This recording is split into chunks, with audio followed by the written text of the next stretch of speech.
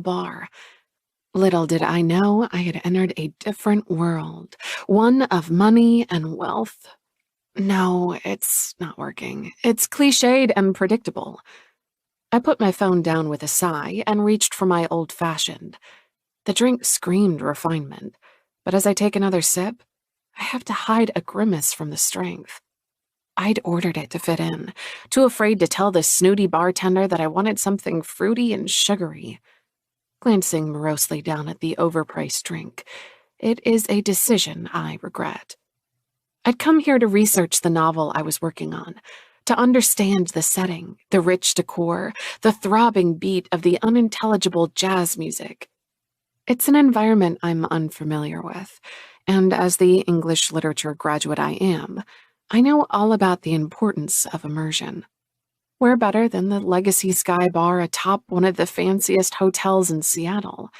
Floor-to-ceiling windows open up to a skyline glittering like the diamond necklace the woman next to me is wearing.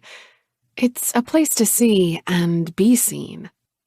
The bar is only half full, but every single person is interesting. I've watched a beautiful blonde woman in sky-high heels eat an entire bowl of olives while staring blankly at her much older partner. The olives were consumed in boredom.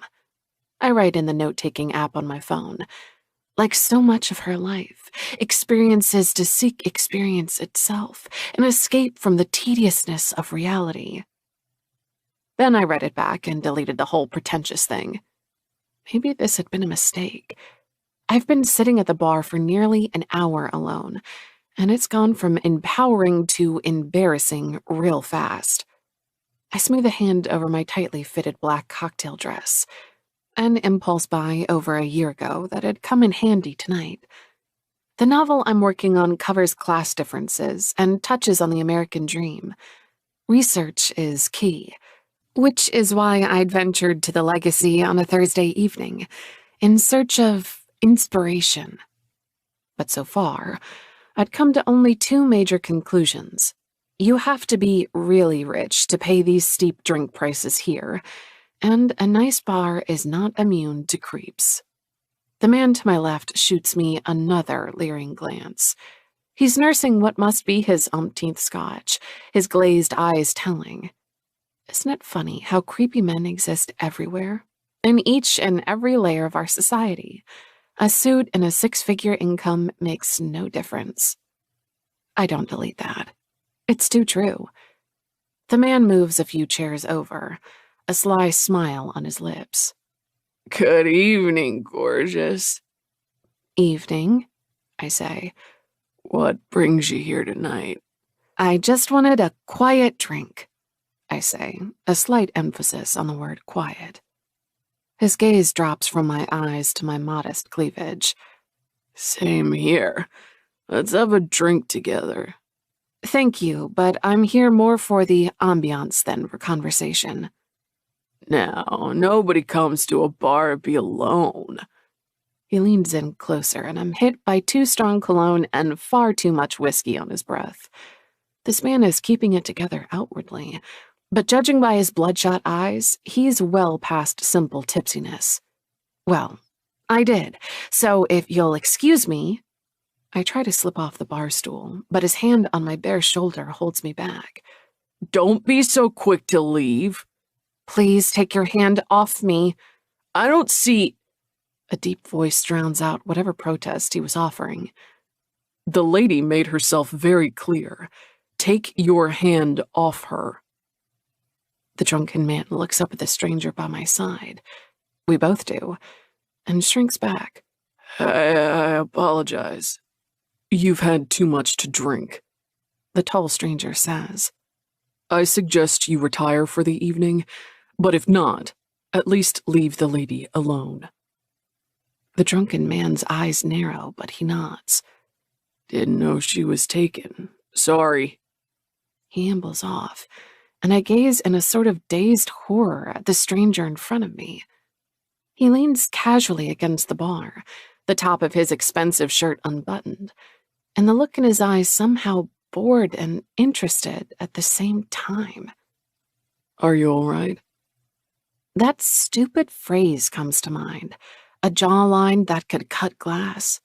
It never made any sense to me, but seeing him now, it finally does. His features are precise, a 5 o'clock shadow darkening his skin. Thick brown hair falls in waves across his forehead, the kind any woman would want to run her hands through. Broad shoulders and an expensive suit. He looks ruggedly wealthy as opposed to polished rich, which strikes me as an important distinction. I should write this down, I think weakly, or take a picture. His eyes grow concerned. Miss, are you sure you're all right? Yes, I say. Thank you. It was my pleasure. An unpleasant thought hits me, and as dazed as I am, it spills right out. He left because he thought we were a couple, and not because I said I wasn't interested. That's probably true. I don't know how I feel about that. Bad, I imagine. The demigod says. He should have respected your no. He should have. What are you drinking? I blink down at my glass. An old-fashioned. And you hate it, he says, quirking an eyebrow. No, I don't. Yes, you do. I've been sitting right there. He points to a secluded area of the bar. And you frowned every time you've taken a sip. You've been watching me? I like to people watch. He tilts his head to the side, giving me a better view of the sharp cut of his cheekbones. As you do, I think. That's what you've been doing here tonight, right? Yes, I say weakly. So, what have you concluded? About our fellow patrons? Yes. He waves the bartender over. I'll have a whiskey neat, and the lady would like... I'm given a second chance, and I'm not going to hesitate this time. A porn star martini, I say, with lots and lots of passion fruit. The stranger shoots me a crooked grin. Interesting choice. The drink tastes good, I say defensively, despite the name. Or perhaps because of it. To my mortification, a blush rises to my cheeks. I clear my throat and nod to the other side of the bar. I've been thinking about the couple in the back. They're clearly here for a special occasion. Have you figured out what it is? He glances over to the couple. They're middle-aged, nicely dressed, but look a little out of place. The man shoots a nervous glance at the waiter. A proposal? The handsome stranger shakes his head and leans closer. The smell of cologne, faint and masculine, hits me. It's his first time having an affair, I bet. Wow, I say. If I was reprimanded for ordering a porn star martini, what does this say about you? His crooked smile is back. Noted. Let's go with the proposal instead. When in doubt, hope for a happy ending. I crane my neck. I hope we'll get to see it, if it happens.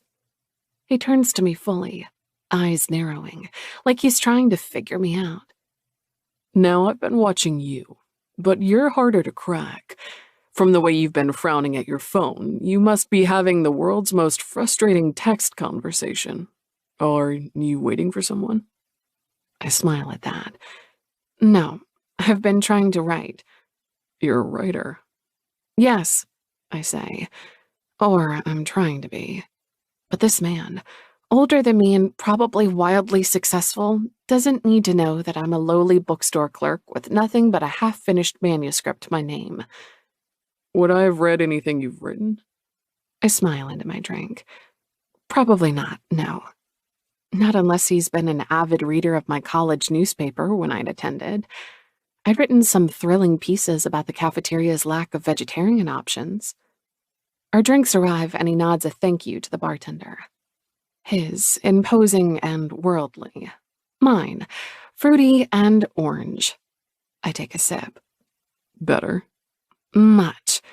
How come you've been watching me? I told you. I like to people watch.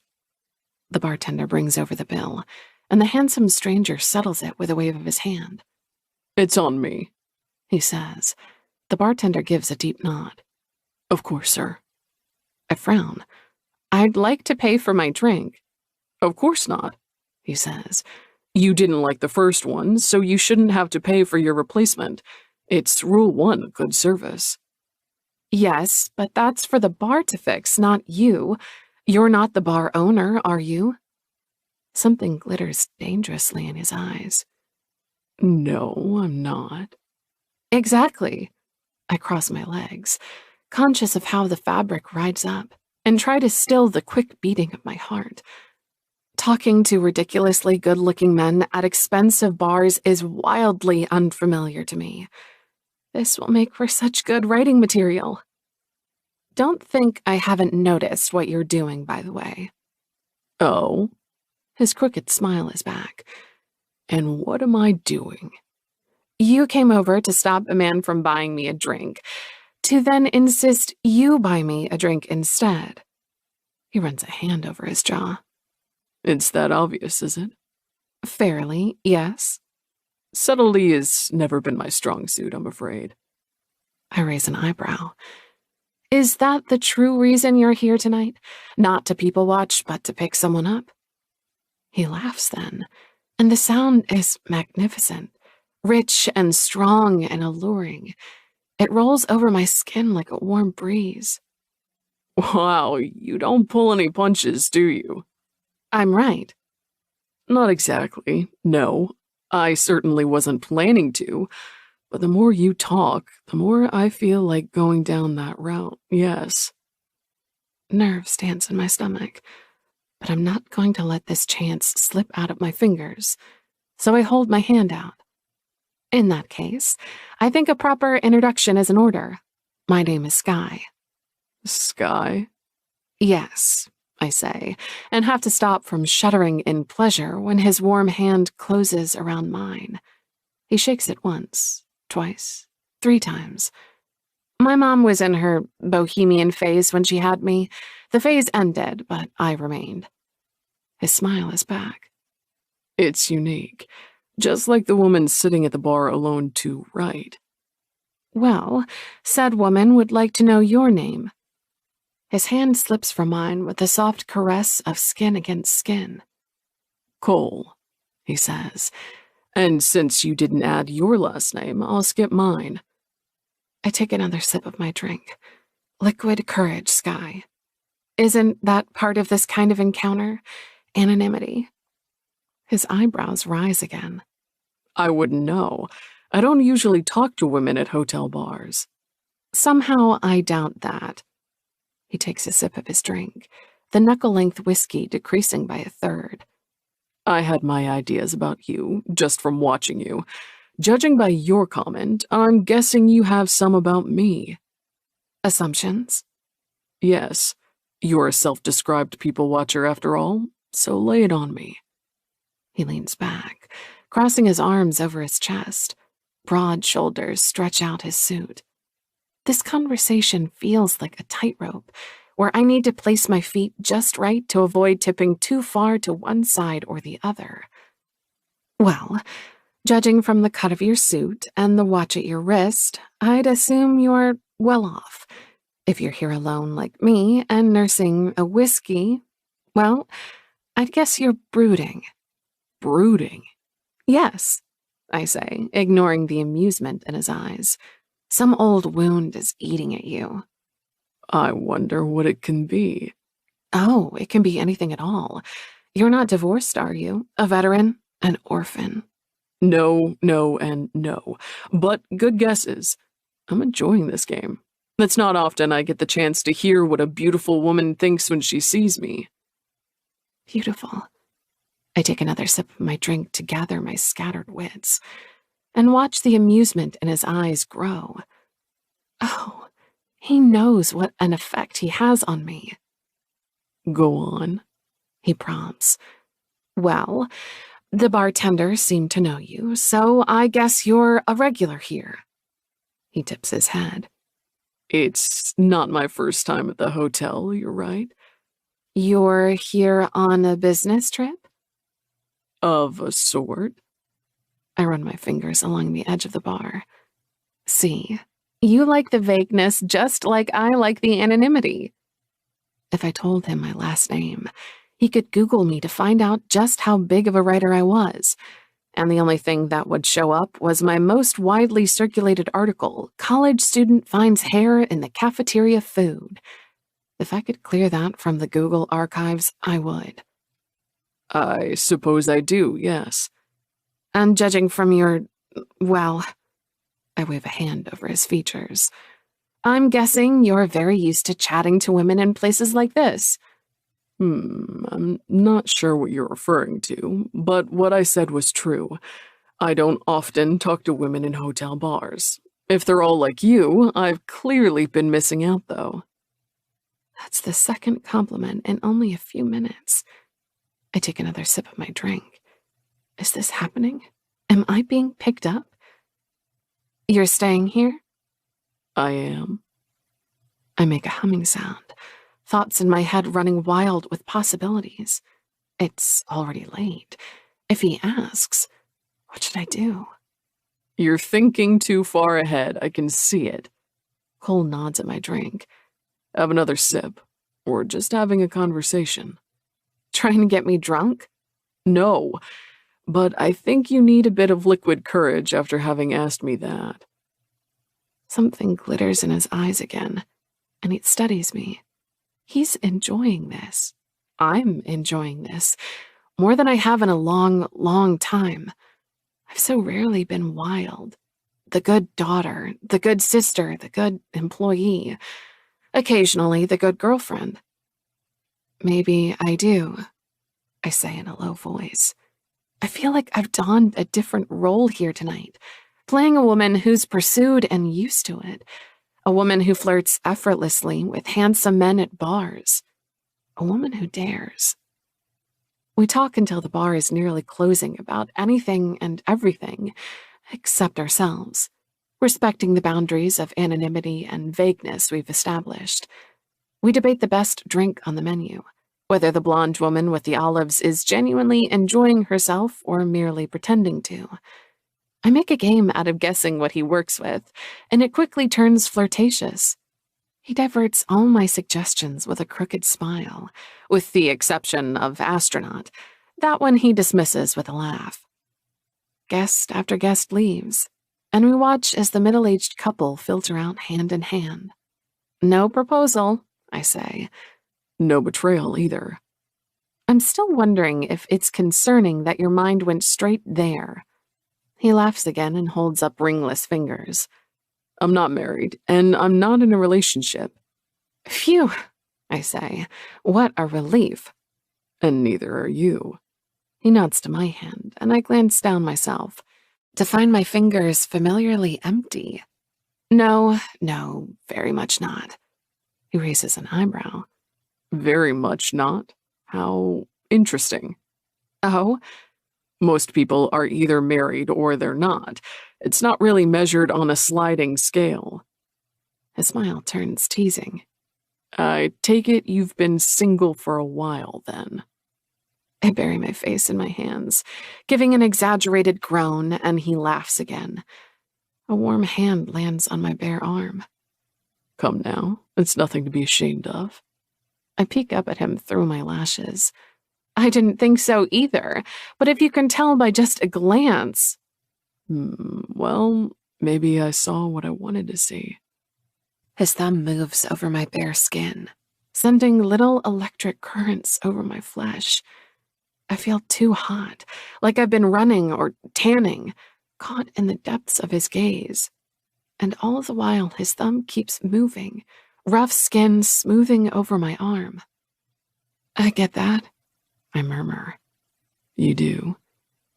I wanted you to be single too. His breath is a hot exhale. Well, look at that. We're both conveniently free of any attachments.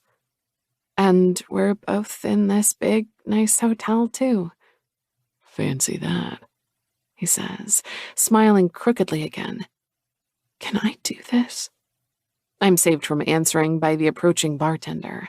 He gives Cole an apologetic glance. I'm sorry, sir, but I understand.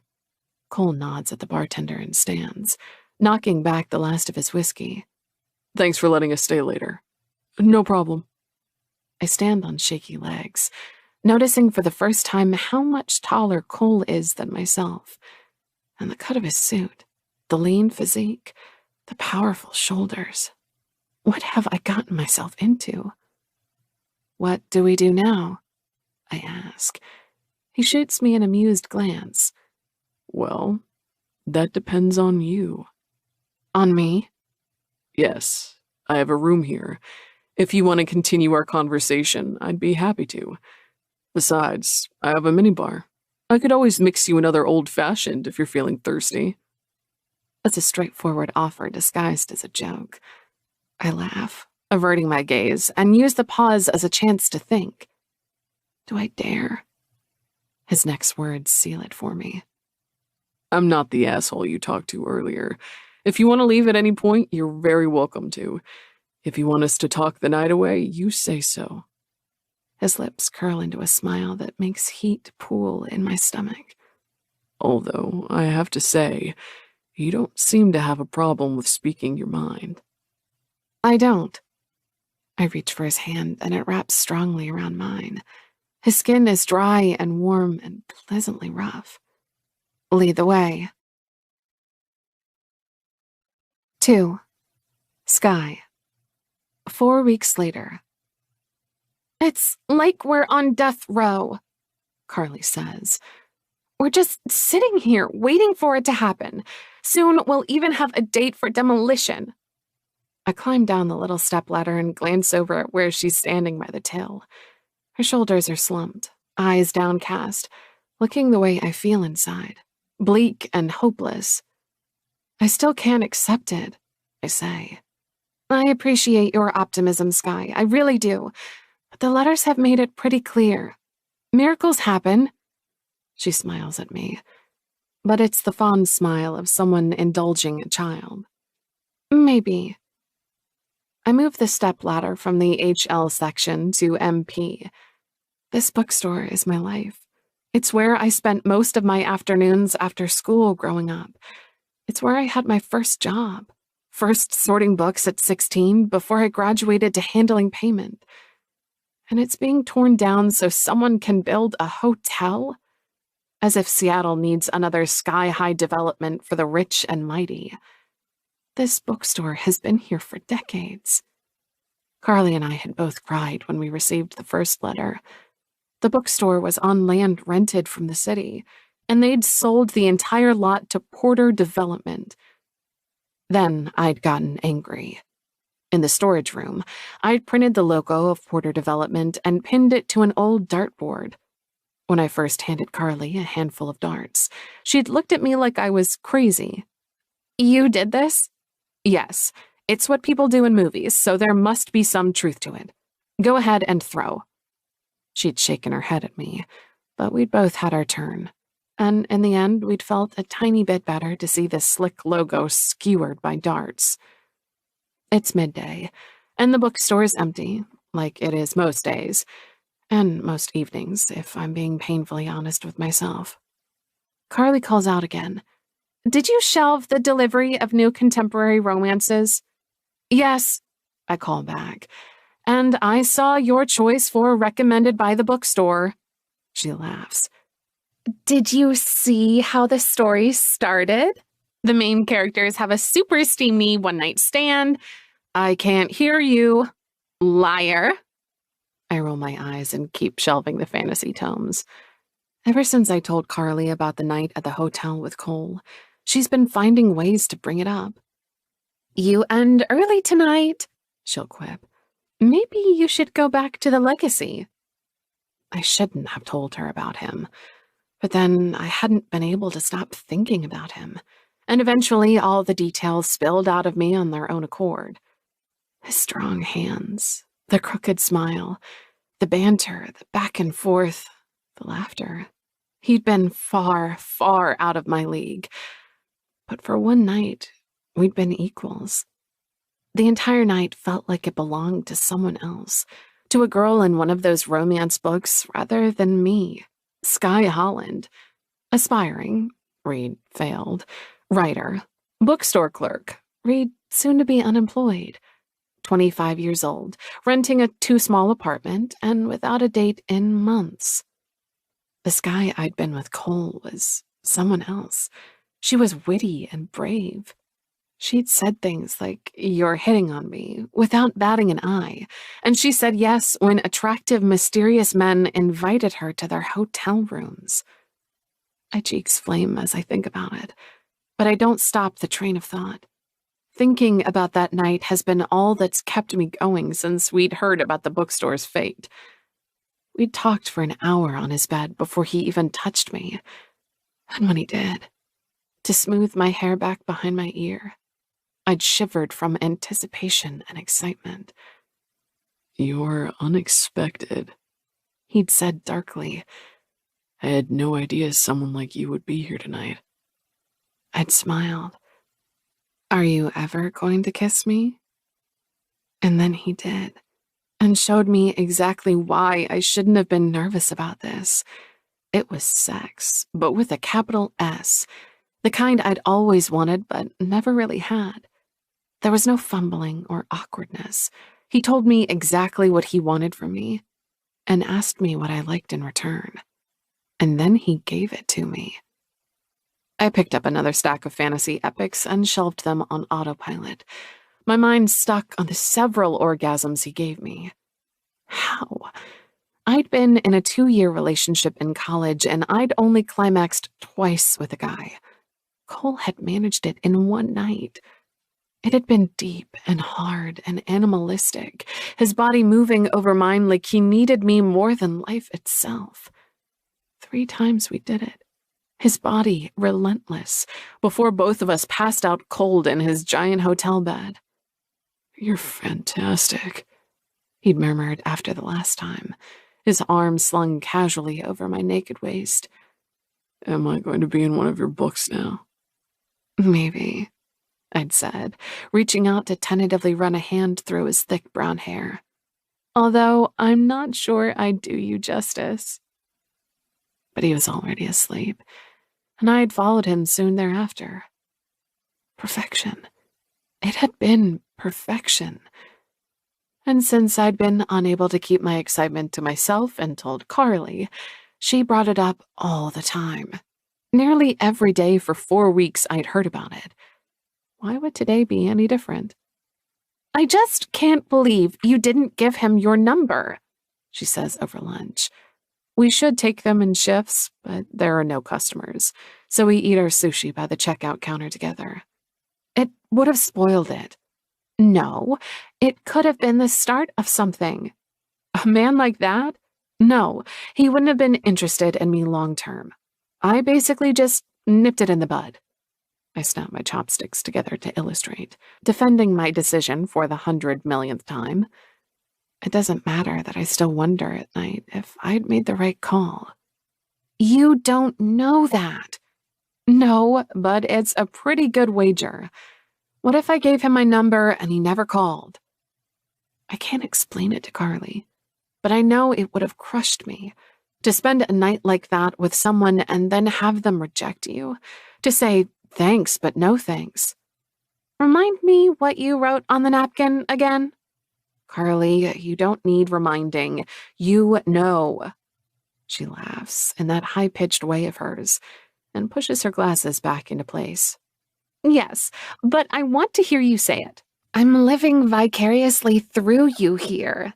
Would you deny me that after 8 long years of friendship?" I roll my eyes at her extraness, but I oblige. "I wrote, 'Thanks for last night, stud.'"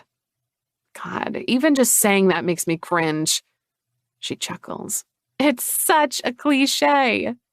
"Yes, well, that's me, a walking, talking cliche." "And you left while he was still asleep." I wonder what he thought.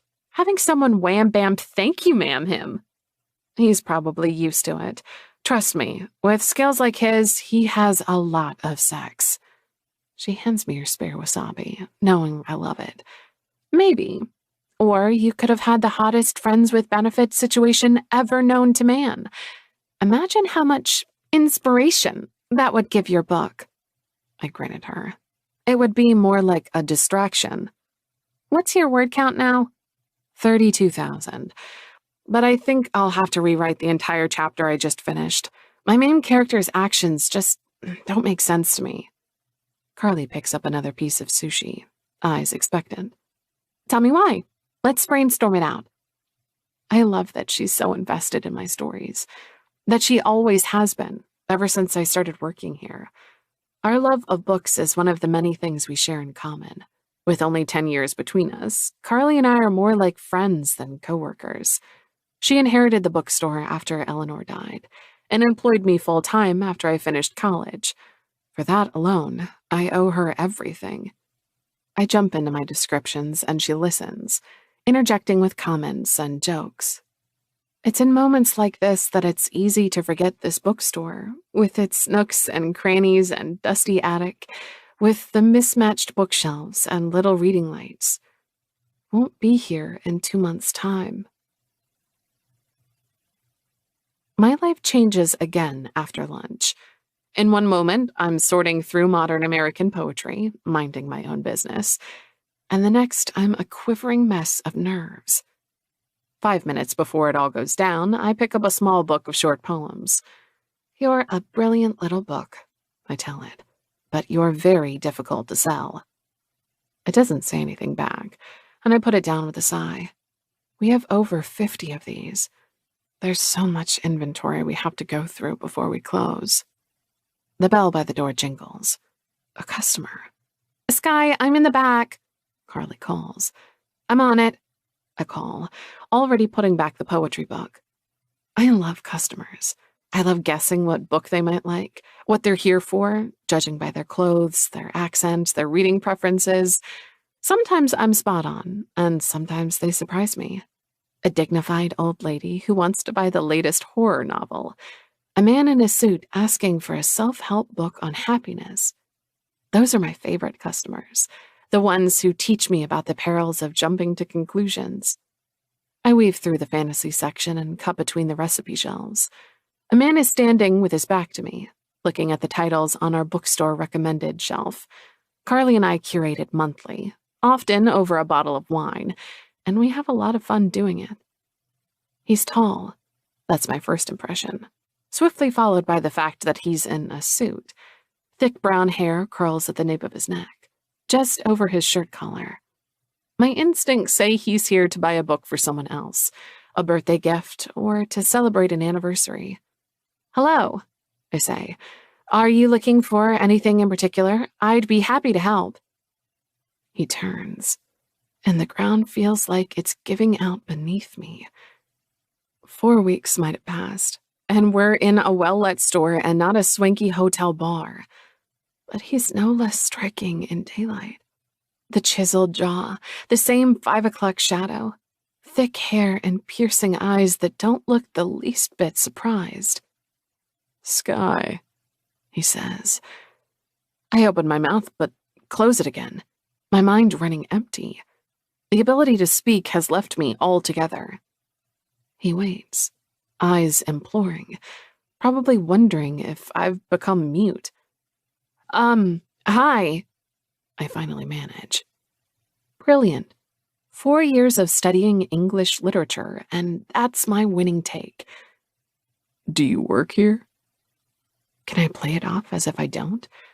I'm supposed to be an award-winning writer in his mind, who sits at expensive hotel bars and writes cliched goodbyes on napkins. I didn't think I'd see you again, I say stupidly. I'm in the same jeans as always, wearing a t-shirt with between the pages blazoned on the front.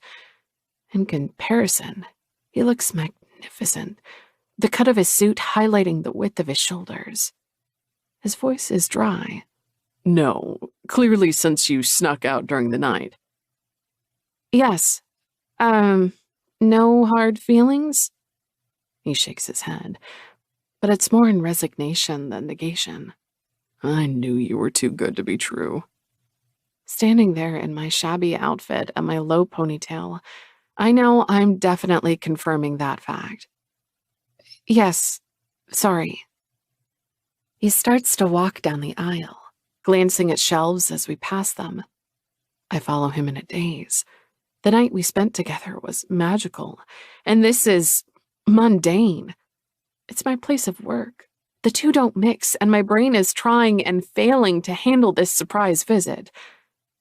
Tell me about this bookstore, between the pages, right?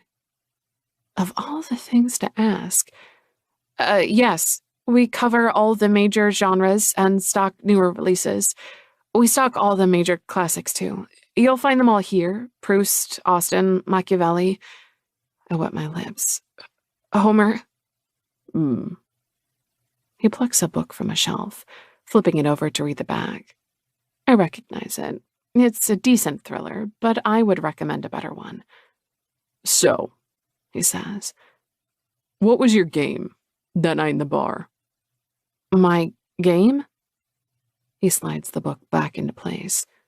Did you need a night like that for inspiration, to clear up some writer's block?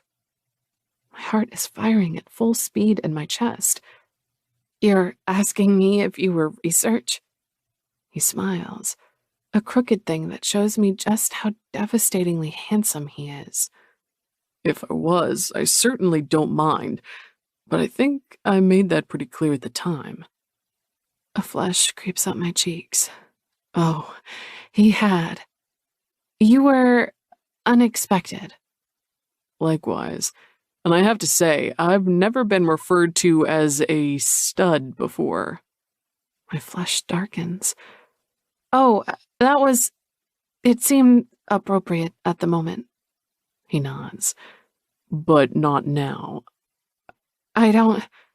You're impossible. His grin is back. So I've been told. I glance from him to the bookcase behind him, my suspicions returning. Why are you here? I came to buy a book. Really? Yes, I am, in fact, literate. I lean against the shelf and try to ignore the fact that he's seen me naked, that I know the groan he makes when he loses himself. Well, in that case, I'm here to help. What are you looking for? He smiles knowingly, aware of the bluff I'm trying to call. I want something that'll make my heart race. Horror? No, he says.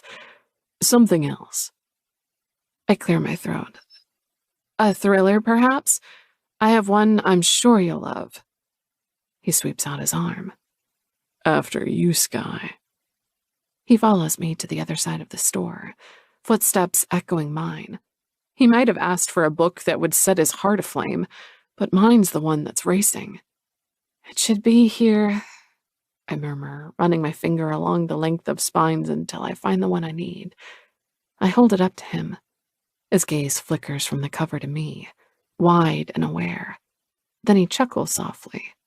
Well, well, he says, reaching out to take it from me. It's a thriller, I say. I can see that. His eyes scan the back, and I know what he's finding there. A description of a billionaire hero running rampant. Murders and penthouses, secrets hidden beneath silk and money, all to conceal a drug ring. Interesting, he says, voice thick with amusement. Recommended to me, you say? Well, I say, wondering if I took the joke too far. It is a genuinely good book as well. He tucks the book under his arm and looks around, eyes coasting across the shelves of books, the little old armchair in the corner. This is a nice place. Has a lot of, old-world charm. I think so, too, I say. But it's closing. Oh? Yes, a development firm is planning to build yet another hotel here, and the city agreed. We have 2 months to close the shop. A hotel? Yes, like the one we met in, I guess. The company who's developing it has that air, you know. What air? A hotel bar kind of air. My hands are gesturing, trying to paint a picture. It's hard to describe a feeling. All swanky hotel music and beige furniture, probably run by some old rich guy who has no need at all for more money, or more hotels, or more influence. So this place is going, lost forever to posterity. My tone is light. but the idea makes my throat clench. For years, this store was my solace. And Carly's grandmother, the original owner, was a light in the dark. Cole's eyes are inscrutable. That sounds complicated. Pretty straightforward, actually. Out with the old, in with the new. I turn away from him before I make a complete fool of myself by tearing up. Would you like your book gift-wrapped? No. It's for you? He smiles at my surprise. I wasn't joking earlier, you know. I am literate. I'm glad our school system didn't fail you. But you don't strike me as, The reading type? A blush creeps up my neck. Well, yes, I suppose. I just wouldn't think you have a lot of free time on your hands. I don't. But sometimes you have to make time, especially for the things that matter. It's the first serious thing he's said to me today, and I find myself nodding, unable to think of another witty comeback. What does he do for a living? He never mentioned that night at the hotel, and I never asked. We'd promised each other anonymity. You're right, I say, my eyes dancing over his suit, his tie, the cufflinks. His voice is amused. Are you trying to use your people-reading skills on me again? It's a force of habit. Likewise, he says. Although I think I got you all wrong that first night. Oh? My heart stutters in my chest at those final words. First night. He leans against a bookshelf, too big for the store, for me, for this world. Oh, yes. I thought you did that sort of thing all the time. That sort of thing? Hot sex with a complete stranger, he says. Don't pretend to have forgotten that part. My cheeks are on fire, but I force myself to keep his gaze. Please, Carly, stay in the storage room. I haven't forgotten, I say. It would be difficult to, I admit. You enjoyed yourself. Okay, now I have to break eye contact. You know I did. Good. His eyes darken. After I saw that offensive note you left me on the dresser, I wondered if I had underperformed. The idea that he could think what he did to me an underperformance feels ridiculous. There's nothing remotely vulnerable in his voice, nor his face, his jaw set confidently. I narrow my eyes at him. You know, fishing for praise is very unbecoming. He laughs, and as he does, I catch a hint of a dimple in his left cheek. I hadn't seen that in the darkness when we first met. All right, you might be less confident than you pretended that night at the hotel bar, but you're just as quick to take me to task. You think it was a pretense? He shakes his head at me, still smiling. I think you wanted to try on a different woman's clothing for the night. I'm glad I was available for your fantasy. My throat feels desert dry. Me too, I say weakly. And regarding the note, this is my chance to change things, to make amends, to maybe get another shot at seeing him. The things he could do. I haven't stopped thinking about him for weeks. There's a smile on his lips. Yes. Maybe I was too quick in writing it. Maybe you were. He ambles over to the counter, pushing the book and the 20 lazily over to the other side. And if you'd had more time, what would you have added? Damn it. He's going to make me say it. A few digits, perhaps? 10, I hope. Yes. I breathe. Good. He leans in over the counter, his face so close to mine, a ghost of his hot breath against my skin. My body tenses, remembering his scent, the nearness, how his lips feel on mine. I want you to remember that. I blink my eyes open to see him smiling crookedly, standing straight once more. What do you mean? You'll find out. He steps back toward the door, his book in hand. And Skye, Yes? I would have called you. I want you to remember that, too. And then he's gone, as swiftly as he came. The handsome, suit-clad stranger. 3. Skye. Tell me again where you guys talked, Carly demands. I laugh. All right. Well, he came in through the front door. Then he walked down this aisle before turning here. We stopped at this section for a bit. He took out the search for L and then went to the counter where he paid. Detailed enough? Yes, she gives a dramatic sigh. I can't believe I missed the chance to see Mystery Man. Bad luck, I say, though I'm secretly glad she was in the storage room, given our conversation. And I can't even search him because you still don't know his last name. Honestly, Skye, do you know anything about getting a date? I hop up on the stool behind the counter. You've been happily married to John for 11 years. The landscape has changed. The dating scene is a mess now. She gives me a pointed look. Exchanging last names is still customary. I don't need to keep up with the trends to know that. I don't know if I'll see him again. And look at this. He's already distracted us from our work. Again. I pick up my pen and continue filling the words on the little note. Closing in 2 months. 20% off your purchase if you buy 3 books or more. Yes, Carly says dryly. God forbid you're distracted while writing. My penmanship could be what saves us. God help us all if that's what it takes, she says, but her voice is amused. Since we got the news about demolition, Carly has handled it a lot better than me, despite the bookshop being hers. Growing up, I know it had been as much her salvation as it had been mine.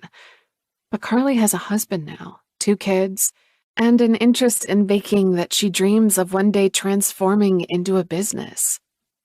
I got an email today, she says. And before you go ballistic, don't look at me like that. I know you will, Skye. I didn't tell you right away because I wanted to think it through. I put down my black Sharpie.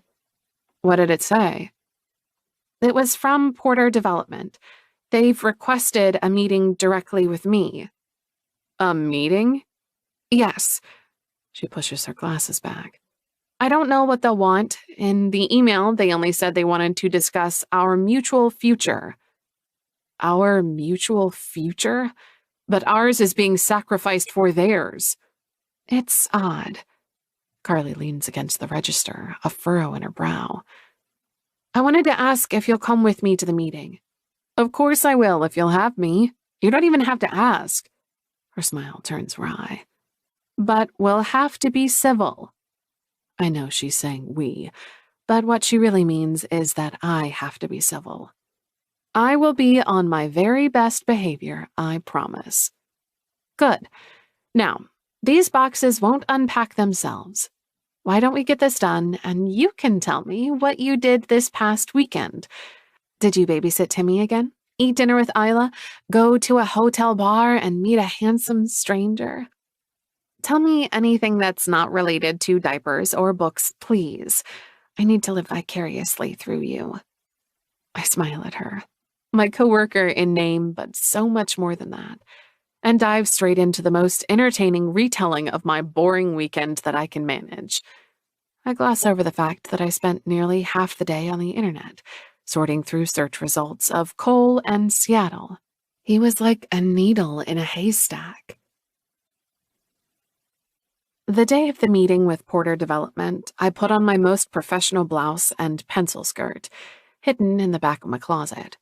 When I arrive at Between the Pages, Carly's dressed in a mirrored version. She snorts. Our armor, huh? Anything to look like we know how to run a business. I reach for the close sign and flip it in the window. It's just the 2 of us, and no one to watch the shop while we're out. Sadly, there's never been enough money to hire anyone else. Even sadder is my sneaky suspicion that we won't miss a single customer for the 2 hours or so we'll be gone.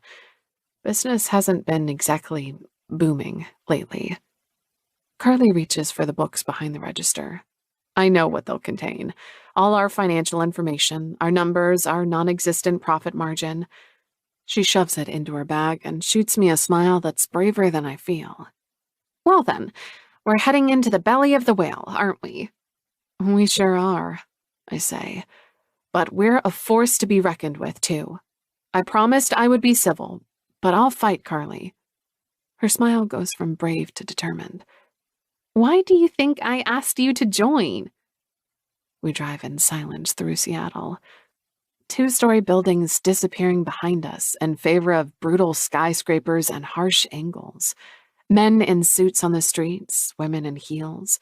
Quaint coffee shops replaced by the big chains. Carly pulls into a parking garage close to Porter Development, at least according to the GPS on my phone. But we still have to hurry the 2-block walk. Porter Development is located inside a massive building, tall, imposing, all glass. Someone pushes past us with an irritated sigh as we stand mid-sidewalk and stare. Well, Carly says faintly, it's not so much a whale as a giant monument to corporate greed? Yes, that. I thread my arm under hers and we head into the lobby. We can do this. You're a business owner, Carly. And small business owners are the backbone of the American economy.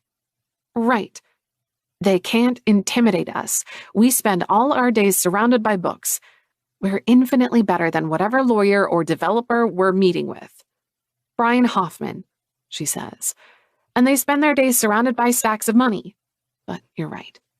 Yes, let's kick some ass. Civilly, she says with a smile. Of course, it'll be the politest of ass-kickings. We sign in with the lobbyist, and not 5 minutes later, we're escorted through security gates and a badge-required elevator. Carly and I stand side by side as the elevator shoots up toward its fateful destination. An awful tune starts to play, and I make a show of shaking my head at Carly in disapproval behind the back of our escort. The elevator music is terrible. She has to bite her lip to stop from chuckling. For a moment, at least, I've been silly enough to take her mind off our impending doom. We're shown into an all-white meeting room. Light floods through the floor-to-ceiling windows, a view of the opposite skyscraper, too close for comfort. Mr. Hoffman will be with you soon, the chirpy assistant tells us. Would you like something to drink? A cup of tea or coffee? Some water, please. Coming right up. He closes the glass door behind him, and Carly and I are left in tense, expectant silence. Well, she says, at least they gave us a good tour of the building. Do you think the new hotel will look like this? I tap my pen against the notebook in agitation. I hope not. Our area doesn't need this kind of showboating. Voices sound in the corridor, steps approaching. Remember, she murmurs, be civil. I nod. That's the third reminder, and I don't know if I should be offended that she thinks I can't control myself, or grateful that she knows I care so deeply about the bookshop. The door opens and a middle-aged man steps through, a small mustache on his upper lip. Hello, ladies. I hope we didn't keep you waiting too long. I'm Brian. Behind him steps a woman in heels, a notepad clutched at her side. This is Tyra, our in-house lawyer. A pleasure, she says, shaking both our hands. A man appears in the doorway behind her, and the world drops out from beneath my feet. Tall, brown hair, familiar eyes now fixed on me, relentless and unyielding. Cole Porter, owner and CEO of Porter Development, Brian says. Now we're a full house.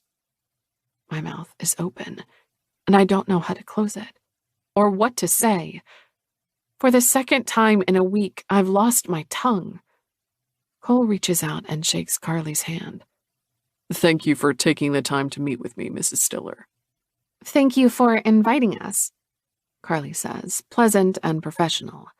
Of course, the man in front of her is a stranger. I'll admit I'm more than a little curious as to the reason behind this meeting. fully understandable. And this is your coworker? He turns to me, extending a large hand. I stare from it to him before reaching out to shake it in a daze.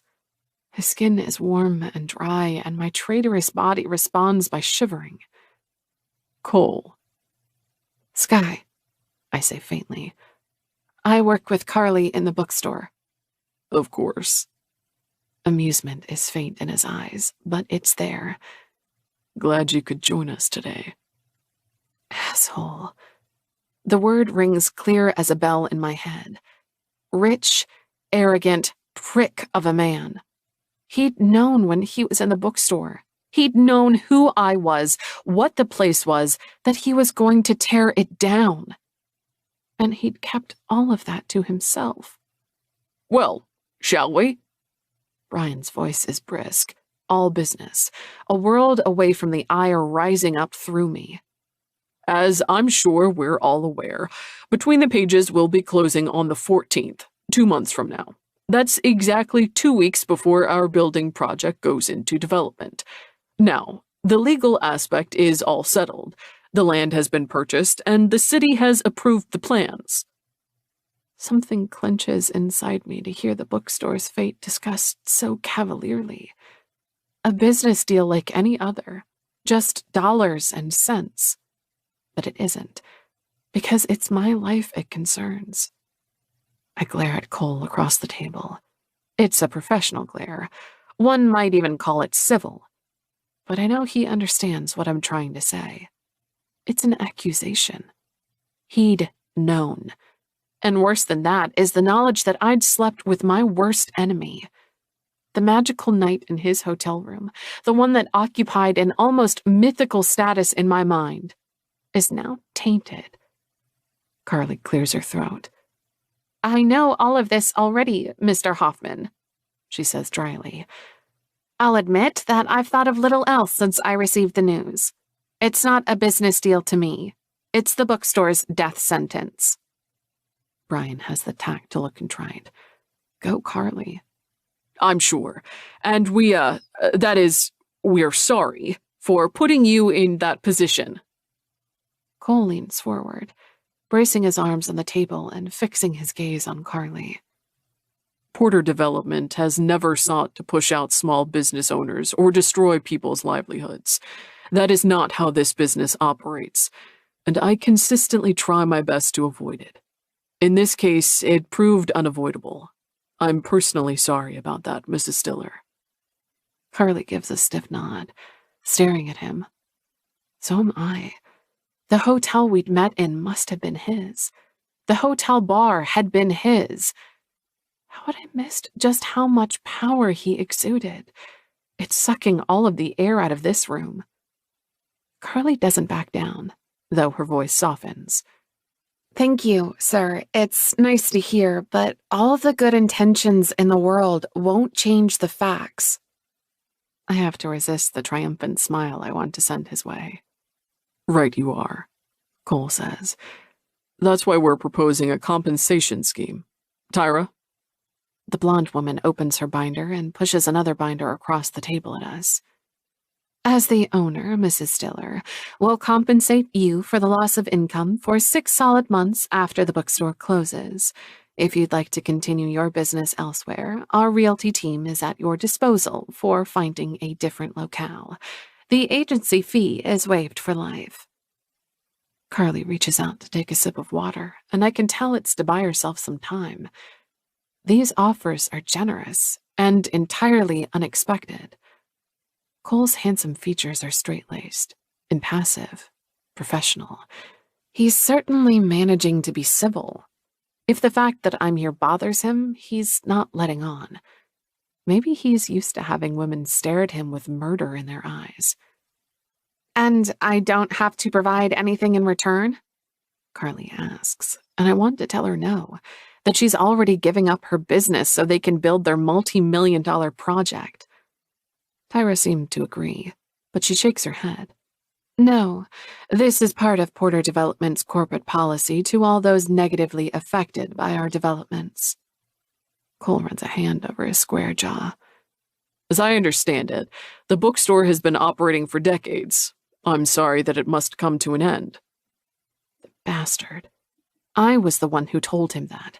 I did.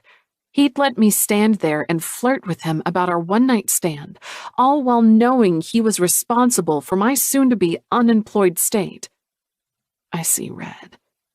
Must it, though? Foreheads turn to me, all wearing various expressions of incredulity. Skye? Carly whispers, her face letting me know that my tone was neither civil nor professional. I cross my arms over my chest and ignore her, my eyes locked on Cole. He leans back in his chair, his gaze daring me to continue. Miss Holland? The bookstore is old, as you pointed out yourself. We have a small but loyal customer base. It has old-world charm. I use his own description and watch in satisfaction as his eyes narrow. It could be incorporated into your hotel. Brian lets out a small chuckle. I'm sorry, miss, but that's not possible.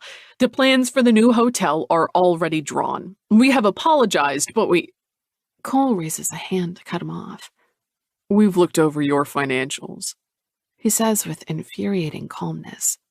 The bookstore is not profitable, Miss Holland. It hasn't been for a while. I can feel a flush rising in my cheeks. It's been a hard few months, that's true. It brings in enough, I say. It's been a staple of the community for decades. Give us these 2 months to turn things around. Carly is staring at me, her horror evident in my peripheral view. But I can't look away from Cole. He's the only one I need to convince.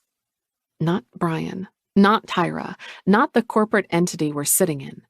I just need him to agree to this. Cole's eyes narrow. You're pushing it, he says, and he's not just referencing the bookstore. I spread my hands wide and try to soften my voice. Look, if we're not financially sound in 2 months' time, feel free to tear the store down. You've run the numbers, and you're the captain of industry here. I'm sure you're right. But, on the off chance that we're right, we get to stay, incorporated into your new building. Brian is shaking his head at me, like he can't believe what I'm saying. Carly is a statue next to me. But Cole, he's staring at me with something unfathomable in his eyes, a challenge that reminds me of the night we'd spent together. Do you like it when I touch you like this? You want to make a bet, Skye? Is that it? Yes. My mouth is dry. What do you have to lose? Either you get a profitable new business as part of your new hotel, or your development goes ahead exactly as planned. His lips twitch at the way I'd said hotel. Maybe I'd emphasized it a little bit too much. In his eyes, there's depth and pride and arrogance. And something else, something buried deep. Dark amusement. Brian is the one who finally speaks. Sir, this is highly unusual. It is. But then again, as Miss Holland and Mrs. Stiller have reminded us, their bookstore is as well. Cole's lips finally give, stretching into a smile just shy of being predatory. In the hotel bar, we'd been on equal footing. 2 strangers meeting. Here, in the company he owns, the company seeking to ruin my life. He's legions above me. We accept, Miss Holland, if you can prove that your bookstore is profitable in 2 months' time. We will reconsider. Reconsider? Adrenaline is pumping through my veins. I want your word. He arches an eyebrow. You want me to promise? Yes. His eyes flicker. You have it. Is this acceptable to you as well, Mrs. Stiller? Carly gives a quick nod. Yes it is. Then I consider the matter settled. He shoots Brian and Tyra a professional nod. Drop the appropriate paperwork and have it sent to Mrs. Stiller by the end of business tomorrow. Will that be sufficient? The question is to Carly, but his body is angled towards me. God, what have I done? It is. Then this meeting is concluded. I'll escort you out. Cole stands, ignoring the looks of incredulity both of his employees shoot him. Carly and I pick up our papers and follow him in silence, down the hall, into the elevators. He strides easily through the office, a king in his kingdom, ignoring the daggers I stare into him. He doesn't seem remotely impacted, but I persist, hoping he might miraculously buckle under the pressure. Cole might have agreed to my challenge, but I knew better than to think he'd honor it. Porter Development doesn't think we have a chance in hell of succeeding. He'd gone from being my fun one-night stand, the perfect sexual memory, to a mistake. Worse than a mistake, an enemy. Well, ladies, he says, holding the elevator door open for us. That was an interesting meeting.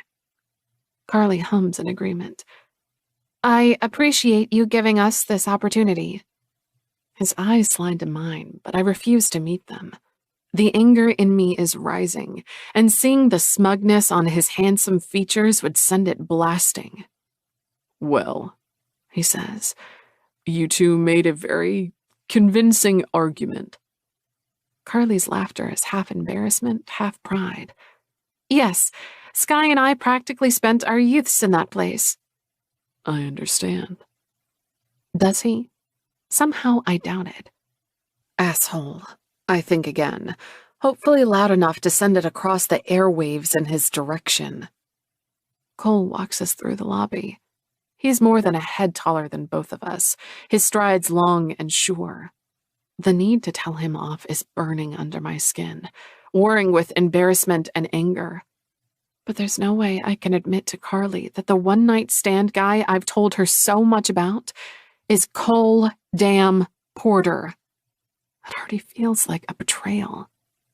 Well, ladies, he says, voice deep and untroubled. This is where I leave you. I can't avoid his gaze any longer. It's heavy with meaning, referencing the things left unsaid between us. No doubt he can see the lashing waiting on the tip of my tongue. I know you're angry, his gaze says. I meet it head on.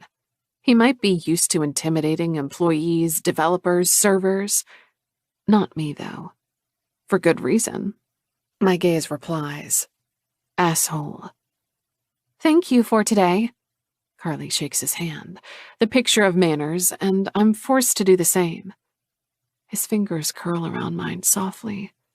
I squeeze his hand back as hard as I can. Yes, I say. Thank you. Cole doesn't flinch, though his hand has to be hurting. The only thing in his eyes is amusement. It was my pleasure, Miss Holland. 4. Cole. You're falling behind. I scowl at Nick and reach for the towel. I'll get you in the next set. He rests his tennis racket against the low bench and shoots me a wolfish grin. That's what you said last time. Hell, man, this is your game. Thanks for reminding me. I wipe the sweat off my brow. Once a week, for as long as I can remember, Nick and I've played tennis in the mornings, and I haven't lost this badly in about as long. Your head is elsewhere. I don't protest because, frankly, he's right. Focusing has been difficult since yesterday when Skye Holland walked into my office and negotiated her way into a bet I should never have agreed to. It might be, yeah. Nick frowns. Business? The development on 4th Street has been giving you a lot of shit, right? It has, yeah, but that's not it. I've somehow managed to mix business and pleasure again. Nick, who remembers the first time I did that, winces. Ouch. Yeah. He lobbies a tennis ball at me and I catch it easily, plucking it out of the air. Does she work for you?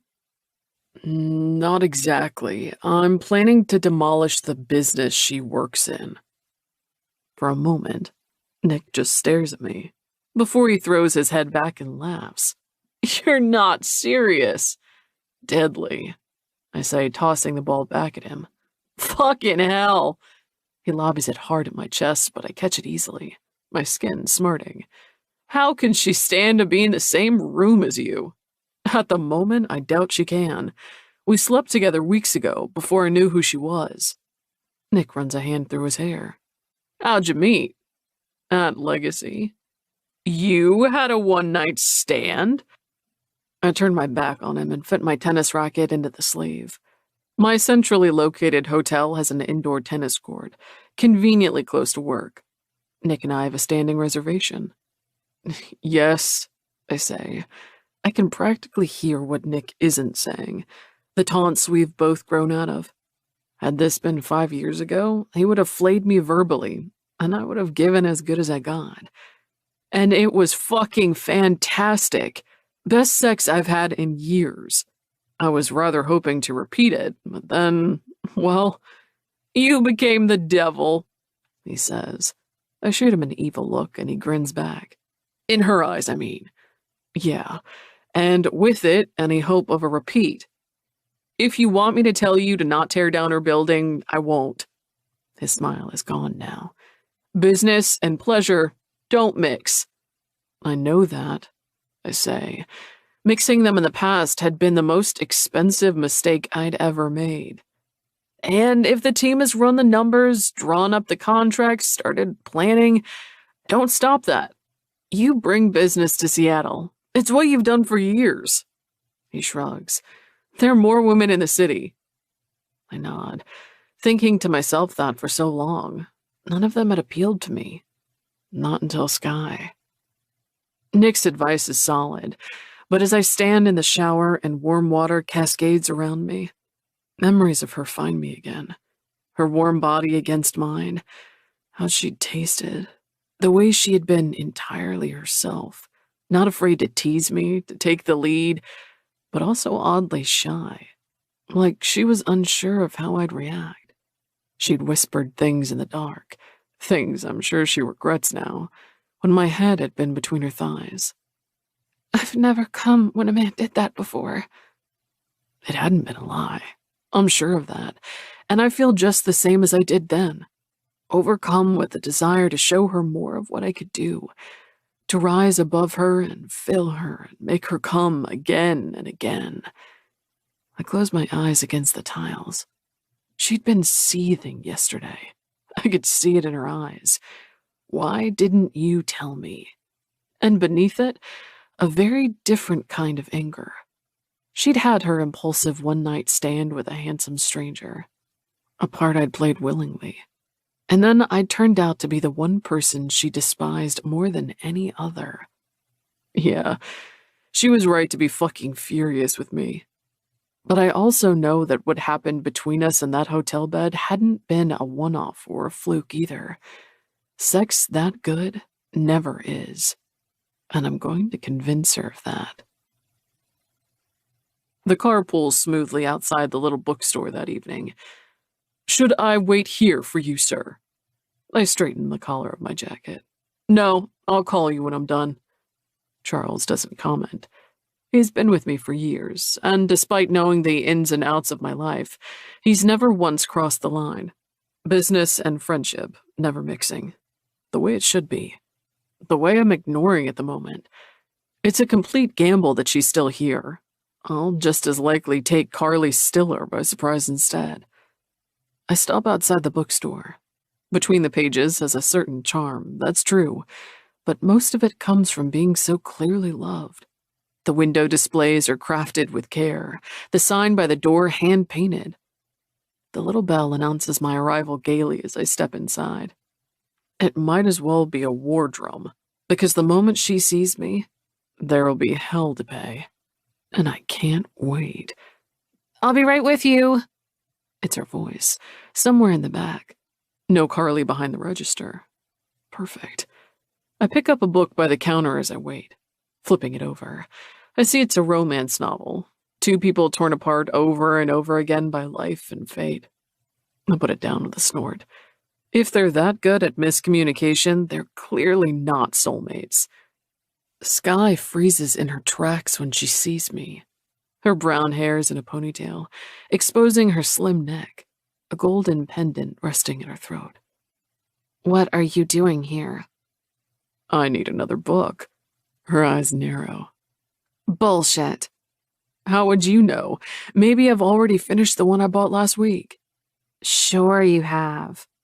She puts her hands on her hips, a beautiful flush creeping up her cheeks. The same thing happened in the meeting yesterday, but she hadn't backed down. Not even when my employees tried to silence her. It's another piece of her puzzle. She's brave. You should have told me last week, she says. Who you were. And interrupted our banter? Never. I lean in closer, remembering the shyness she displayed when I'd come into the store last week. You would have never told me all the things I wanted to know if I had. Her color rises. It wasn't fair. You let me talk about that, and all the while you knew that I'd feel differently as soon as I found out. I even called you an asshole to your face. I have to stop myself from smiling. You did. I haven't been called that in a long time. It was novel. I'm so happy to provide you with some entertainment. You're misremembering things, I point out. You made it very clear that I was your entertainment that night, not the other way around. Her brow furrows. That's not fair. No. I kept the note you left me. Do you want me to find it? I think it's in my wallet, actually. No, thank you. And I actually don't think it's something we should talk about again. It's unprofessional. She takes a deep breath, crossing her arms over her chest, her slim waist and the curve of her breasts accentuated. Being this close to her, knowing what her body feels like against mine, and not being able to reach out is like the sweetest form of torture. You're right. We're now in a professional arrangement thanks to you. You agreed. So I did. I deliberately look away from her, putting on my most contemptuous face, and sweep my gaze across the store. Making this place profitable is going to be quite a task. You don't think we'll succeed? People don't read as much these days. It's a dying industry, yada, yada, yada. I've heard it all before. But you know what? You'll thank me in the end. I will? Yes, when you get a perfectly run, highly profitable bookstore to add to your development. I pick up a book from the self-help section, How to Face Your Demons. I'm not sure how I'd manage to incorporate a bookstore into the lobby of a hotel. You'd break your word? I look up at the clear fury in her voice. No, if you manage it in 2 months, we'll manage the rest. Somehow. She hums like she's not convinced, but it's a start. I put the book back. How are you planning on doing it? Making the store profitable? Yes. She crosses her arms. She's wearing a t-shirt with the bookstore logo printed on it. Between the pages is written right across her chest. Why do you want to know? So you can sabotage us? You're terribly paranoid. Something in her shoulders loosens. Maybe. But this bookstore is too important. And you're too annoying. I have to be on my guard. My smile is back. I'm annoying. That's not what I remember. I distinctly remember being called amazing, great, or my personal favorite, the time you whispered that I was the biggest. God, Cole! She reaches over and hits my shoulder. For such a small woman, she's strong. What part of let's never speak of it again didn't you understand? I didn't agree to that. You have to. What were you thinking anyway? What if Carly was here? I look back at her calmly. Then I'd be here to see the place in person. Skye is looking at me like she's absolutely no idea what to do with me. If it wasn't for the fact that I feel the exact same way regarding her, I would have found it funny. That hotel bar was yours. You own it. I own the hotel, yes. The hotel room. Was it yours? I put my hands in my pockets. Technically, they're all mine. You weren't there on business. I was. I just wasn't from out of town. That was your assumption. Why were you there? I was waiting for someone at the Legacy. Someone who works in the building, but who was late. You blew them off? Can you blame me? A gorgeous brunette by the bar kept me pretty occupied. She fiddles with the hem of her t-shirt, as if she feels underdressed. Maybe I should have changed out of my suit. You can quit the compliments now. I've already climbed into bed with you once. It's not going to happen again. There's a pang of disappointment, but I don't let it show. I take a step closer. Are you sure that's a promise you're willing to make? Yes, Skye says, but her voice is a bit breathless. It's so quiet in the bookstore that I could hear a pin drop. Not a customer, not background music, nothing. Are you here alone in the evenings? She puts a hand to her forehead, taking a step back. Most of the time, yes.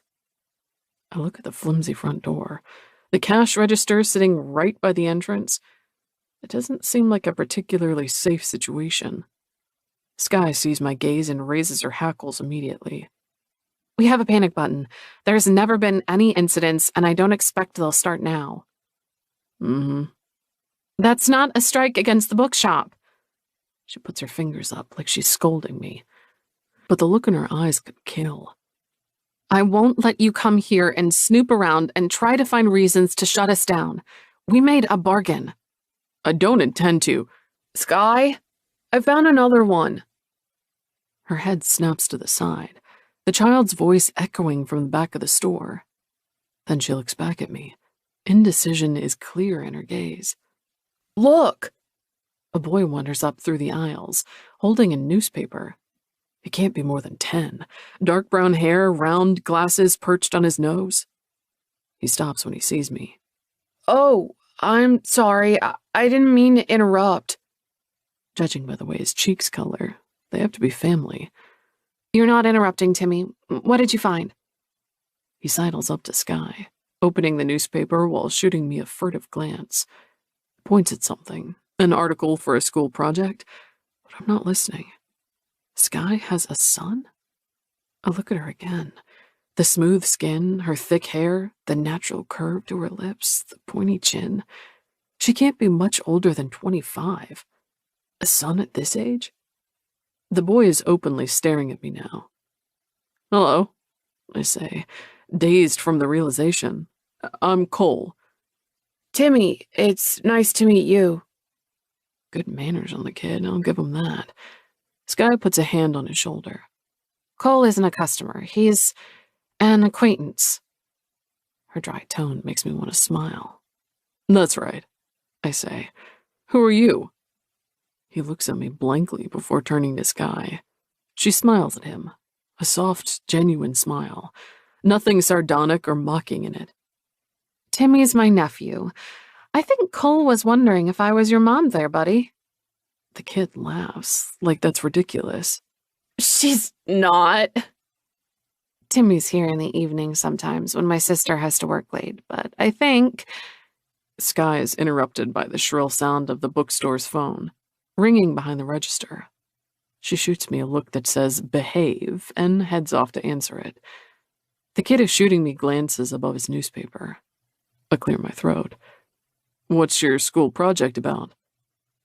We have to find 3 articles that are all about the same topic and compare them. I nod at the newspaper in his hands.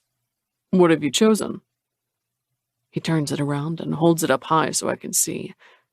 The Mariners got a new coach. So they did. I run a hand over my jaw and skim the article. Probably a mistake if you ask me, but I look forward to seeing his style. Timmy's face lights up. You're a Mariners fan? Of course I am, kid. You are too? Yes! He draws out the syllables, eyes widening dramatically. I saw one of their games a few years back. Skye took me. A few years back? I grin at the kid. How old are you? 9. Well, 9 in a few months. I glance over at Skye. She'll hate what I'm about to say next, but the eagerness in his tone makes it impossible. I see a lot of their games. You do? Yeah, most of their home games, in fact. Correction, all. It's one of the things I do with Nick and Ethan, and sometimes with my sister. I have a VIP season pass. One of the many benefits that comes with money. You can invest in your passions. Timmy's eyes are glowing. Who's your favorite player? I pretend to deliberate. I don't know. I have so many. Why don't you tell me yours? He grins and launches into a debate about the pitcher, arms gesticulating.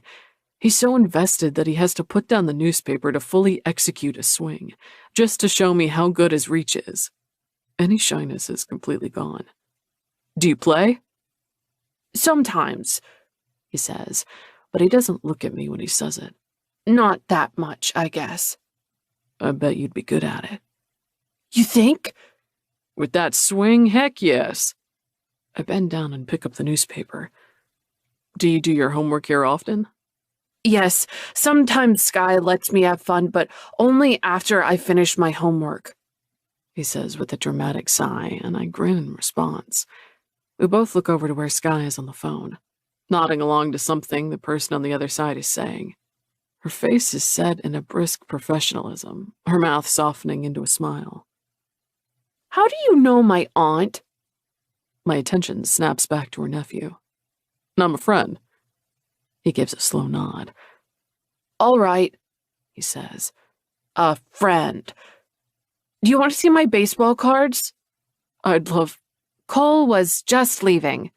Skye's back, a hand placed on Timmy's shoulder. I'm sorry for keeping you waiting. No worries. Go back upstairs, Timmy. There'll be more newspapers in the crate by the door. You can look in those as well. He shoots her an exasperated look before waving goodbye to me. We both watch in silence as his small form trudges through the bookshop, past shelves and shelves of books. Good kid, I say. He is. Why are you really here, Cole? I run a hand across my jaw again. Her eyes are blazing, a challenge in them, and something that runs deeper. Embarrassment? Hurt? I should have told you who I was when I was here last week, I say. So you came to apologize? My grin is back, and I take a few steps toward the front door. Consider me accepting the 2-month bet my apology, I say. Accepted, but I'll still remember, Cole. Good, I say, my hand on the front door. As long as you remember what I told you last week. I would have called you, Skye, if you had left me your number, and you would have picked up. 5. Skye. See, we could put these up around the neighborhood. The notice board by the grocery store, inside cafes, by bus stops. I hold up one of the flyers I made for Carly to see. When did you make these? Last night. I went to the copy shop this morning. I put it down. 2 cups of coffee and determination making my skin itch with excitement. You know the author we featured last week?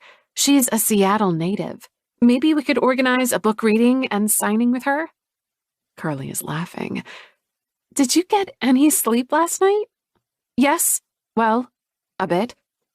I stayed up late, doing everything from brainstorming ideas to watching videos on YouTube by prominent businessmen. The latter hadn't helped at all. I wasn't planning on building a multi-billion-dollar empire here, but it had definitely given me motivation. Never give up, never surrender. My plans of finishing my manuscript before the year is out have all been scrapped. Between the pages is more important. The posters are fantastic. And the mic night? And the mic night. She nods. Carly reaches across and puts a hand on mine. Skye, what came over you in the meeting yesterday? I meet her earnest gaze with one of my own. I honestly don't know. I was so angry and so... Well, I couldn't let it go down without a fight. I still can't. I'm sorry if I embarrassed you. Embarrassed me? Skye, we were sinking, and you bartered your way to a lifeline. We can't let him win, you know. Him? Yeah, the titan of industry, Cole Porter. Big business, corporate greed. Them. Carly shakes her head at me. You're starting to sound like a conspiracy theorist, but I like it. Give me a stat.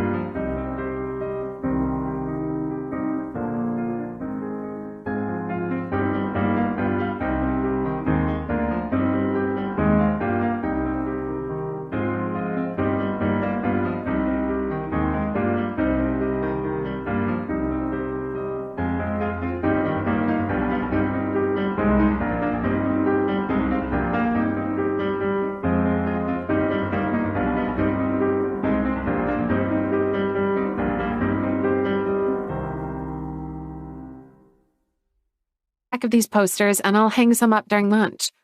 I grin. This is just the beginning. I have so many ideas, Carly. This isn't the end of Between the Pages. Her smile is excited. All signs of tiredness or resignation gone for the first time in weeks. You know what? Even if it is, we gave it our all. Nana would have wanted nothing less. I spend the rest of the day immersed in the store. I look at every shelf like it's the first time I've seen them. I stand outside for nearly 30 minutes and analyze our window displays until Carly tells me to come back inside because I'm scaring away actual customers. The bookstore can't fail. It can't. I walk through the second story, with dark wood bookcases and the ratty old armchair in the corner, seeing it all like I'm 12 again. For years, this has been my safe place. My refuge from the world, from school and home. I run my hand along the spiral staircase up to the attic. We never go up there, and the staircase is purely decorative now. A small sign hangs on it, the lettering artistic and flowing. The staircase to book heaven, unfortunately off limits, at the moment. I'd put the sign there when I was 15, and Carly's grandmother Eleanor never took it down. This store has a place in the community, in the city. There's magic living between these dusty walls. It's a store that holds 1,000 stories, 1,000 characters, 1,000 places just waiting to be explored. We just need to get the magic across more effectively. And if I have anything to say on the matter, we will. Between the Pages will continue spreading its magic to tons of little girls and boys who need it. And you're okay with me leaving early? Of course I am. You're sure. Carly laughs. Yes, John is coming by soon anyway, and he'll keep me company before closing. Besides, it's not like you're going home and lying on the couch. I lift the stack of posters high. No, not exactly. I'm going to plaster the city with these. Between the Pages will be everywhere. Not a single Seattleite will be missed. Skye? Yes? Her eyes soften. I'm really happy to have you. I know you could do so much more than work here with me, but I appreciate it. The lump in my throat is sudden, and I have to swallow around it. There's nowhere else I'd rather be. You know that. Even so, thank you. I walk up the street, as familiar to me as my own hand.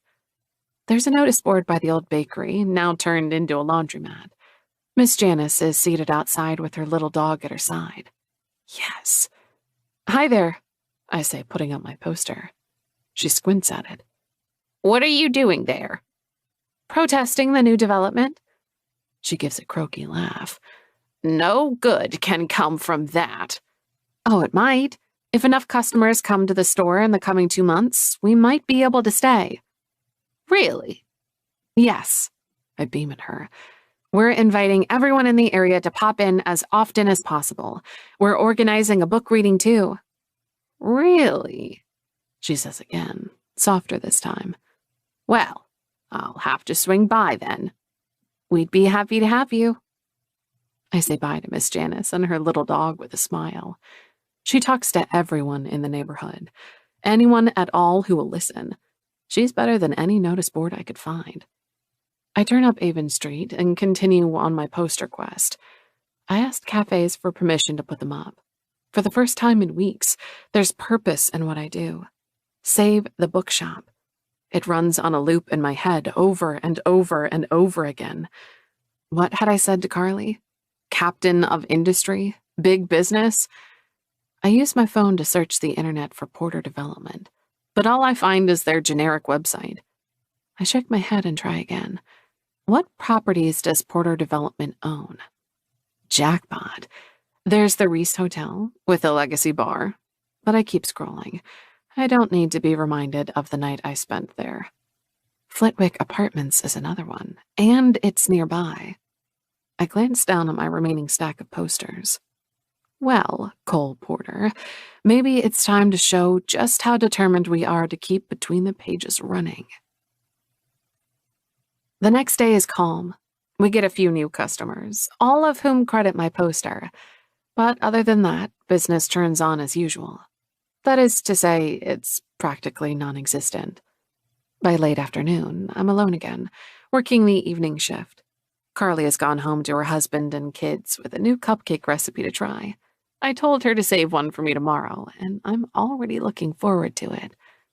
I turn up the radio and hum along as I scroll through Pinterest. Looking at bookstores and libraries around the world has given me a serious case of envy, but also a ton of ideas.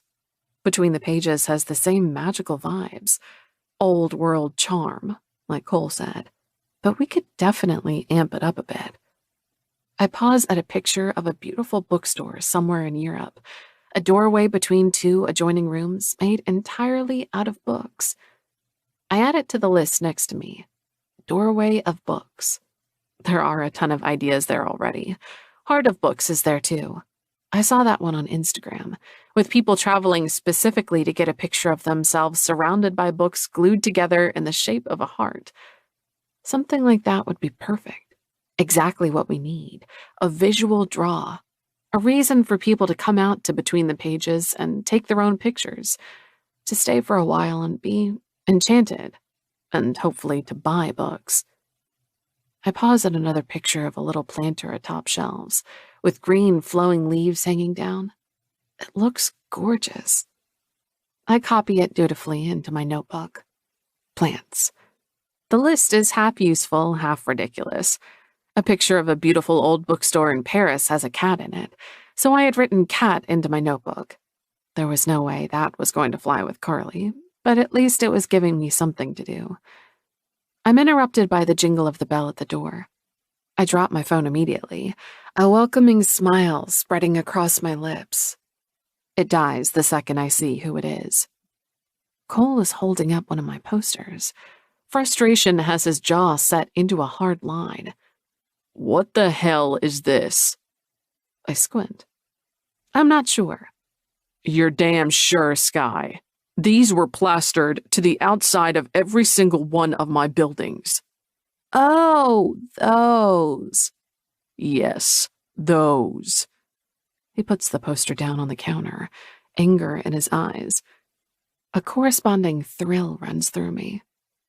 I'm trying to ensure we're profitable in 2 months. Encouraging community support is part of that. The Bluestone Hotel is halfway across the city, and its guests are from out of town. It's decidedly not part of your community. I blink up at him. I don't know what you're so angry about. We made a bet. I'm trying to win. What you actually did was informing every single one of my employees about it. Shit. I hadn't thought about that. Whoops. Fucking hell, Skye. He runs a hand through his hair, pushing it away from his forehead. There have to be other things on your to-do list besides ruining my reputation, or is that number one? He snatches the notebook from behind the counter. His movement's too quick for me. Is this it? Let's see, where's Destroy Cole Porter? Give that back! He takes a step back, evading my arm, and I watch in horrified silence as his eyes rake through the list. Buy plants? Get a cat? This is your plan to save the store? A furious flush creeps up my neck. They're just ideas. Your first idea was to plaster posters all over my businesses, and your second idea is to buy a cat? I reach to snatch the notebook out of his hands, and this time he lets me. The mirth on his face is only making my embarrassment worse. Look, I haven't asked you to contribute your amazing business sense to this, all right? Besides, you work with buildings, not bookstores. I work with people and profit, he says, and the implication is clear in his words. And this is not going to make the cut. Looking at him standing there in his $1,000 suit and smug smile, I want to sink through the floor. My ideas had been fun. They'd been a way for us to create a more magical atmosphere, to draw in more customers. They'd been a silly distraction from the all-too-likely scenario, demolition. Look, I tell him, people don't buy as many books anymore. It's sad, but it's true. We need to bring customers here for another reason. Some of the most successful bookstores in the world have people queuing up outside, and it's because their atmosphere and picture-worthy aesthetics. Instagram drives business these days. He holds up his hands. If you can pull that off, I'll be the first to admit that I'm wrong. There's a but in your tone. Cole nods at my list, a strand of his thick hair falling across his forehead. It's silky to the touch, I remember. Going through your finances should be the first thing you do. I tap my pen against the notepad. Oh? Yes. Cut down on all non-essential expenses and hold all new purchases of books. See if you can slash prices. Do you have an accountant? Yes, I say, though in truth I'm not sure. Carly always handles that part. Then meet with them as soon as possible, Cole says, shaking his head. Why am I giving you advice? I received a call from my assistant today who said we had a targeted attack on the company.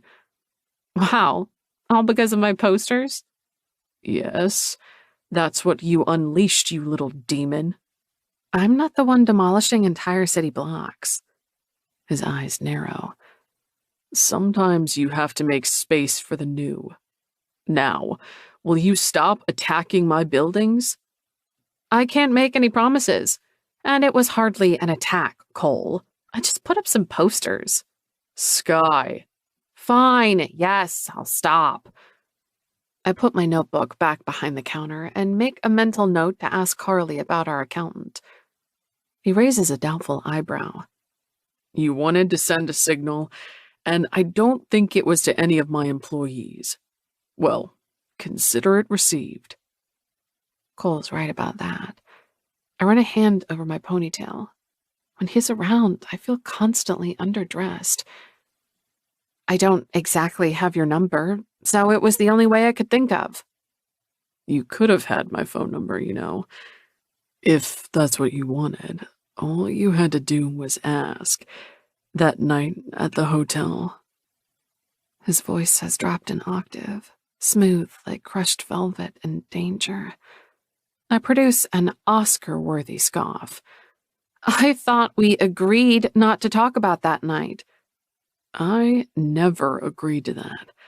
And I wonder, you act like it's all in the past, but I noticed something today. Oh? Cole steps closer, my eyes in line with the collar of his shirt. The top button is undone, a few dark hairs visible. I know it continues down his chest, darkening and deepening down his taut stomach and further still. You went to every single one of my properties, he says, except Legacy. Was that another message, Skye? No. My voice sounds faint, even to my own ears. Why didn't it get the same treatment then?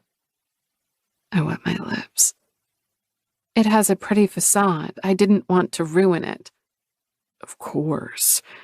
You're unaffected. Yes.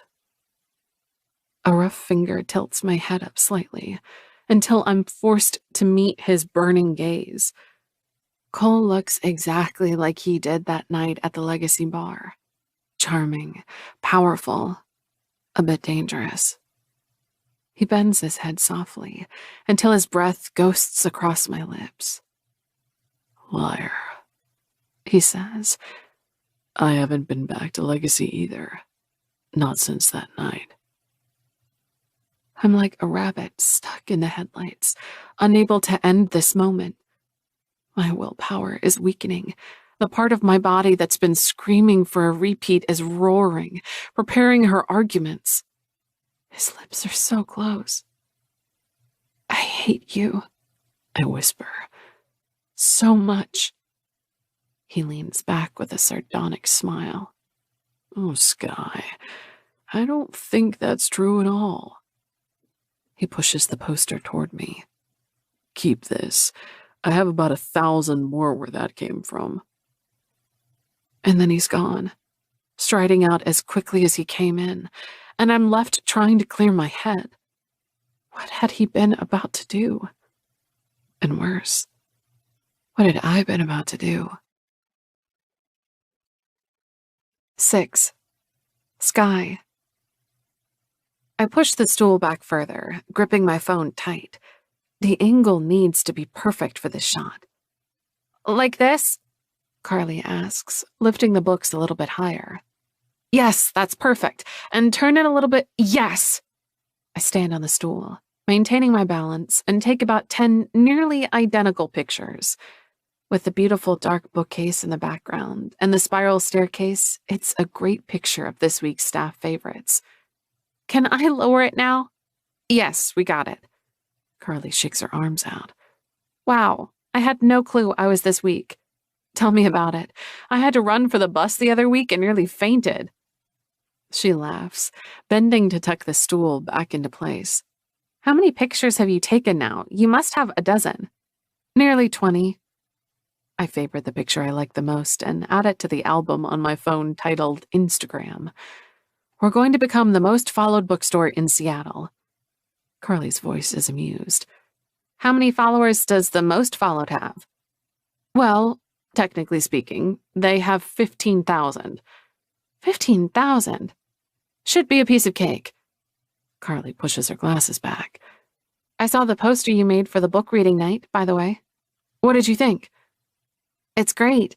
I made a list with speakers I think would be interested in joining, as well as the author. I'll give them a call later this afternoon. Relief floods through me.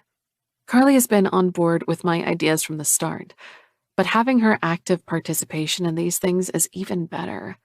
She has tons of connections in this world, her grandmother's name opening doors.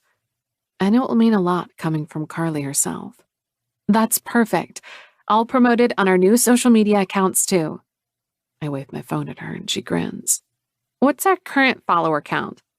I check. 348. That's 12 higher than yesterday. Saving the bookstore, one like at a time. Exactly. About that, though, I've been thinking about something. I put my phone in my pocket and curse myself for following Cole's advice. We should go over our finances as well, right? The only thing we need to do is show that we're profitable. If we cut down on all expenses and maybe have a sale on some of the more difficult inventory. Carly sits down in the old armchair in the corner with a sigh. I know. It's exactly what we should do. I take a seat on the stool opposite her. It's a lot, I know. It is, and, well, I haven't told you yet, but our accountant is quitting. What? Yes, terrible timing, I know. Greg's retiring, and I haven't figured out what to do. Honestly, before the meeting with Porter Development, I was so ready to throw in the towel on the whole thing. I reach across and put my hand on hers. You're not alone in this. I'll help you with anything and everything. I know it's not my place, but Carly just shakes her head. It is. This is our store, Skye. We need as many of your ideas as we can get. I squeeze her hand. So now we need a new accountant. Yes, someone who can start pretty much right away. Someone who's okay with only being guaranteed work for 2 months. Should be plenty of firms around here. I think I could... Oh, I do know someone. Chloe, my old college roommate. I'm already fishing out my phone, scrolling through my contacts. She's an accountant. Really? Yes, I saw her just a few months ago at a mutual friend's wedding. We're not exactly close, but she was always good in school, straight A's. I could give her a call. Carly is smiling at me. What would I do without you? You'd be getting some peace and quiet, probably. This bookstore would be much calmer. She chuckles. Not nearly as entertaining. Come on, let's go downstairs and officially open for business today. Did you see what I brought? I put it in the storage room. No. Cupcakes from yesterday. I tried a new recipe. I'm already hurrying down the steps. What kind? Carrot cake. My stomach grumbles at the sound of that. Carrots are nutritious, so they count as breakfast, right? Carly laughs at me, already ducking behind the curtain into the storage room. Absolutely. The day goes by without a hitch. I'm polishing some of our reading lights. Golden, old school, one of Eleanor's many touches.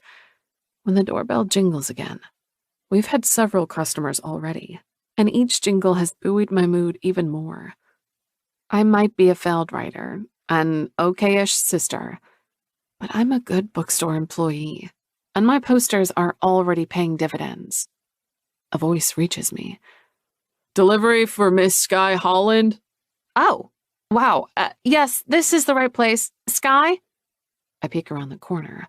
A courier is holding a massive box filled to the brim with potted plants. He nods when he sees me. Miss Holland? Yes. Putting the box down, he hands me a small slip. Sign at the bottom, please. I sign my name on autopilot, still gazing at the delivery. There's at least 10 plants, the green and leafy type, the kind that looks almost like ivy spilling out from the rims of their pots. Well, have a nice day then, ladies. Bye, I murmur at the delivery guy. Carly's voice is warmer. You too, thanks. When he's gone, she turns to me with incredulous eyes. You ordered this? For the store? Weakly, I nod. This must have cost a lot, but it'll look so good. The picture you showed me the other day of the old bookstore in Paris, ours looks a little bit like that already. This will look amazing. She bends and pulls out a pot of devil's ivy. We could have this on the spiral staircase. Look how long the tendrils are. Yes, fantastic. I bend and pick up the entire box, and as I do, I notice the small white envelope tucked inside one of the pots. I'll put it in the back for now, all right? When I'm safely hidden by shelves, I pull out the note. There are 10 digits written in a square masculine hand. Below it, a single sentence. For the next time you feel like sending me a message. I slip the note in my pocket, where it feels hot, like it's burning straight through the fabric of my jeans and searing my skin. I hate that he has this effect on me, where I can't seem to get over the amazing night we spent together before I knew I was sleeping with the enemy. Buy plants. He'd seen that on my list yesterday, the list he'd made fun of before giving me actual business advice. I smiled down at the box of plants.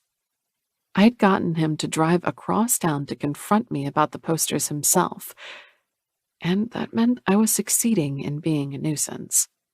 Before these 2 months were up, the bookstore would be far more than just a nuisance. It would be a successful, thriving business, and he'd have to eat his bet and his smugness both. Carly doesn't ask me about the decision to get the plants, not even as we put them up. She thinks it's a great idea. I nod, though guilt roils in my stomach at the credit. She still doesn't know that my one-night stand and the man bound to demolish our business are one and the same. I should tell her. But as soon as it dances to the tip of my tongue, I swallow it back down again. It's a truth I'm having trouble wrapping my head around myself, to be honest. Carly is in a great mood for the rest of the day, ever since I offered to call my accountant friend and the plants got delivered. My phone rings late that afternoon. My sister's caller ID on the screen. I groan. Carly looks at me sympathetically. Isla? Yes. Say you're busy. You're allowed to be, you know. I know. I step into the storage room and press answer. My older sister's voice, chirpy and high, rings out. Oh, Skye! I'm so happy to get a hold of you. I always answer, I want to say. Getting a hold of me is never a problem. What's up? You know the car show Rodney is going to tonight. A car show? Yes, I told you about this last time we spoke, I'm sure. I have to stop myself from sighing. Her new boyfriend seems nice. I've only met him twice. But he always has engagements out of town. It's tonight? Yes, and I was wondering, it's just no place for a kid, you know? Translation. She wants to be alone with her new boyfriend. It was always the same story with Isla. She would be infatuated with a new guy or a new hobby, and I'd be expected to step in as the go-to babysitter or helper. You want me to watch Timmy? Oh, would you? That would be so good of you. You're really helping me out here. Yeah, which is what she had said just 2 days ago when she dropped Timmy off without any advance warning. Bring him by whenever. When do you and Rodney plan on being home? Oh, you know, it might run late. It's a school night. Her tone sharpened slightly at the clear reproach in mine. I'll pack all of his school things as well as his overnight stuff. Don't worry. You still have that old pull-out couch in your living room. Right. So that means cooking a nutritious dinner, driving him to school the next morning, and making sure he has everything he needs for the day. My sister is a nice person, most of the time at least, but she doesn't think, and she never has. And somehow life had let her get away with it. Sounds good, I say, hating how much of a pushover I've always been around her. Perfect, she chirps. I'll bring him by around 5. To the bookstore? Yes. She hangs up with a pearly laugh, and I'm left staring at the phone in my hand. I love my nephew, and I really enjoy all the time we get to spend together. And the fact that she springs things like this on me, I can handle it, even if I don't like the lack of warning. But I don't like that she does this to Timmy every time a new guy comes on the scene. I last 2 more hours before the phone number blossoms into an inferno in my pocket and I have to put out the fire. I add Cole's phone number into my contacts, and under contact name, I write the first thing I think of, Demolisher. And then I send him a quick text. Skye Holland, the plants are nice, but please don't send me a cat next. My heart pounding, I slip my phone back in my pocket and tell myself to ignore it. And Cole entirely. This entire thing is uncharted territory for me. It always had been, even back in that hotel room, despite my pretended confidence. And now, with him as the owner of Porter Development, the rules are muddled even further. We're not friends. We're enemies who've happened to see each other naked. And that made things a hell of a lot more confusing. My phone buzzes nearly immediately. Cole Porter. Too bad. I already had a kitten picked out. She's really fluffy. I chuckled despite myself. Skye Holland. Keep her for yourself. I'm sure she'll fit right in your 1,000-square-foot penthouse. His answer is immediate again. Cole Porter. You're making assumptions again. Skye Holland. Isn't that what we do best as people watchers? Cole Porter. Oh, but I'm not a stranger. Haven't we established that already? My cheeks are burning, my stomach tightening. It's playing with fire, this conversation, him, the bet, all of it. And still, I keep putting my hand to the flame. Skye Holland. Thanks for the plants. He doesn't respond for a long time after that, so long that I assume he agreed with me. But then my pocket buzzes again. Cole Porter. Is that the closest I'll get to an apology for vandalizing my properties? I can't help but smile. Oh, he had another thing coming if he thought I'd cave this easily. Skye Holland. I'll never apologize for that. 7. Skye. It's over a week before I see him again. And yes, I hate that that's the way I've started calculating time. The man is single-handedly responsible for the bookstore's potential destruction. And still, my traitorous body and even more traitorous eyes love the sight of him. Keeping busy helped, though. Carly and I hired Chloe, my old college roommate, to look into our books. More customers are coming in by the day, and the time we have in between them, Carly and I spend planning the book reading. Things are changing, and I feel like Carly and I can turn this around, even if it's with our own optimism as currency. Life is busy, and yet, my mind finds ways to circle back around to the memory of Cole Porter. It hits me one evening, alone at between the pages just before closing. Thoughts of his smug smile and the silken growl of his voice. No, I say. No, no, no. Go away. I turn up the volume on the radio and sing along to a peppy tune, heading to the storage room instead. I grab the box of books I had bought from the consignment store and carry it out to the reading room table, a glue gun stacked on top. This should keep both mind and hands busy. But then the doorbell jingles, and there he is, as if summoned by my imagination. He's not in his suit today. That's my first observation, as Cole Porter stands in the doorframe in a button-down and slacks, hands in his pockets, the picture of casual male power. A slow smile spreads across his face as he sees me with my pile of trinkets. Arts and crafts project, Skye? I put the box down on the counter. Why are you here? I wanted to look at my investment. His voice is infuriatingly calm. I did agree to allow this business to continue, incorporated into my building, if you succeed. I huff a sigh and start piling up the books I'd purchased.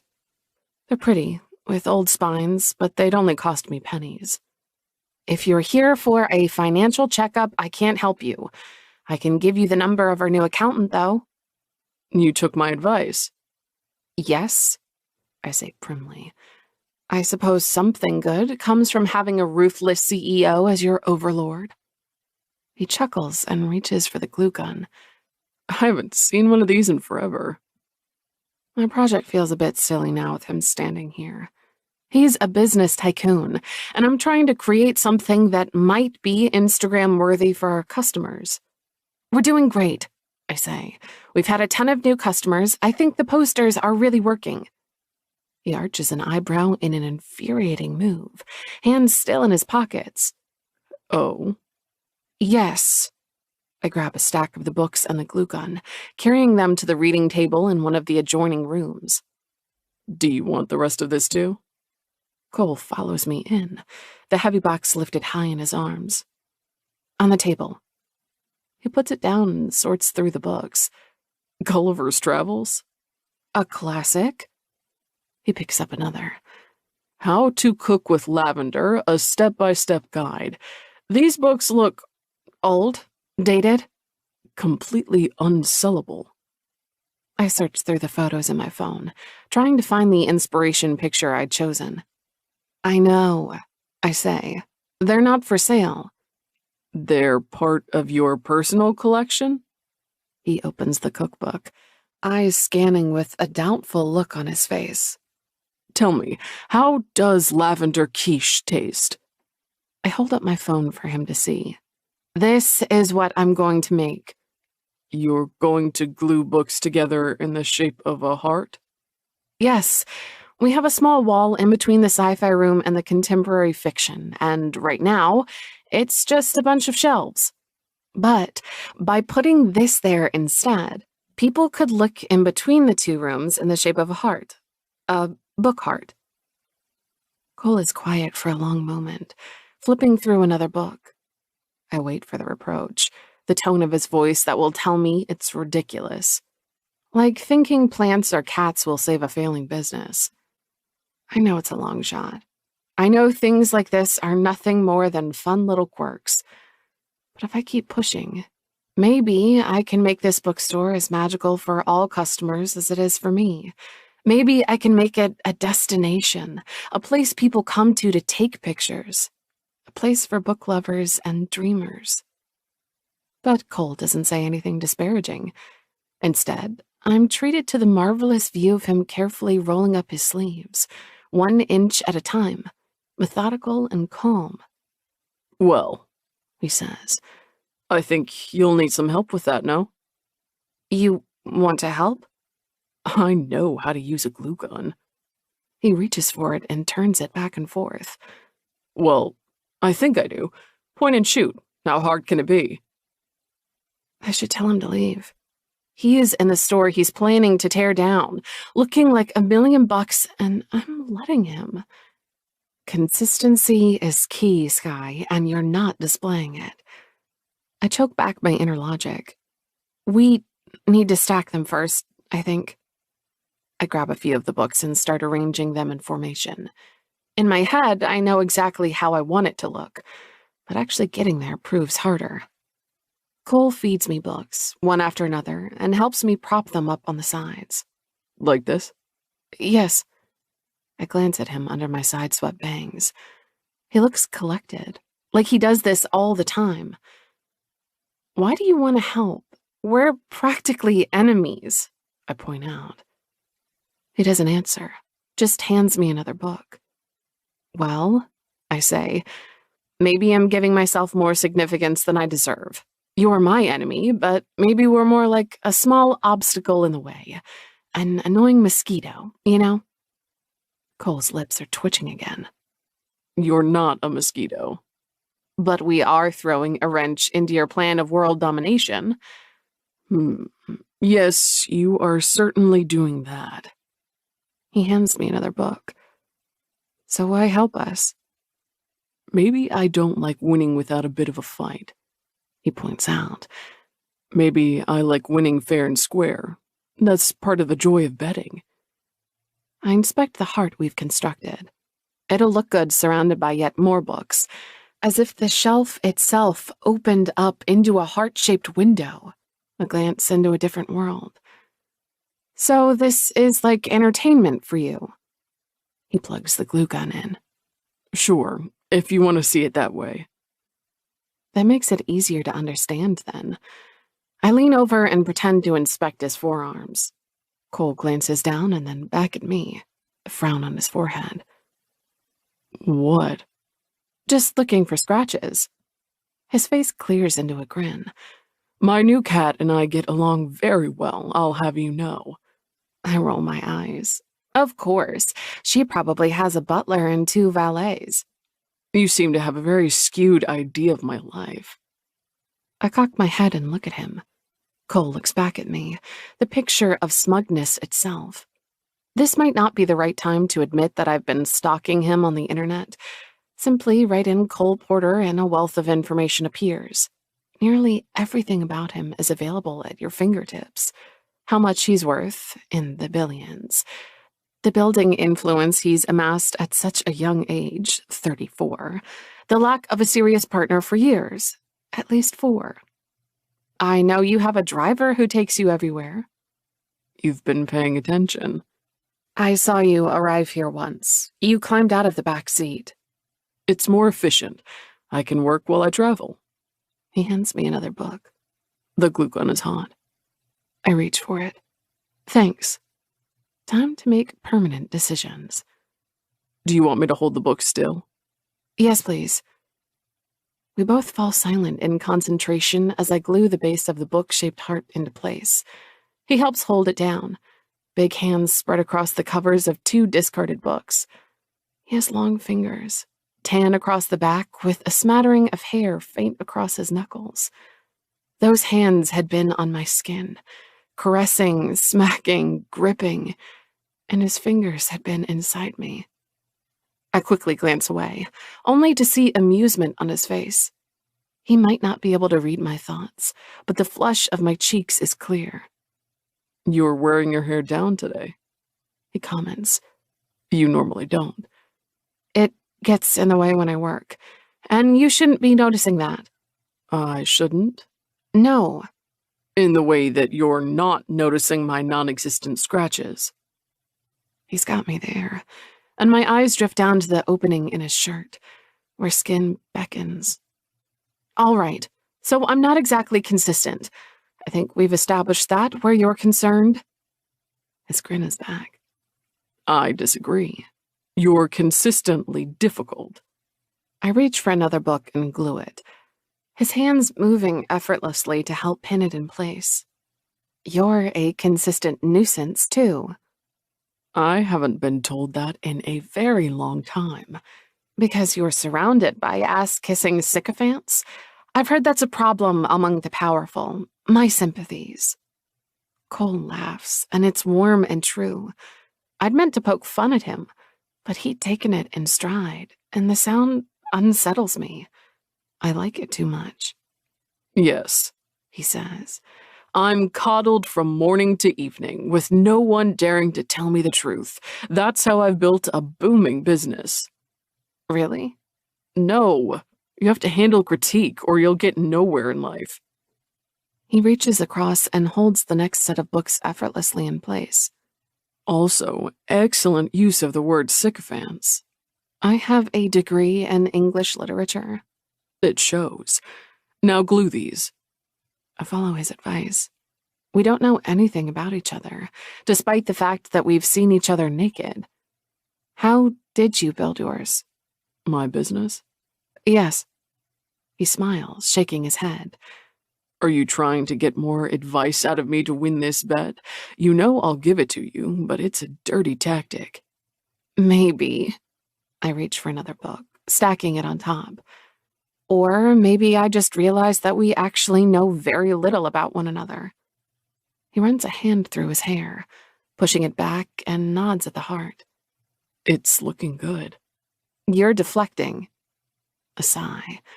Well, I started with small business lots. There were old office buildings that no one wanted. Except you. Except me. He agrees, handing me another book to glue in place. And then you flipped them? He snorts, perhaps at my layman term. Yes, we renovated them, timing it right with the market, and sold for a profit. You make it sound easy, I say. Did it all fall in line perfectly for you? No, it was a lot of work. There weren't many working together in the beginning, so it was a lot of long hours. I wonder if he still works long hours. He must, to maintain the empire. But he still makes time to sit here and glue books with me. It makes me... well, there must be an ulterior motive somewhere. And then business took off, going from office buildings to the Reese Hotel. His eyes flash with the memory, but I don't look away from him, despite my own flushing cheeks. Yes, He says. it was a leap. Not everyone believed I could do it. But you did. He inclines his head. Your belief in yourself is all that really matters. Careful there, it's toppling to the right. He's right. I straighten the heart and lean back, inspecting it. Nearly done, and I only have a handful of books left. This couldn't have worked out better if I'd counted them. Your nephew isn't around tonight, he says. He'd like this, no? I smile.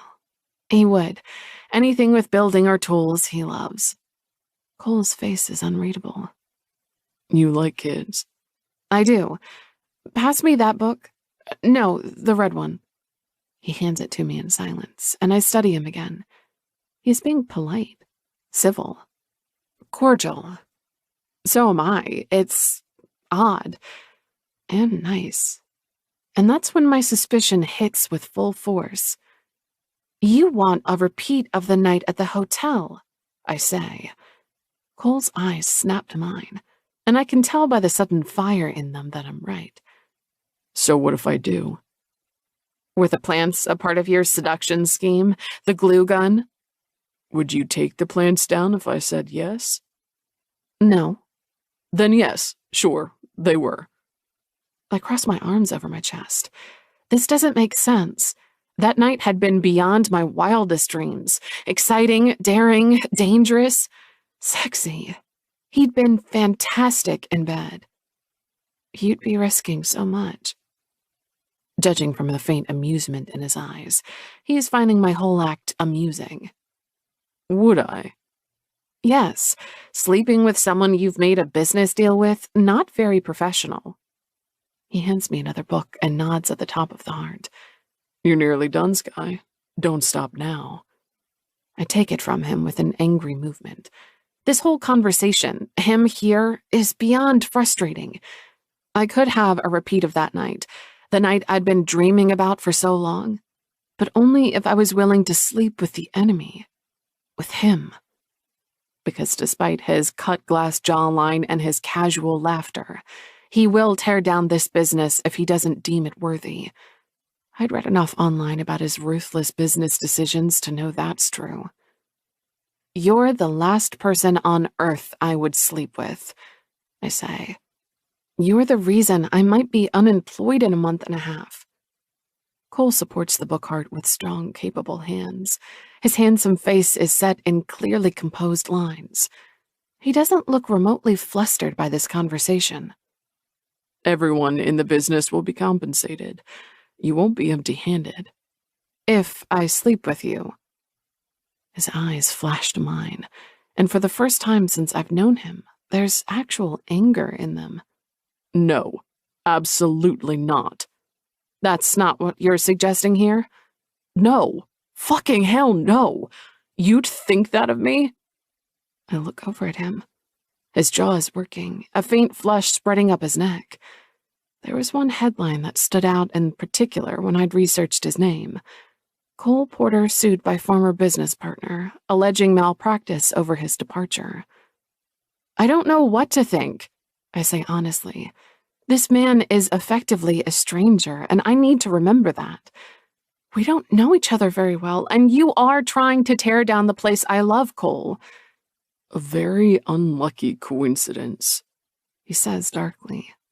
Tell me, the night we spent together at the hotel, why did you leave me that note? Truthfully. Now my cheeks flame with the memory. Thanks for the night, stud. I didn't want to push it, I say. Push what? I don't know. Myself? My luck? I throw out my hands. I don't sleep with random men at bars. This is me, I say, sweeping a hand over my casual clothes. I spend my days here. I'm currently glue gunning, and well, you. I know that even before I found out you owned the whole damn hotel. His wolfish grin is back. I'm thinking of turning Legacy into a chain of bars, all because of you. Oh, God help us. But you enjoyed the night. I look up at the ceiling. Yes. I wasn't planning on propositioning you like this. You beat me to it. But of course I want a repeat of that night. Don't you? I look at the shelves around us and force myself to picture Cole and a hard hat, tearing them down one by one. No. If things were different, if I wasn't me and you weren't you, you wouldn't want to sleep with me again? He's asking the impossible. I push away from the finished book heart and stand. Waves of power and raw eroticism are wafting off of him, and I don't know if I want to punch him or pull him close. That's a hypothetical, I say. Yes, it is. So it doesn't matter what my answer is. He smiles, like I've just confirmed something, and I shake my head at him. Look, it doesn't matter. It's impossible. We're enemies, rivals. You're my nemesis, my least favorite person on Earth. Cole runs a hand along his jaw, the playful look in his eyes back. Huh. I can see how that might be a problem, yes. A small one. It's not personal. Right, of course not. He looks like $1,000,000, even in the dim lighting of our bookstore reading room. In a different universe, he would be the commander of armies, or crowned an Olympic athlete. His smile turns crooked. Well, he says, have I made you speechless? That must be a first for you. I'm not. I unplug the glue gun and roll up the cord with brisk movements. I was just thinking of how to proceed. I think I might install the heart tomorrow. I need some nails and a hammer. Cole opens his mouth to speak, but I hold up a finger and cut him off. And I don't need any help. No deliveries, thanks. So independent. He runs a hand along his jaw, looking so arrogant that I can't help pushing the boundaries. This must be a new experience for you, huh? Glue gunning? Yes. Women saying no to you, I clarify, sitting on the table next to him, playing with fire again. You mean that as an insult, but I hear it for the compliment it is. Infuriating man. Tell me, in the spirit of getting to know one another better, is destroying innocent businesses a hobby for you or more of a regular pastime? Cole pushes back his chair and stands, forcing me to tilt my head back to see him. It's usually just business, he says.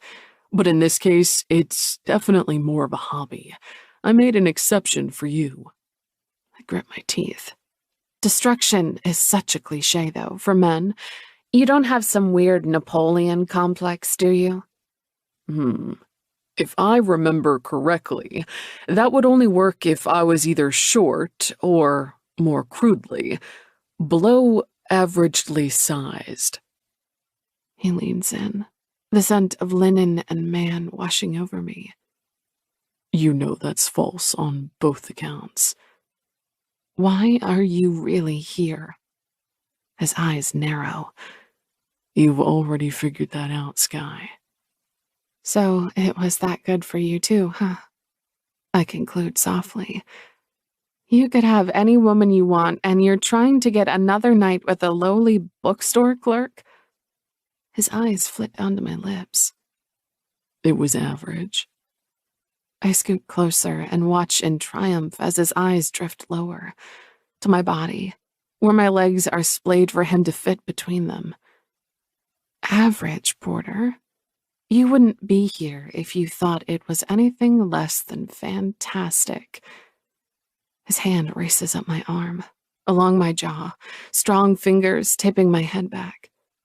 His eyes look nearly black. "I'll admit it if you do," he says. My knees lock on either side of his waist. Never. He bends to kiss me, but I race to kiss him first, and we collide with a fury. It's lips and mouths, and then he slides his tongue against mine, all heat. My hands on his neck, his around my waist, pulling me closer. I melt against the hard lengths of his body. Images of him in bed rise up, unbidden behind my eyelids. How his mouth feels on my skin, how his body moves above mine. I shiver as he traces his lips down my jaw. A strong hand grips my hair and tilts my head back to give him better access. My neck is my weak spot, always has been, and Cole seems to remember. I wrap my legs around his waist and hold on as his lips are followed by the soft scratch of his 5 o'clock shadow. Damn it. I growl and pull him back to my lips. He groans into my mouth, his hands dropping to grip my hips. I want to get this suit off him. I want to hit him. I want to tear him limb from limb. I want to cry and ask, why did it have to be you? My hands hover above the buttons on his shirt, undecided. He breaks apart long enough to growl a rough taunt against my lips. "Coward." I tug at his hair. Asshole. "Since before I met you." His hands grip my thighs and I'm pulled closer until I feel the hardness of him against me. Fuck. His bruising kiss takes my breath away. It's not like it was the night we slept together at his hotel. That had been a game, step by step, both of us learning and indulging in our shared passion. This is wildfire. There's no finesse to my hands on his neck or his lips on mine. It's a fight and we're both aiming for victory. I scoot back and flinch as I knock over a pile of books. Cole ignores it, switching his attention to my collarbone. Books. Bookstore. Between the pages. I push at his shoulders. We can't. "Why not?" He doesn't stop kissing my neck, and my eyes drift half closed in response. "We've done it before." Not when I knew who you were. He pulls back, eyes dark and voice darker still. "You wound me." Ha! I slide off the table, taking a few unstable steps away from him. Fire is still racing in my veins. He narrows his eyes and then casually, like nothing has happened, reaches up to fix the collar of his shirt. "Always a pleasure, Skye." This changes absolutely nothing. "I'd be surprised if it did." He stops next to me, and his hot breath against my ear makes me shiver. "Thanks for clarifying a few things." I sweep my hair back and try to get my breathing under control. I detest you. "Sure you do." He stops by the door to the bookshop and gives me his trademark smirk, the one I'd found darkly charming that night at his hotel bar. "Just think how good hate sex we'd have." And then he's gone, and I'm left alone again, heart beating a fiery rhythm in my chest. 8. Cole. I ignore the burning in my muscles as I finish another lap in the pool. My shoulders, my arms, my back are all on fire. I'll have to stretch out the muscles later, but for now, the ache is pleasant. I'd read once that Olympic swimmers will swim 10 to 20 miles a day just to train. It's a number I've never been able to reach, though most days I tell myself it's because of a lack of time and not ability. Swimming gives me time to think. It always has, even when my life runs at 1,000,000 miles per minute and all I have is the hour for myself in the water. My thoughts today have drifted from the new investment my firm is considering to my little sister and back around again to between the pages. Because inevitably these days, all my thoughts seem to lead back there, and especially to the bookstore clerk with fire in her veins. I should get her out of my mind. She'd realized what I'd wanted and said no. She'd even outlined why it would be a bad idea. She'd been right, too. It would be unprofessional, complicated, messy. And yet, the time I spent with her was some of the most fun I'd had in months. Not once had she tried to suck up to me, to drop hints about monetary needs or expensive restaurants she wanted to try. The women I'd tried to date in the last few years invariably did. As if I'd become terrible at choosing, or if the choices available to me had narrowed with success. Skye held my success against me. It was hard not to smile at the memory of her anger. She's entitled to it, but the way she argues and fights is, well, it's admirable. She refuses to go down without a fight, and damn if that doesn't make me want her more. I finally pull myself out of the pool when the giant clock on the wall reads 7:30 a.m. I've already overstayed my usual hour in the water. Brian and Tyra are waiting for me when I arrive at the office 30 minutes later. They're the picture of competence. Brian has his laptop under his arm, and Tyra a smartphone in each hand. The key to good business strategy, which I've been asked 1,000 times, is always this: hiring the best of the best. Your business will go absolutely nowhere if you can't delegate. But that's never the answer business panels and newspapers want to hear. They either want me to say things like inner drive and ambition. Either you have it or you don't. It's all bullshit. Good morning, Tyra says. She hands me a coffee and I take it in stride, sinking into one of the chairs in my office. The Cowl project is on schedule. They just phoned in their latest numbers. Good. Your interview with the Inside Tribune is out today, Brian says. Should be circulating already. I'll have a copy of the interview on your desk in an hour. Perfect. I don't know if I want to read it. Melissa Edwards had asked leading questions, and the story will inevitably be spun in a way I barely recognize. Brian sees my frown. It's great for publicity, and what's great for publicity is great for business, I say. I got it. What else? Tyra hands me a thick binder. The finalized hotel development plans, and per your instructions, there are 2 options for the lobby, one that includes between the pages and one that excludes it. I thumb through the glossy papers. It's a document made for investors, not developers, so the graphics look stellar. I have to give props to the graphic artist, too, for managing to make the inclusion of the small bookstore work with the ultra-modern look of the hotel. It doesn't look bad, but it doesn't exactly look right, either. I'll have to schedule a meeting with the head architect for the project. There's this, too. Brian hands me a printed invitation to a book reading. It's well designed, with the logo of Between the Pages at the top. It's tonight. Mrs. Stiller from the bookstore emailed it over to our office. He clears his throat. I think it's meant as a joke or a taunt. They're not going down without a fight, Tyra notes. I doubt it'll be enough, though. My eyes scanned through the invite. 7 p.m. All welcome. Marks the beginning of our mid-season sale. This was sent to our office email? Yes, Brian replies. I was CC'd. In the bottom right corner, there's a small symbol, like a stamp. I have to lean in close to read what it says. Buy local, support your community. Say no to big business. I want to laugh. Instead, I put the invite on my desk and lean back. Anything else? Brian and Tyra run through the morning report. I'm listening, but mentally I'm already changing my plans for the evening. There's a dinner I can easily cancel. I wasn't the main guest anyway. It's been over a week since I last spoke to Skye in the bookstore, and she'd called me out on my proposal. Anne said no, but she'd send this invite to our office.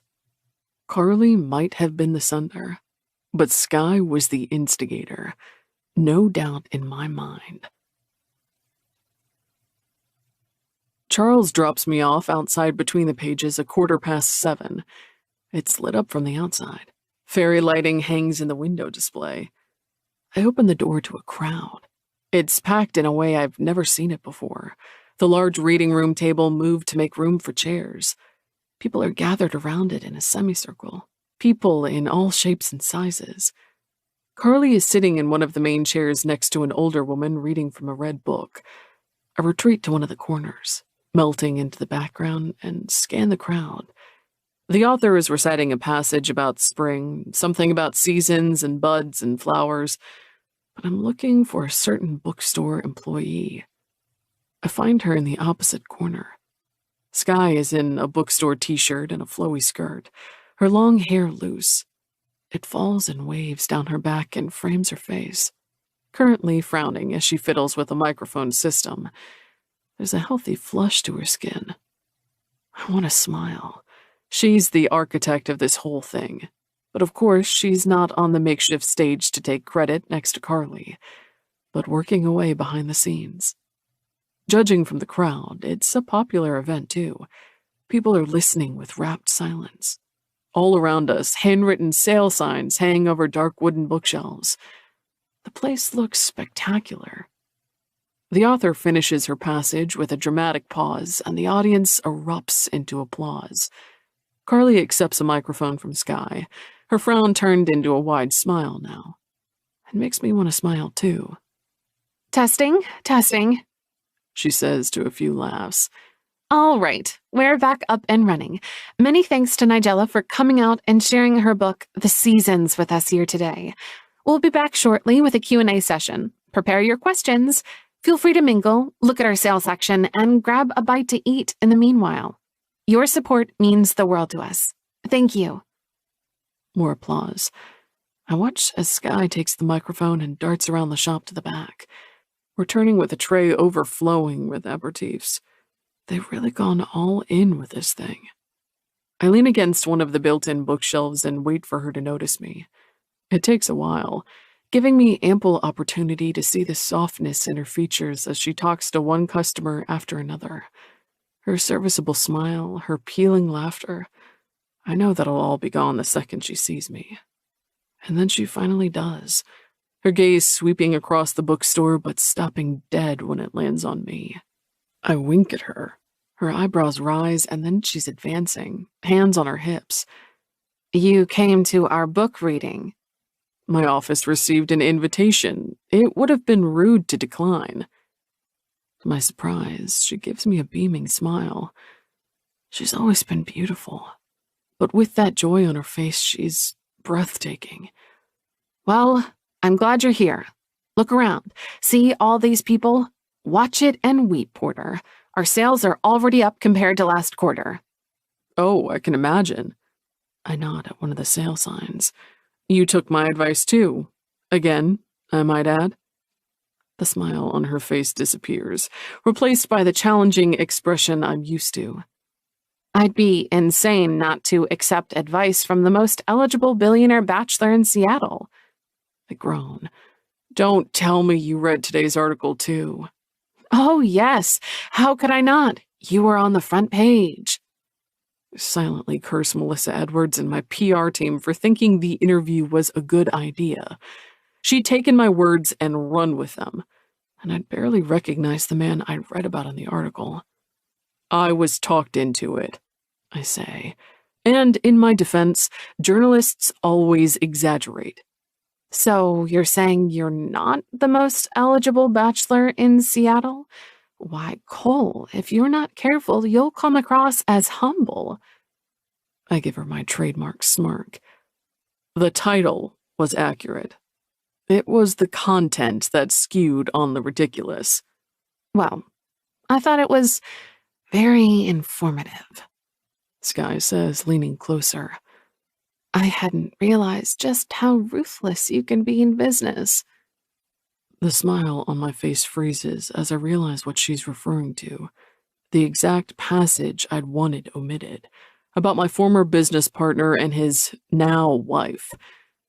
It had ended up in the article anyway, as it always did, because it made for a good story. Cole Porter, asshole extraordinaire. It seems to have reached Skye, too. Not that she needed another reason to dislike me. Ruthless, efficient, I say. It's all just semantics. It was motivational, she says. I'll have to out-ruthless you on this project. Well, I say, looking around at the packed store. It looks like it's working. You're a worthy opponent, I'll give you that. Skye purses her lips. There's a feverish look in her eyes, and up close, her flesh skin is pronounced. Is that why you're here tonight? Corporate espionage? We still have 5 weeks left to turn this around. Am I that obvious? Yes, she says. You should have worn a trench coat and a newspaper with holes in it. I nod, playing along, but I'm really just looking at her. There's circles under her eyes. I'll think about that for next time. Have you been organizing this on your own?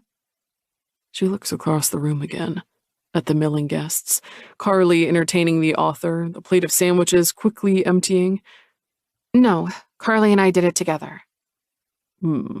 But you made the invitations and the flyers, I'm guessing. I appreciate the little addition in the bottom right corner. She smiles. I only added that to your invitation. Not very subtle, I know. Well played. Have you had anything to drink? No. She frowns. We're not serving alcohol. I mean water. You look a bit... Are you okay? She pushes her hair back behind her ear. Yes, I'm great. A voice across the room calls her name. Skye? And she turns from me. Carly is holding the mic up high. It's time. I watch as Skye sets up the mic system again and hands Carly a set of questions. As the question and answer session starts, she's off again, clearing off the tray of food and talking quietly to customers throughout the store. I stay in my corner, out of sight and out of mind, occasionally answering emails on my phone. Skye's in the opposite corner, across the crowd, both of us boxers preparing to square off. She sways slightly on her feet, and I watch as she reaches up to furtively wipe her forehead. She's clearly not doing very well. After the author's Q&A session is done, Skye heads to the register. The line is long. It curves through nearly the entire store, obviously not equipped for this many people. Excuse me, I say, pushing my way through the throngs of people to reach her. She looks like she's ready to collapse. Pardon me. Hey, someone calls. No cutting in line. I raise a hand. I work here. The look Skye sends me is furious. What are you doing? Let me help. I nod toward the waiting masses, moving to her left side. You handle the payment, I'll pack.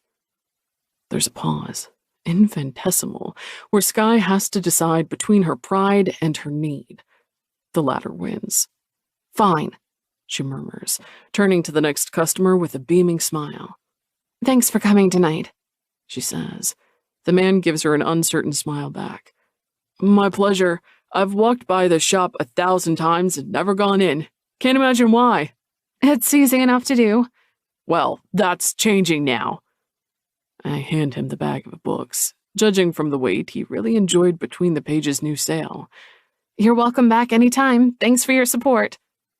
Skye and I work in tandem. Her with payment, me packing.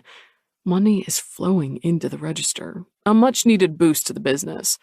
And as the line empties out, so does Skye's small talk. I glance over at her to see her hand shake. Let me. I murmur, but she shakes me off. This close, it's clear she has a fever. Stubborn woman. As the door shuts behind the final customer, Skye slumps against the register. Well, she breathes. We've never had a line before. Having a sale worked. She rolls her eyes at me. Yeah, I know. It was technically your idea. Let's not... Skye? Carly calls, still in the adjoining room together with the author. She hasn't noticed that I'm here, but she will soon, with the store emptying out. Skye shoots me a conflicted look. Her skin, which has been flushed just an hour ago, is now pallid. Thanks for helping. It's a clear dismissal, and I know I should leave, but You look awful. She frowns. Well, thanks for that too, I suppose. No, you look sick. I might have a cold. I'll be fine. In the other room, Carly offers the author a ride home, her voice carrying across to us. Skye sighs, looking like she's about to keel over. She's leaving? I murmur. You're to clean up and close the shop alone? She has an early parent-teacher conference tomorrow. I offered to handle the late night. Does she know you're sick? I have the sniffles, and no. I cross my arms across my chest. You can't do everything alone, Skye. Watch me.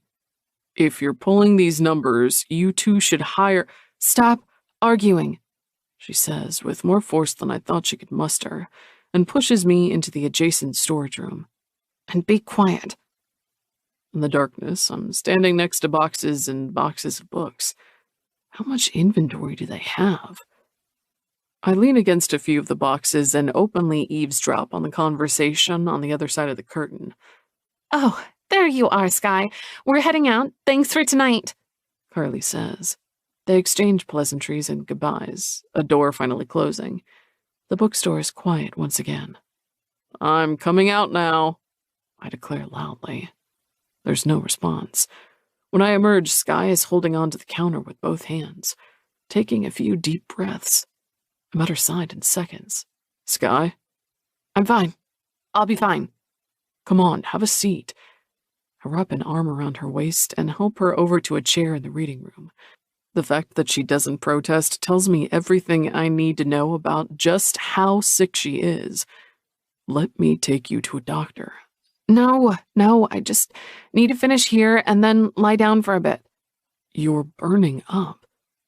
She sinks into the chair boneless. Maybe. How could you not tell Carly this? I needed the event to go well. It had to be a success, she murmurs, looking around the room with glazed eyes. There's so much to clear out. Tell me what to do. She gives a weak laugh. You'll help? Yes. All right. Well, we need to stack the fold-up chairs. The plates need to be cleared away. I should close the register. I can do that. We work in silence. It doesn't take me long to clear away the chairs and the trash. The bookstore isn't that big. From the corner, Skye works with painfully slow movements at the register. And she'd said that she had a cold. The woman has no instinct for self-preservation. All right, I say finally. The place looks immaculate. Can we go now? You need to rest. She sways at my side, but doesn't respond. Skye? Yes. She mumbles. That's me. I touch her forehead again, and her eyes drift closed in response. You're cool. Your hand is... it feels good. Okay, we're getting you home right away. I help her to the front door. Do you have your purse? She nods, pointing to the bag tucked under her arm. All set. She's a warm weight against me, not protesting my supporting arm. Where's your car? She shakes her head but stops abruptly, frowning in pain. Oh, my head. Do you often get this sick? No, the flu. My nephew had it last week. Must have caught it. Your car? I walked to work today, she says, and I want to curse. Of course she did, and had planned to walk home after she closed up shop. Late, and in the dark. It's almost 10. She takes a step away from me and sways, but stays on her feet, fumbling with the clasp of her bag. I'll call a taxi, she mumbles. I can get home.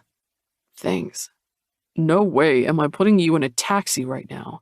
Tell me your address and we'll get you home. And tomorrow you're going to a hospital. I wrap my left arm around her and use my right to dial Charles. We're ready. I'll be there in 5, he says, hanging up. Skye shivers beside me, despite the late summer warmth and her high temperature. Who did you call? My driver.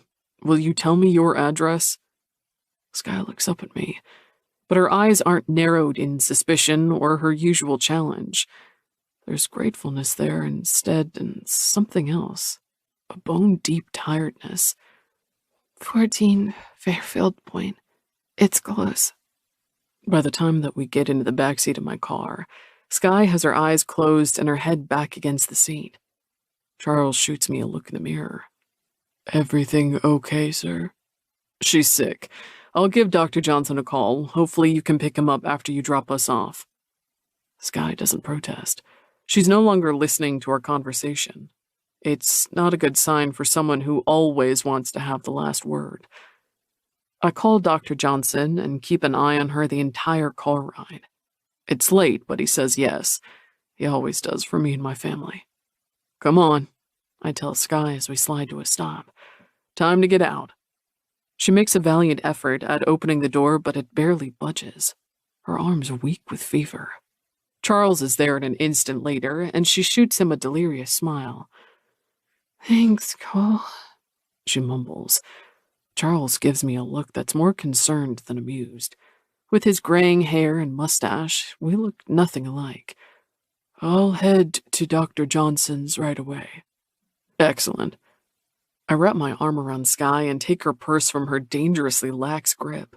She doesn't protest as I help her unlock her front door or as we walk the flight of stairs up to her apartment. I push her door open as soon as she unlocks it. God, she breathes. Finally home. And then she does something I don't expect. She faints. I catch her before she sails to the floor, my arms under her in a heartbeat. Her body is limp and far too hot as I carry her into the small apartment and kick the door closed behind me. Damn it, I tell her, not that she's listening anymore. And you didn't want a doctor? I find her bedroom, laying her down gently on the queen-sized bed, taking a seat next to her. I touch both her forehead and her wrist. Fainting is one thing, but being unconscious is quite another. Skye? I ask. Can you hear me? Her eyes blink open. They struggle to focus, finally landing on my face. Hey, she says weakly. What are you doing here? I want to laugh in relief. Instead, I pull my hand from hers and start untying the laces of her shoes. You're sick. She covers her face. So that's why I feel awful. Yes. I get both of her shoes off and she immediately turns over, snuggling deeper into bed. With one hand, she searches for the comforter and I help her pull it up and over her. Her eyes drift closed. As she rests, I explore the rest of her apartment. It's not hard to find a tall glass of water or a small towel from her bathroom, which I run under the faucet. I gently put it on her too hot forehead. She sighs a breath of relief. That's good. Very good. I'm glad. I'm sorry, she murmurs. For what? This. Don't be, I say. We all get sick, no fault of yours. Her hand flits over my arm, down to my sleeve, her fingers gripping the fabric. Will you stay? Just for a little bit. I take her hand in mine. Of course I will, I say, finding that I don't mind the prospect. Not at all. 9. Skye. I dream the most absurd things. Vivid colors and swirling images of faces. I see Carly and Timmy and my sister Isla. I see my mom. I see Cole, and whenever his face shifts into view, he's wearing a concerned frown. He's usually smirking, so I know it's a dream. I dream that there's a strange man in my apartment, too. Cole lets him in, even when I beg him not to. It's the doctor. He tells me in a voice that brooks no arguments. Even convinced he's a dream, I don't argue. The face of an older man with a kind smile swims in front of me. Hello, he says. I'm Dr. Johnson. I've been told you think you have the flu. Mm-hmm. How are you feeling? Hot. He opens his bag and then I'm poked and prodded. my temperature taken and heartbeat listened to. I close my eyes gratefully when he's done, seeking the blissful half-dream again. She's running on 104. No wonder she fainted.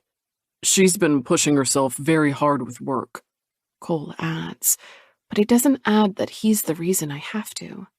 I consider pointing it out, but my tongue feels heavy. The doctor puts a hand on my forehead. How's your head doing? It hurts like hell, I mumble. Except there's no Virgil to show me around. It's not nearly as nice as Dante's.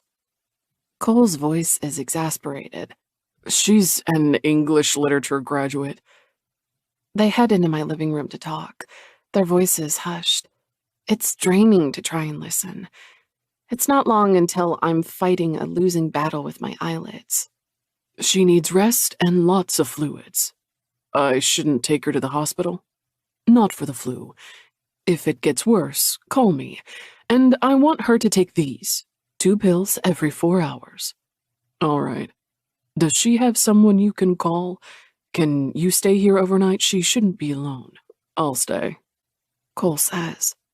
If her throat starts feeling sore, make her some tea. Keep the cold towel on her forehead. I'll leave this thermometer with you. Call me if she's running 104 for more than a couple of hours. I will. There's more talk that I don't catch, and a door closes. I snuggle deeper into my bed and lose the fight with my eyelids. Every piece of my body is exhausted. Cold hands put the wet towel on my forehead back into place. It feels divine. Thanks, I murmur. Anytime, Holland. It's the last thing I hear for quite some time. I wake up to a strong hand on my shoulder and something cold pressed to my lips. Skye, you need to swallow. 2 pills, that's all. The room is dark and I have to blink a few times for things to come into view. Cole is sitting beside me. Come on.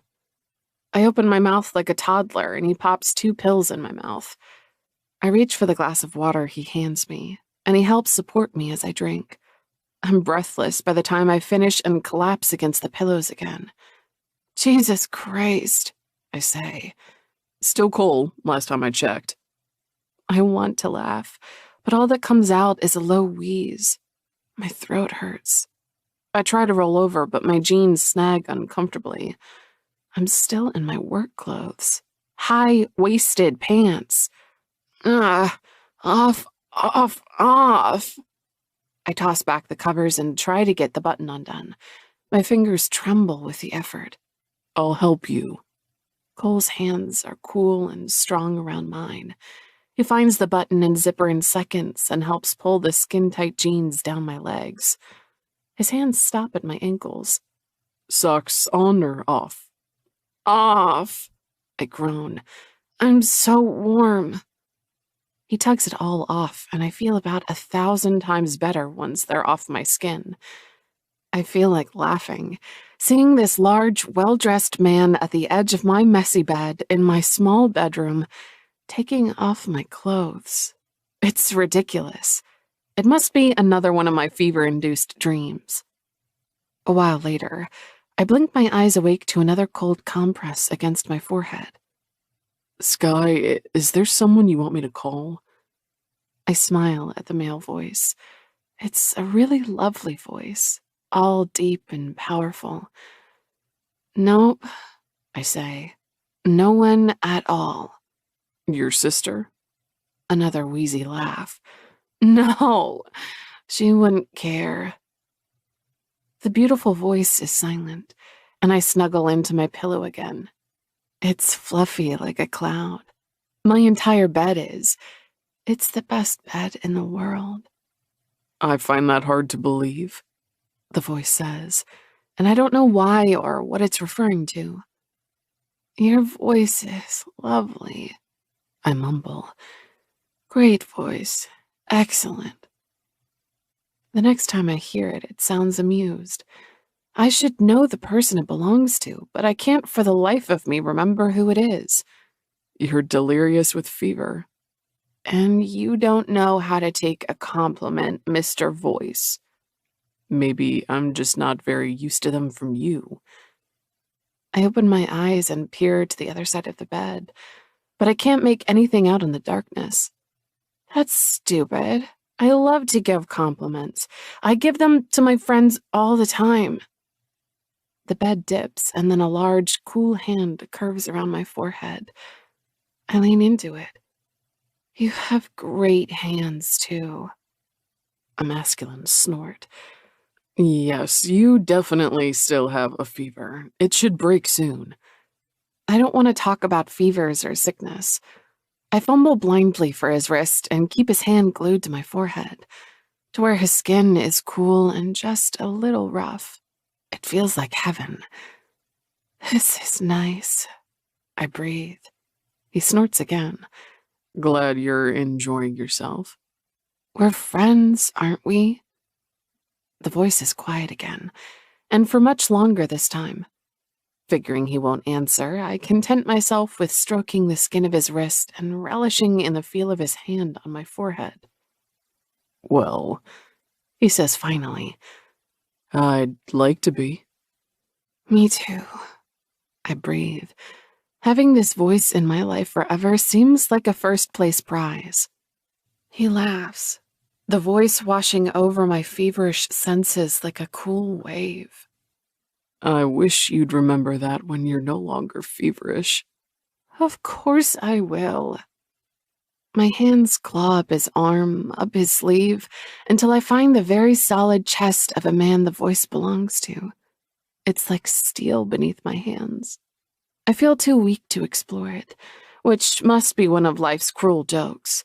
Deliver me a delicious man in bed and render me too weak to take advantage of him. He lets me examine in silence, until finally, his hands capture mine. Sleep, Skye. Okay. It does feel good to relax against the pillows again, and darkness beckons. But there's something I need to know first.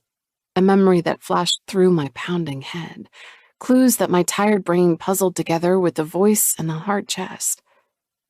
Hey, we've slept together, right?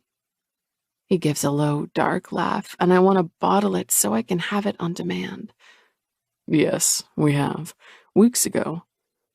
I remember. I turn over so I'm closer to the voice. I think about it all the time. Brief silence.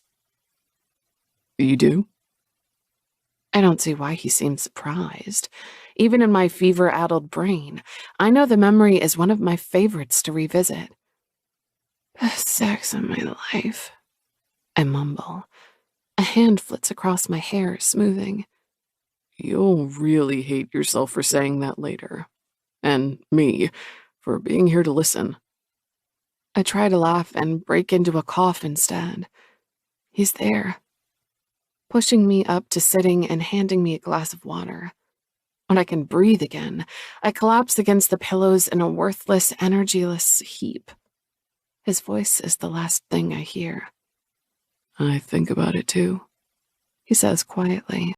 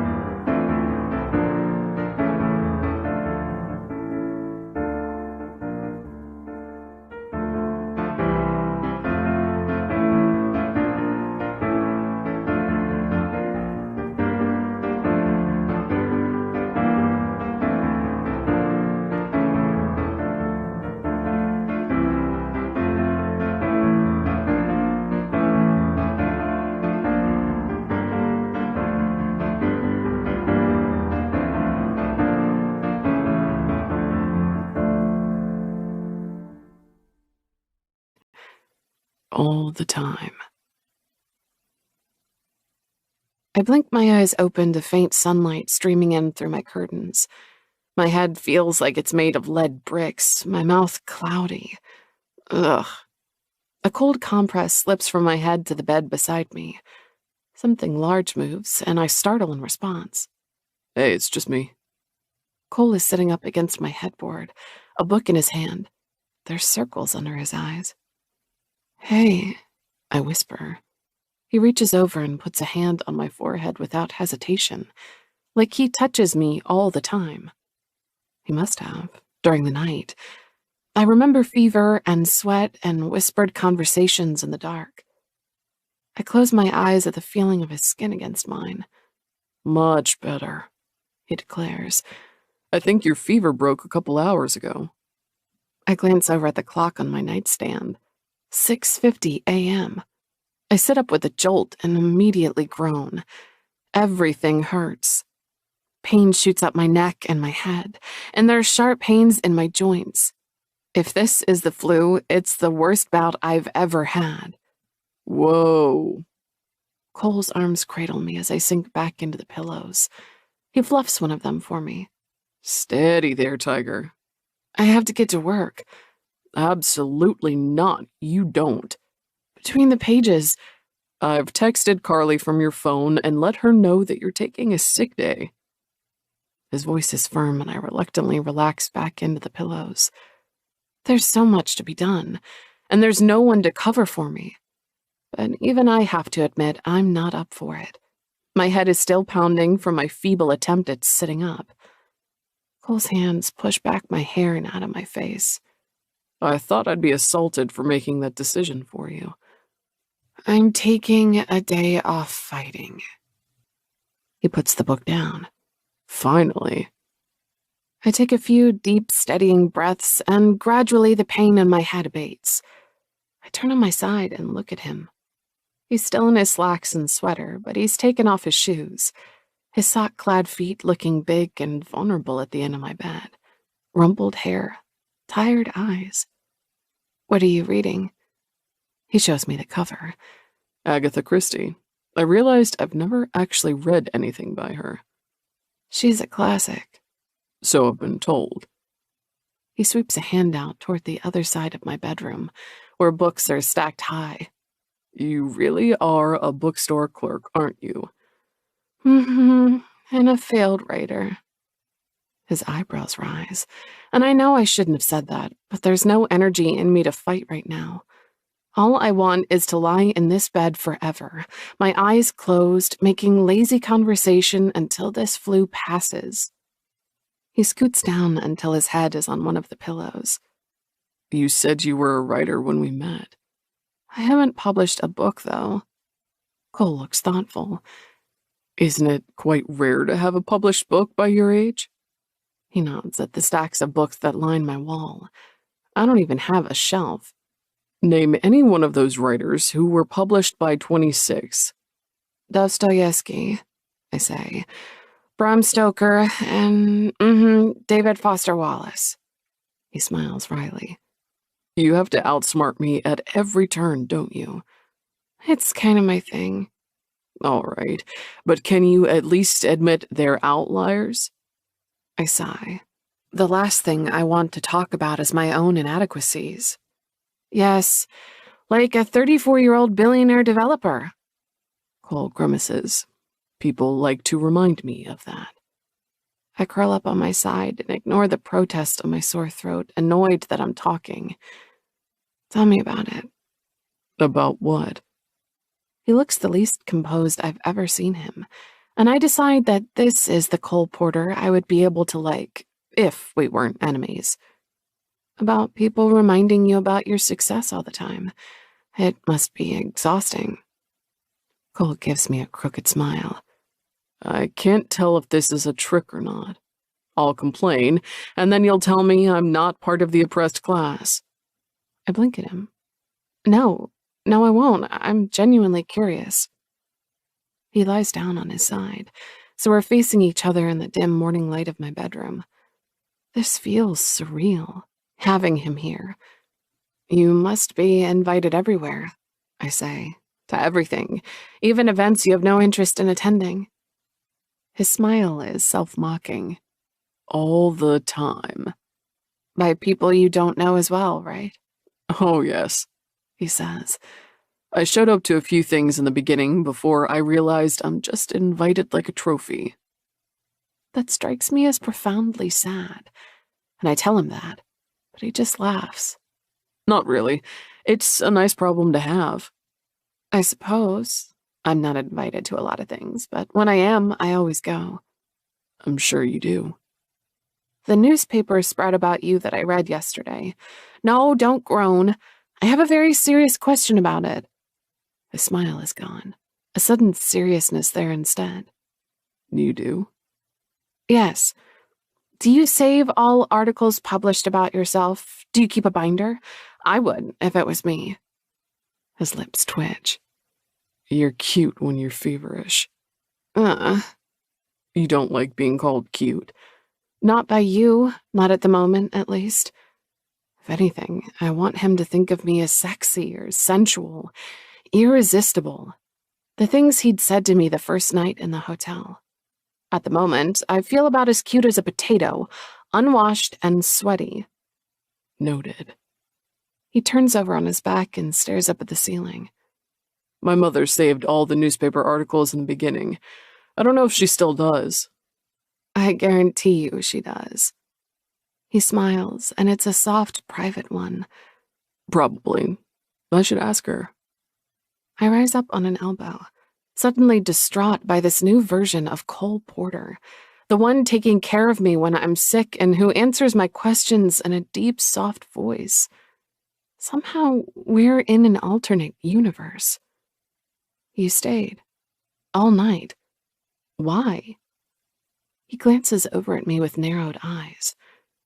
You were seconds from collapsing last night. You fainted.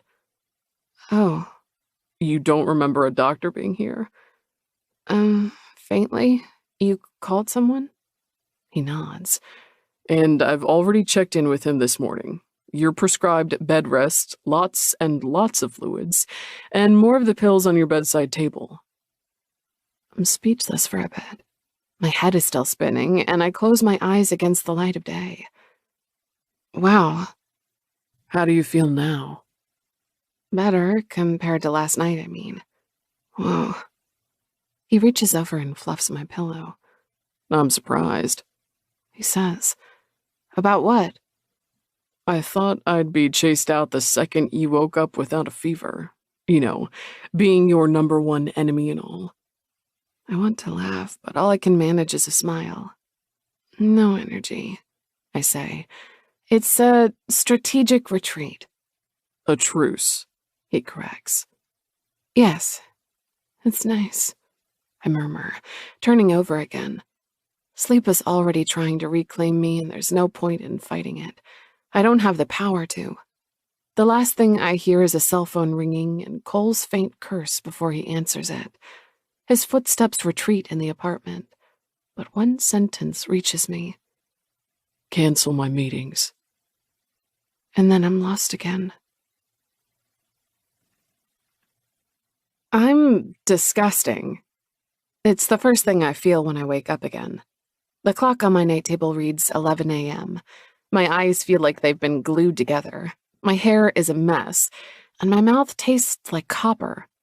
The bedsheets, my own t-shirt. I've sweated all night long. I need a shower. I swing my legs over the edge of the bed and sit for a while, catching my breath. I'm in my panties and a t-shirt, and that's all. Cole. He must have helped me off with my pants and my shoes, and he'd stayed. Called a doctor, canceled his meetings. The ground shifts beneath my feet. No, Skye. I tell myself and compartmentalize that somewhere far away. I can't process that right now. One thing at a time. Shower first. Contemplate enemy's kindness second. My bedroom door's open, and there's a voice from the living room. Cole's talking to someone on the phone. No, I hear him say. absolutely not. I know it's your life. Don't go there, Blair. But if you're asking for my permission, it's no. I'm too intrigued to stop listening, so I inch closer to the open door. Whoever's on the line talks for a very long time. Cole sighs. Of course I want you to be happy. What kind of question is that? I'm eavesdropping, snooping, really, and yet I can't find it in myself to move away. Yes, He says finally. I'll see you on Sunday. We can talk more then. His voice drifts closer and I scoot back in bed just in time. Cole's eyebrows rise when he sees I'm awake. He leans against the doorpost, still in the same clothes as last night. You're up. Yes. He flashes his phone. Did I wake you? No, not at all. Good. I nod as well, but have no idea what to say. He's stayed. It's nearly midday and he's still here, postponing world domination. How you feeling? Better, thirsty, and in desperate need of a shower. He gives me a crooked smile. Hungry? A bit, yeah. Go have a shower. I'll fix you something to eat. I'm too stunned to protest. All right. I head to the bathroom and hear him grab my keys from my hall-side table, my front door clicking closed behind him. Wow. I feel weak as a lamb as I strip off my soaked t-shirt and slide my underwear off. My shower is marvelously uncomplicated. I shower with cold water, enough to cool my hot skin, before turning it back to hot and soothing my aching muscles. I stare at my nice, expensive shampoo and conditioner, and they stare back at me. Do I have the energy? It feels like it takes all the willpower I possess, but I squeeze out a dollop of shampoo and start massaging my painful scalp. Everything hurts, but the smell of my products helps. Caramel and florals. I emerge from the shower 5 years younger and about 100 times fresher. Looking into the mirror, my cheeks are flushed and my eyes are shiny. Damn. I look as sick as I feel. I think of all the things I probably said to Cole last night, of the fact that he showed up to the book reading, answering the invitation we'd sent to his office in person. It was meant to be a victory statement. Look at us doing well. And instead, he'd gotten another night in bed with me, but without any of the benefits. Had he stayed out of kindness? Out of pity? Out of interest? I don't know which option scares me the most. I wrap myself in the largest towel I own and crack open the bathroom door. The coast seems clear, and I hurry across the living room. My couch looks slept on. There's a coffee cup on the table. Guilt and embarrassment knot together in my stomach. Save between the pages, I murmur to myself. That's all that matters. I'm half-dressed when I hear the front door opening. Hurriedly, I pull on an oversized t-shirt and grab a sweater from a drawer. There's nothing sexy about me right now. The woman he met at the hotel bar, the woman who knew what she wanted and didn't hesitate in going after it, feels like a million miles away. I'm back, he calls. I push the bedroom door open. He's unpacking a massive bag of groceries on my kitchen table. A carton of orange juice, a loaf of bread, peanut butter, jam, apples. Whoa. Your fridge is practically empty.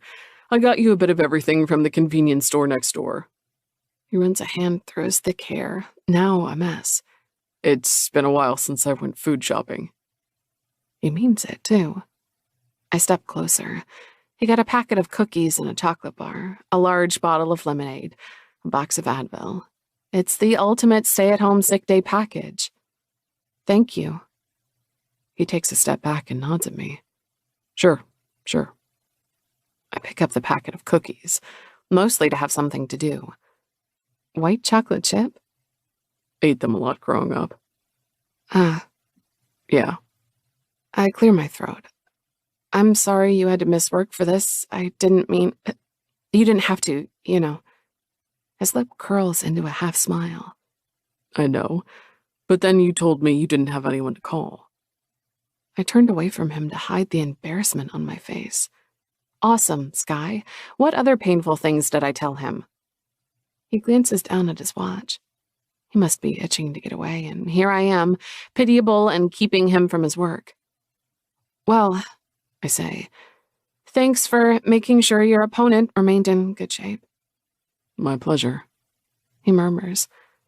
Does this mean the truce is over? I'm considering it. I have a meeting scheduled with my advisors later today.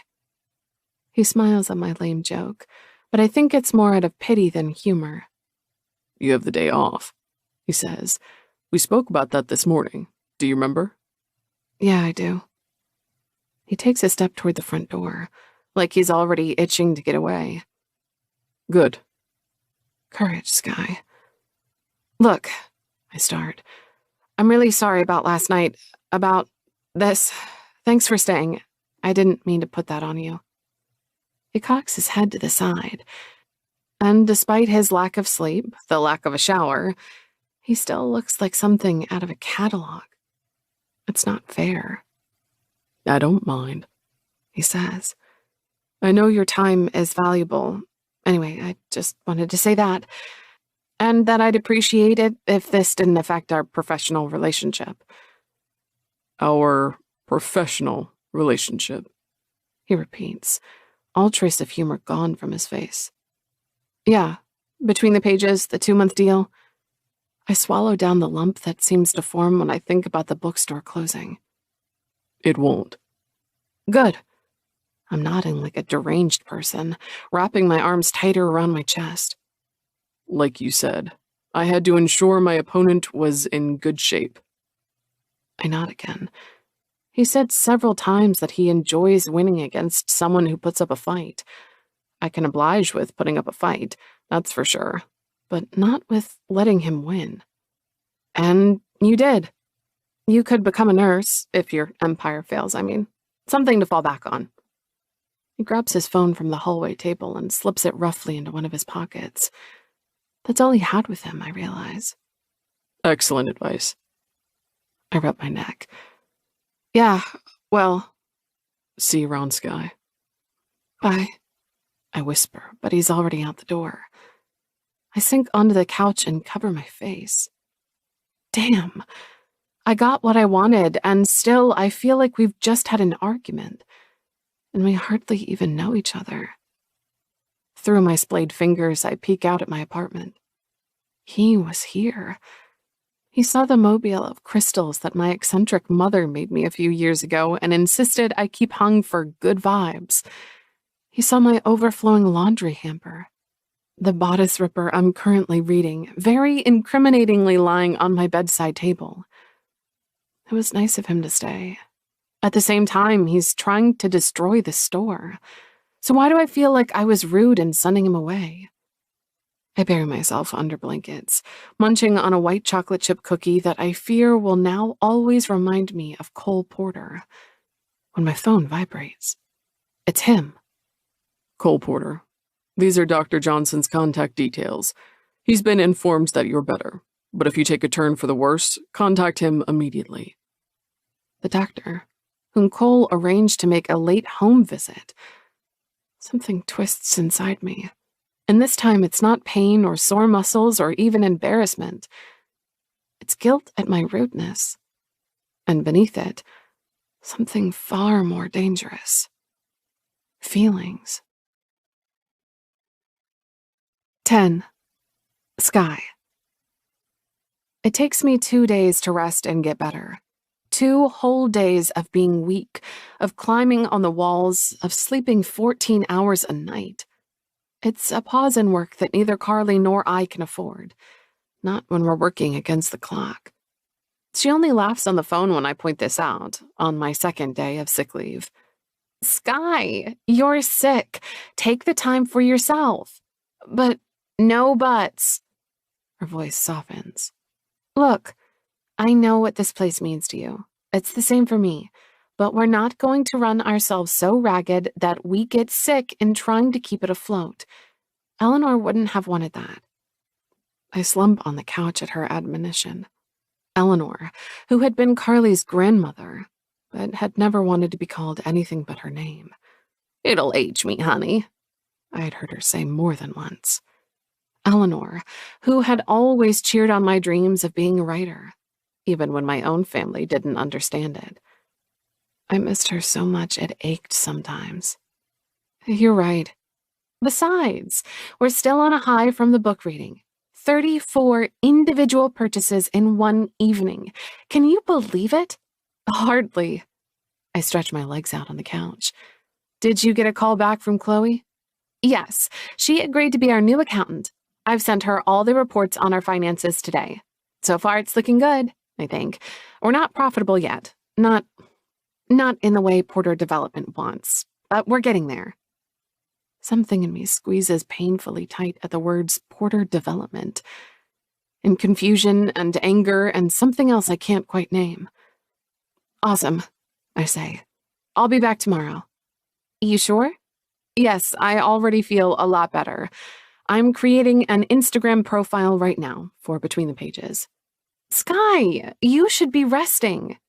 I smile at her concern. I will be soon, I promise. Carly is a good friend.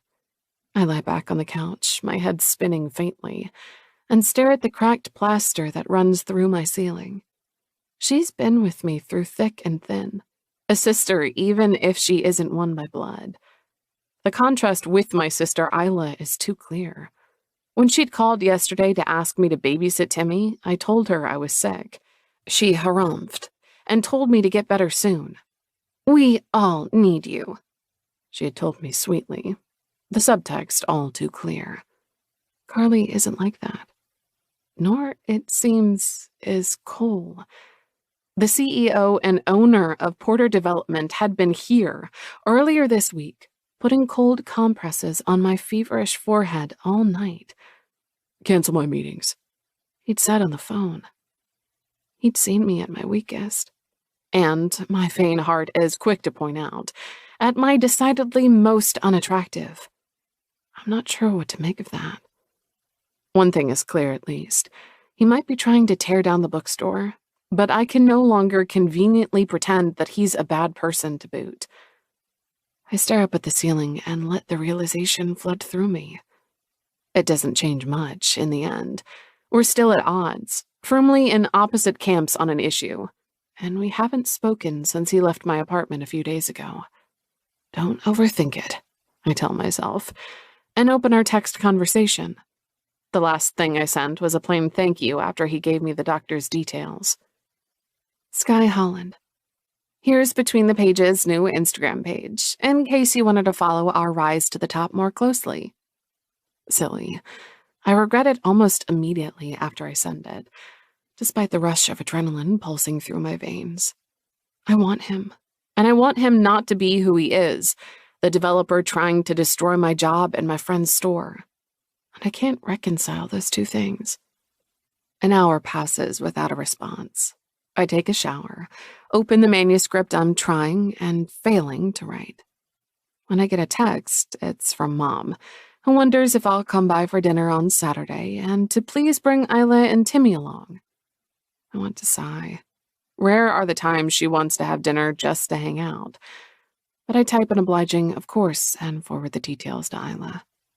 My phone finally buzzes with the response I want. Cole Porter. Glad to see you finally hired a PR consultant. Those 27 followers will really help you.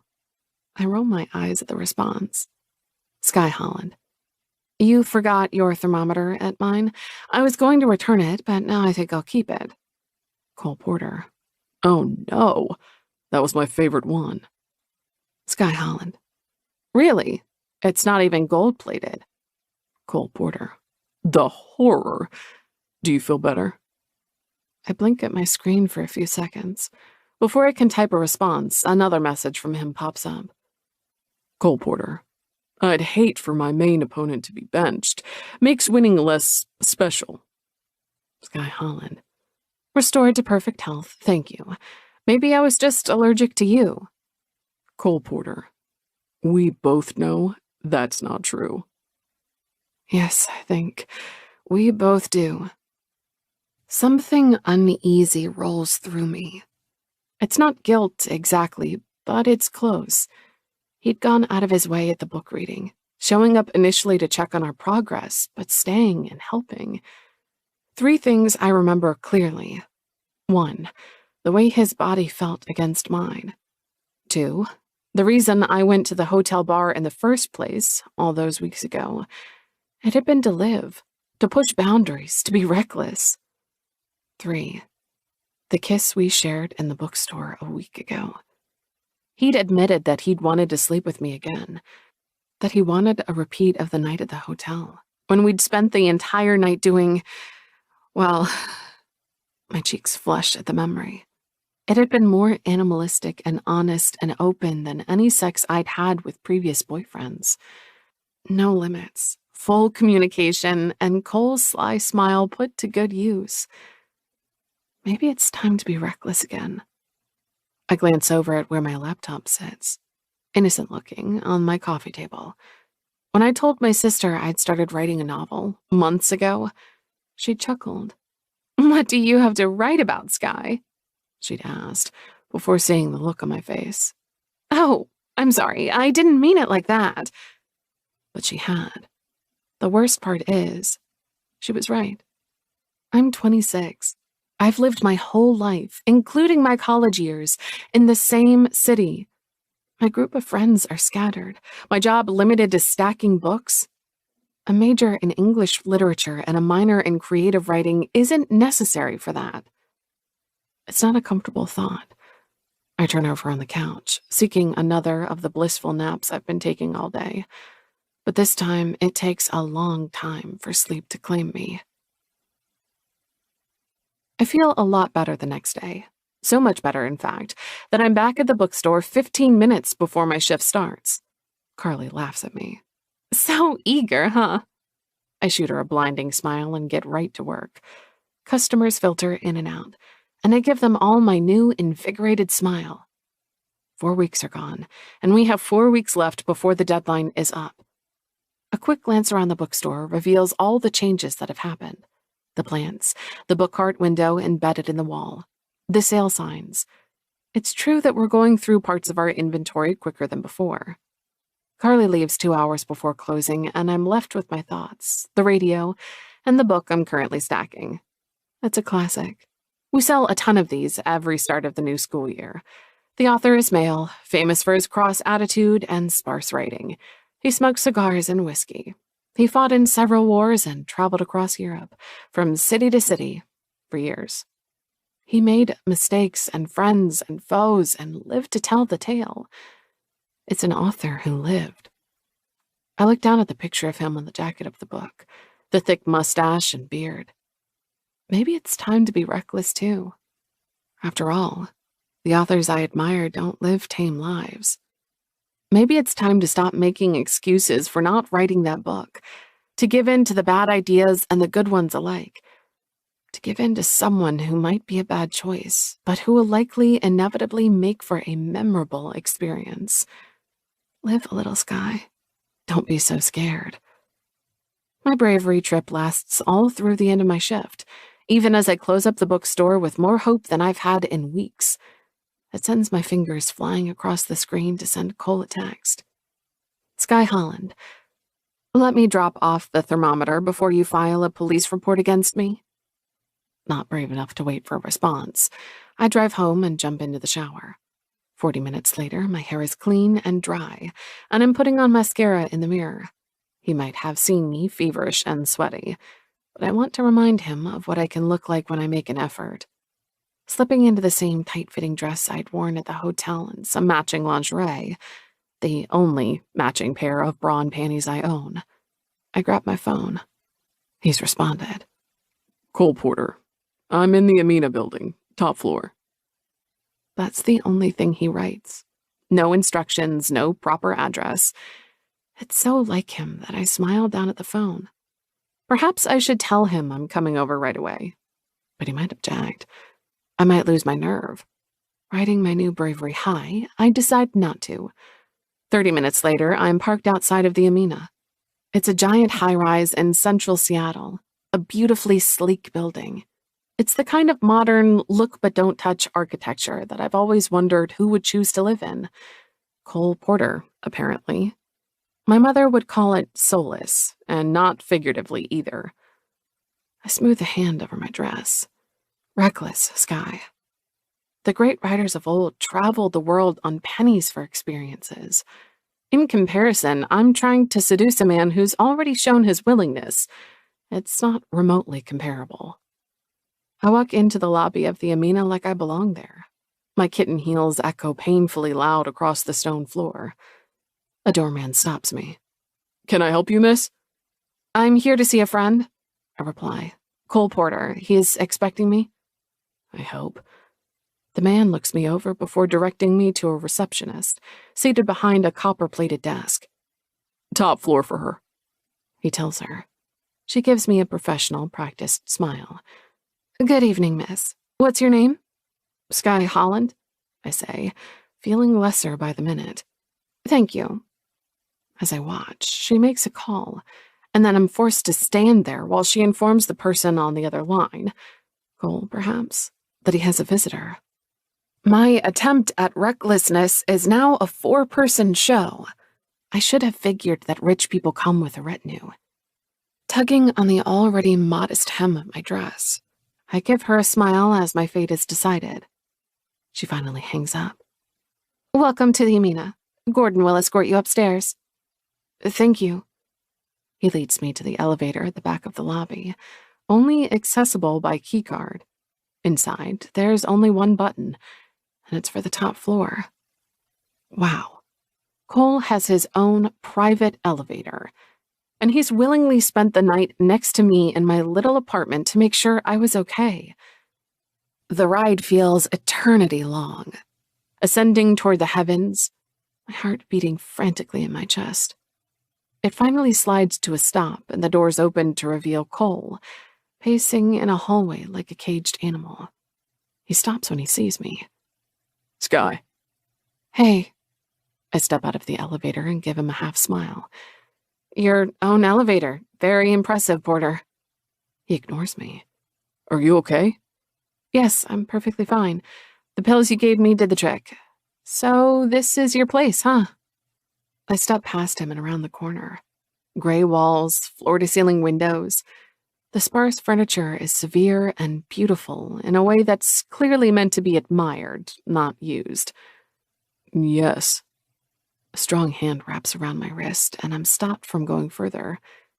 You came awfully fast. I realized something. My breath catches as his gaze travels down my lips, my neck, down my body. The tight black dress and the kitten heels. My hair blow-dried and long down my back.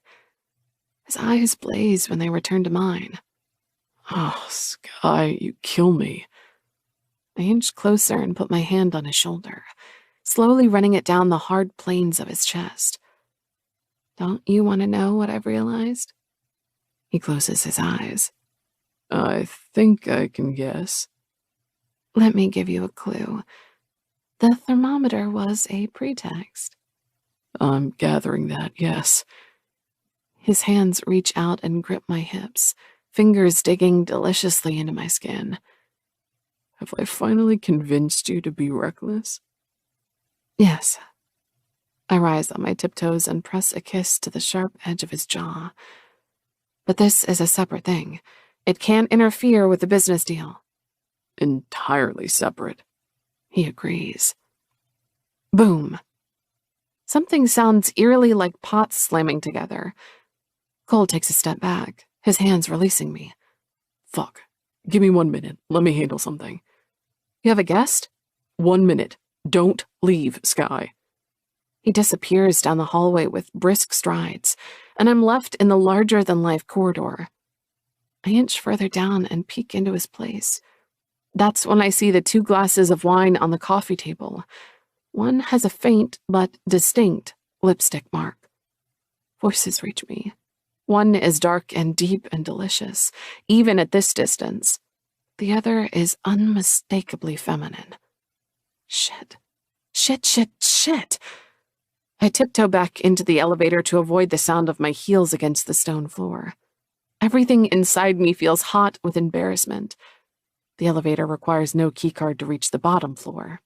It barrels down, and my self-esteem with it, even though I know I have no reason to feel upset. Did I think he'd been celibate the entire time since he'd met me?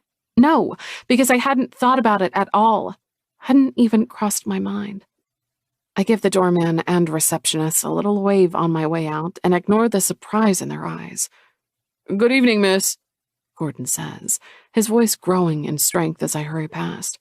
Would you like us to call you a cab? No, thank you. I half run out of the stupidly fancy building. My smile falters the second I'm back out in the warm evening air. Once I reach my car, I take a few deep breaths in the driver's seat. It's okay, I tell myself. I was reckless. I learned a lesson, and I'm never going down that particular path again. I drive home on autopilot, my mind running over the interaction over and over again. The idea that he would get rid of one female guest to make room for me. Would we pass one another in the hallway? Hi and bye? Unease rolls around in my stomach. There's a reason I haven't had a proper boyfriend since college. I don't do this. I'm not good at it. Especially not when the dating game involves casual sex and hookups. My phone rings, vibrating inside my bag, but I ignore it and focus on the road. You tried, Skye. I tell myself out loud. Maybe being reckless just isn't for you. My phone rings again. I ignore it again. When I've parked and closed my apartment door behind me, back to my familiar, homely chaos, away from the brutalist glass and severe furniture, my phone rings a third time. This time I look at the screen. Cole Porter. I press decline. A message appears nearly immediately after. Cole Porter. Answer your damn phone, Skye. I don't. Another text appears. Cole Porter. Didn't think you'd chicken out like that. Oh, hell no. With my hands nearly shaking from anger, I find his contact information and press dial. He answers on the first ring. Chicken out? He scoffs. Knew that would get to you. Glad I'm so predictable, I say. But I didn't chicken out. You were clearly busy, and I didn't want to be rude and force your guest to leave. You're right, he says. I did have a guest. It's something I knew already, but it still hurts, irrational as it is. See? My sister. Oh. And while I very much appreciate you showing up unannounced, it did present somewhat of a dilemma. Of course. My heart sinks, both with embarrassment and relief. Way to be reckless, Skye. I'm so sorry. An apology? From Skye Holland? I'm capable of it. God, Cole. He continues as if I didn't speak. Now, you never gave me back the thermometer. I thought that was why you showed up. I sink down onto my couch. It was just a pretext. Yeah, well, I'm here on the same one. There's a knock on my front door. Let me in, Holland. I want my thermometer back. 11. Skye. I open the door and there he is, face set in determined lines. You followed me home? Yes. What about your sister? She understood. Cole steps past me into the apartment, closing the door behind me. There's a fierce purpose to his movements. I told you to wait, Skye. I thought you had a woman over. My voice mirrors his, and I throw my hands up in frustration. One you're not related to, I mean. And that would have bothered you? Yes. The question sinks in, and I shake my head. No, I mean, of course you're allowed to see women, however many you want. It's not like you need my permission or anything. Good to know. He takes a step closer, and I react in kind, taking a step back. But you were still bothered by the idea. He's goading me to admit it, and damn him. But the words flow out of me of their own accord. Yes, I didn't want to meet her, or take her place. Take her place, huh? Tell me again why you came over. Thermometer, I say, putting as much haughtiness as I can in the word. Wanting him wouldn't be so damn hard to admit if he didn't draw it out like this. But he didn't make me spell it out. His mouth twitches. Dressed like this, not likely. My eyes drift to his lips, the stubble along his jaw. I didn't think you were this slow. You must have figured it out by now. Oh, I have, he says, eyes burning. I just want to hear you say it. You want me to admit defeat? Never. Not defeat, a truce. His smile curves, crooked and sly. You want me as much as I want you. Every part of my body wants to admit it, would say anything to have his lips on me again. For a few perilous seconds, I fight the impulse. But it's a losing battle. I reach up to twine my arms around his neck and surrender. Fine, I say. I want you. Stud. Dark humor glitters in his eyes. Finally, he murmurs, bending to press his lips against mine. It's just like the kiss in the bookstore, powerful and deep and insistent. His mouth is demanding, and I give in to its power. Strong hands run down my arms and raise goosebumps in their wake. Despite everything, the fact that we don't know each other very well, the competition over the bookstore, the vast class difference between us, it's the same as it was in the hotel room. It's uncomplicated, our bodies knowing one another intimately. I press myself against him, and he growls low in his throat. The sound reverberates into me, a moan of my own taking shape. He kisses down my neck, and I swear my eyes roll back into my head a little bit. Bedroom, I tell him. The shake of his head is faint. Right here. I crawl back onto the couch, and he follows, covering me with his body, the weight of him bearing me down. Cole returns to my lips. I run my hands up his back as he kisses me senseless, a tongue seeking entry. Strong hands reach down and push my dress up so I can wrap my legs around him. This feels familiar, I murmur. His dark laugh washes over me. Painfully so, he says, pushing against me until I feel his hardness. It undoes something in me. I pull his face down to my neck and bite his ear, my heels digging into his thighs. Fast, I say. Slow, later. He sits back, pulling off his sweater and t-shirt in one smooth motion. Tan, taut skin is revealed in all its glory, hair on his abdomen disappearing down into the black slacks. I arch up to pull down my zipper, and he helps, peeling the tight dress off my skin and revealing it to his gaze. His hands roam, my hips, my arms, my stomach. His gaze soaks up my body, my lacy lingerie, and I burn everywhere it touches. You sure you want it fast? He asks, voice dark and coarse. I undo his belt buckle and turn his former words on him. Chickening out, Porter? He laughs, but it's a short, heated sound. Fuck no. I pull down his zipper at the same time he reaches around and undoes the clasp of my bra. The lace falls down my arms and he tosses it aside. I'm pulling rank, he says, standing up and kicking off his slacks. Come here. Strong hands grip my thighs and I'm lifted up, held against his body. He knocks something over on his way to the bedroom. Leave it, I say. Though with his lips against my throat, it doesn't seem like he's even noticed. He tosses me onto the bed and climbs over me, my legs around his waist, his hardness against my heat, even through our underwear, his silky hair under my fingers. I'm overcome with sensations. Cole breaks away with his trademark smile. No hesitation tonight. You were more unsure that night at the hotel. Only at first. I pull him down again and rake my nails over his back. Only at first. He agrees, flipping us over so I'm on top. His hands grip my hips and his eyes are on my breasts, my body unmistakably hungry. I grab his wrist and pull it to my chest. He cups obligingly, strong fingers pinching my nipples. This I remember, he says, and sits up to put his mouth on them. He bites. I gasp.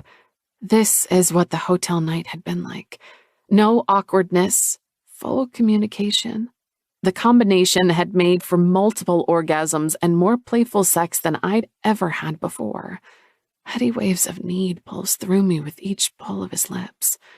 I run my hands over his wide shoulders, the deep grooves of his back. I've missed this body.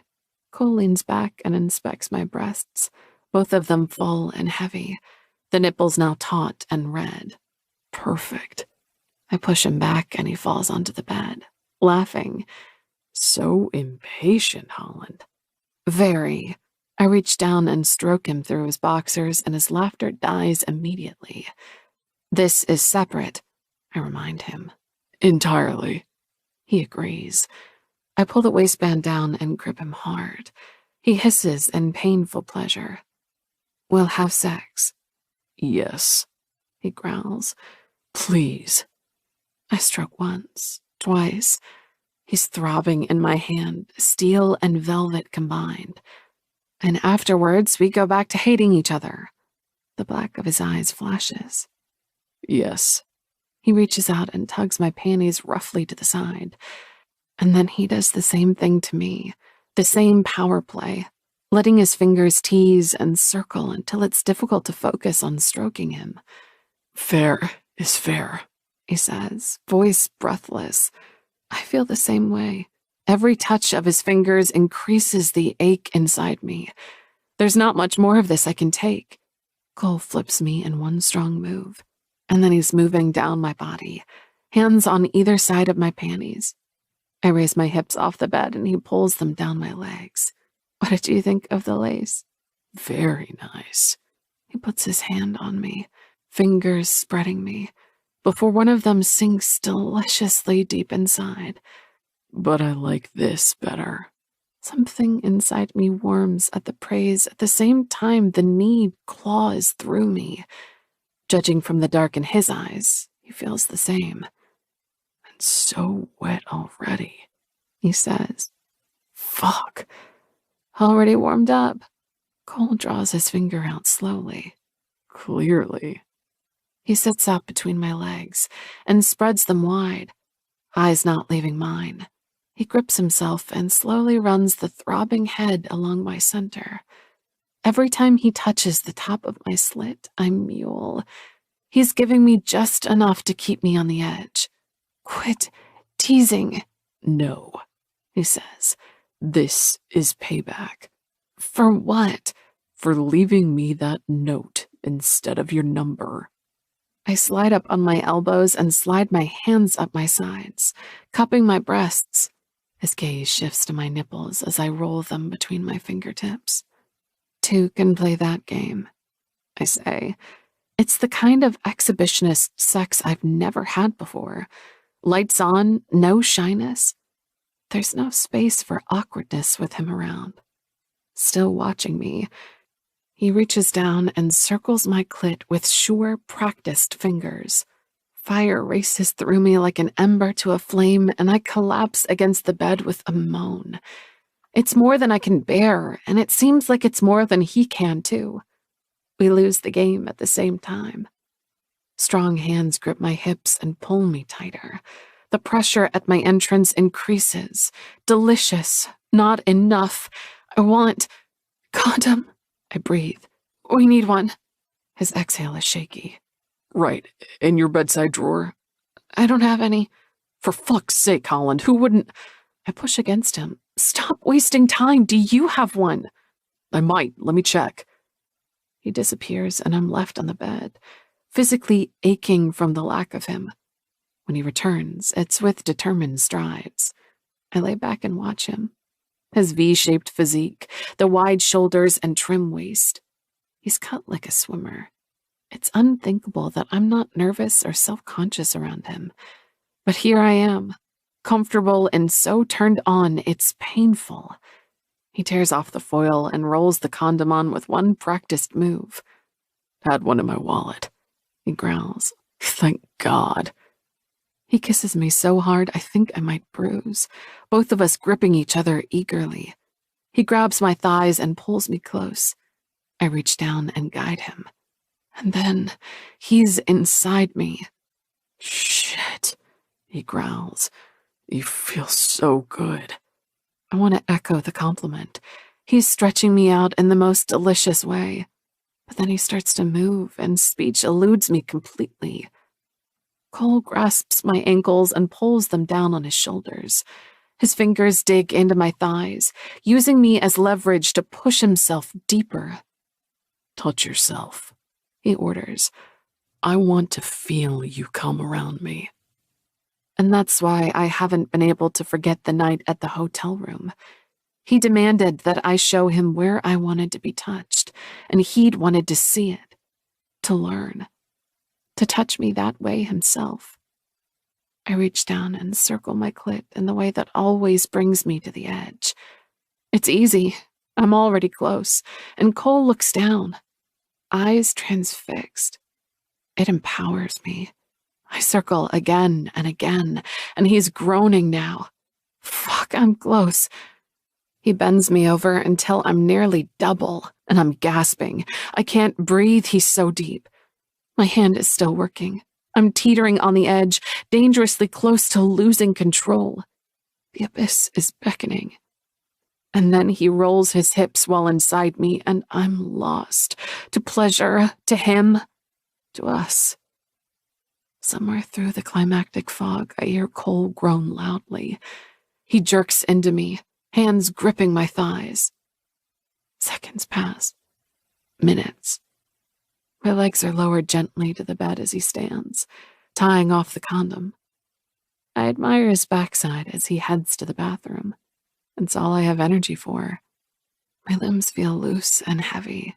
Moving is beyond me at that moment, possibly for all future. He laughs at me when he returns. Are you all right? Much better than all right. Glad to hear it. He sits down on the bed, propping up a few pillows, making himself comfortable. It reminds me of when I was sick and woke up to him reading on the other side of my bed. I'm a bit flustered. I turn over on my stomach. His gaze dips down to caress my body, and I revel in it, feeling powerfully feminine. He might only have 7% body fat, but he certainly doesn't mind mine. So, I say. So, he echoes. Let me guess, you're going to say that this was a one-time thing. I try a smug smile of my own. No, I was going to discuss ground rules. Rules? You really know how to talk dirty, Holland. Ha, but interesting. Would you want me to? One of his eyebrows rises. Naked, with his just fucked hair, he looks too good to be true, which he kind of is. Absolutely. He glances over at my stack of books. I've never slept with a writer before. Will you use similes, metaphors? Tons, I tell him. A lot of alliteration. You're turning me on already. I reach for my pillow and slide my arms underneath it. Ground rules. No one knows we're sleeping together. Who would I tell? Especially not Carly or anyone in your business. He looks at me like that's obvious. I don't gossip. Didn't imagine you did, but it needed to be said. Too much is at stake.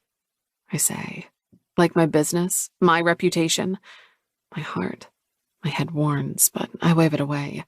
Just because I've never had a friends with benefits situation before doesn't mean I can't. Cole leans over, running a hand along my back.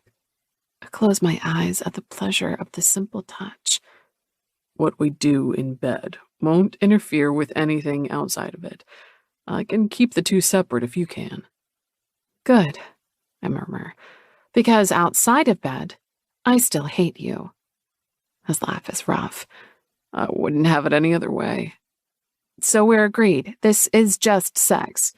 Just sex. He agrees. Uncomplicated, no strings attached sex. I glance at his chest, his shoulders, the sharp cut of his jaw. The man is sex on a stick, and I'm sure he's used to this kind of situation.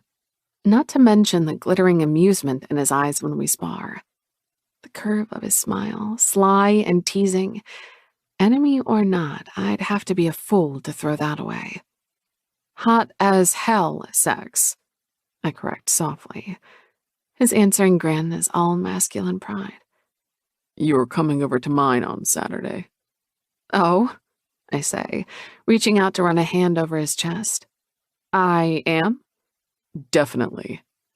He reaches out to flip me over, his body moving over mine. We've only just begun. 12. Cole. Nick slaps me on the shoulder. It's his normal greeting, has been since we were in our early 20s. I slap him back. Man, it's been weeks since I've seen you around. Sorry about that. Work has been, well, a lot. Is your new development set to start? Yeah, within a few weeks, I say, taking a sip of my whiskey. Skye would have my head for phrasing it that way, but I know better than explaining the business deal I made with Between the Pages to Nick. He'd tell me all the ways it was a terrible decision. He nods, leaning back in the booth. Ready to lose on Saturday? Ha, you don't stand a chance. I'm not losing 3 sets in a row. I lean back, draping my arm over the back of the empty chair next to me. Blair might swing by toward the end. Promised her a game too. Is that okay? Nick nods, even though his face tightens. For some reason, he's never gotten along with my little sister. Sure. The circles under his eyes look deeper than usual, even if he's otherwise the picture of health. Business booming? He snorts. You could say that, yes. I recognize the wolfish glint in his eyes. What failing company are you taking over now? NDA, he says. I'll tell you in a week. I grin. Seattle society has never known what to make of Nicholas Park. Brilliantly wealthy, but very obviously new to money. Talented and efficient, but with a penchant for ruthlessness. We've been classmates in college and had stuck together ever since. Both of us drawn to winning and accomplishment like moths to a flame. The number of enemies you make in a month must be hard to keep track of, I say. Do you keep a list? A little black book? He smirks. Of course. I'll make a copy for you in the event of my death. So I can track down your murderer. Yes, I have complete faith in you. I snort. I don't, but I'll hire the best private detective that money can buy. Nick tips his glass to me. I'd expect nothing less. In my pocket, my phone vibrates. It's usually something I ignore when I'm with family or friends, considering how many hours of the day I work. Give me a moment. He nods and looks out over the hotel bar. Another one of mine, but not Legacy, thank God. I haven't been back there since that first night. It's Skye. She sent me a photo, no text, of the crowded storage room at Between the Pages. On the wall is a small dartboard with the nearly unintelligible logo of Porter Development taped over it. Arrows pepper it. I grin at my phone. Cole Porter. Not a single arrow is in the bullseye. There's room for improvement here. Her answer is immediate, like she was waiting by the phone. Skye Holland. It's hard to aim when I'm overcome with anger. Cole Porter. If I'm to be vandalized, at least try to do it properly. It's easy to picture her face, amused and annoyed in equal measure. Asshole. She's saying to herself right now. Nick is shaking his head at me. You're smiling at your phone. Don't tell me it's Blair. No. I lean back in the booth, looking at him. Nick has always given it to me straight, sometimes brutally so. Remember that girl I told you about? The one who worked in the building you're demolishing? That's the one. What about her? No, don't tell me. You've started sleeping together. I shrug. Yeah, it's casual, though. To you, maybe, he warns. It always starts casual. Mutually agreed casual, actually. She still can't stand me on a personal level. Nick chuckles darkly. I like her already. So what? The two of you are having hate sex? Yeah. From my side, there isn't much hate at all. She regularly likes to remind me of hers, though. Nick isn't the only one talented at making enemies at work. Perfect setup, man. It'll blow up in your face, but enjoy it while it lasts.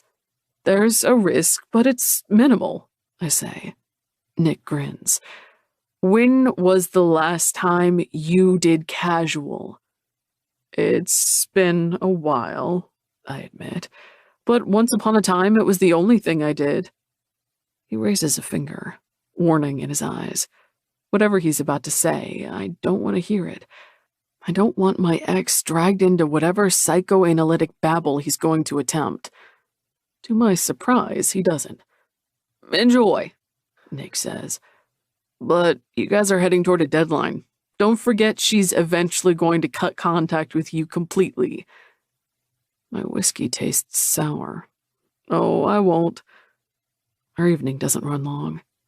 There was a time when Nick and I would have been out till late, both of us chasing shots and skirts.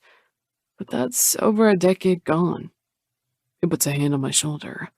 I won't dry your tears on Saturday when you lose, he says. I repeat the gesture. Tennis is a gentleman's sport, but I'll make an exception for you.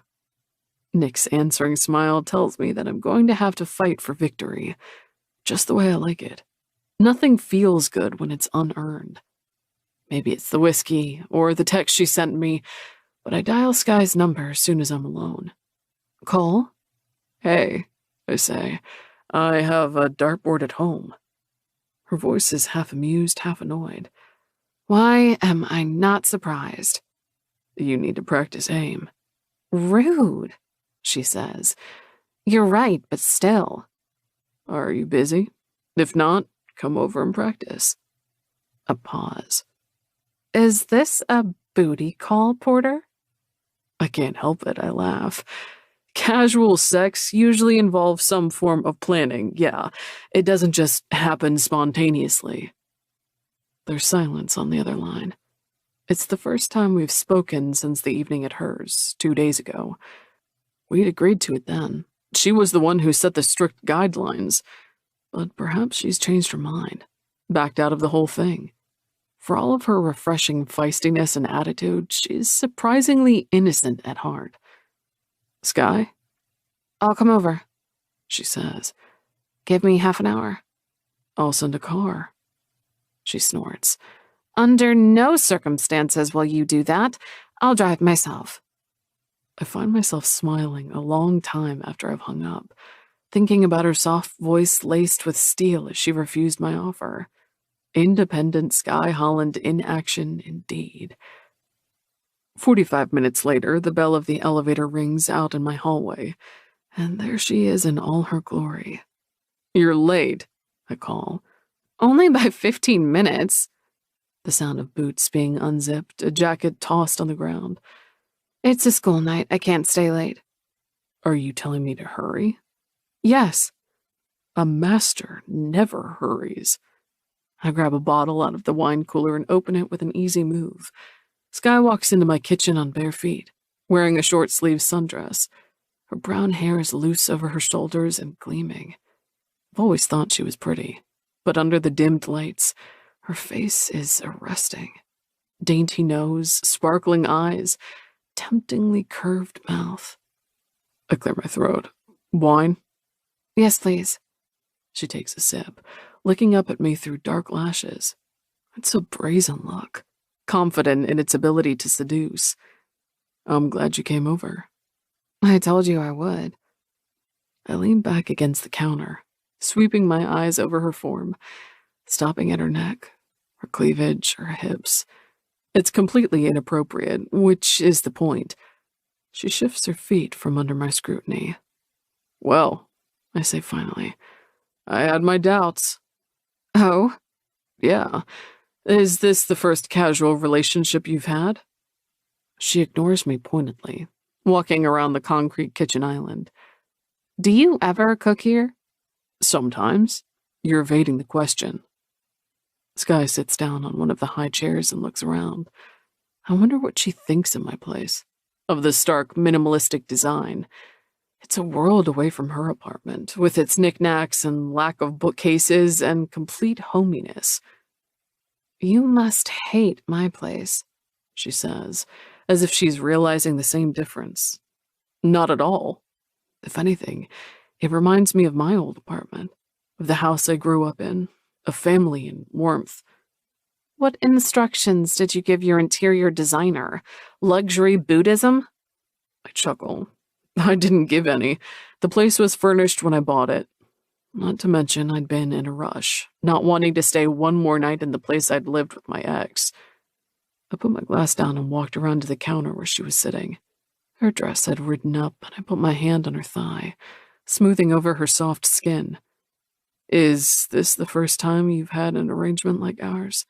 Explicitly casual. Her lips open, invitingly full, even as her brown eyes shudder. Perhaps, she says. I don't usually sleep with men. I'm also trying to win a business deal against. Oh, you don't? No, you're kind of my first in that regard. I put my hand over my heart. Honored. You should be.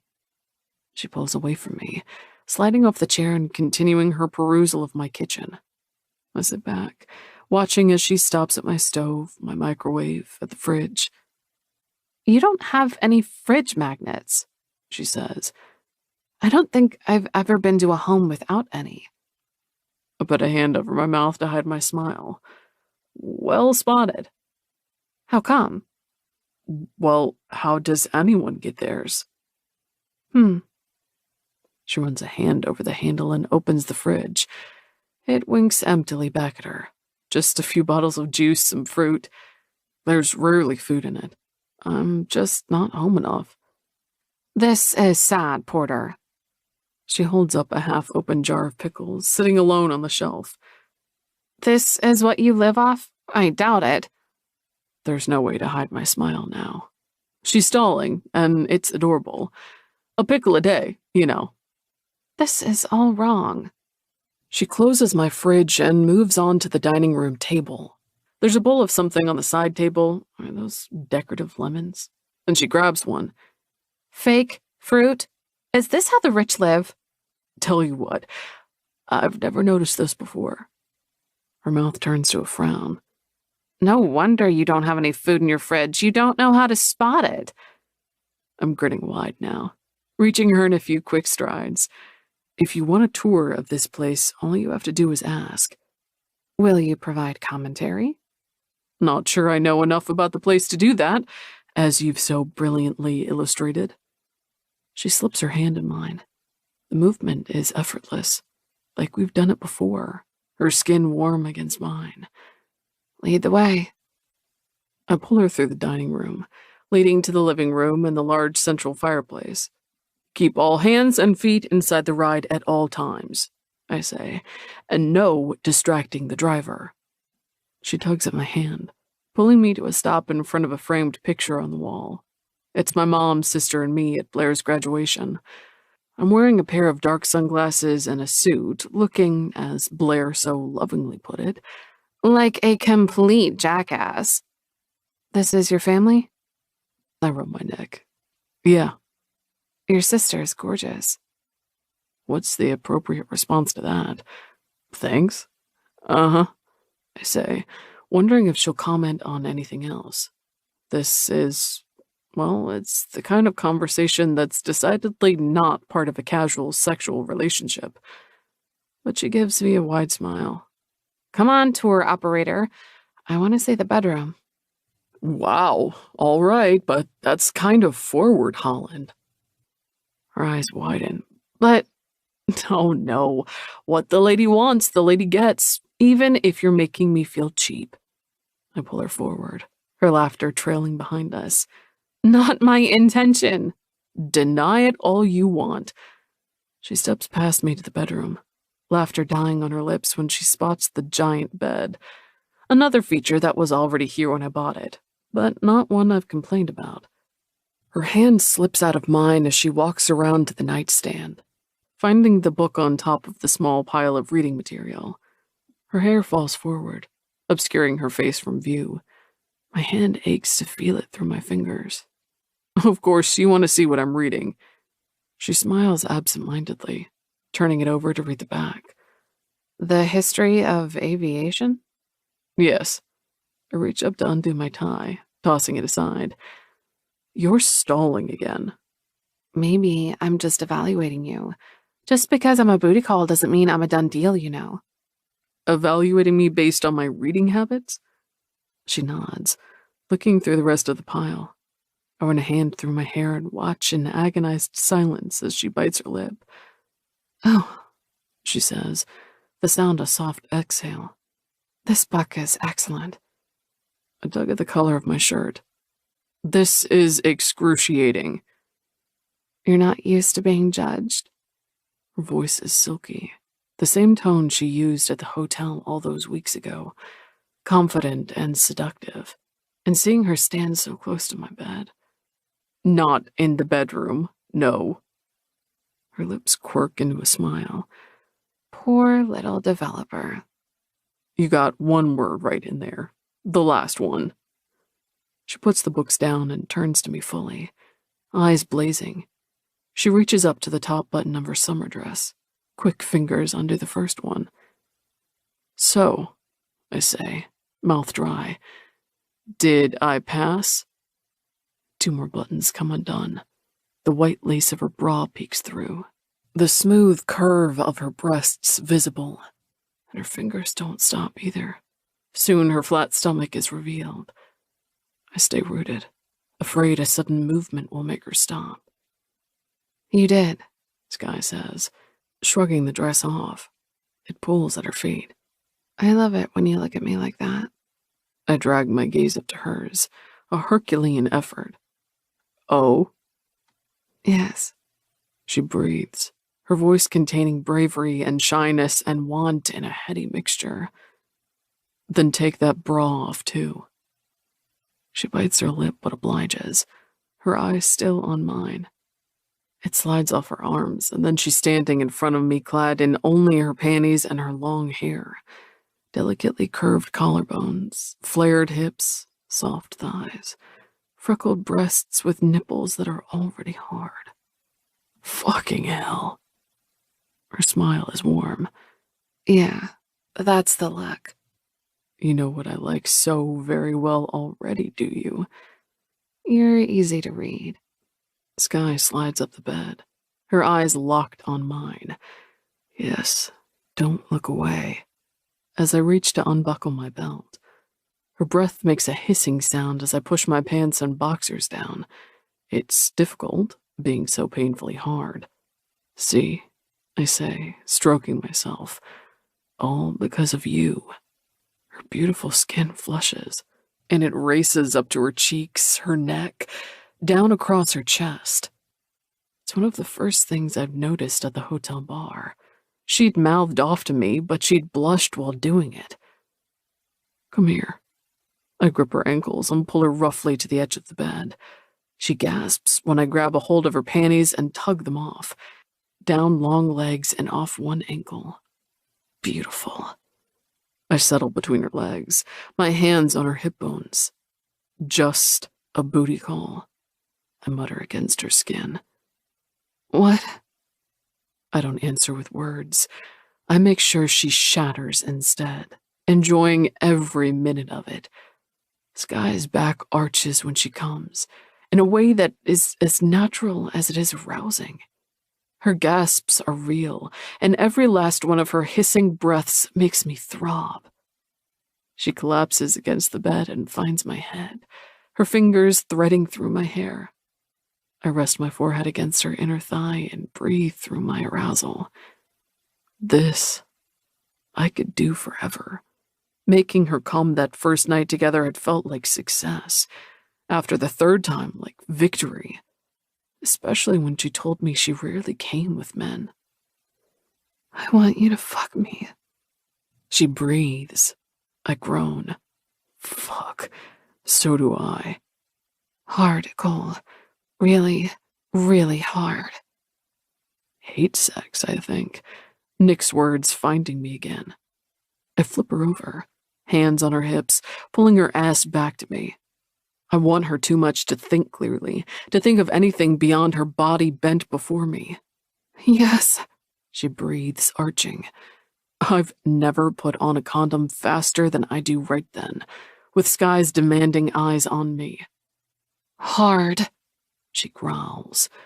She doesn't have to say it twice.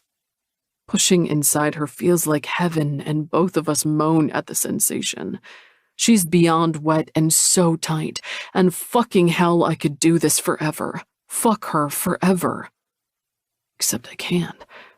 Each deep stroke increases the sensation, the need inside me, and it won't last for shit this time around. It's too good. I grip her hips. They're the perfect handhold, only to abandon them for her round ass, watching myself slide in and out of her, hearing her gasps when I go deep. Cole, she mewls, hands fisting in my covers. She falls forward onto her elbows, her legs moving closer together, making her feel even tighter around me. It obliviates all thought. Good girl, I growl, fucking her harder and faster, giving her everything. My hands in her hair, and then she's moaning and I've lost control and her body is so beautiful underneath me, and I can still taste her on my tongue and it's all over. I erupt with my hands gripping her hips, pinning her in place, buried deep. She whimpers against the coverlid. Oh my God. I brace my hands against the bed, covering her completely, and I try to focus on breathing. How is every time I fuck her better than the last? You okay? I huff a laugh and pull out of her, tossing the condom aside. I was going to ask you that. I collapse onto the bed, my breath furious. She turns over onto her back beside me. Yes. Skye is in no better shape, her arms and legs spread out like a starfish, staring up at the ceiling. Wow, it was fucking unreal, I mutter. Yeah, that's about right. I look over at her. Flushed skin, glazed eyes, beautiful hair that spreads across my bed like brown silk. Not too hard? She shakes her head, vigorously enough to make me smile. No, perfect amount. You feel unbelievably good against me, not to mention around me. I'm always surprised I managed to last at all. Skye turns to look at me, amusement and embarrassment evident in her eyes. Is she not used to compliments during sex either? If so, it makes me seriously question the men she's been with before. Is this the part where I compliment your dick? I laugh, reaching over to flick her pert nose. Only if you want to. In that case, I'd say... The shrill sound of a phone ringing cuts through the air. It's a tune. It's familiar. Skye scrambles into a sitting position. This? I ask. You have the theme song to The Office as your ringtone? Yes. She rummages through the pockets of her dress, fishing out a battered old iPhone. Hi, Isla. I put my hands behind my head and eavesdrop openly, listening to her talk. Yes, dinner is tomorrow at 7. I can... Her face shudders at whatever Isla says. Her cheeks, already flushed from sex, turn dark red. You're impossible. Whoever's on the phone didn't like hearing that, that's clear.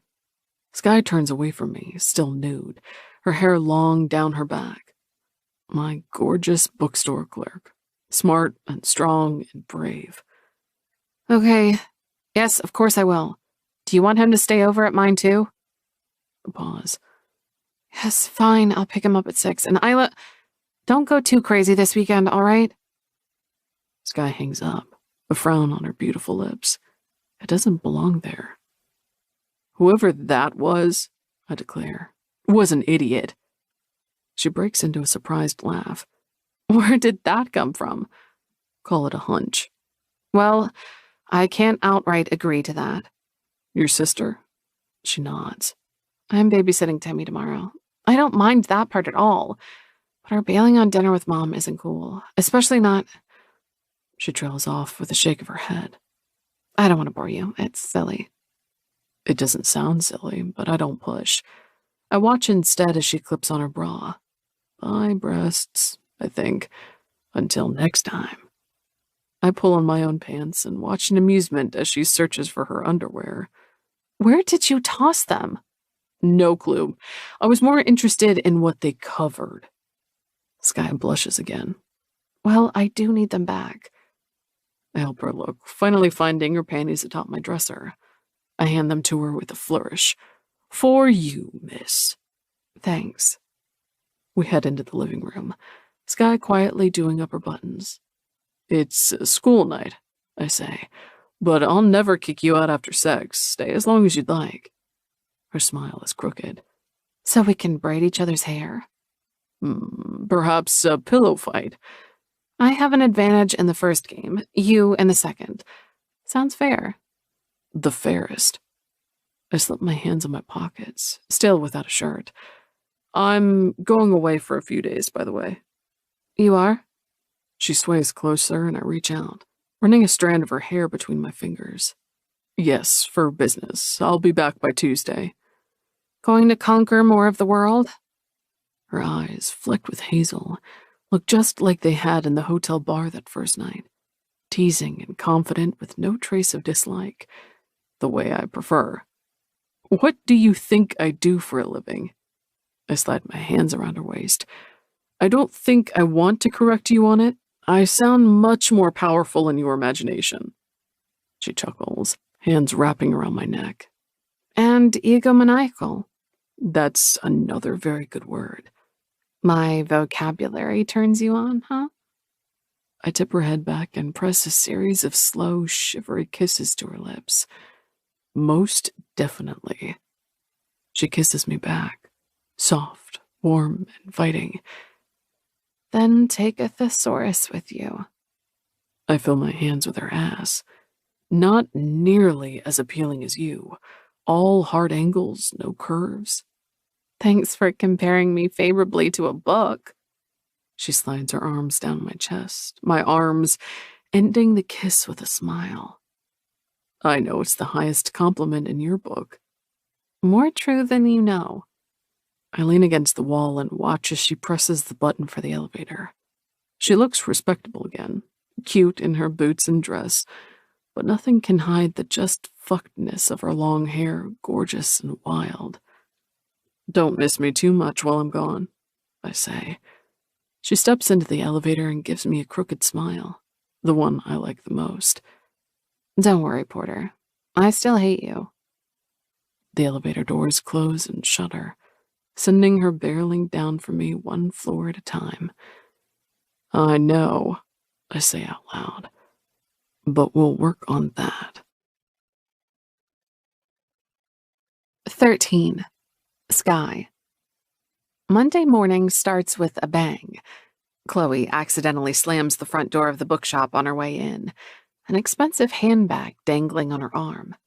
She pushes auburn hair back and gives Carly and me a winning smile. Hey, so sorry I'm late. Oh, don't worry about it. We've had a fair bit of traffic coming through, so there's no rush. Carly grabs the financial ledgers from behind the counter. We'll go through the books in the storage room. I hope you don't mind. Not at all. Chloe's smile goes from professional to warm when she sees me. Skye, you're finally here when I'm here. I hug her. It's good to see you again. Oh, likewise. It's been far too long. She leans back, running her eyes over me assessingly in the way that reminds me why we're friendly, but not friends. She's always been a tad too critical. You look good. Thanks, so do you. We'll have to catch up after Carly and I have spoken. I want to know everything that's new with you. She follows Carly into the storage room, chatting about numbers. We'd been lucky to get an accountant on such short notice, and I'd never heard a bad word about Chloe's professional qualifications. All the same, we needed someone brilliant to sort through our expenses and newfound income to find a way to win the bet. I'd understood enough about bookkeeping to realize that looking profitable and being profitable weren't necessarily the same thing. If we could reschedule some payments, cut down on expenses, well, I sit by the register while Carly is gone, using the time between customers to work on our Instagram profile. It's really grown since Cole mocked it for only having 27 followers. We're up to nearly 400 and counting. And we had the hundreds of articles I'd read on how to grow your Instagram to thank for that. Organic engagement, outreach, consistent posting, hashtags. Oh well.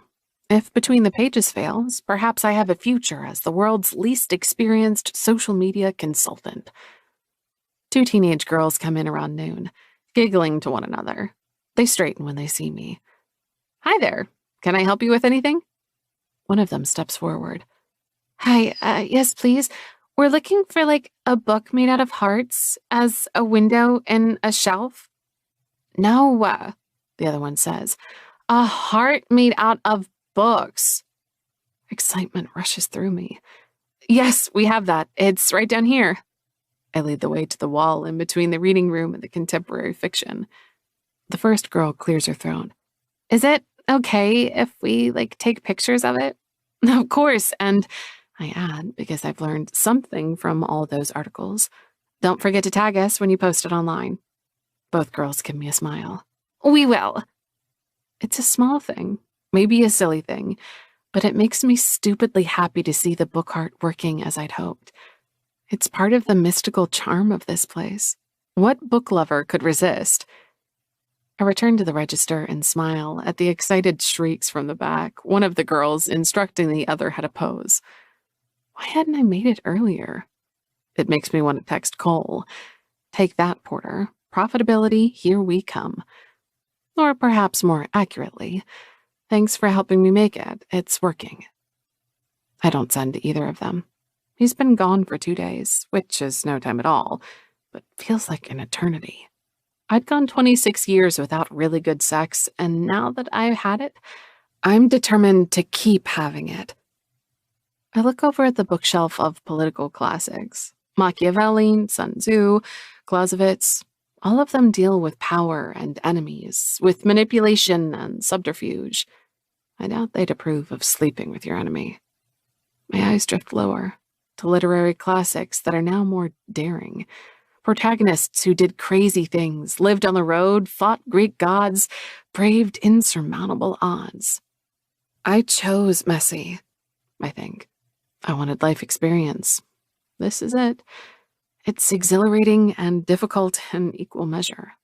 And dangerous, especially as sometimes I have to remind myself of why we can't last, of who he is. The person trying to turn Eleanor's legacy into a shiny new hotel with plush carpeting and chandeliers. This is a mess entirely of my own making. After work, I treat myself to a bit of self-care. I close the 14 internet tabs on my computer titled everything from how to save a small business to create tote bags for your company. I pour myself a bath. I light candles. I turn on gravelly jazz, the old-school kind, that makes me feel like I'm in a speakeasy wearing a bedazzled dress without a care in the world. For tonight, it's exactly what I need. No worrying about the future allowed. The water is heavenly against my skin, dissolving both my worries and my sense. Cole is my release, my escape, my chance to do something I absolutely shouldn't. He makes me feel wanted and alive, accepted on my own terms. My phone is lying next to the bathtub, and before I lose my nerve, I dial his number. Skye? His voice on the other end of the line is surprised, but undeniably pleased, too. It gives me strength. Hey. Is anything wrong? No, not at all, I say, bending a knee in the tub. Some water splashes out. Does something need to be wrong for me to call you? No, of course not. Are you swimming? I'm taking a bath. There's a pause, and then his voice is back, dark and hoarse. You're calling me while you're in the bathtub? Yes, I was feeling a little out of sorts, but then I realized why. I haven't told you that I hate you yet today. Ah, He murmurs. you haven't had your daily dose. Exactly. I hear a door close, and then footsteps quickening. Where are you? Hotel. He says. I was in the lobby, but I'm heading to my room now. Oh. There's a faint electric beep, and then another door closing.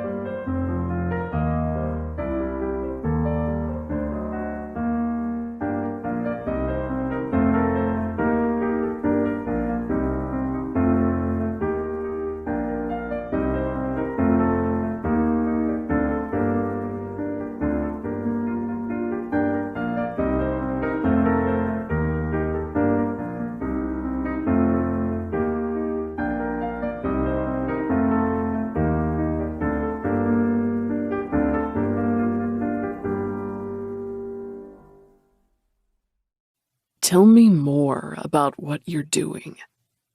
In the bath? Yes. I slide deeper into the hot water until only my shoulders and head are above the surface. I'm almost entirely submerged. Submerged, huh? That's a good word.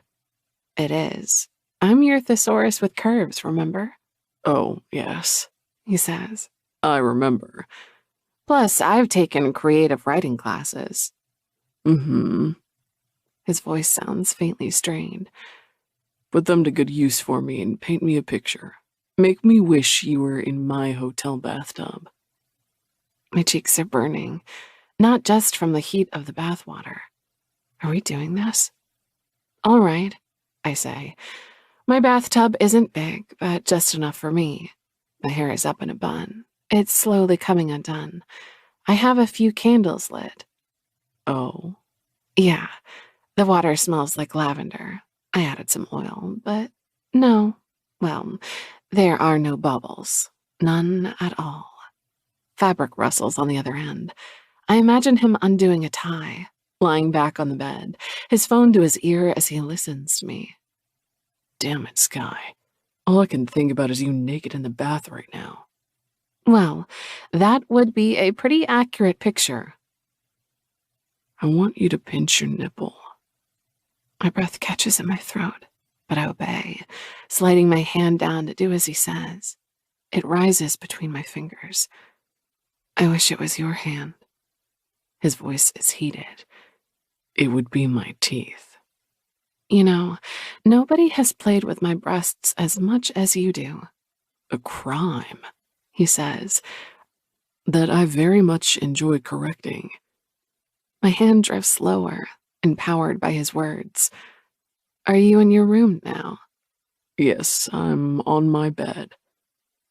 I find the spot between my legs and circle.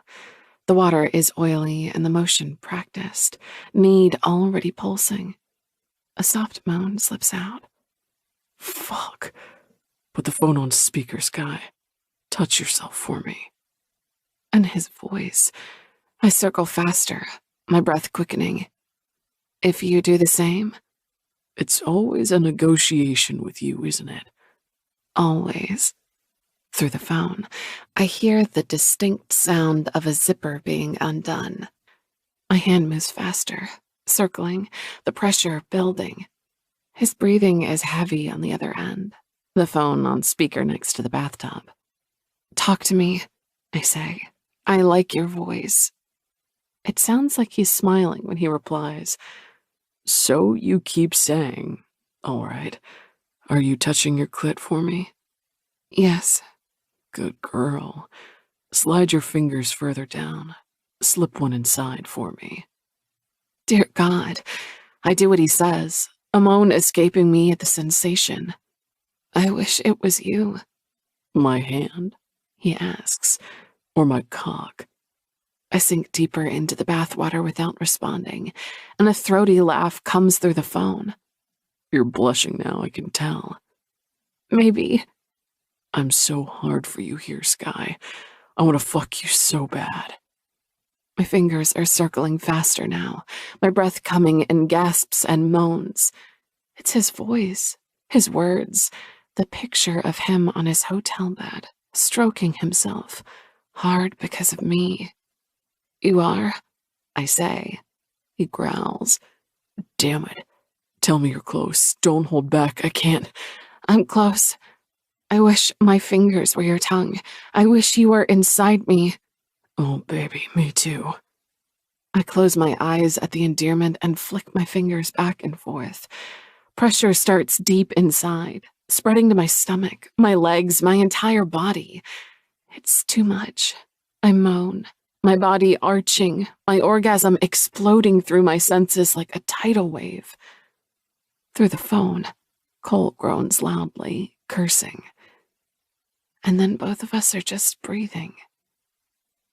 Wow, I murmur. Are you still there? Barely. Fuck. I should have taken off my shirt. My laughter is breathless. That was so hot. Beyond. I wish I was there, though. Fucking you in the bathtub is now high on my list of priorities. I glance down at my narrow little tub. Unlikely, although I'm sure he'd find a way to sex me senseless anyway. So do I. My fingers are good, but they're not you. He groans. Don't. If you keep talking, I'll get hard again, and my dick is already sore from how hard I was stroking. Famine, disease, 37 times 8. Cole laughs, the sound rich and full in my small bathroom. Thank you. Crisis averted.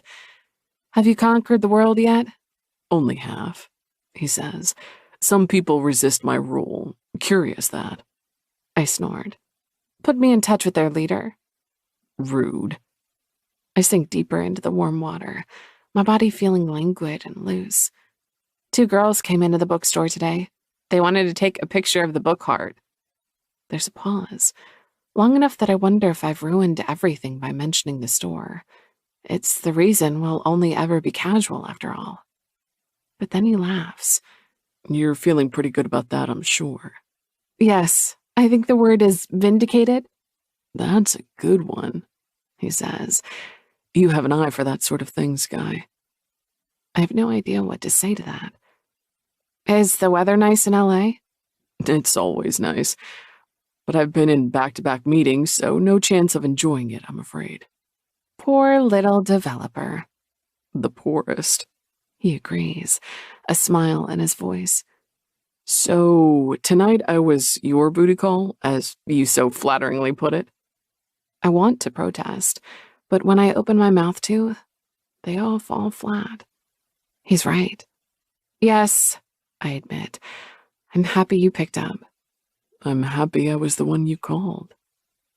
There's no one else, I want to say, but that would reveal more than I'd want to.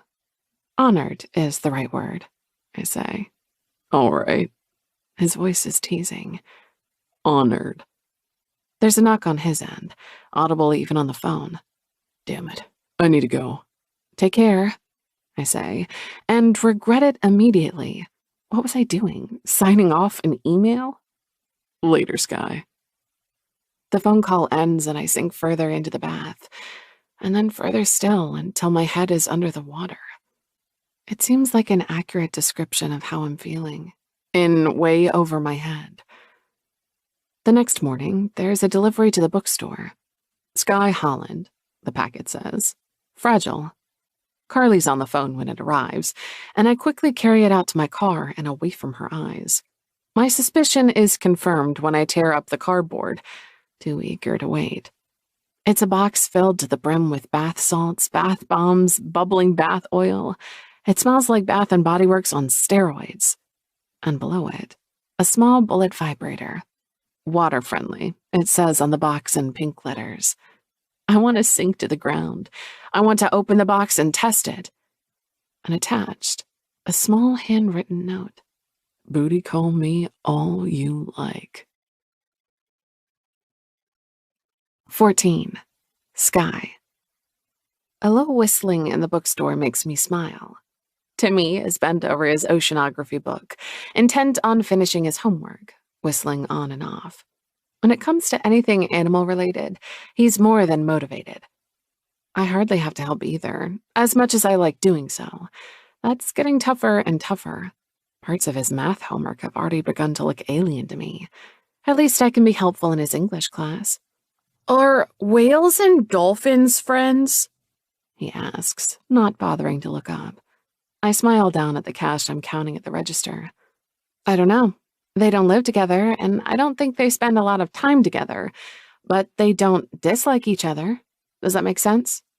Yeah, he says, scribbling something in his notebook. Kind of like you and Mom. I lose track of my counting completely. It's an offhand comment, like he's stating something obvious. What do you mean? He looks up, pushing his glasses back. You don't spend a lot of time together. We do, I say. Some. Not much. His voice is cheery with a child's triumph. Either I'm with her or I'm with you, but I'm not with both of you at the same time. That's true, buddy. But we're definitely better friends than dolphins and whales. He nods, returning to his homework, like my answer explains everything. Maybe it does. And maybe it's not particularly complicated. But at the same time, Isla's been getting on my nerves in a way she never used to. Just tonight, she'd ignored me when I said I'm busy tonight, guilt-tripping me into changing my plans to look after Timmy. It hadn't been big plans, yoga, dinner, calling Cole again, but I'd looked forward to it. Just thinking it feels traitorous. I love having Timmy around. His shoulder is bent over his homework, the vulnerable nape of his neck, the cheerful whistling. He is the best nephew I could ask for. But would it hurt Isla to plan ahead for once in her life? Sometimes I'd appreciate more than a few hours' warning, and Timmy deserves far better. Not that she gets that. Where reason is concerned, my sister has always had a mind like a colander. She hears what she wants to and siphons off the rest. Timmy leans back, ink on his fingers. Did you know that sea turtles can live to be 100? They can? That's impressive. That's so old. He flips a page in his book, and even from this distance, I can see the outsized drawings of orcas on the page. Have you ever been to an aquarium? Yeah, but it was a long time ago. Do you want to go? Can we?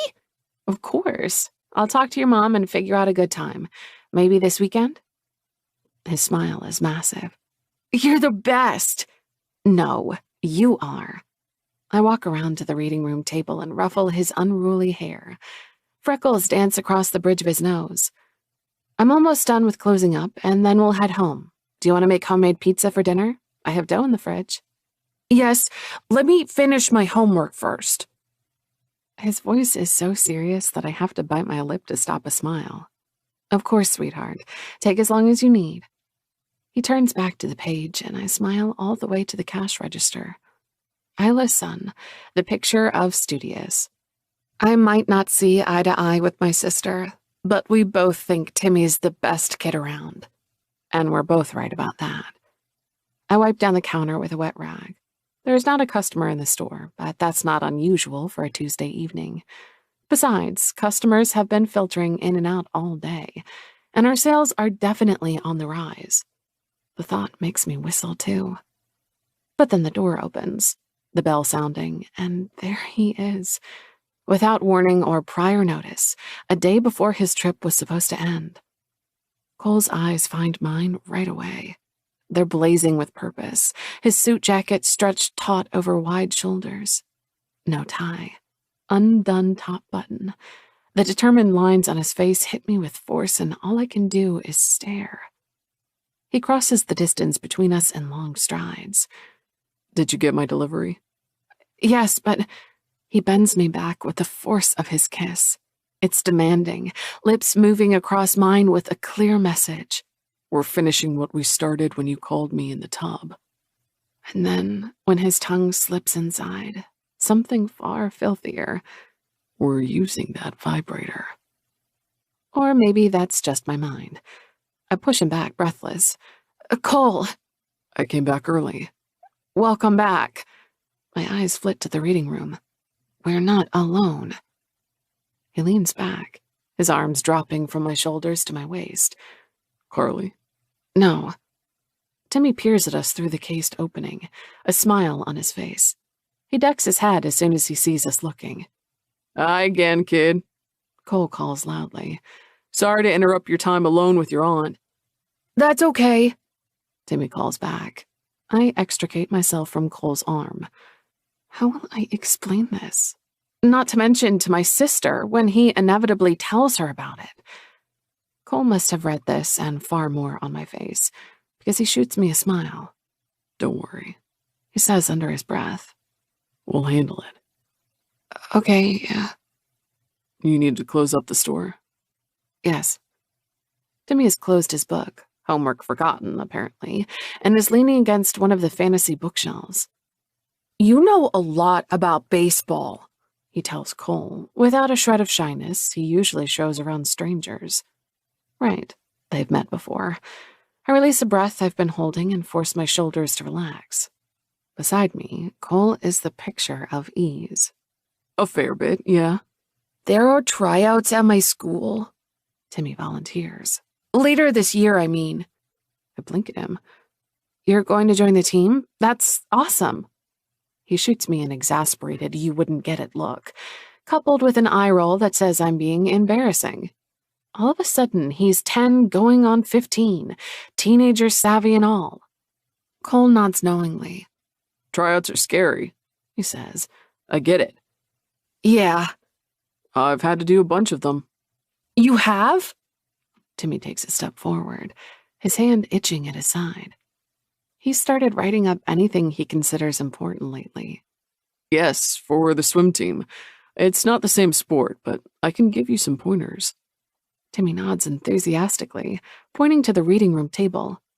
Let's sit, he says, like they're about to have a meeting.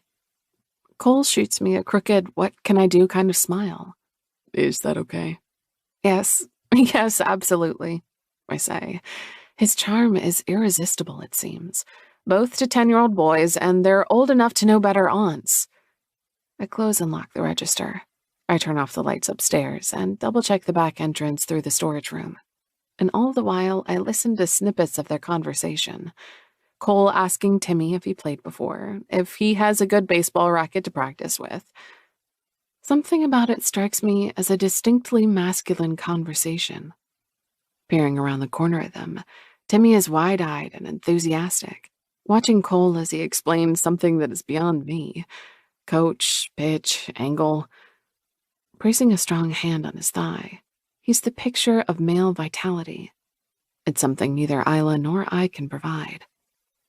By the time I'm finished, they're still deep in conversation.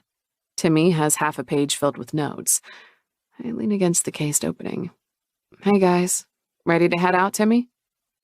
The grin he aims my way is blinding. Cole said he'd take us to a baseball game to see the Mariners. Oh no, he didn't. I give Cole a withering look, but he just gazes levelly back at me. I have VIP season tickets. Might as well use them. The kid needs to see a proper game if he wants to start playing one day. Please say yes, Auntie, Timmy says, almost bouncing with barely concealed excitement. You don't even have to watch. You can bring a book. It makes me smile. We'll go if our schedule matches Cole's. He's very busy. There's a home game tomorrow night, Cole supplies hopefully, and I'm not too busy. What he's offering? Well, it goes well beyond the casual status we decided on. Warmth spreads through my chest and brings a smile to my lips. Regardless of Cole's motivations, this will make Timmy's week. And judging from his puppy dog eyes, I will quickly lose my best auntie in the world status if I say no to this. It's a long way to fall. Let me call your mom, I tell Timmy. If she says yes, we're going tomorrow. Yes, yes. Thank you so much. Thank you, Cole. My pleasure. I don't go often anymore. It'll be fun, kid. Cole walks us to my car, parked just across the street. Timmy doesn't protest when I say that Cole and I need to talk on our own for a minute or two. Instead, he gives Cole a thumbs up and a cheerful see you tomorrow. When the door closes, I turn to Cole, rubbing my neck. This is really nice of you. His lips twitch with a smile. Are you about to say thank you? Yes, I might be. Cole, it's too much. If it was for me, I wouldn't be able to accept it. His hand lands on the curve of my waist, comfortable, like it belongs there. Nonsense. Thank you, I say, my voice sincere. Truly. But I lower my voice. What part of this is casual, though? It'll complicate things. He tips my head back and presses a kiss to my lips. It's soft and warm. The kind of kiss you give someone when you know there'll be a lot more opportunities. We won't let it. And your nephew will love you for eternity. I smile, a bit crookedly. Buying a kid's love, huh? It's the way I was raised. Kisses me again, deeper this time, running his hands down my arms. Tell him I'm just a guy you're dating. Your sister won't know the difference. You're right. Wear a baseball hat and sunglasses to the game, and no one will recognize you. He flicks my nose again.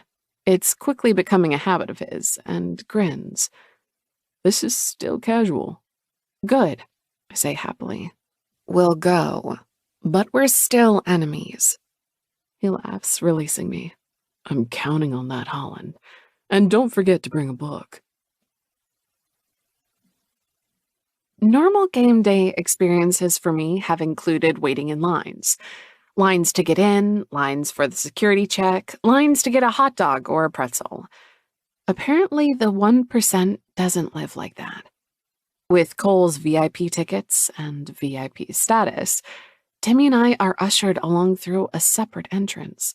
We ride in an elevator instead of taking the stairs. It's almost ludicrous.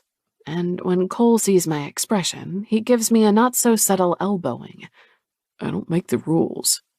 I elbow him back, his chest a solid brick wall. Do you have different snacks, too? I ask. Gold-infused soda, truffle-flavored popcorn. No, that would be ridiculous. A pause. But the caviar-flavored pretzel is to die for. I laugh, keeping a hand on Timmy's shoulder. Sounds delicious.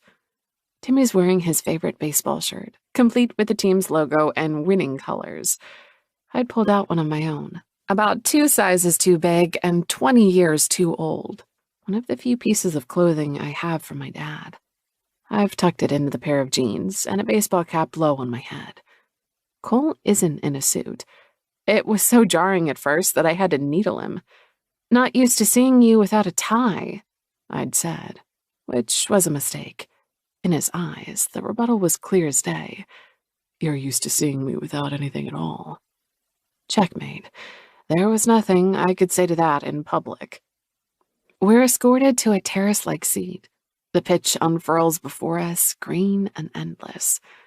4 padded chairs and a table with a monitor embedded, and on it, stats about the players are already circling. "Wow!" Timmy exclaims, climbing onto one of the chairs. "Look!" Batting practice is done, it seems, and both teams are milling on the pitch, preparing for the national anthem. Cole hands me a menu with the entire snack selection. "What do you want?" I scan the list, a smile on my lips. No caviar pretzels? Damn. They must be out. "Then what will you have?" He snorts, pulling out one of the chairs for me. "The normal ones are nice too. Bit of sea salt, melted butter." I pretend to shiver in pleasure. Perfect. "Timmy, do you want a pretzel?"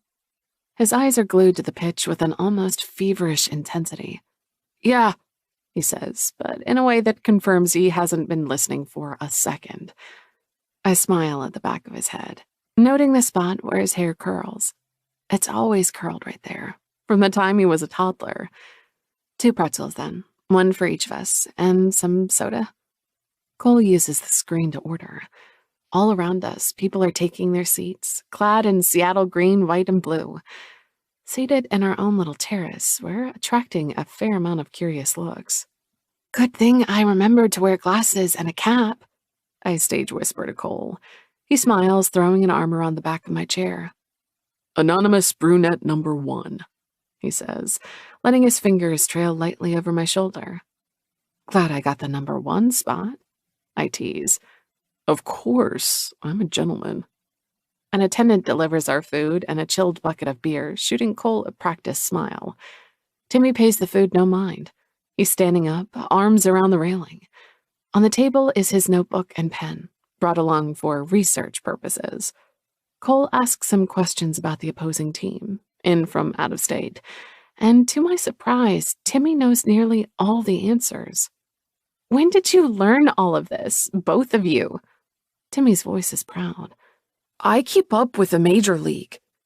"Of course you do," Cole says, arms still around my chair. "You love the game." I laugh, propping my legs up. Okay, I get it. I know nothing." "We'll teach you," Timmy offers generously. "It's starting." And so it is. We stand for the national anthem. And then I watch, nearly as entranced as the 2 boys, as the batter hits with the sound of a whip. It's been a long time since I've seen a baseball game, even longer in such an enthusiastic crowd. It's exhilarating. Timmy cheers and high-fives with Cole, occasionally giving me one too. Next to me, Cole is outwardly relaxed with a beer in hand, but his eyes don't leave the pitch. He wasn't joking when he said he was a fan. He hasn't shaved today either, and his 5 o'clock shadow is pronounced.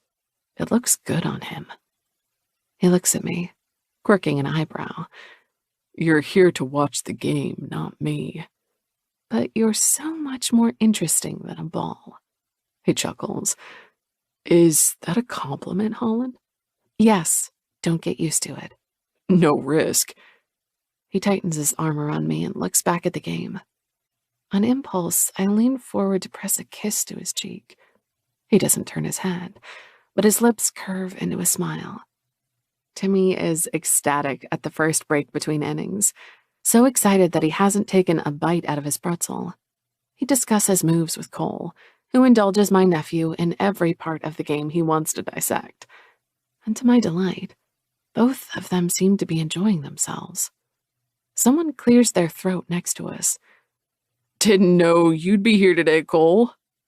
A tall man leans against the entrance to our terrace, a rogue grin on his face. His hair is dark ink and cropped short. eyes taking in Cole, Timmy, and me with dark amusement. Nick? Cole nods, a look in his eye that's impossible to interpret. You didn't tell me you'd be here today either. The man snorts. Glad we've established that. Hello, he says to me, extending a hand. I'm Skye, I say as we shake. Nicholas Park. The name rings a faint bell. He sees it in my eyes, because his smile widens. Yeah, that one. Wow, arrogant much? Cole clears his throat, as if he was thinking the same thing. Nick runs a venture capital firm. Timmy takes a step closer to me, watching this display of masculinity with bright eyes. I put a hand on his shoulder. Just came to say hi. I won't bother you guys. Out on a family outing. Nick's eyes are shining with sly amusement. Thanks, Cole says. I'd invite you to stay, but then again, I don't really want to. My exhale is audible. Timmy is staring at Cole with an open mouth, but Nick just throws his head back and laughs. Of course you don't.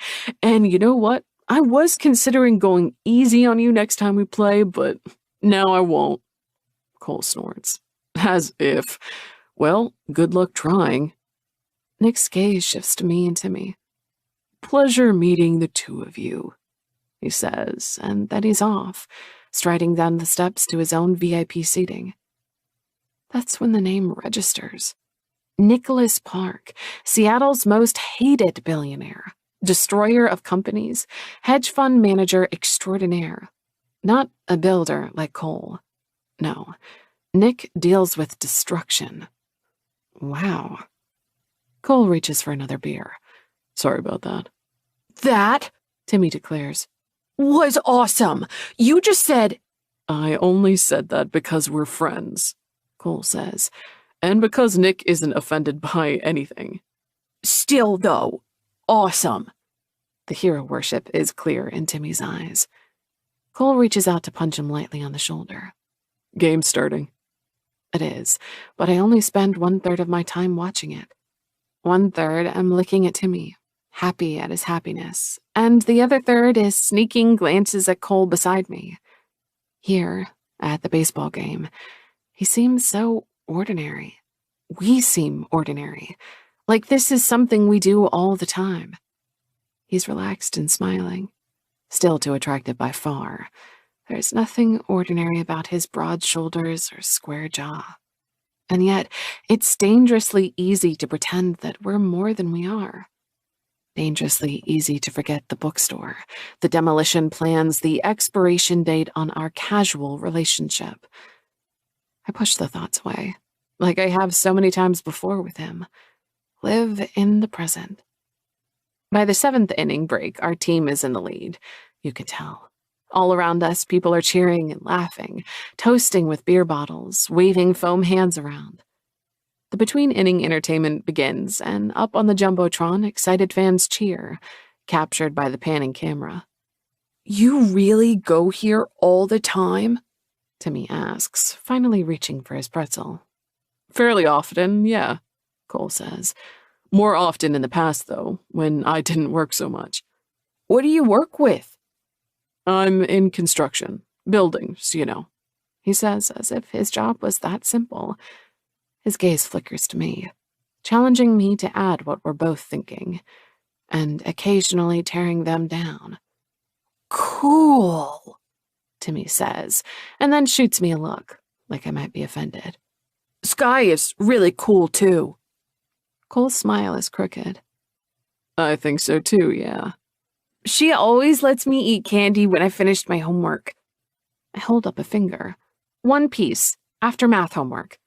Whenever I stay at her place, I get to watch TV late, too. We watch a lot of nature shows. Cole chuckles at that. All of my bad habits are being exposed here, apparently. Anyway, are you Skye's boyfriend? I open my mouth, but no response comes to mind. I told him before that we were friends. Apparently, I hadn't been convincing enough. Cole shakes his head. No, but we're very good friends. Timmy cocks his head. Most friends don't kiss, though. At least not mine. You're right, Cole says, lips twitching again. it's not usual. We're more like boyfriend and girlfriend in that way. So, Timmy breaks off, glancing at me furtively, perhaps wondering if he's going too far. you're friends who might become boyfriend and girlfriend, but you don't know yet? Oh, dear God. Cole gives a decisive nod. That's exactly right. Is it? I sink back into my chair, a jumble of conflicting emotions racing inside me. And that's when I notice people around us are cheering far louder than usual. It's still an in-between inning break, isn't it? It is.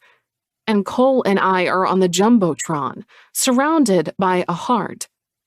I watch the screen in a dazed sort of horror, seeing Timmy's massive grin when he realizes we're on TV. My own face is half hidden beneath the baseball hat pulled low. Cole is set in determined lines. Damn it. His voice is nearly lost in the cheering around us. Kiss, kiss, kiss. I pull my hat down lower. This is on camera. They won't see you. And then he's kissing me, pushing me back into the chair with force, an arm around me. His lips are warm, his back broad, covering me from view. He pulls back an inch. Duck your head. Obediently, I duck my head as he sits back, pulling me against his chest. Applause and whistles sound around us, and then it's over. The camera moves on. The cheers die down, and breath returns to my lungs. Wow, Timmy is saying. we were on TV. My voice is faint. Imagine that. Damn, Nick, Cole says, his hand fisted on the edge of his chair. This was his doing? Undoubtedly. I shake my head, trying to clear it. The game is shown on TV. The odds that any of my friends are watching, not to mention my family, are low, nearly infinitesimal. But they're not zero, and that's enough to make my stomach turn. I put my hand on Timmy's shoulder to distract myself. What player is your favorite? Do you want to show me on the touchscreen? He launches into a discussion about pitcher strength and technique, and I listen intently, ignoring my emotions yet again where Cole is concerned. The game begins again, and Timmy's attention is glued, although he occasionally turns to us to point out something extraordinary. I lean into Cole, and his arms tighten around me. Stop worrying about the kiss cam, he murmurs. No one will be able to recognize you. I play with the hem of my baseball shirt.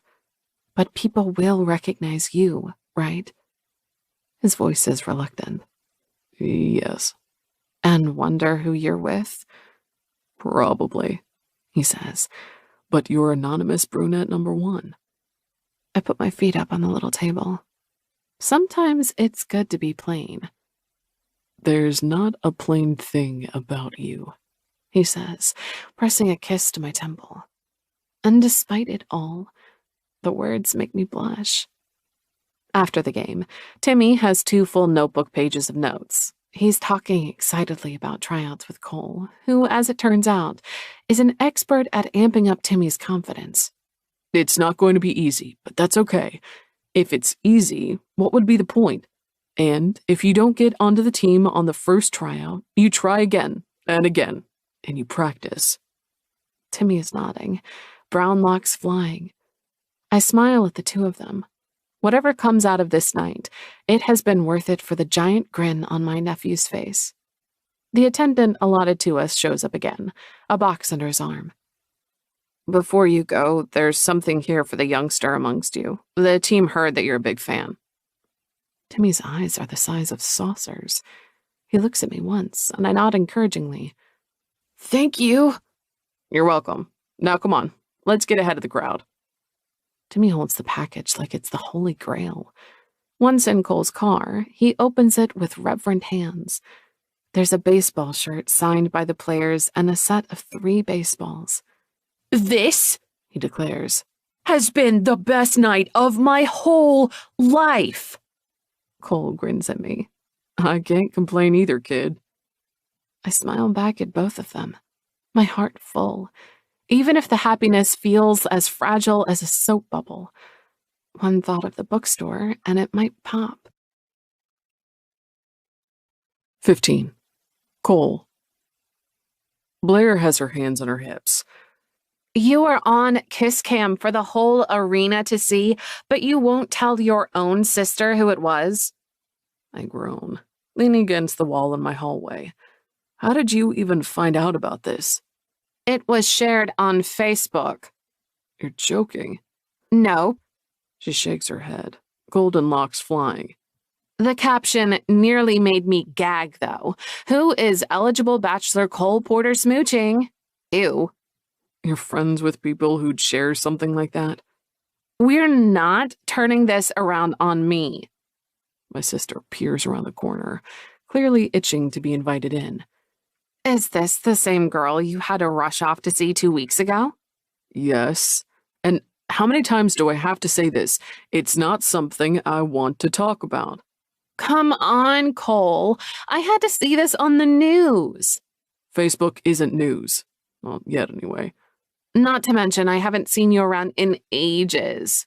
She drops her purse on the hallway table, already reaching for the clasp of her jacket. Damn it. Any other day she'd be welcome. But on this beautiful Sunday morning, I happen to have a guest. The Kiss Cam participant, as it turns out. That's not true, I protest. We played tennis last weekend and had brunch. Nick was there. So? She wrinkles her nose and I sigh, knowing the dislike between Nick and Blair runs both ways. Why they don't get along is beyond me. Fine, don't answer that. But Blair, I can't hang out right now. This afternoon, let's call Mom and take her out to dinner. Don't deflect. I know your ways, Cole. Let's talk about this. She tugs off her jacket and hangs it on the peg, her blonde hair newly cut to shoulder length. Blair changes like the wind. Since you're being so cagey about it, is it serious? That would be the first after Elena. I scowl at the mention of my ex's name, especially with Skye right around the corner. Blair, please leave. Okay, she says, staring down the hallway to the kitchen. Let me get a glass of water first and I'll be... Oh, hello there. Skye is sitting by the kitchen island with a bowl of cereal. She gives a small wave, glancing down at herself. Hi there. Sorry for She sweeps a hand over herself, my button down nearly drowning her. A beautiful flush is climbing up her neck. No, I'm the intruder. My sister chirps. Now I understand why Cole wanted me out of here as soon as possible. Skye's eyes flick to me with curiosity. Blair, this is Skye. Skye, meet Blair, my sister. A sigh. My very nosy sister. Blair laughs, unfazed by the critique. That's me, always with my nose in his life. It's really nice to meet you, Skye. She stands to extend her hand to my sister. My shirt reaches her mid-thigh, but she still tugs it down. It's a pleasure to meet you, too. Oh, the questions I have for you. Blair grins with delight. You do? Definitely. Like, does your brother have an aversion to fridge magnets? I groan again. This is not happening right now. Blair, I'll call you later. But I just arrived. Nope. Elevator is that way. She gives me a pout, but I'm relentless, and eventually she shakes her head at Skye. He's always been this bossy. I'm sure that was another of your questions. Skye nods, her smile echoing Blair's. My very next one. It was really nice to meet you. Until next time. Her voice trails off as we walk down the hallway. Stepping into the elevator, she gives me 2 thumbs up and a mouthed, "She seems nice." I shake my head at her as the doors close. The last thing I need is the cheerleader-like support from my little sister, especially when Skye and I are, well, casual. She's still eating cereal when I return, a smile playing on her lips. Really sorry about that, I say. Don't be. She was amazing. The surprise on my face must be evident, because Skye laughs. As long as you don't tell her that I work in the bookstore, then there's no harm done, right? Right. Skye slides off the chair and pads to the sink on bare feet, putting her empty bowl down. Besides, I kind of feel like we're even now. Even? You've met a member of my family. I've met a member of yours. I rub my neck. I suppose that's true, yeah. She leans against the kitchen counter, her hands braced behind her. Thanks for the game last night, she says, with her hair still mussed from bed, my shirt folded up to her elbows. She looks gorgeous.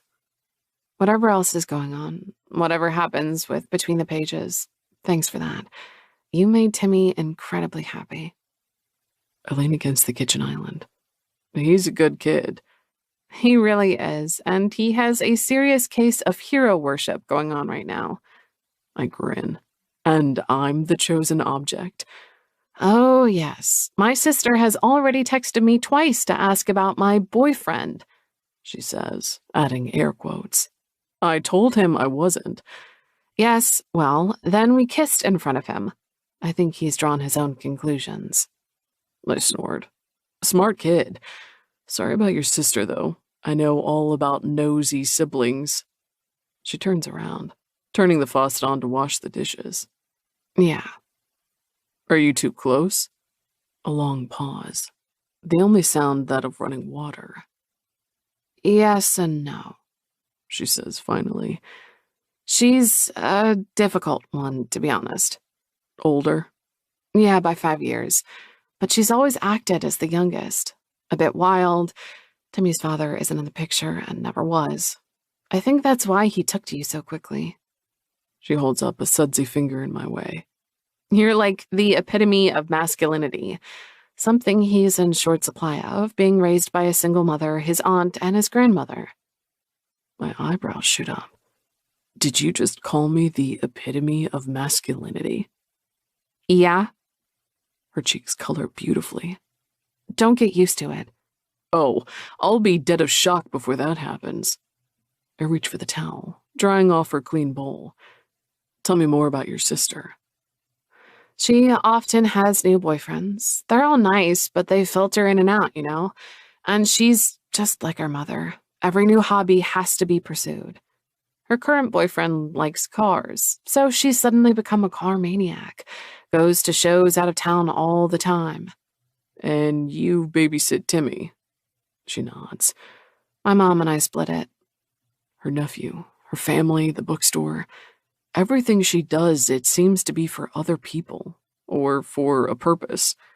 For Carly and Timmy. I press a kiss to her neck and her eyes flutter closed. How's your writing going? Good. Her hand grips mine, guiding it to her waist. Much better than it has in a long while, actually. Inspired by me? Her laughter is soft. Maybe. I'm flattered. I kiss my way up to her ear. Look at us being civil. Isn't it nice when we have a truce? She wiggles against me, her butt round and soft and enticing. Yes, she says. But don't worry, I'm being nice to you because I know we'll win. Oh, you will? Yes, we have more customers daily. Sales are increasing. Our accountant basically confirmed it, you know. I tip her head back, her neck soft and fragile under my hand. She sighs as my lips trail up and down. Good, I say, my hand running down the hem of her shirt. Her thigh is silky smooth. Good. I thought you wanted to win. I do, but the next best thing is you winning. Her smile is massive as she turns in my arms, backing me against the kitchen counter. Beneath my button-up, I know for a fact she's only wearing panties. Charmer. Another compliment. Don't get spoiled. I lift her up onto the kitchen island, her surprised laughter raining down on me. Spoiled? Me? Never. She opens her legs so I can fit between them, my hands resting on her hips. Was that the first time you've dried a dish in your own kitchen? Maybe, I say. Is that another strike against me? Maybe. she echoes, running a hand up my arms. The swim team, huh? You remembered. Of course. Do you still swim? You look like you do. Every morning, I say. She rubs her hands around my neck. Except today. Except today. I agree. I had better things to do. I lean in and kiss her, and she kisses me back, warm and sweet. Her hands find their way into my hair, tugging it in that way that sends shivers racing down my back. Before long, my hand moves of their own accord and pull at the buttons of her shirt. She laughs against my lips. So eager, she murmurs, her laughter turning into gasps when I pinch one of her nipples. After she'd told me none of her previous lovers had given them enough attention, I'd made sure to redouble mine. Her hands tug off my t-shirt. My tongue finds hers. It's a dance we've done nearly a dozen times now, and still, every time leaves me hard and aching. She's irresistible. Sorry for staying the night, she murmurs. I fell asleep last night after well, she breaks off, biting her lip, and I grin at her. We'd tried her bathtub fantasy in my master bath, the tub large enough for me to fuck her underwater. She'd been slick like oil after the first 2 orgasms. The memory combined with her naked and ready for me makes it hard to think. Do I look like I'm complaining? She grins, shrugging off her shirt. No. I slide her panties to the side and find her warm and wet. Yes, I murmur. You're always ready for me. She presses eager lips against mine, scooting to the edge of the kitchen island. Like this? Fuck yes. I tug off her underwear. In broad daylight, she's gorgeous, pink and sweet and slick. She pulls at the tie of my slacks, pushing them, her movements jerky. This casual thing is getting complicated, huh? I can only agree. When this began, I had no plans to send her gifts, not to mention hang out with her nephew. Maybe we should talk about that. Set new ground rules. But then again, she's beautiful and naked in front of me, and her hands are stroking, and then she's spreading her legs wide. That's fine, I say, my hands running up her inner thighs. Completely fine, still casual. Skye nods, a breathy moan escaping her when I run the head of my hardness along her. It's casual because we say it's casual, she says. Exactly. You're not falling in love with me, are you? Her chest is heaving. No, don't worry. I still hate you. Good, I say, pushing forward. We're good. That's a lie, because she's fucking fantastic. I bury myself inside, and she grips my back, hot and slick and tight. I should tell her that, but words refuse to form. My body is moving on instinct, fucking her on the kitchen island, both of us watching where we join. It's over almost as soon as it began. My hand is circling, moving over her clit the way I know she likes, both of us exploding. Her moans that bring me over the edge, soft and breathless and entirely real. Fucking hell. Skye lies back on the kitchen island, her body limp. Her breasts rise and fall with her heavy breathing. You could be the worst person in the world, she says faintly. And I'd still come back for more of that. My hands tighten on her hips. So I'm not the worst person in the world? It's a small upgrade, but I'll take it. She smiles up at the ceiling. So many compliments today.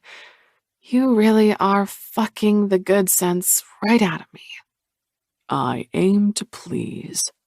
Wincing slightly, I pull out of her heat. Damn, we didn't use a condom. She rises on her elbows. I'm on the pill. I have regular health checkups, I say. I'd be happy to give you a copy of my latest clean bill. She blinks. Wow. What? That just sounds very experienced. I got checked last September, she says, that beautiful blush spreading over her cheeks again. Haven't had sex without a condom since.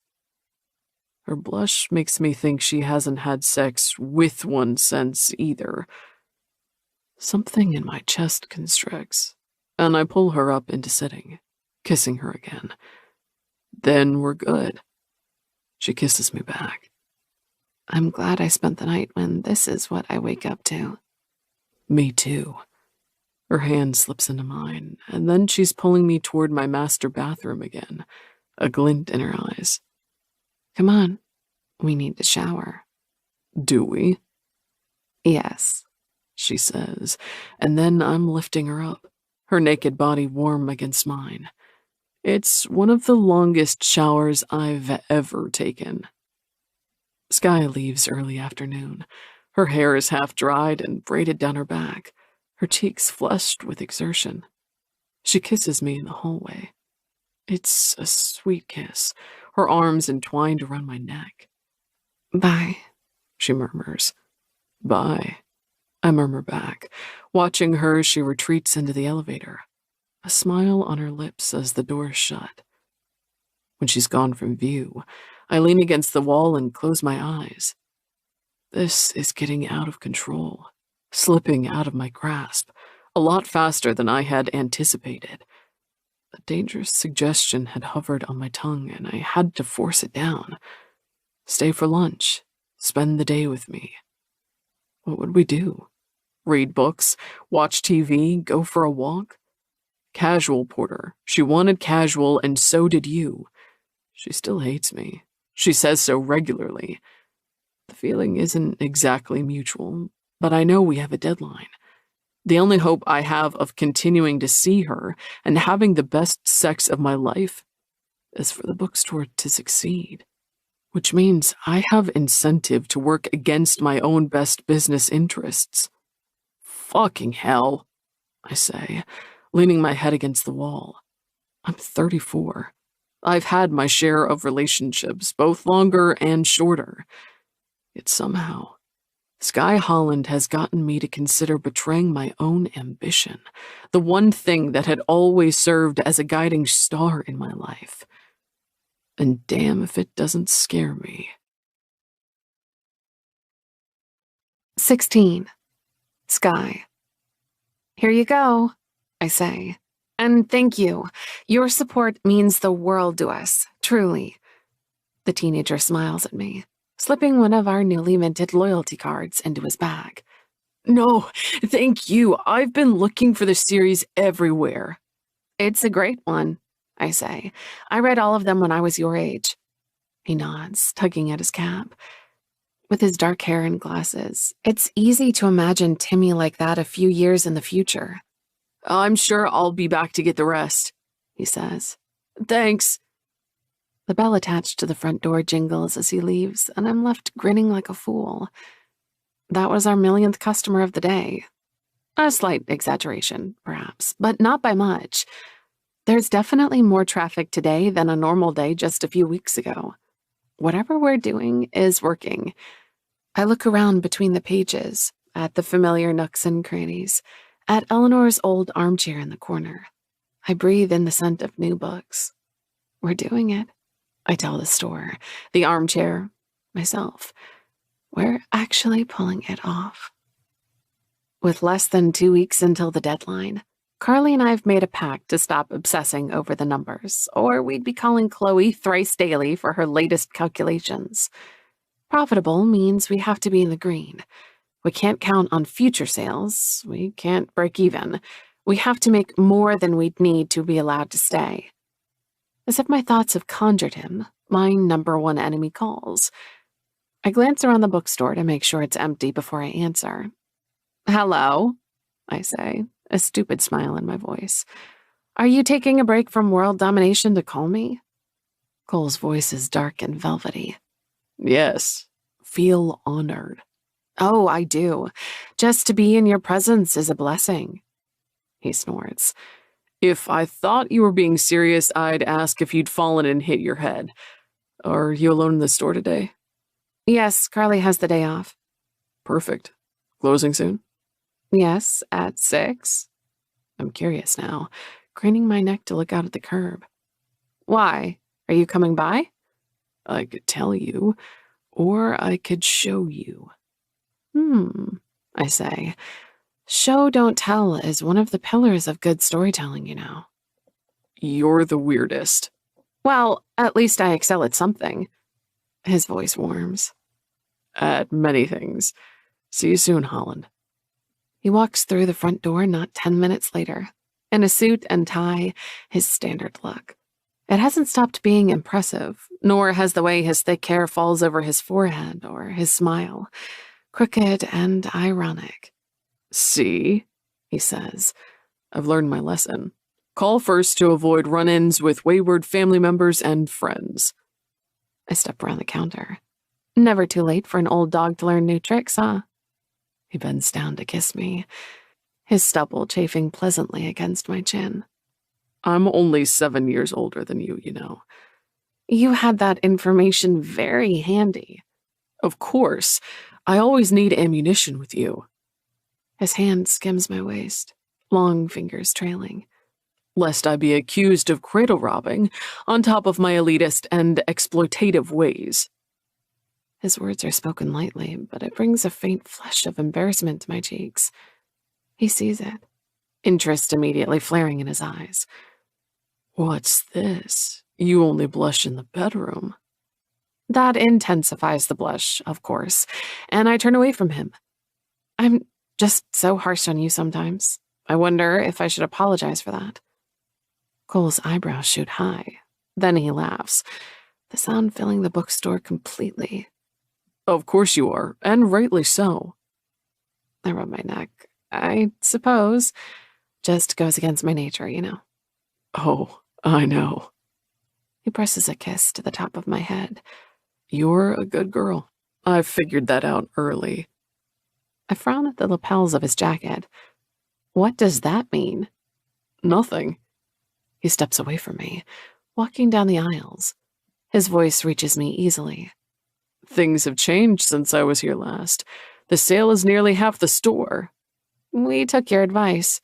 Are you flying through your inventory? I follow him. Maybe not flying, hurrying? Good enough, he says with a smile, stopping dead in front of the book cart, positioned in the shelf.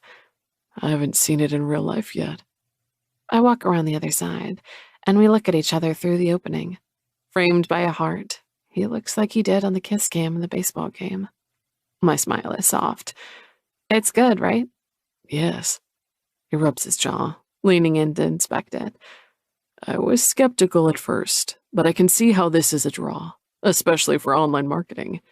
Our Instagram profile is growing. So I've seen, yes. He glances toward the front door and then back to me. Something in his smile deepens, stretches wide, humor and challenge both hidden within. Before you close, I want a shot at the dartboard. You want to shoot arrows at your own logo? Yes, he says. There are days when I'm more tired of it than you can possibly know. I'm chuckling as I lead him into the storage room, leaving the curtain open to the main bookstore. You're very welcome to try. Cole steps into the small space, looking far too much for the cramped storage room by the staircase, ducking his head to avoid hitting the ceiling. I bite my lip to keep from laughing out loud at the image. He pulls out the darts stuck into the board. Oh, look at this poor logo. It's skewered. Kind of the point. He steps back, rolling the darts around in his open palm. Ah, the angle isn't very good. You're making excuses? He holds up his hands, lips curling. I take it back. I grin, glancing back toward the front door. No customers. Come on, then. He throws the first dart, and it reverberates as it hits the board, just half an inch from the logo center. The next two are thrown in quick succession, hitting dead center both times. There, he says, satisfaction in his voice. That fucking thing cost me $50K to commission. What? You're joking. I wish I was. Ready for some more great business advice? Find a cheaper graphic artist and ignore your business partner's protests. I shove him lightly, like I'm 12 and don't know how to flirt. My smile feels etched on my lips. I'll remember that for when I start a multi-million-dollar firm. He wraps an arm around my shoulders. Look, just make sure you get as much of your inventory out as possible on sale, all right? All you need is to show that you're profitable. Your profit margin can be razor thin. It just needs to be there. What's this? You're helping your competitor? He shrugs, the movement pulling me closer against his body. I'm feeling generous. Do you want us to succeed? My words are a bit breathless, even to my own ears. Maybe, he says. Maybe not. Maybe I just don't want you to hate me indefinitely. I have no idea what to say to that. Cole sees it on my face, because he snorts and steers me back to the counter. You, speechless. Now I've really seen it all. Come on, close up shop. I'll throw some more arrows while I wait. All right.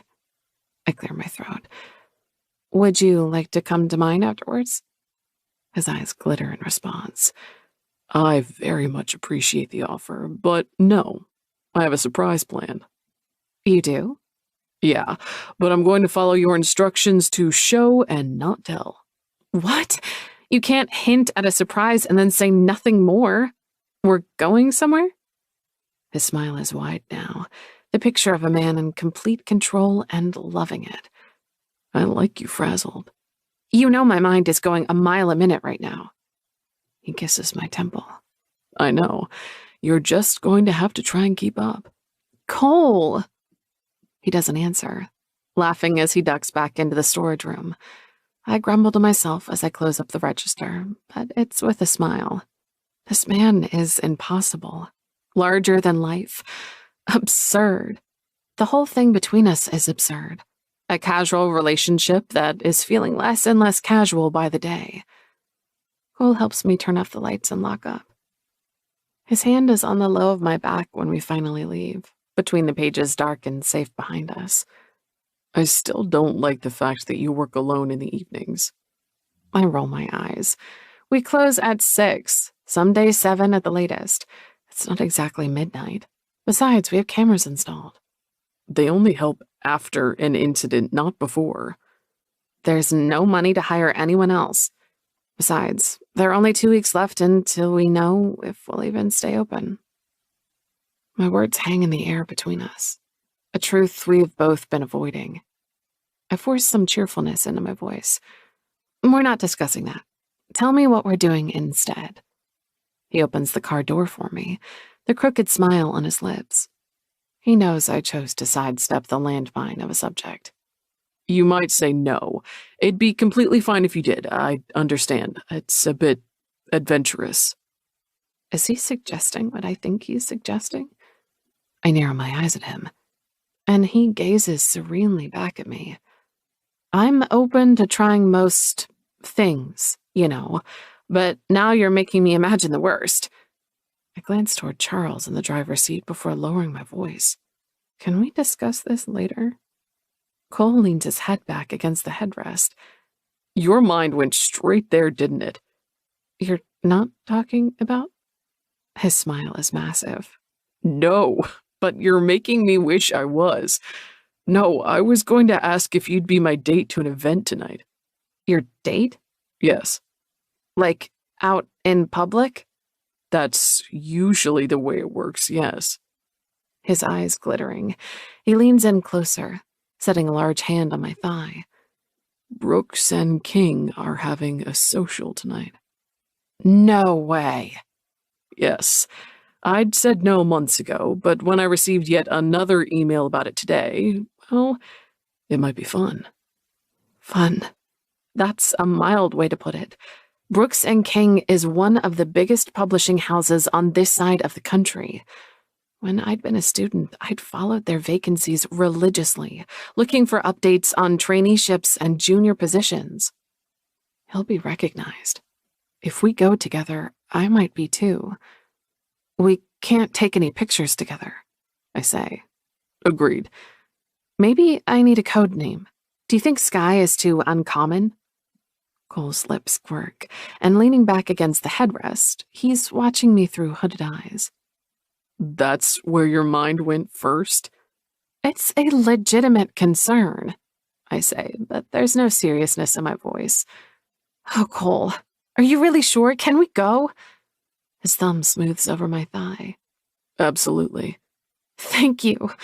Oh, we'll need to stop at my place. I can't go dressed like this. We're already on our way. I lean back in the seat, closing my eyes at the rush of excitement pulsing through me. Brooks and King and Cole doing this for me. He said he wouldn't have gone to the event otherwise. A small portion of my mind is telling me to focus on that, to dissect it, to face the facts. His actions, from giving Timmy the best night of his life to this event, are making it harder and harder for me to stay emotionally uninvolved. Hush, I tell it. A bit more living and a little less thinking. At least for tonight. Back in my apartment, Cole has a seat on my bed while I get dressed. Seen it all already, he says by way of explanation, but judging from the way his eyes rake over my body, he's enjoying the show. First row seat, huh? He leans back on his hands, eyes darkening. You're stunning. Empowered, I change into a matching set of lingerie. While he watches, I slide the red lace underwear up my thighs, tucking them in place on my hips. For later, I say. Cole's jaw clenches. You have about 2 more minutes to get dressed, and if you're not done by then, we're not leaving at all. Is this testing your self-control? More than you can imagine. I laugh, slipping into my silkiest black dress.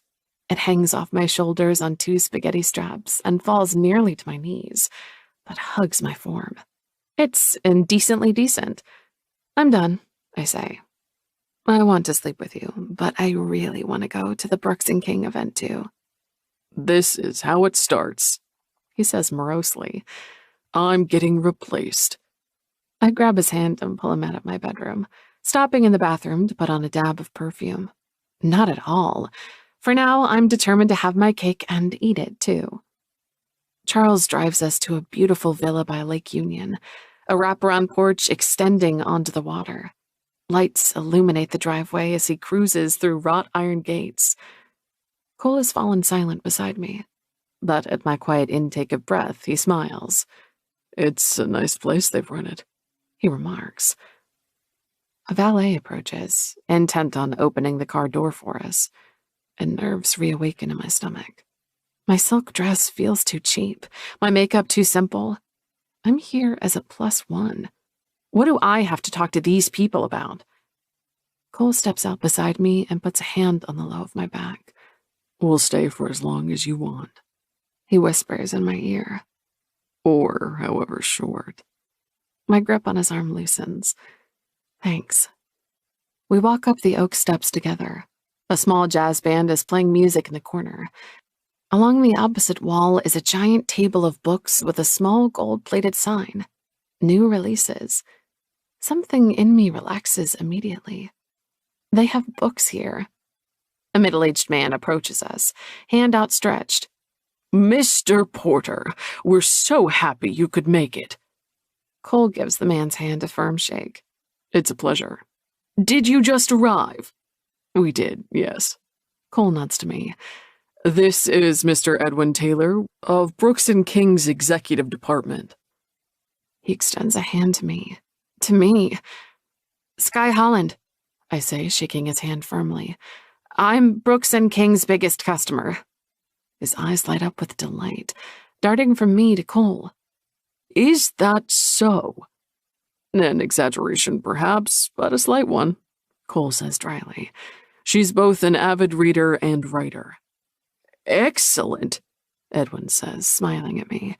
Well, you should fit right in tonight. The table over there displays all of our upcoming releases. Feel free to look around and talk to our guests. Most of our department heads are here tonight. Ask anything you want, anything at all. Cole nods, like this is a perfectly normal thing to be offered. Lovely. We'll talk to you again, I'm sure. I hope so. Edwin smiles at me again. A pleasure to meet you, Miss Holland. As soon as we're out of earshot from other guests, I turn to Cole, unable to hide my excitement. The head of their executive department? His lips quirk. Figured you'd get a kick out of this event. We'll get to see their releases ahead of time before they're announced? That's wild. Yeah. And the way he spoke to you, you were invited to this? Why? Cole shrugs, ignoring the glances several in the room are aiming his way. I can't tell if it's to admire his looks or his power. I'm invited to most things. You asked me about it once, actually. I did? You were delirious with fever at the time. I'm not surprised you don't remember. I slipped my hand into his. Probably a good thing, I can't remember. It can't have been the only thing I said. Cole leans forward and presses a kiss to my temple. It's become his thing, and leaning into his touch, I don't object to it at all. You were delightful. Until I kicked you out afterwards. Until then, yes. Come on, let's get you introduced to all of these notorious department heads. At Cole's side, the world is my oyster, it seems. We're stopped every few feet by well-wishers, investors, publishers, marketers, and authors. I try and fail to remember all of the names given to me. Cole nods and listens, but rarely speaks, letting me handle most of the conversations. I do my best, talking about the literary industry, and yet most of their eyes dart to him regularly, monitoring his expression, I imagine. Only a few people are exceptions. Edwin Taylor comes up again to ask my opinion on their new releases, a conversation that Cole politely excuses himself from. The head of modern English poetry wants to talk to me at length after I mentioned that I work in a bookshop, leading to another fascinating discussion about the future of print media. I'm on my second glass of champagne when I finally spot Cole again. He's surrounded by men in suits, standing in a semicircle with Cole at its center. With his drink in hand and the smile on his lips, it looks effortless, like he's enjoying himself. But I've learned when that smile is true and when it's a charming facade. He excuses himself immediately when he sees me alone. Thank God, he murmurs, sliding his arm around my waist. Never leave me alone again. You were the one who left me, I point out. Right you are. He takes a sip of his whiskey. What a mistake. I peer up at him. That looked like an ambush. Oh, it was. I glance at the people around us, some already watching us with interest, some looking for an opportunity to approach. They really wanted you here, huh? They usually do. I straighten his lapels, a disturbing thought taking place. I pitch my voice low for his ears only. They want you to invest? He nods. Publishing is a struggling industry. They probably invited every potential investor in the state to this. Money opens doors, I murmur. Yes, he says dryly. But they close awfully fast when people realize you have no intention of parting with yours. I put my hands flat on his chest. Thank you for this. He looks down, perhaps surprised at my sincerity. You're welcome. You don't want to be here. I get that with all these people sucking up to you. His lips quirk. Well, I do like some people sucking up to me. You're impossible. Yes, he says. So you've said before. Another thought strikes me. The people that have been nice to me, do you think they've been genuine? Take Mr. Taylor, for example. Was he nice to me in hopes that I'd convince you to invest? Cole sighs, his eyes draining of amusement. My suspicions aren't completely far-fetched then. I couldn't tell you, he says, and honestly, I've stopped trying to parse it out. You'll drive yourself insane with that kind of thinking. A realization he's had to come to. Ever since he became someone who's invited to these events, someone to manipulate or coerce. Imagine having to live like that, knowing that the people close to you might be using you. It strikes me as profoundly sad. Maybe that's why he's friends with Nicholas Park. One billionaire doesn't need another, not in any financial sense. I nod toward the porch, where the light ripples across the lake. The night is warm and beautiful, and the champagne is sweet. Let's get some air. We'll be followed, he warns. I slip my hand into his and pull him along the far edge of the porch. It's a secluded corner, with ivy and jasmine growing intertwined up the post. In the dim light, Cole's eyes glitter. Here, are you planning on having your way with me? This isn't a spot you go to mingle, I say. I dare them to interrupt us here. You have a mean streak. You already knew that. He inclines his head, a smile hovering around his lips. So I did. Do you know what this reminds me of? I reach over and touch my champagne glass to his whiskey, the amber liquid barely coating the bottom. The night we met. Legacy Bar. Best hotel I've ever built. I lean in closer. What did you really think that night? That you were gorgeous. I said I was people-watching, if you remember. He swirls his glass around, eyes on me. But I mostly watched you. I take a sip of champagne, cool against my parched throat. Would you have come up to me if the creep next to me hadn't tried to hit on me? He moves closer, his body shielding me completely from any nosy guests who might follow us out. Yes, he says. I don't usually strike up conversations with women in bars, but that night, eventually, I would have had to. And later? What did I think later? I nod, licking my lips. When we went to your hotel room. A hotel room. He corrects softly. When you went to the restroom, I got management on the phone. They gave me a key card. My eyes widen. You did? Yes. And to answer your question, well, when we went to bed, I thought you were cute. Shy, but determined to be brave. I look down. I was aiming for gorgeous and seductive. Oh, Skye, you were, he says, voice dropping low. So fucking irresistible, it killed me. Shy and seductive don't mix. His breath is by my ear, his voice a dark caress. In you, they most definitely do. Do you remember when we had sex the first time? Oh, God. I nod, my nipples tight against the fabric of my dress. Yes. Tell me what I did. You made me show you how I touched myself in a mirror. I leaned my forehead against his shoulder, closing my eyes as the waves of desire and embarrassment at war inside me. So you could replicate it. That's right. His lips touched the outer rim of my ear. And then... Then you did the same thing, but with your tongue. I breathe. I came.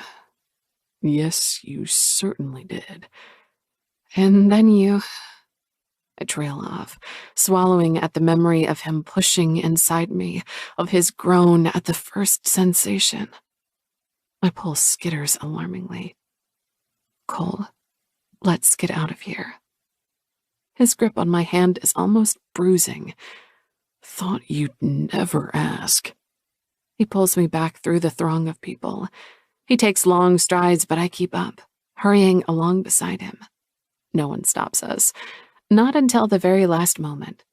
Edwin Taylor smiles at us and offers both of us his business card. If you ever feel like talking new releases, he tells me. The drive back to my apartment is mostly quiet, but Cole's hand is in mine, his thumbs smoothing circles across the back. Electricity is dancing across my skin from the simple touch. When did we become a hand-holding couple? When did we become a couple at all? The car slides up to a smooth halt beside my building. Thank you, Charles, Cole says. Tomorrow morning, please. Of course, sir. His arms are around me the second we hit the sidewalk. I chuckle, pulling him along to my front door. Tomorrow morning, huh? I'm staying the night. He reaches over my head and pushes the front door open for me with one firm shove. Hearing you narrate the first time we had sex has me more than a little worked up. My breath is coming fast when I unlock the door to my apartment. Behind me, Cole locks the door. The sound of a discarded suit jacket hitting the floor a second later. I slide the zipper down. Remember the lace lingerie I put on? Fuck yes. His hands are there, pulling, my dress pulling at my feet. I've thought about it all evening, just like you wanted me to. His breath is uneven against my cheek as I unbutton his shirt. Remember when you fucked me against the hotel wall? Cole doesn't answer. He lifts me up instead. My legs wrapping around his waist, his voice a growl. Yes. I'm airborne and flying, then I'm eased onto the bed. Cole stands back and tugs off his shirt. I could never get tired of the sight. Tan skin, a smattering of hair, the deep V of his stomach. Never stop swimming, I think. Whatever you're doing is working. I tug at one of the lacy cups of my bra, teasing my nipple with my fingers. Cole's eyes zero in on my breasts. It's empowering, the effect I have on him. You're unreal, he murmurs. I smile at him. And you're too far away. Come here. He does, sliding atop me. I'd expected quick, hard, perhaps against a wall, like I'd mentioned. But Cole does the complete opposite.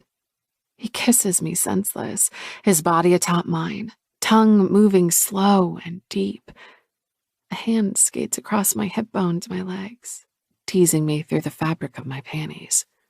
So wet, he murmurs, lips trailing down my nipple. Do you know how good it makes me feel that you're always wet for me? I want to respond, but then he's biting and my words turn into gasps. Like the epitome of masculinity, he continues softly. You called me that once as a joke, but when you're wet like this for me, fuck if I don't feel like it. I roll my hips against his hand, reaching down to slide his silken hair through my fingers. Not a joke, I breathe. I want you. I want you too. Inside me. He rests his head against my hip, his breath a warm gust across my skin. Fucking hell, Skye, let me make you come first. No, I want us two together. I grab his shoulders and tug him up to me, and Cole lets me, our lips meeting once more. I could lie like this forever, with him bearing me down into the mattress and kissing me. He turns it into an art, something to be appreciated and experienced and savored. But then he throbs against my stomach and desire sweeps my senses away again. Skye, he murmurs against my skin and strips off his underwear, eyes and hands pausing over every inch of flesh he uncovers. And when he finally settles between my legs and pushes in, both of us groan at the feeling. I wrap my legs around him. Yes, just like this. Cole comes down on his elbows, covering me completely, thrusting deep and slow. I'd fuck you forever if I could. I'd let you. His movements are deliberate, hitting spots inside me that make me close my eyes and hold on. Our skin quickly turns slick where it's touching, and we're touching everywhere. You feel so goddamn good. He groans. I run my hands up his back, lightly using my fingernails, and struggle to form a response. Rational thought is disappearing with every beat of his heart against mine. It's flesh against flesh, man against woman, my breasts against his hair-roughened chest. He changes his angle, hitting just the right spot, and Oh, yes, I gasp, just like that. Cole's smile isn't ironic or crooked or teasing. It's wide with pleasure. He redoubles his efforts, maintaining the angle and moving strong and sure above me. With every thrust, the pressure inside me builds. It takes me, crests, and I grip him hard. All I can do is hold on. Cole loses his grip on himself as soon as I do. His thrusts become urgent, shallow, as he buries his head against my neck. His body tightens against me, and he groans as he shatters. The silence that follows is complete. I hold him, thinking that he could fall asleep like this, and I would say thank you. He makes to move, and I tighten my legs around him. No, not yet. He laughs warmly against my skin. So bossy. Sometimes, I murmur. Never stop. He pushes up on his elbows to kiss me. God. I kiss him back. It's still just me. Funny. He sits up, easily breaking the hold of my legs. Was I too rough? Not at all. Good.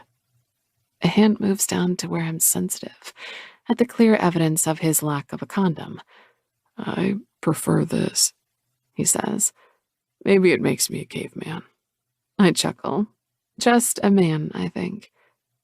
He stretches out next to me, his face relaxed, the usual lines of determination or amusement gone. Well, this man feels 10 feet tall. A hand skates across my hip, up to my waist, curving softly over my skin. You came. There's no point in denying it, and no chance of hiding it either. It had been pretty obvious. Yes, about to gloat. Cole's warm laughter washes over my skin. No, but I do want to hear you talk about it. My orgasm? Your story with them. You told me in the hotel room that it was unusual for you to come with a partner. Oh, God. I want to bury my face in the pillow and hide from the things past me had clearly had no problem spilling. At the time, I'd had no intention of ever seeing him again, and I'd surrendered completely to the skills of his hands and mouth. Cole laughs again, pulling my body into the hard contours of his. Don't be shy around me, not anymore. I'm not. And for the record, at the hotel that night, you pretty much fucked all of the sense out of me. I can't be held responsible for anything I said. Up, he instructs, and I lift my head so he can slide a muscular arm underneath my neck. He's warm, like a space heater. You thought it was that good? Yes. Why, wasn't it for you? He chuckles. That night was unreal, Skye, but I'm vain enough to enjoy hearing you say it. I didn't know that was in question.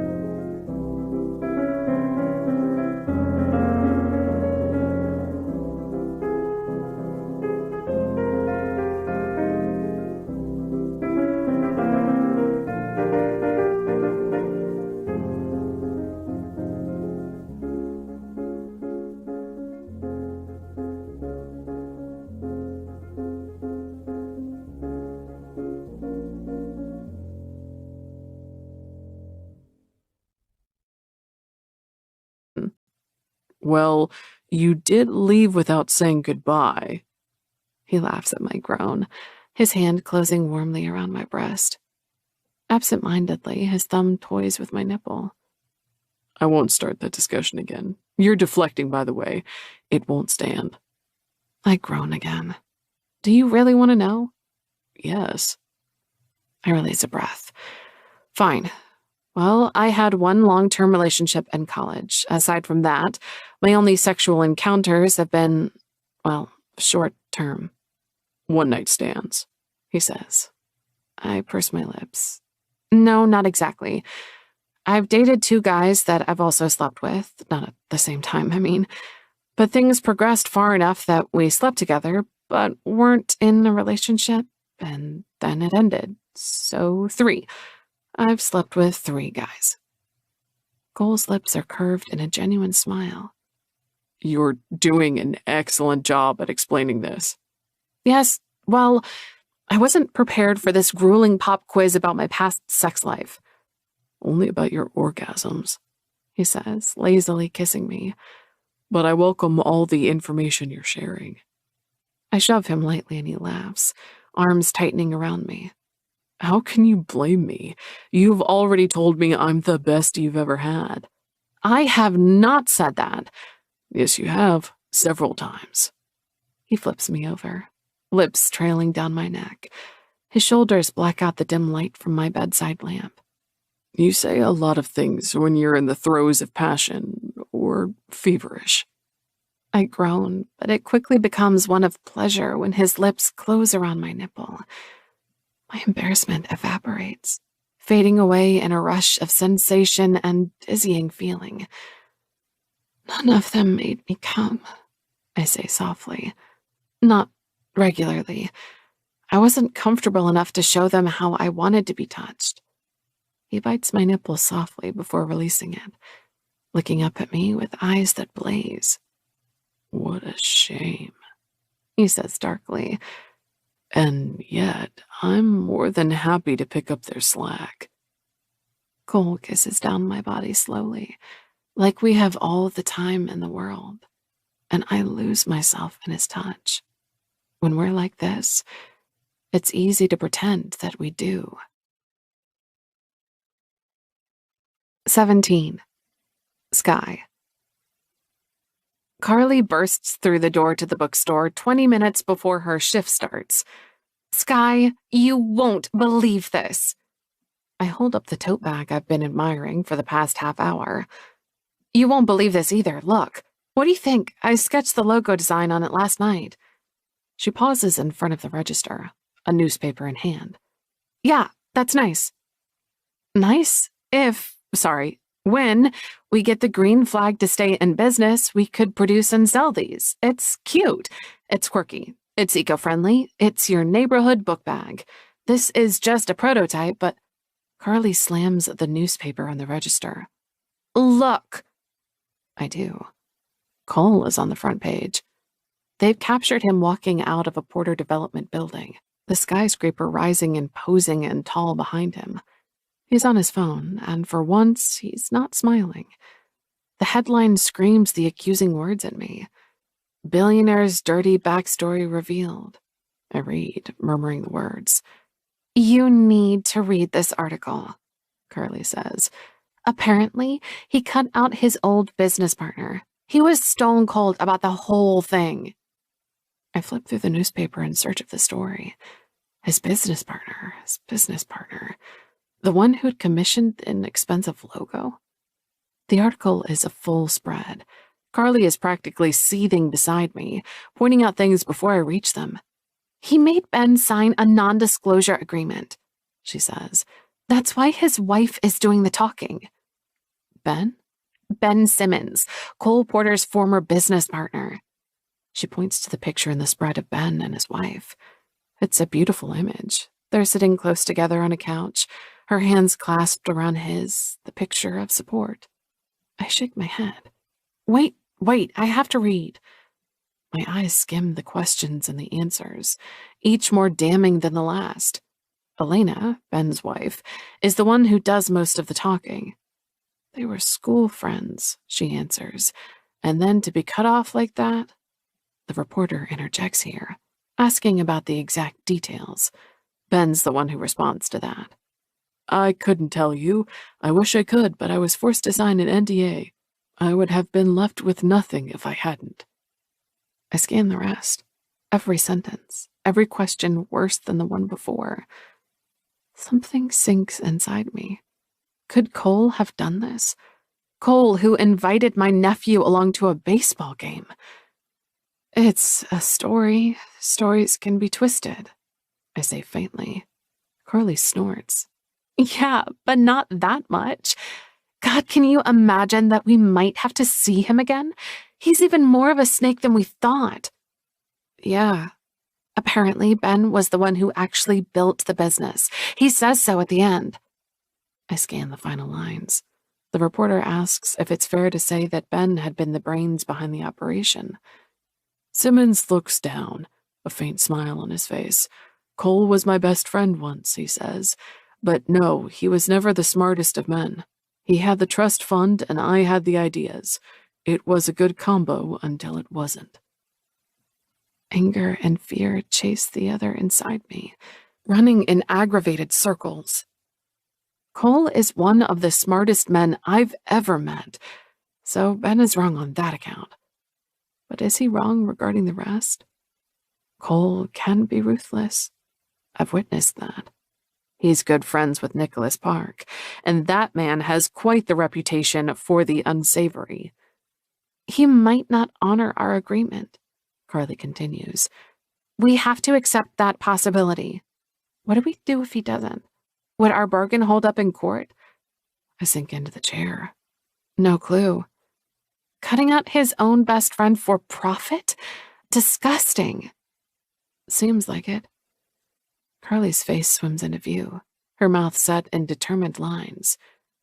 And that was the guy you went toe-to-toe with, Skye. I'm more proud of you than ever. He might be a sleazeball, but we can hold our heads up high. Hold our heads up high. If she only knew, I think, she'd never look at me the same way again. Carly's eyes widen, a sudden realization setting in. Maybe he'd take it out on you if we win the bargain. Judging by our spike in customers, we might. He wouldn't. You don't know him. Look at this. He cut off his best friend, made him sign an NDA. She shakes her head at the article. And this is the Seattle Tribune. They wouldn't publish just anything either. You can bet this was fact-checked. Each of her words falls heavier than the next, until I feel bent under the pressure. Sorry, I have to... Can you watch the register for a minute? I have to use the bathroom. Yes, of course. Are you okay? Yeah, 1 minute. In our little 3 square feet bathroom, I break down completely. It's not pretty. It's not even rational. And still, I have to grip the sink to keep my breath from running away from me completely. The article is either a smear piece or a daring expose, and I have no idea what to believe. My first instinct is to call him, to text, to hear him say, "It's not true, Skye. Of course it's not. You're a writer. You know how writers write." But isn't that exactly what someone who was trying to manipulate me would say? Someone who wants to see this business demolished. Someone who's been damn good at making me think they'd stopped caring about it. He'd hinted that winning wasn't important to him anymore. That I was important instead. And I'd believed him. The baseball game, the publisher event. Was it all a lie? I shake my head at myself in the mirror. If I was being played for a fool, at least my eyes are open now, thanks to Ben Simmons. That is a good thing. And if I wasn't, well, I can't let myself consider that. Not yet. Not while my chest feels like it's collapsing in on itself. Carly's words come back to me, the ones that carried the most weight. The Seattle Tribune wouldn't publish just anything. They would fact-check. They probably reached out to Cole for a comment, even. The look Carly gives me when I come out of the bathroom is sympathetic. She puts a hand on my shoulder and squeezes. I'm sorry. Of course this made you think that it's futile, but it's truly not. We might still have a chance to pull this off. I nod. Inside, I never felt more like a fraud. I don't deserve her friendship or her support. Not right now. The bookstore is hers, after all. Eleanor was her grandmother, not mine. We'll just have to work harder, I say faintly. We have a week left. She nods. That's right. And if push comes to shove, he's not getting us to sign any NDAs. I'm in agreement, returning to stacking shelves, with my mind whirling. And despite my phone burning a hole in my pocket that day, I don't contact Cole. And he doesn't contact me. He must have his hands full. He's either devastated by the article or pissed that his former business partner found a way to circumvent the non-disclosure agreement. And I'm not sure I want to find out which one it is yet. The next day marks exactly 1 week until our 2-month agreement with Porter Development comes to an end. Carly has a meeting with Chloe in a few days, and both of them will pore over the numbers to see if we can present a profitable store. Carly and I have been ramping each other up constantly. We can do this, Carly tells me again, as much for herself as for me. Oh, absolutely. We've seen more customers these past few weeks than ever before. We're good. We're good, she repeats. We're good. Her eyes flick to the back wall, and I wonder if she's thinking of the same thing I am. The framed picture of Eleanor in front of between the pages from when it opened. It's hung there for so long, there's a square mark in the wallpaper behind it. The day is a blur of sales and Instagram updates and hanging sale signs. I hang a huge one in the window display and add a handwritten note that explains our situation. 1 week left to make a difference, I write in the heading. Do you want our store to remain? It's desperate, but these are desperate times. The doorbell jingles an hour before closing, and not with a customer.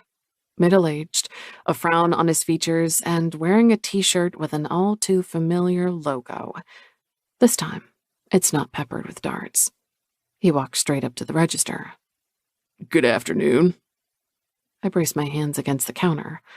Hi, I wasn't aware we had a scheduled appointment with Porter Development today.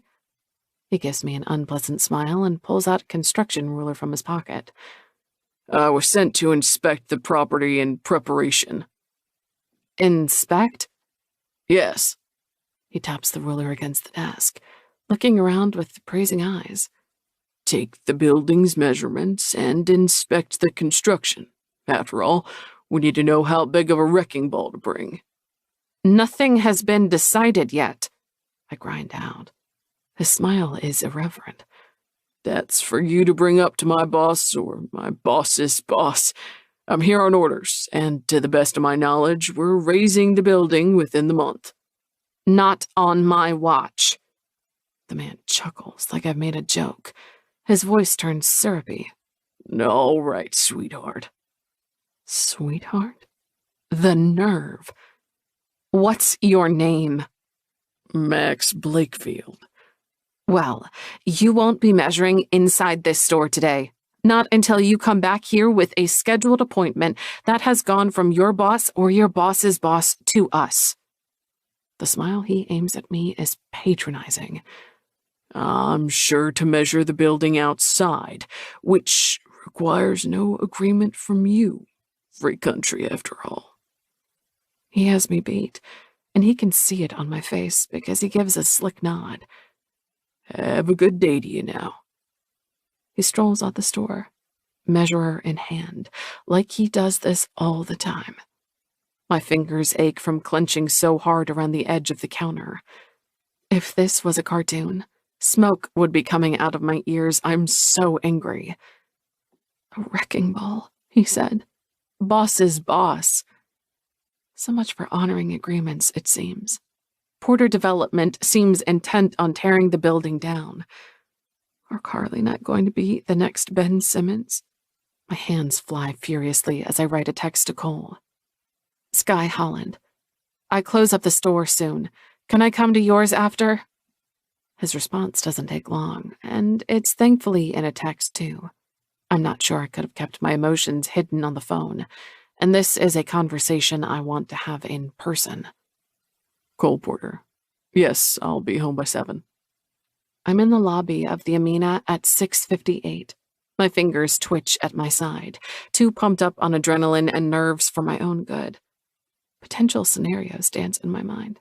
Him admitting that our casual affair was all just amusement, that he had never planned to honor the agreement. The crooked smile twisted sardonically. Or worse, him telling me that the bookstore had never had a shot in the first place. Eyes patronizing as the handyman he'd sent today. My nerves increase with each floor I pass on my way up to his penthouse. The elevator doors open to an empty hallway. He's not in the kitchen either. I lean around the corner, peering toward the living room. Cole? Coming. He emerges from his home office, a hand tugging at the tie around his neck. You came fast. I sure did. What happened today? What do you mean? You sent one of your men to the bookstore today. His face grows stale. I absolutely did not. A certain Max Blakefield seems to think otherwise. He showed up to measure the store for a correctly sized wrecking ball, said the place would be raised within a month, and that if I believed otherwise, I'd better talk to his boss's boss. I spread my arms wide. So here I am. Cole is shaking his head slowly. I don't know a Max Blakefield. Must be one of our contractors. He was wearing a shirt with your logo. Looks like a builder. My eyes snag on his expensive suit, stretching taut across his frame. A real builder, I mean. He was wearing boots and work pants. There's a silken thread of warning in his voice. He was wrong. The company still plans to honor its agreement. You mean you do? Yes, he says, like it's the same thing, but it's not. Your employees seem to think otherwise. I swallow hard, lifting my chin, meeting his gaze head on. We saw the article yesterday. Carly is doubting that you honor your agreements at all. He grinds the word out between his teeth. So, that's what this is really about, huh? And is Carly the one who is doubting? I have some doubts too. I say honestly. Doubts about us, what you've been doing, and why you've been doing it. 900 words in a newspaper, and you're rattled. I thought you were a writer yourself, Skye. You know how things are twisted. The words are playful, but his tone is not. So it's not true, what he said in the interview? I ask. Cole just stares at me, and the silence grows heavy between us in a way it never has before. I'm furious about my own vulnerability to him, that I care so much about the answer, that I've given him this power over me. Did I make Ben Simmons sign an NDA? He asks, voice trembling with barely concealed fury. Yes. Did I cut him off from the business? Yes. And I'd do it again in a heartbeat, Skye. My chest feels like it's collapsing, constricting, anger and fear choking off a response. And now you're wondering about my character. He continues. What would I do to get what I want? I give a shallow nod, clenching my fists hard enough that my nails dig into my palm.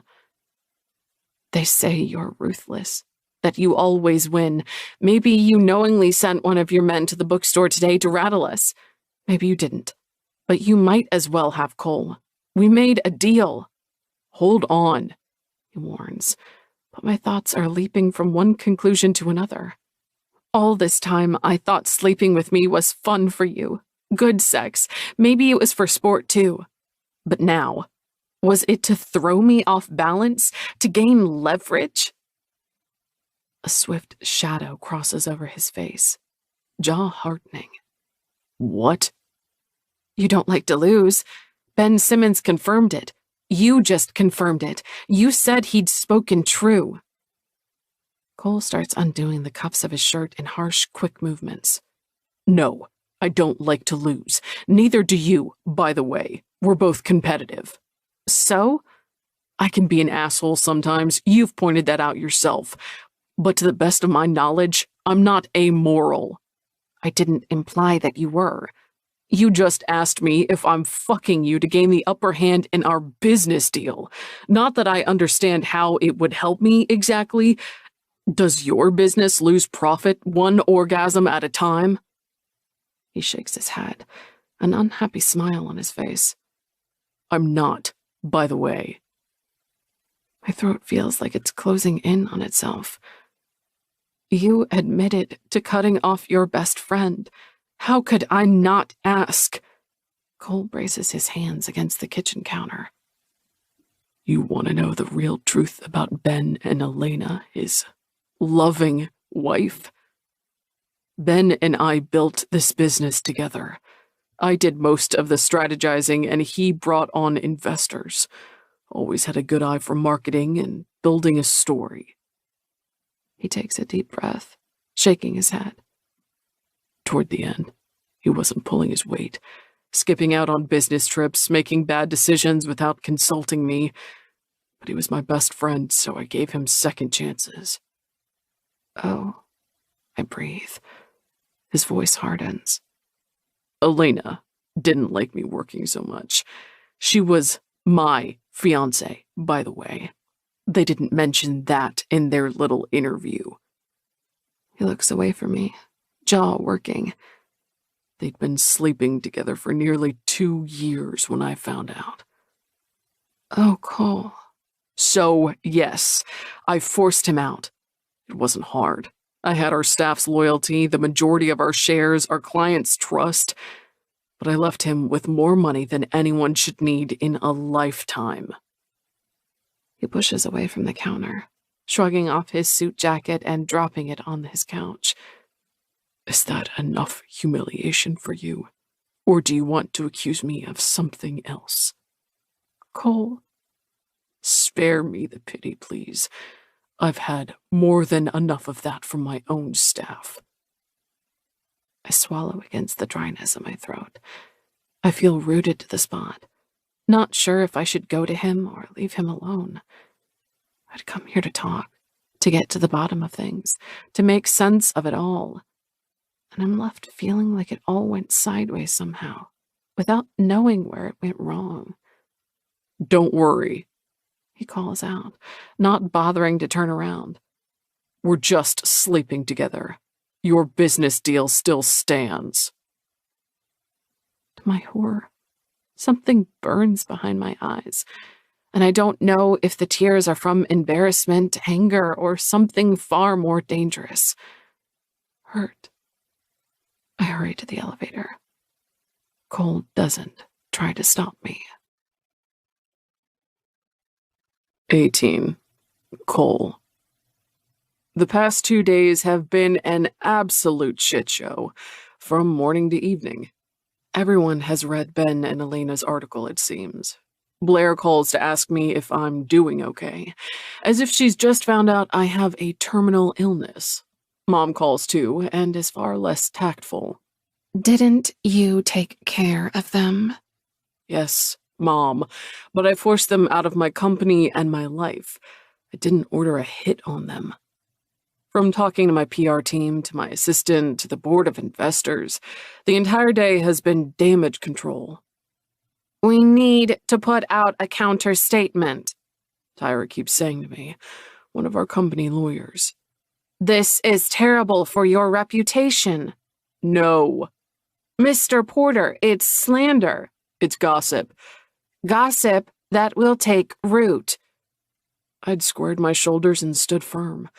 Repudiating the claim would require explaining what really happened, and I'd had quite enough of humiliation to relive it in front of all of Seattle. Coming home from a long business trip to find Ben and Elena in my master bed had cured me of any masochistic tendencies. Brian had agreed on a tactic of silence. It makes you look powerful, he said to me in an aside. Not commenting on it makes it seem like you're either above it or it's true. Both enhance your business reputation. I had nothing to say to that, not out loud, but I made a mental note to give Brian a raise. But I didn't expect the biggest fallout to be with Skye. Shame isn't an emotion I'm used to anymore. It had been, when the wound with Elena and Ben had been fresh, but in the years since, it's faded, until the scar barely aches. But after the fight with Skye, it's all I feel. She came to me with legitimate concerns. The picture didn't look good, and she'd asked me to fill it in for her. I had, and not in a gentle way. Her feelings had been clear on her face, and I'd trampled them with my own hurt and sordid past. I wince again, remembering the admission to her. Trust Ben and Elena to succeed in screwing me over one last time. Nothing about the situation painted me in a good light to Skye, not to mention the ill-timed visit of one of my underlings to the bookstore. It's the first thing I get to the bottom of, the day after the fight. Brian stands straight in my office when I question him. Did you send someone to Between the Pages yesterday? The bookstore? His eyes light up. Yes, I did. Why? It's a classic shakedown. They have less than a week left of the deal you agreed to, and we need to remind them of the outcome. He shrugs. Fairly standard. My hand grows white-knuckled around the arm of my chair. You didn't inform me. No, I considered mentioning it, but then we had the article to deal with. Brian frowns. Was it the wrong call? Yes, 1,000 times yes. But there's no way I can make him understand that without giving away far too much information. We will honor the deal, I tell him. If the store is profitable, they stay. Brian doesn't comment, but the refusal is clear in his eyes. None of my team understand why I'd accepted Skye and Carly's challenge in the first place, and I can't blame them for that. It had been nonsensical. I don't look forward to explaining in front of the board of investors and partners why the next Porter Hotel will have a bookstore incorporated in the ground floor. The rest of the day is miserable. Skye doesn't text me, and I don't text her. What is there to say? I snap at my assistant. I have to reread emails to understand them. My mind seems stuck on her face from the night before. What she'd accused me of, well, it doesn't sit right with me. By the time I make it home in the evening, I'm in such a bad mood that I consider hitting the pool and swimming a few lengths. Having already done my workout that morning, the thought of pushing my muscles further isn't tempting, but I'm far too riled up to remain still for long. The urge to make things right with Skye grows into an itch that's increasingly hard to ignore. She hadn't handled her questioning well, but then again, I hadn't handled her questions well either. I'm halfway to the hallway before I even made the decision, finding the car keys, pulling on a pair of shoes, tugging on my leather jacket. It's a conversation we should have in person. But my phone rings as I reach for the elevator button. For a brief moment, indecision is all I feel. It's likely Brian or Tyra. Some fire to put out or late-night contract to sign. With a sigh, I pull it out of my pocket, ready to hit decline. The name on the caller ID stops me. Skye? Yeah. She says on the other line. It's me, hi. Hey, how have you been? She clears her throat. Good? That's nice. There's a pause, her breathing soft through the phone. Actually, no. I haven't been good at all. I'm sorry for jumping to conclusions about the article and inferring things about our agreement. I should have been able to talk about it better, I say quietly. You were concerned, I get that. I put a hand against the wall to brace myself. And I promise you, I wasn't aware of the company man who visited your store. Had I been, I would have stopped it. It was unnecessary. Yes, she says. It was. Was he rude? Terribly. He called me sweetheart. What? Don't worry, though, she says, a tone of both smugness and bashfulness in her voice. I wasn't very civil back. Despite myself, I want to laugh. I'm sure you weren't. There's silence again, but this time it's warm. Skye is the one who breaks it. You don't feel like coming over? I don't? You know exactly what I mean, Porter. I step into the elevator, car keys in hand. I was already on my way. Really? Oh, yes. Good, She says. I'll be waiting. 6 days. The number hits me as I drive over. 6 days until this ends, until the decision has to be made, until it all comes to a head. It fills me with nothing but dread. The front door's unlocked when I arrive. Come in, She calls from her perch on the couch. She's in some sort of pajama set, striped shorts and a camisole, looking innocent and domestic. It stirs something in me, seeing her like that, her hair loose down her back. It's a sight I could get used to. Do you want some tea? No thanks, I say, hanging up my jacket. I'm good. There's a chagrined look on her face as she sets her cup back down on the coffee table. I'm sorry, again. You don't have to apologize. No, I do. I believed the worst of you. I would have too in your shoes. I say quietly. Most people in this city probably do now. Do you want to talk about it? She asks. The article? Hell no. I don't even want to think about it. I can imagine you've done quite enough of that, She says with a smile. Make yourself comfortable. I do, sinking down into her couch and stretching out my legs. For the first time all day, I feel like I can take a deep breath and have it fill my lungs. It feels good. Skye gets up and heads off to one of the flower pots in the corner. I watch as she snaps off a browning leaf. Sorry, She says softly. but I kill all my plants. I'm determined this one will make it. I have faith in you. She tucks a lock of hair behind her ear and straightens a pile of books on the coffee table. It's such a homely thing to do, and in her pajamas, it's sweet. This is a proper home, a place to relax and unwind. I toy with the tassels of a cushion. That's why my place is like a museum, you know. Sorry?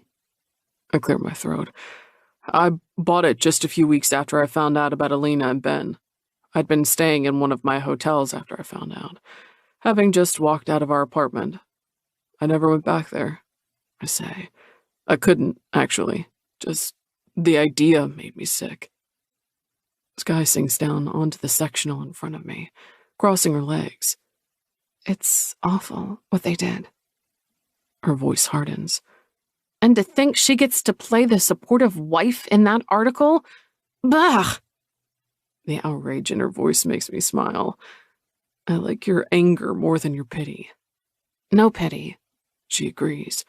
You did the right thing in cutting them off. But why would they write that article? I scoff. I'm guessing the money ran out. Ben is terrible with finances, and Elena has expensive tastes. They're the ones in the wrong, and somehow your name is the one dragged through the mud. Can't you set the record straight somehow? I grab one of the books on her coffee table, flicking through it aimlessly. That would mean admitting to the world what actually happened. Which wasn't your fault. Maybe not, I say, but I still have my pride. Skye shakes her head, but there's a fondness in her eyes that I haven't seen before. Men, she muses. I snap the book closed. You love us. Much to our own detriment sometimes, yes. Why does the bookstore mean so much to you? Skye's eyebrows shoot high, but her face remains open, fondness still clear in her eyes. I want to live up to it. That's a non sequitur, she says. Well, you asked me personal questions, it's my turn now. She tucks her legs up beneath her, her gaze on the bookshelf in the corner. Maybe I've pushed my luck with this one. It's not a topic that the name Cole Porter is favorably attached to. But then she starts to speak. I spent a lot of time there growing up. My mom is, well, eccentric. You called her bohemian once. Skye looks over. You remembered that? Of course. Well, she certainly is. A new project every week, a new obsession. She's not a bad mother, but she's an absent-minded one. She gets lost in stories and ideas easily, and she's very stubborn about it. I resist the urge to smile, thinking that Skye shares some of those traits, and admirably so. Stubbornness, obsession, a love of storytelling. So you spent time in the bookstore? Yes. I love to read and write, and walking home after school, I'd stop it between the pages. It felt like the most wonderful place. Eleanor ran it back then. She'd started making me tea, even though I didn't like it yet. A smile plays in the corners of her mouth, the look in her eyes a million miles away. She encouraged me to write, to explore, to put new books in my hands every week and would ask me questions about them. Why did Heathcliff act like that? She'd challenge, what are the author's intentions? When I chose to major in English literature, my mother and sister didn't understand it. But Eleanor did. She was Carly's grandmother. Yes. I started working there part-time when I was old enough. It's more like a home to me than my childhood house ever was. She looks down at her palms, as if seeking answers there. It's the place I love the most in the world. And I was trying to tear it down. She doesn't say the words, but the knowledge hangs in the air between us, tangible and uncomfortable. An unwelcome intruder. For the first time, I want to undo the whole thing. The bargain, the business project. I just want her. Skye, Her phone interrupts me, and the cheery theme song fills her apartment. She tracks it down to one of her kitchen counters, the apartment small enough that I can hear the entire conversation. I settle down on the couch to listen, completely without shame, a hand under my head. Hey, Isla. Skye says. It's a name I remember.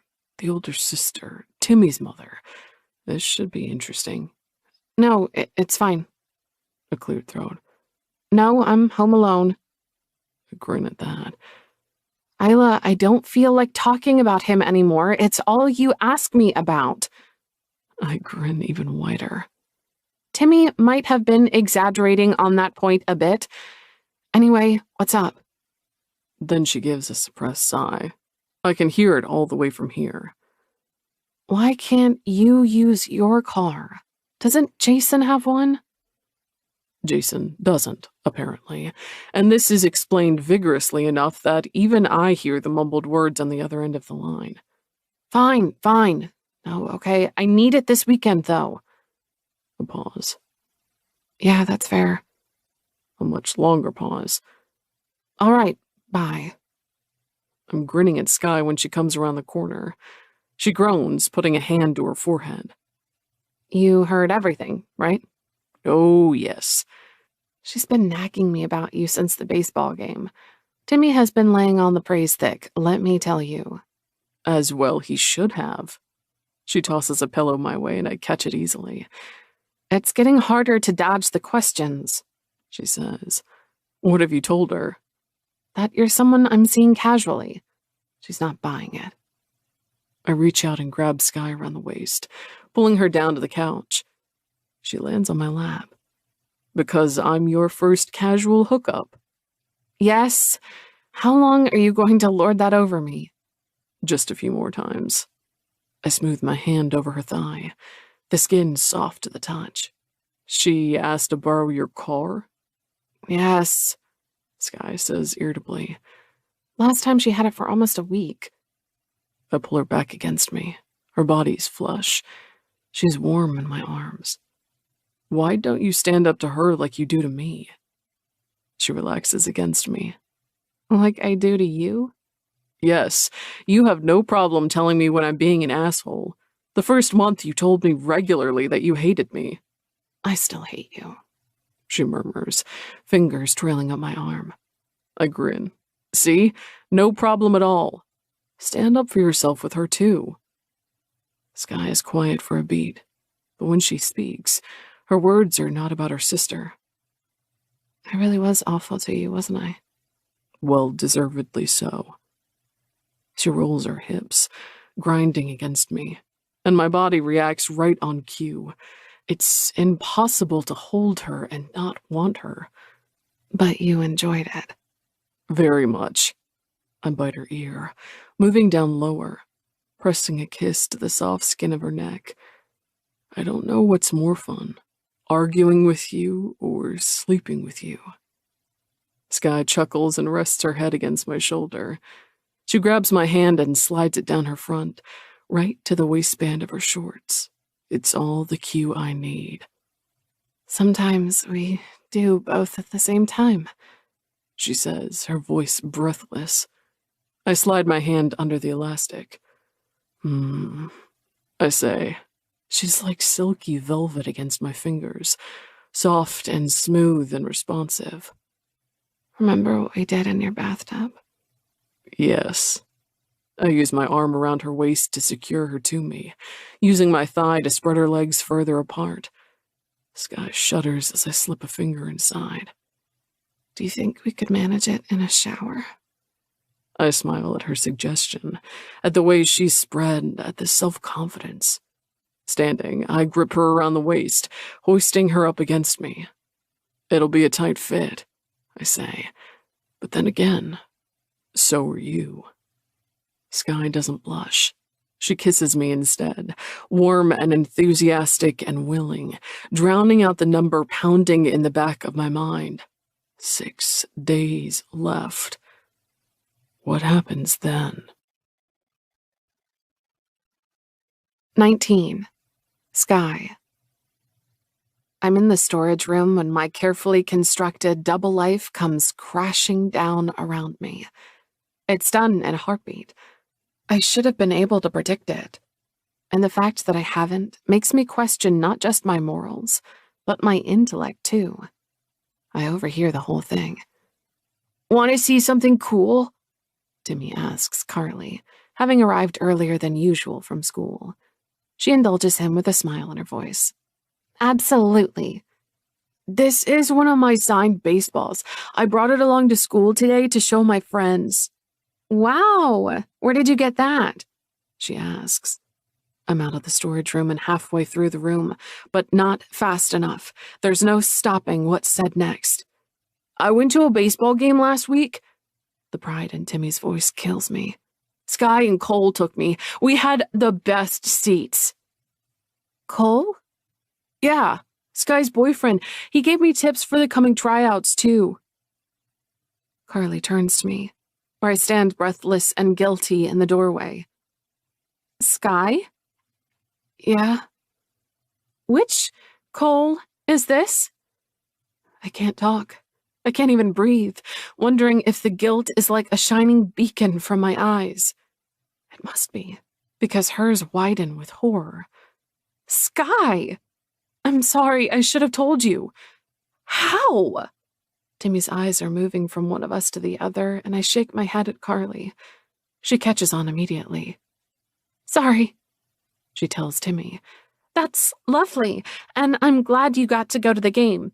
Skye and I just need a moment, okay? He nods sulkily and gives her a reproachful look through his glasses.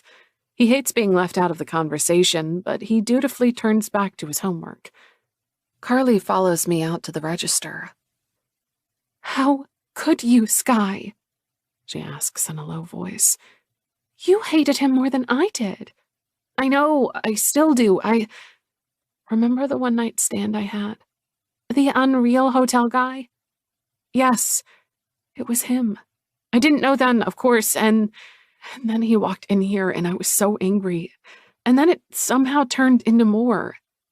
I ran a hand through my hair. I barely understand it myself, Carly. Her mouth is a tight line. So that's why he agreed to the 2-month deal. I thought he was just a bull and you waved a red flag. Yes, well, that too. He's competitive. How could you not have told me something like this? Our business relationship with Porter Development concerns me too. It's my livelihood, Skye. You're right, I'm sorry. I wanted to several times, but I was afraid of what you'd say, or worse, what you'd think of me. Her eyes soften, but it's just a tad. Relationships are complicated. Emotions are complicated. You should have given me a chance to understand. I should have. I lean against the counter, my heart pounding like I've been running sprints. We've kept it very casual. He doesn't have anything to leverage against us, Carly. She puts a hand on my shoulder. Skye, for Christ's sake, of course he doesn't. But what about you? What's going to happen when this all ends? I don't want you getting hurt. I take a deep breath. I don't think I will. At least, not if we win. It's a half-hearted joke, and she smiles, but it's probably for my sake. I hope so, and I hope he's been treating you right through all this. He was my enemy before, but then it was just business. If he hurts you, Skye, well, then it's personal. She looks so determined and so fierce all of a sudden that I get a lump in my throat. Thank you, Carly. She pulls me into a hug, far warmer than I deserve. I'm still angry at you for not telling me, she says, but I'm still here in your corner as always. Tomorrow, when Timmy's not here, I want you to tell me everything. I'll tell you, I promise. Good. She holds me at arm's length, a faint smile on her lips. You're living your own grand story at the moment, it seems. A surprised laugh escapes me. Yes, it's awfully exciting. Perhaps too much.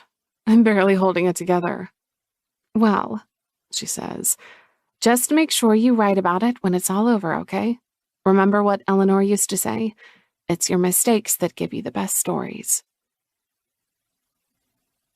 Despite Carly's calm acceptance, I feel guilty for the rest of the day and unable to fall asleep at night. Seeing Cole and I through someone else's eyes, someone who isn't 10 years old and my nephew, made the whole thing feel less somehow. Almost cheap. A daring adventure in the dark can look very different when it's brought out into the harsh light of day. I shake my head at myself. Focus on between the pages. That's the whole point of this thing anyway. To see this place torn down would tear me apart. Besides, Cole and I have no future. We'd never discussed it, but it was clear in the way both of us spoke. With 5 days until the deadline for delivering our financial reports to Porter Development, our time's numbered and the clock is ticking. And our final meeting with Chloe is here. It's the last time we'll be able to go over the financials before the deadline. The last time we'll be able to course correct. She'll be here at 5, Carly says for the third time, rearranging the loyalty card display on the register. She said she'd bring her calculations with her. Awesome, I say, sorting through the register. She taps her fingers against the counter. How can you be so calm? Because I know we've managed to become profitable. You know it? Yes. I give her my most confident smile. You and I have both seen the numbers go up. How many more customers have we had in the last week than usual? Well, a lot. Your flyers helped, the book signing event, and the Instagram page. Oh, Skye, we should have started with these changes ages ago. The thought struck me too. Yes, but it's never too late to learn, I say. They'll see that we've turned it around. Carly's smile is grateful, even if it's tinged with the same fear I'm concealing. You're right. We just have to breathe in and breathe out, she says. There's nothing more we can do today. Easy as that. I look around the bookstore, at the artful crown molding around the built-in bookcases, at the beautiful wooden beams. Eleanor added detail after detail over the decades, changing a newer building into something that looked centuries old. There are markings with my height in the storage room. Eleanor had insisted on it once I became a regular, when she was the one who helped me with my English homework. I kept my smile in place for Carly, for the customers, but inside, I'm just as afraid. For 2 months, this moment has been my guiding star. and the possibility of failure feels like an ice-cold hand around my heart. When Chloe finally sweeps into the bookstore, it's with a professional smile and another expensive bag on her arm. Carly gives me a single nod, and I nod back. Here we go. We take a seat around the table in the reading room. Chloe's manner is measured, professional, as she opens up her laptop. Nothing in her behavior hints at either success or failure. A good sign, I tell myself. First things first, here's your monthly accounting report. She pushes a sheet with colorful graphics on it. Your sales are up, which is very impressive, especially in this financial climate. I nod, looking over the numbers. Nausea sweeps through me at the thought, but I ask it regardless. So, has it been enough? Chloe sighs in defeat, and somewhere inside me, something cracks. It might be my heart. I've tried, she says. I really have, but no, it hasn't been. It's not enough to push you into the green as a business. You've got to be kidding. Chloe gives me a sad smile. I'm so sorry, Skye. Truly, I've run the numbers every which way, but there's no way I can spin it so you look profitable. Carly opens and closes her mouth, no sound emerging. But we've had more customers, I say faintly. We've both seen the large uptick. We've sold more than previous months. You just said so. You have, yes, but not enough.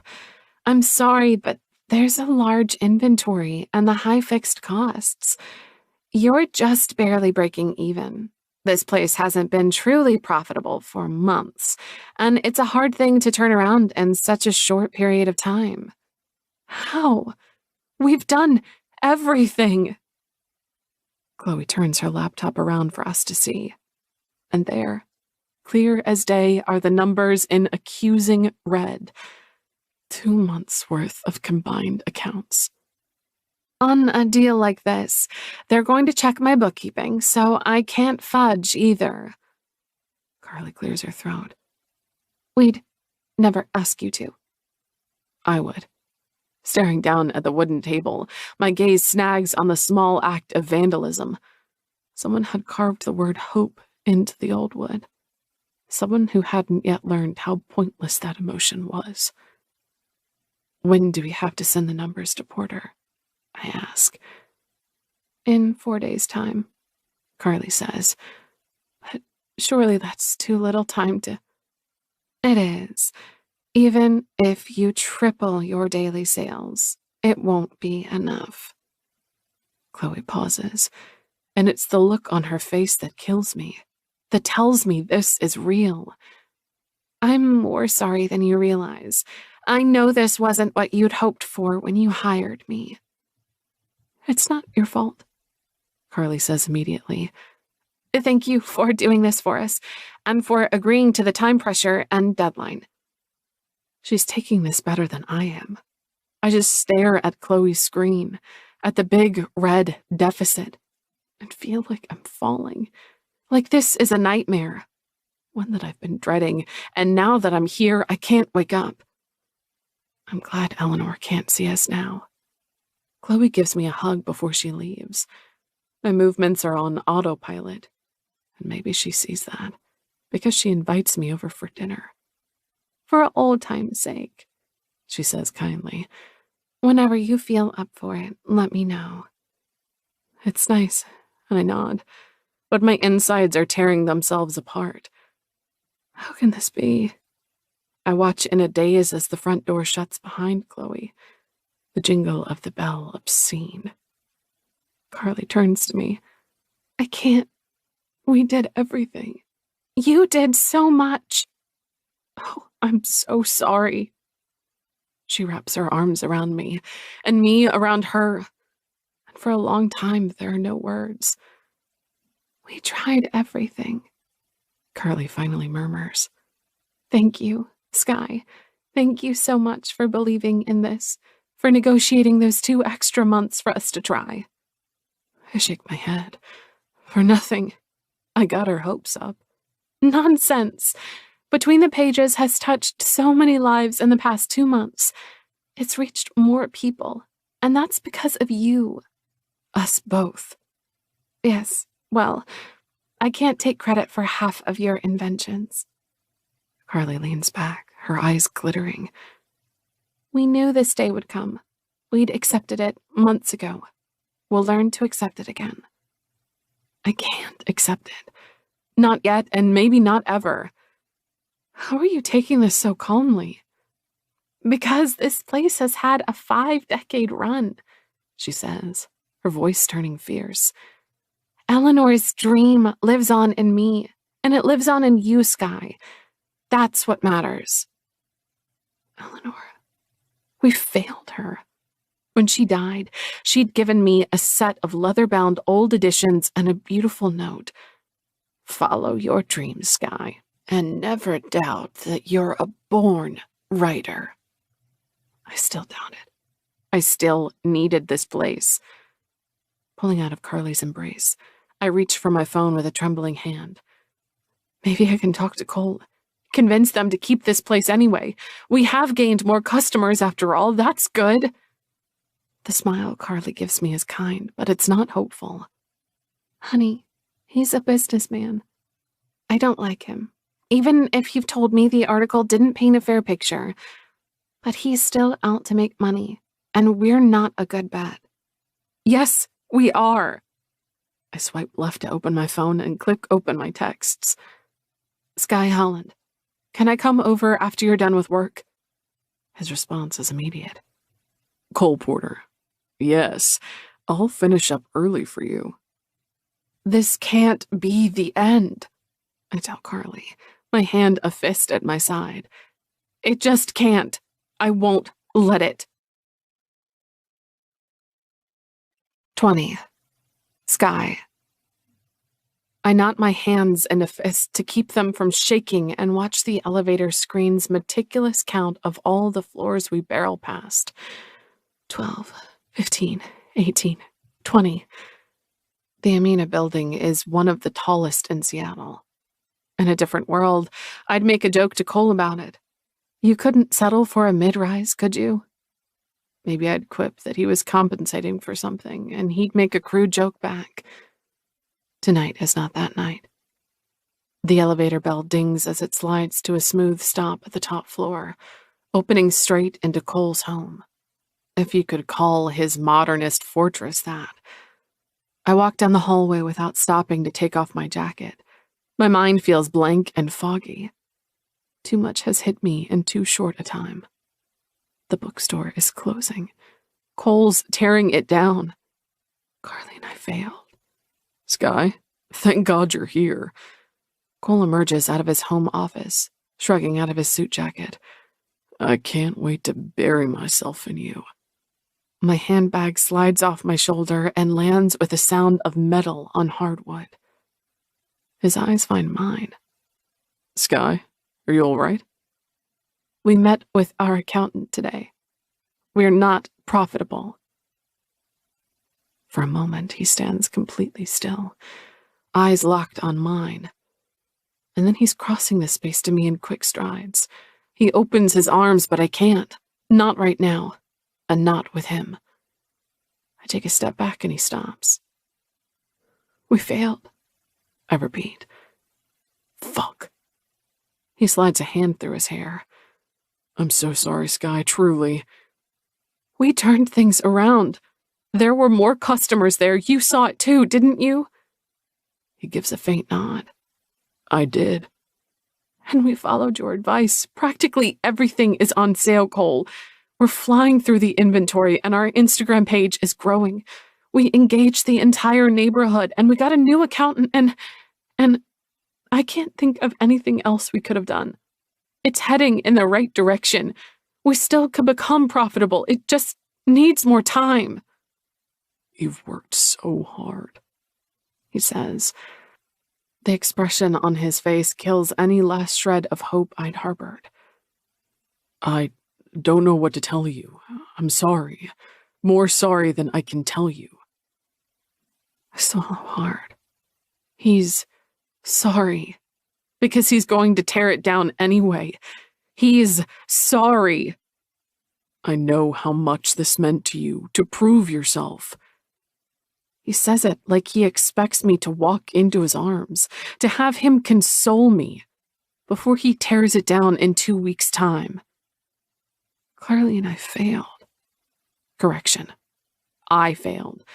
I was the one who made this crazy bet with him, who pushed through the late nights and the doubts and the flu and created a whole new business plan. I'd forced everyone to believe the same thing I did, just because I wanted it so much. Because I was too stupid to see the writing on the wall. The bookstore is gone. It has an expiration date, and always had, from the very beginning. Eleanor's face swims in front of me. Her kind eyes, her sharp voice. "So what?" she'd said once, when I'd come to her upset about being called a bookish nerd in school. "Popularity fades. Smarts don't. I'm betting on you." Turns out she lost that bet. Cole takes another step toward me, but I back away again. There's too much emotion running through me at the moment, more than I can handle. It burns. Skye. "You're going to tear it down," I murmur. "It'll be gone." All the late nights, his help, his encouragement. And in the end, it doesn't matter. What do you want me to say, Skye? We had an agreement. "You helped me," I say, the blood beginning to pound in my temples. "You helped me with this." He nods, but it's sad. And that's when it hits me so clearly that he did it to spend time with me, to sleep with me, and not for the business. Of course not. I already knew that, didn't I? So why does it hurt to have it confirmed, to have the illusion shatter? I put a hand to my chest, to where my heart feels like it's breaking. "You're going to tear it down." Skye, I don't know what to do.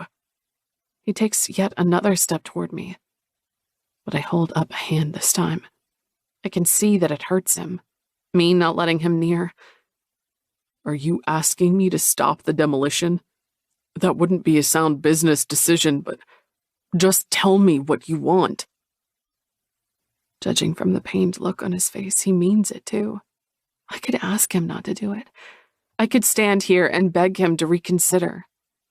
He wouldn't do it for the bookstore's own sake, but he might do it for me.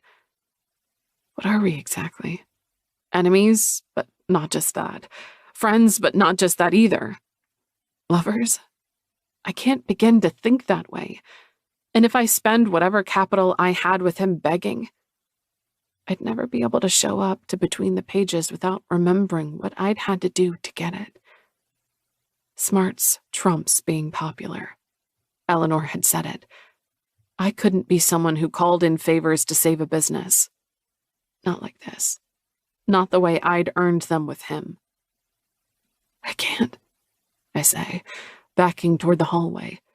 Humiliation and failure makes my cheeks burn. "You're right. I can't ask you that. I'm sorry." Don't, Skye, wait. I shake my head, feeling myself unraveling and unable to stop. I can't. Not with any of this. It's too much. Cole puts a hand next to me in the hallway, caging me in, his jaw clenched tight. Wait. Skye, please. Let me help you somehow. Let me be with you tonight. Why? What are we? I fumble with the clasp of my purse. Nothing. We're casual. He frowns. I know we agreed to that, but... But what? A laugh escapes me, though the only thing funny here is my own poor decisions. I went into this against my better judgment. Even knowing you'd tear down the business, I did it anyway. I thought it would be an adventure. God, I can't believe I've been so stupid. He stiffens as if I've struck him, his hand sliding off the wall. There is no getting around this, then? That you're tearing down my bookstore? He gives a harsh nod, lips a flat line. No. I press the button for the elevator. The doors gaily chime as they slide open. No, there isn't. I can't. Cole, I can't. So we're over? I don't trust my voice to speak. The taste of tears on my tongue. He said the words, and once they're out, I can't see a way around them. We were never really anything, really. I nod. Cole's eyes shudder, and then he crosses his arms over his chest, strong and sure and distant. Well then, he says. Thanks for a few enjoyable weeks. I mash my fingers against the button and the elevator doors close in the nick of time as my tears break free, running hotly down my cheeks. Sadness is a funny thing. It comes in bursts, all at once, and then disappears again, lying in wait for the perfect opportunity. Pushed away by the good times or ignored when inconvenient. I'd known that Between the Pages might close for months. I had grieved Eleanor when she'd passed 3 years ago, and I'd never really expected the game with Cole to last. And still, all 3 things hit me at once, so hard that I have to reach out a hand to steady myself against the elevator wall. This morning had started with a purpose, a job, a potential future. A man who made me feel like life itself pounded in my veins, free and strong and alive. It ended with all those things gone. And worst of all was the feeling that all of it was somehow, some way, my fault. If I'd worked harder, if I'd known the right things to say, if I'd made different decisions. We'd been so close, and instead, Between the Pages is to become dust and rubble, an impersonal glass structure rising from its wake. Maybe it'll have a hotel bar on the top floor for billionaire owners and unsuspecting young women to meet, I think bitterly. But the thought just brings on a fresh round of tears. 21. Cole. Funny how success works. I've been asked about it often in the last few years, sometimes more than once a day. In interviews and speeches at networking events, teach me something about success, they'll say, often with a glint in their eyes. What's the secret? Or my personal favorite, to what do you owe your success? As if debts were involved, as if I had sacrificed to the gods. Funnier still how public success rarely translates to private success.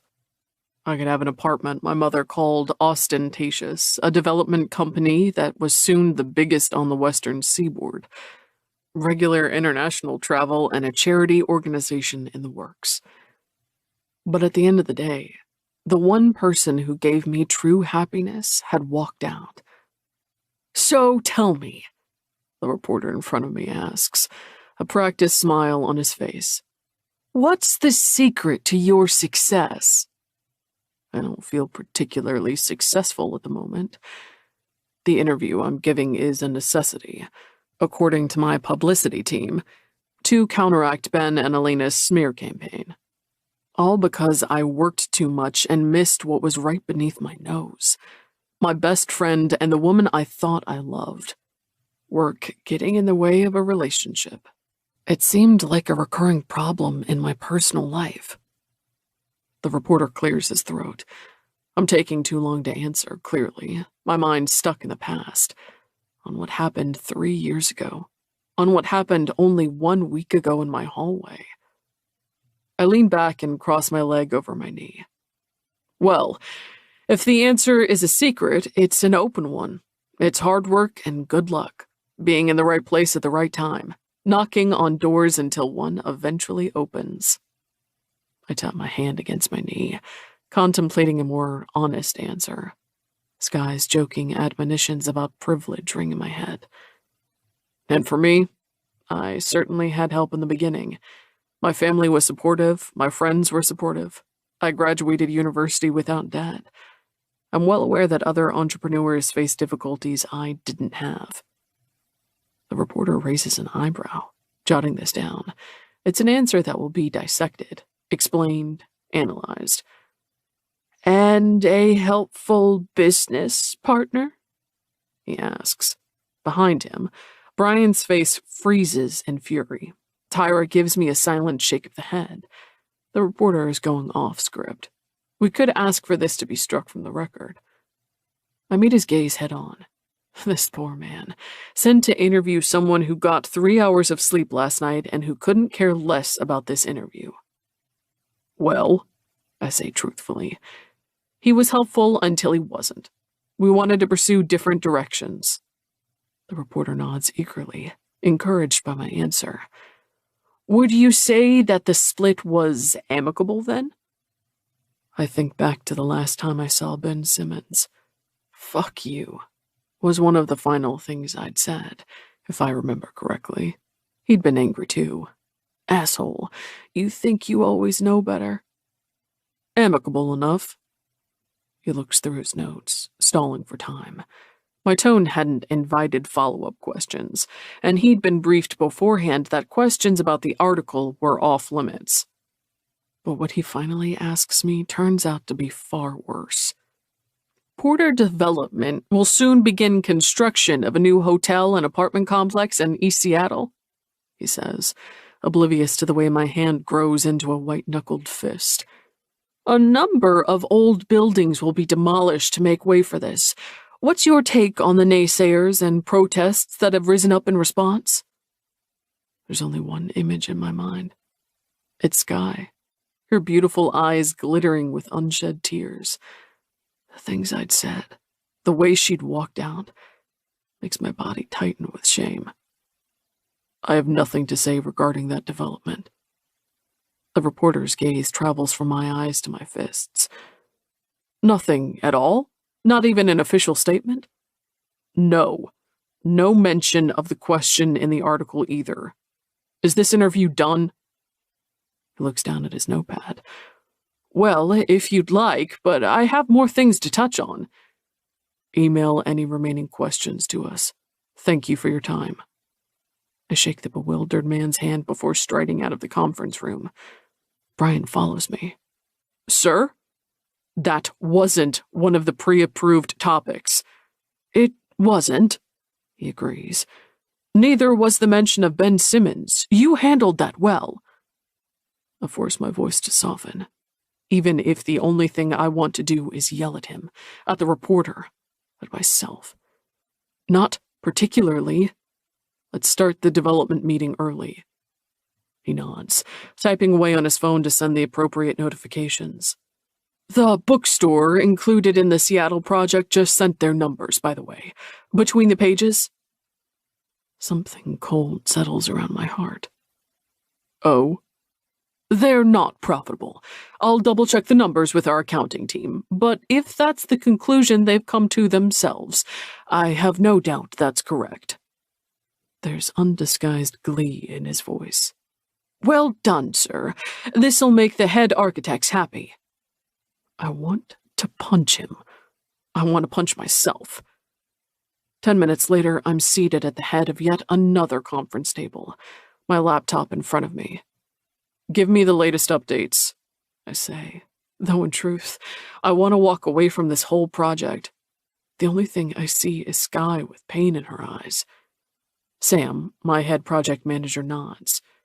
Given the newest information, demolition will start next Tuesday. We'll start by raising the entire area. It'll take a few days longer than usual on our projects since we want to preserve as much of the existing pipes and sewage system as possible. Clever, says Gabrielle, the head architect. The two make a killer team. They've designed the legacy for me. Although I have to say I was enjoying testing new designs to incorporate that cute little bookstore. Oh well, now we won't have to. Sam snorts. Saves us a building nightmare. Everyone around the table nods, and I find myself nodding along. It's a sound business decision. I've torn down things before. Before I'd met Skye, I wouldn't even have thought twice about this. And she's out of my life now. It shouldn't matter. The meeting ends with a promise to reconvene next week. I want to be there when the demolition begins, I say, shaking Sam's hand. He shoots me a wide grin. You can be the one who presses the button if you'd like. Something roils in my stomach. Thanks, but I think I'll leave that to the experts.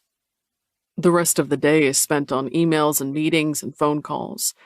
An unwelcome text from my baby sister as well, which I have no idea how to respond to. Blair Porter, how are things with Skye?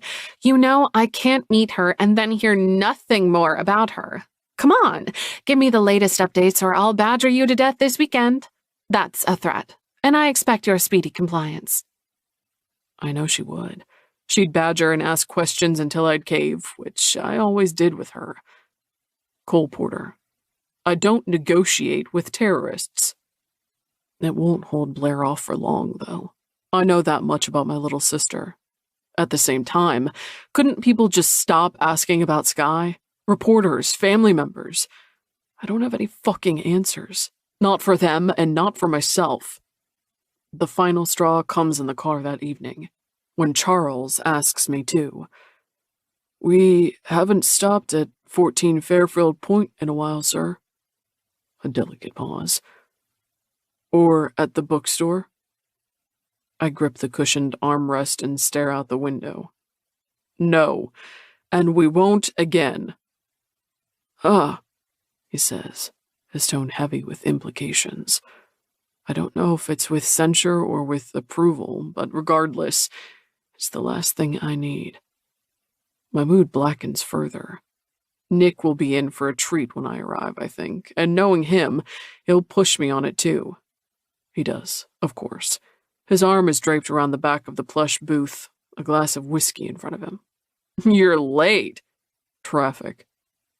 He glances around the bar, at the other guests, the dark interiors. We haven't been to Legacy for ages. I've felt like it tonight, I say, wondering if I'm pressing my luck. I wanted to show myself that I could sit in this bar and not think of her. Well, I'm not objecting. It's one of your better developments. Thank you for the ringing endorsement. He snorts, a gleam in his eyes. What's up your ass tonight, then? What isn't? I sigh, thanking the waiter when he brings my drink over. Nick nods to the bar. A few young men in suits are lounging against it, their hair slicked back, toasting with gin and tonics. Look at your clientele. Disgusting. I chuckled despite myself. That was us once upon a time, you know.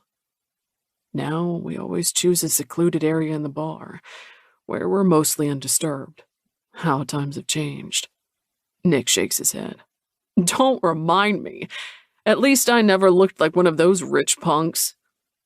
No, I think. Not with his short hair and the dangerous set of his features. Even now, he's scowling. How do you get your business partners to agree to work with you? Where did that come from? I realized I don't actually know. I take a sip of my whiskey, reluctantly amused. I'd imagine you'd scare them off. I'm nice when I need to be, he says, a wolfish grin spreading across his features. But that's unimportant. Tell me, how has your little problem progressed? I groan. Don't call her my little problem. Well, that's what she is. He takes a sip of his own whiskey. You never told me her name. And now there's no need to. It's over. And I'd greatly appreciate it if everyone just fucking stopped asking me about her. I run an agitated hand through my hair. You hit the expiration date? Yes, I say. I'm tearing down her business. It's final. He nods, as if he understands perfectly, as if this was a conundrum men find themselves in regularly. He takes a moment, but when he speaks, his voice is low. Are you sure the development is worth it? I run my hand along the table. Are You really the one asking me this? Nicholas Park? Fuck. You're right. Ignore what I said and go after the money. That's what I thought. He shakes his head at me, but it's thoughtful. But that's me, Cole, not you. And this is the first time you've been out of sorts over a woman in years. God, don't remind me. But I will regardless. He leans over the table. What are you doing to Ben and Elena about the article? Nothing. Fuck nothing. What are you going to do? I take a sip of whiskey and it burns down my throat. My lawyers are looking into a potential breach of the non-disclosure agreement and slander. That's right, snake. Nick shakes his head. I never liked him. No, you never did. They'd been unable to be in the same room at certain points. Privately, I'd always thought they were each other's complete opposites. Nick with his rough background and ambition and no bullshit.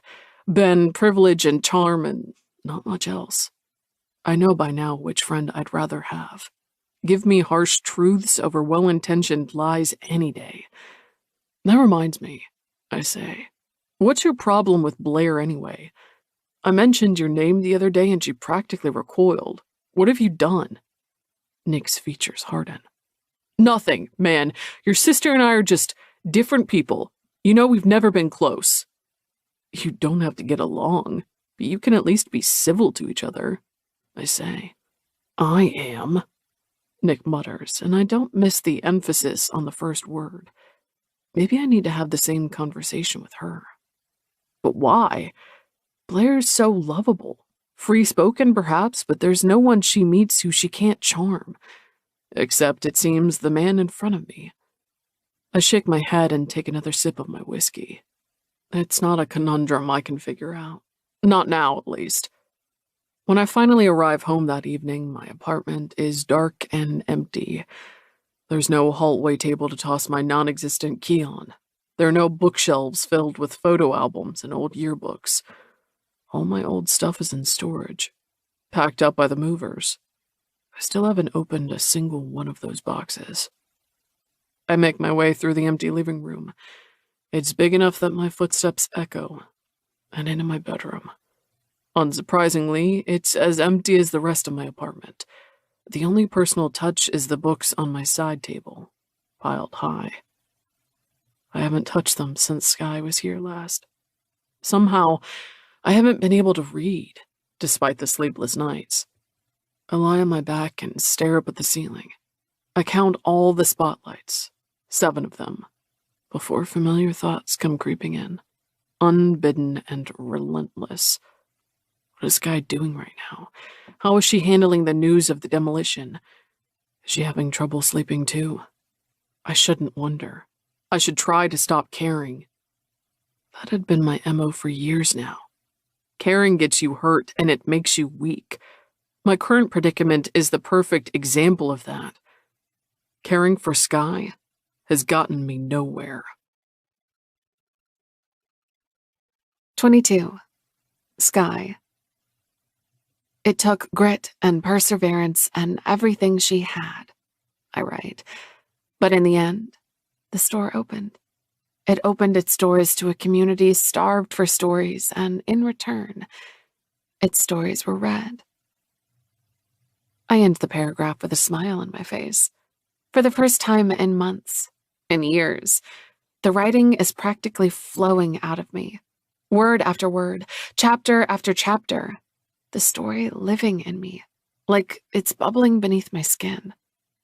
It should be difficult, considering the uncertainty in my life.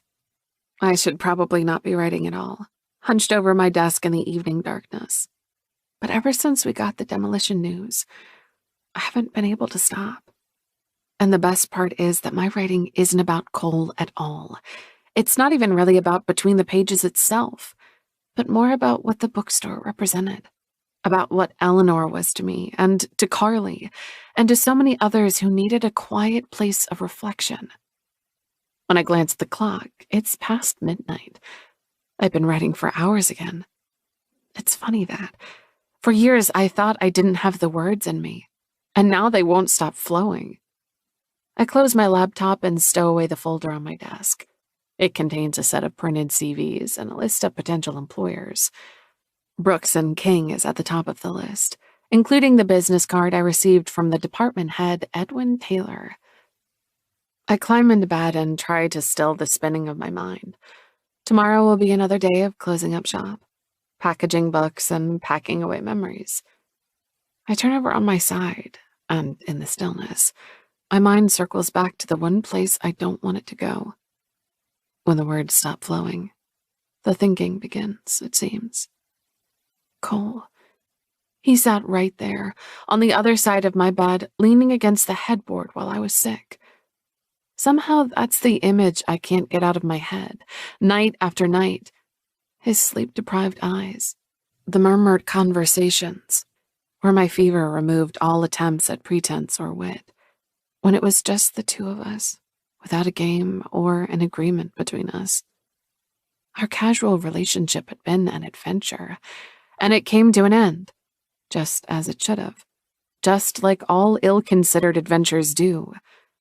He'd been quick to say that it was over the last time we spoke.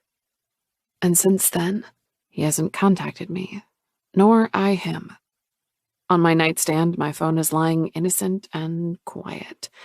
Like most nights, the impulse to text him is strong. And like most nights, I fight it. Not that I'd know what to say anyway. I turn over on my back. It's over, I say out loud. If I hear it enough times, maybe I'll start believing it. He's tearing down between the pages. That should be the final page of our book. That little gold lettering of a fairy tale stating the end. And yet, I don't know if I'm ready for that yet, for the finality of it. The next day, Carly comes through the front door with a package of homemade cupcakes. "Look," she says, holding them up for my view. "Some carbs for comfort." I hold up the portable speaker I brought. I couldn't agree more. We turn on some 90s pop and work in silence. Shelf after shelf of books get put into moving boxes, all of them clearly marked with author and genre. An entire store packed up, a legacy dismantled. "Are you sure John is okay with this?" Carly snorts. "No, he just said yesterday that he liked the garage as it is. But where else can we store the inventory?" I sigh.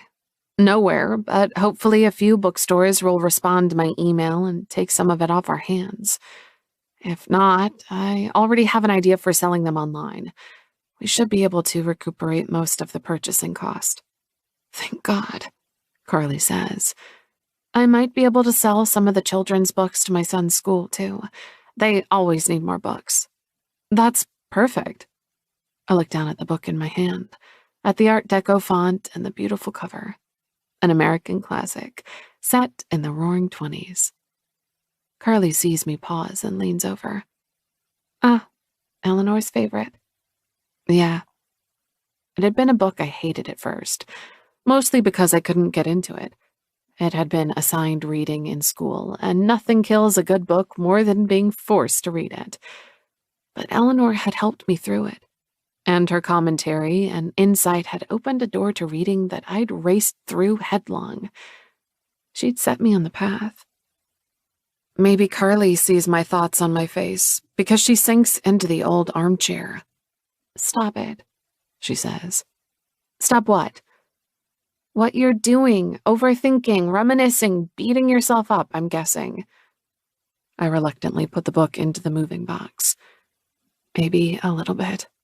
"We didn't fail her." Carly's voice is strong. "We didn't. I don't believe that for a second, Skye." My answer takes time, because as much as I want to believe her, for both our sakes, I'm not quite there yet. "No," I say slowly. "You might be right about that. She wouldn't be angry at us. Not in the least. But she might be disappointed. Not in us," I say hurriedly, seeing Carly's face. "But in the city, in Porter Development, and the fact that bookstores aren't as valued anymore." "But they are," Carly says fervently. "It's just not the right time for this one. Everything has its time. I reach for another stack of books. All around us, shelves are empty, the store echoing with our words. How can you?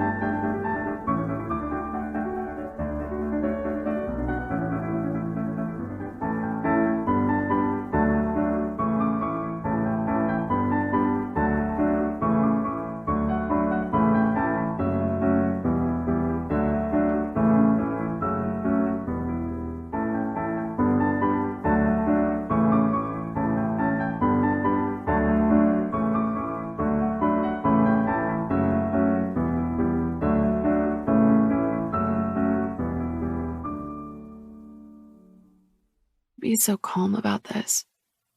Carly's smile is apologetic. I know I should be angrier, but I've been angry for so long, Skye. For months and months, ever since we got the first notice. I get it. It gets old. It does, she says with a nod. I don't have the energy for it anymore. We have to look to the future. Have you managed to do that then? Her smile is back, but it's excited this time. Yes, I've started looking at shop fronts for a bakery. Really? Yes, it's early still, but I've always wanted to try. My smile is entirely genuine. For as long as I've known her, Carly has been a baker. Her favorite section of the bookstore is the recipe one. That's amazing. John is excited too. Says he can help with website design, not to mention taste testing, she says, laughing. Carly, that's perfect. You could cater. You're already well known in this area. People love you. My mind is racing ahead, and Carly laughs again, the glint in my eyes familiar to her. You're already thinking about what opening gift to get me, aren't you? We're not there yet. But you will be. I'm so happy for you, Carly. She grins. Thanks. I was afraid to mention it to you, you know. You are? Well, maybe you'd think I was moving on too fast, accepting the bookstore's fate. She looks around, at the beautiful old wood, at the place that has been a second home for the both of us. Between the pages was my grandmother's life, but it can't be mine. Not any longer. I reach over and put my hand on hers. Oh God, Carly, I'd never think that. You're doing the right thing. Her smile is bright. Thanks. And so are you, by the way, focusing on your writing. Are you still going to apply to Brooks and King? Yes, but I don't have a background in editing or publishing, and I'm competing with people who do. At the same time, I'm broken off by my phone's familiar tune. Sorry. Carly smiles and gets up to continue packing. Fishing my phone out of my bag, I nearly groan when I see the name on my screen. Isla. Hi, I say. What's up? There's an annoyed sigh on the other end. You won't believe what a day I'm having. Oh? I overslept. Timmy was late to school, and then we had an accident on the way home. Are you okay? Yes, it wasn't a car accident. I didn't have enough gas in the tank. It stalled? Oh my God, Isla. I know, it was awful. Well, Dave helped me. It's all good now. But here's the thing. He has a car show tonight. I think. Here it comes. Is it out of town? Yes, I'd love to go, but it's too late for Timmy. He has to be in bed by 9. But then I thought, Skye! This has to stop. You know I love spending time with Timmy, but perfect! I have plans tonight. I can't handle this on such short notice, not continually, Isla. She huffs, and the sound is indignant. You have plans? Yeah, even if I didn't, I'd appreciate a bit more advance notice. It's already 4 in the afternoon. Isla's voice is glacial when she speaks again. Fine. That's fine. I'll just have to figure something out. Yes, you will. I say not unkindly. I'll talk to you soon. She hangs up. I stare at my phone a few more moments, a smile slowly spreading across my face. Wow, that was exhilarating. Carly grins at me. Well done, she says. With what? With saying no. She unfolds another moving box with sure, practiced hands. It's hard with family, I know, but you're getting better. Her words echo Cole's when he listened to my call with Isla a few weeks ago. Carly has known me forever and never asked me the reason behind it. Cole saw our dynamic immediately. He encouraged me to stand up to her, to speak my mind. I miss him. It's hard to admit, but it's there, every day. I miss his voice and his opinions, his teasing smile, the glint in his eyes when he sees me. I even miss his obnoxious way of thinking he's always right. While I always said I hated him, I don't anymore. I don't hate him at all, not even when he's set to tear down this place. And somehow, that's what hurts the most. 23. Cole. I swirl the whiskey around in my glass. It's my second of the evening, and it's only Wednesday. You're losing it. I say. There's no one around to listen. On my computer in front of me, my emails seem to swim in and out of focus, and it's not because I'm drunk. I just can't seem to bring myself to care about them. Demolition of the bookstore starts in less than 15 hours. Have Carly and Skye finished emptying the store? Have they taken down the memorabilia, the plants, the framed pictures? Have they stowed away all the inventory? I want to know. I want to call Skye and ask, to hear her voice on the phone, to see if she'd taken the old ratty armchair home to her already too cluttered apartment. But I doubt she'd pick up. In the story of her and me, of Between the Pages and Porter Development, I'm the bad guy. The ones in the movies always seem to enjoy their evilness somehow. I can't relate to that. I could still stop it. Sure, the plans are drawn up, the investors are happy, my building team is excited to get started, and just today, someone congratulated me on the new build. But there's still time. If I decided to change plans, my team would think I'm insane. There'd be internal disagreements, questions regarding my leadership, and perhaps even my sanity. It feels like a small price to pay. What do I have to lose? Skye. She might hate me for stopping the demolition for her just as much as she hates me for going ahead. Pride is an emotion both of us share. From the very beginning, she made it clear that our relationship wasn't quid pro quo, that she didn't want to earn anything. Not that way. If I stopped the demolition for her, while I'd never ask for anything in return, it would put her in an awkward position. If there's one thing I don't want her to feel, it's shame, especially not over anything we've done together. I glance at the framed picture of my family on my desk. My dad is in it, a couple of years before he passed. He's tall and suit-clad, a hand on my shoulder as I graduate college. My sister is beaming beside me, braces on her teeth. For years, my dad had loved to listen to my business dealings, wanted me to run through them so he could listen and give comments. What would he say about this one? He was always the one who instilled in me the importance of making sound financial decisions, of trusting experts, doing things by the book. There's never only one option, he'd often said. Find the third way. That's where success lies. Maybe his advice isn't applicable here, but I have to try. Find the third way. Skye had mentioned that their numbers were still up, that they might be profitable in a few months' time. Incorporating their store would help appease the project's protesters. Not that there were many. Could I make the decision for the business itself and not for Skye?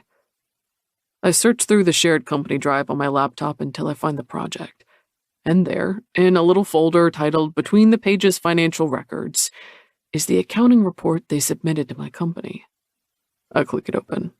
I'm immediately assailed by colorful graphics.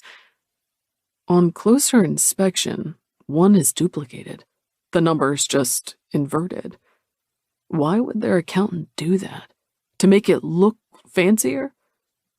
I scroll through the numbers, searching for sales and inventories, assets and debt. Instead, I fall down a financial rabbit hole. Their numbers are confusingly displayed. It's a beautiful document, sure, if you aimed for style over substance, but the meat is sorely lacking. I parse through the pretty phrasing and the artfully created tables to scour the numbers, and that's when I find it. The error. At first, it's small enough that my eyes dart over it, but on the second pass, it stands out like a sore thumb. It's a deliberate error, too. Their accountant has incorrectly classified a whole section of sales. Income is described as expenses. It's embezzlement 101. The blood begins to pound in my temples.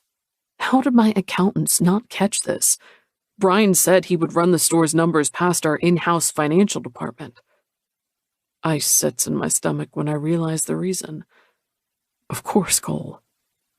If Porter Development's accountants are worth their name, they saw it, and they didn't call it out. Why would they? We have no incentive to.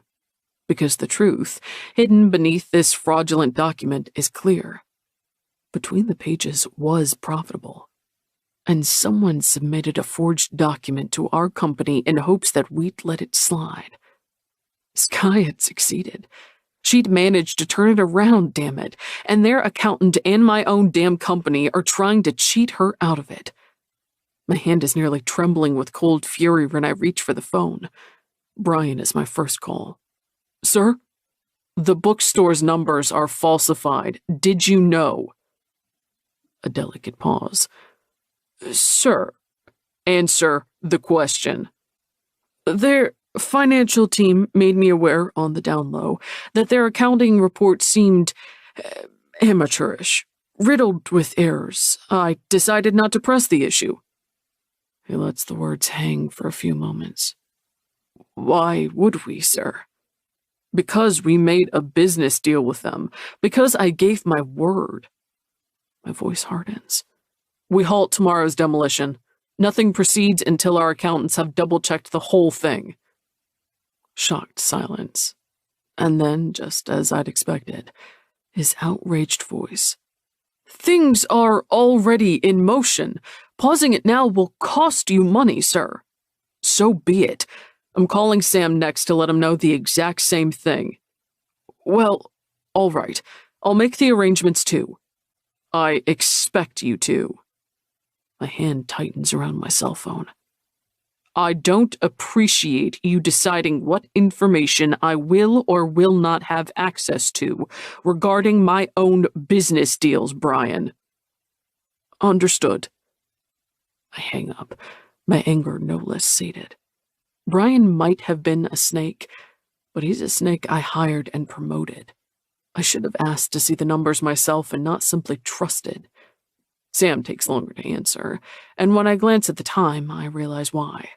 It's late, far too late for his boss's boss to be calling. Sir, sorry to bother you at this time, Sam, but it's regarding demolition tomorrow. We're going to have to halt it. He takes it in stride, uncomplicated and competent. Okay, will do. Anything I need to know about? Internal politics, you know the drill. We might end up keeping the structure, possibly incorporating it. There's silence on the other line, just like from Brian. Sam, at least, is just shocked. There's no dismay in his voice. Alrighty, I'll let my crew know. Thanks. Don't mention it. Running as a current beneath my skin is the need to tell Skye. She's the one who's been duped. By who, I don't know. There's no doubt in my mind where their profit has disappeared, though. That accountant of theirs has made a killing.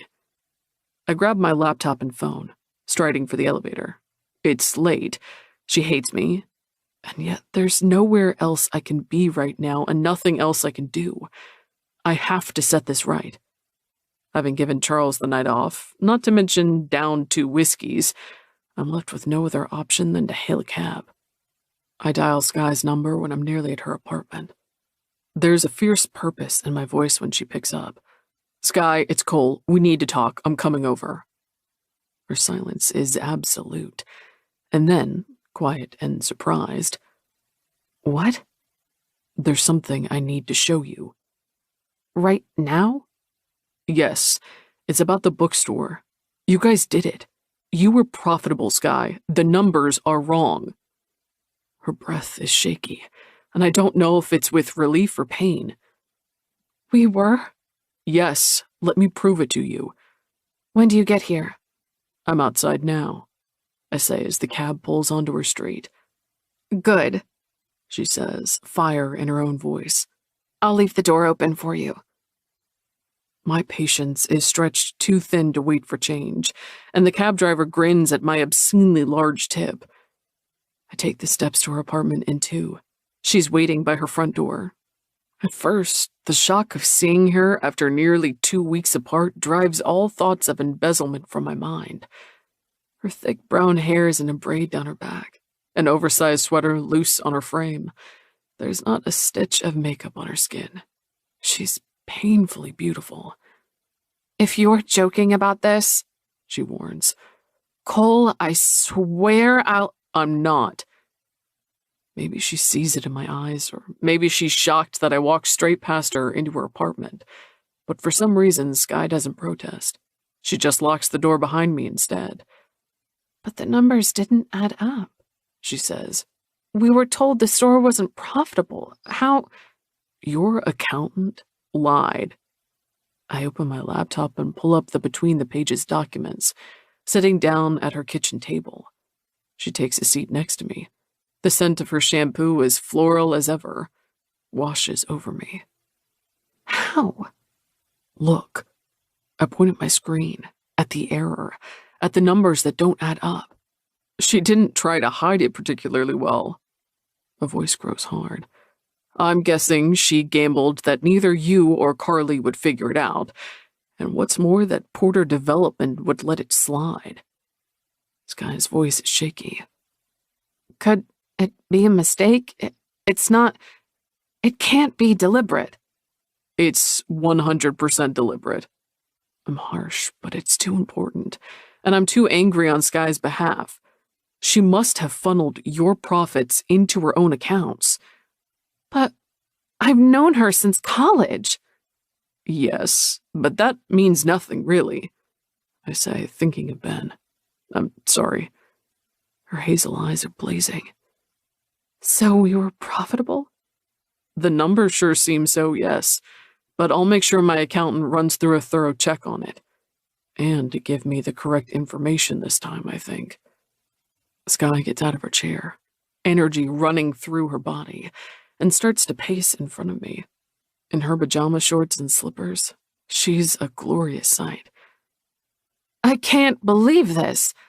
I was the one who recommended her. You had no way of knowing. But I should have. We should have double-checked the numbers. She wraps her arms around herself. Damn it. If only I knew how bookkeeping works. I close my laptop. You know now. If we were profitable, she says, eyes boring into mine. There's hope there, and confusion and anger, all rolled into one. I've called off the demolition. Her eyes widen. You have? Of course. You made a deal with me, Skye, and I'm going to honor it. We did it, she whispers faintly. Her voice is dreamy. We actually turned it around. The store is saved. You did it. I knew it. We had so many more customers. Our sale was working. Damn, Chloe. She sits down next to me again, her hand landing atop mine gently. Carly and I need to take legal action against her, don't we? I nod, wondering if I could grasp her hand in mine or if that would be pushing it. Yes, what she did was illegal. She gazes off into the distance, her face set in a mask of determination I recognize well. I'm going to make sure the store gets every cent back. I have no doubt about that. Thank you, Cole, she says, her hand tightening around mine. You didn't have to bring this to me. I appreciate that, you know. I was already considering halting the demolition. The admission spills out of me of its own accord, her nearness and warmth like a blanket of comfort.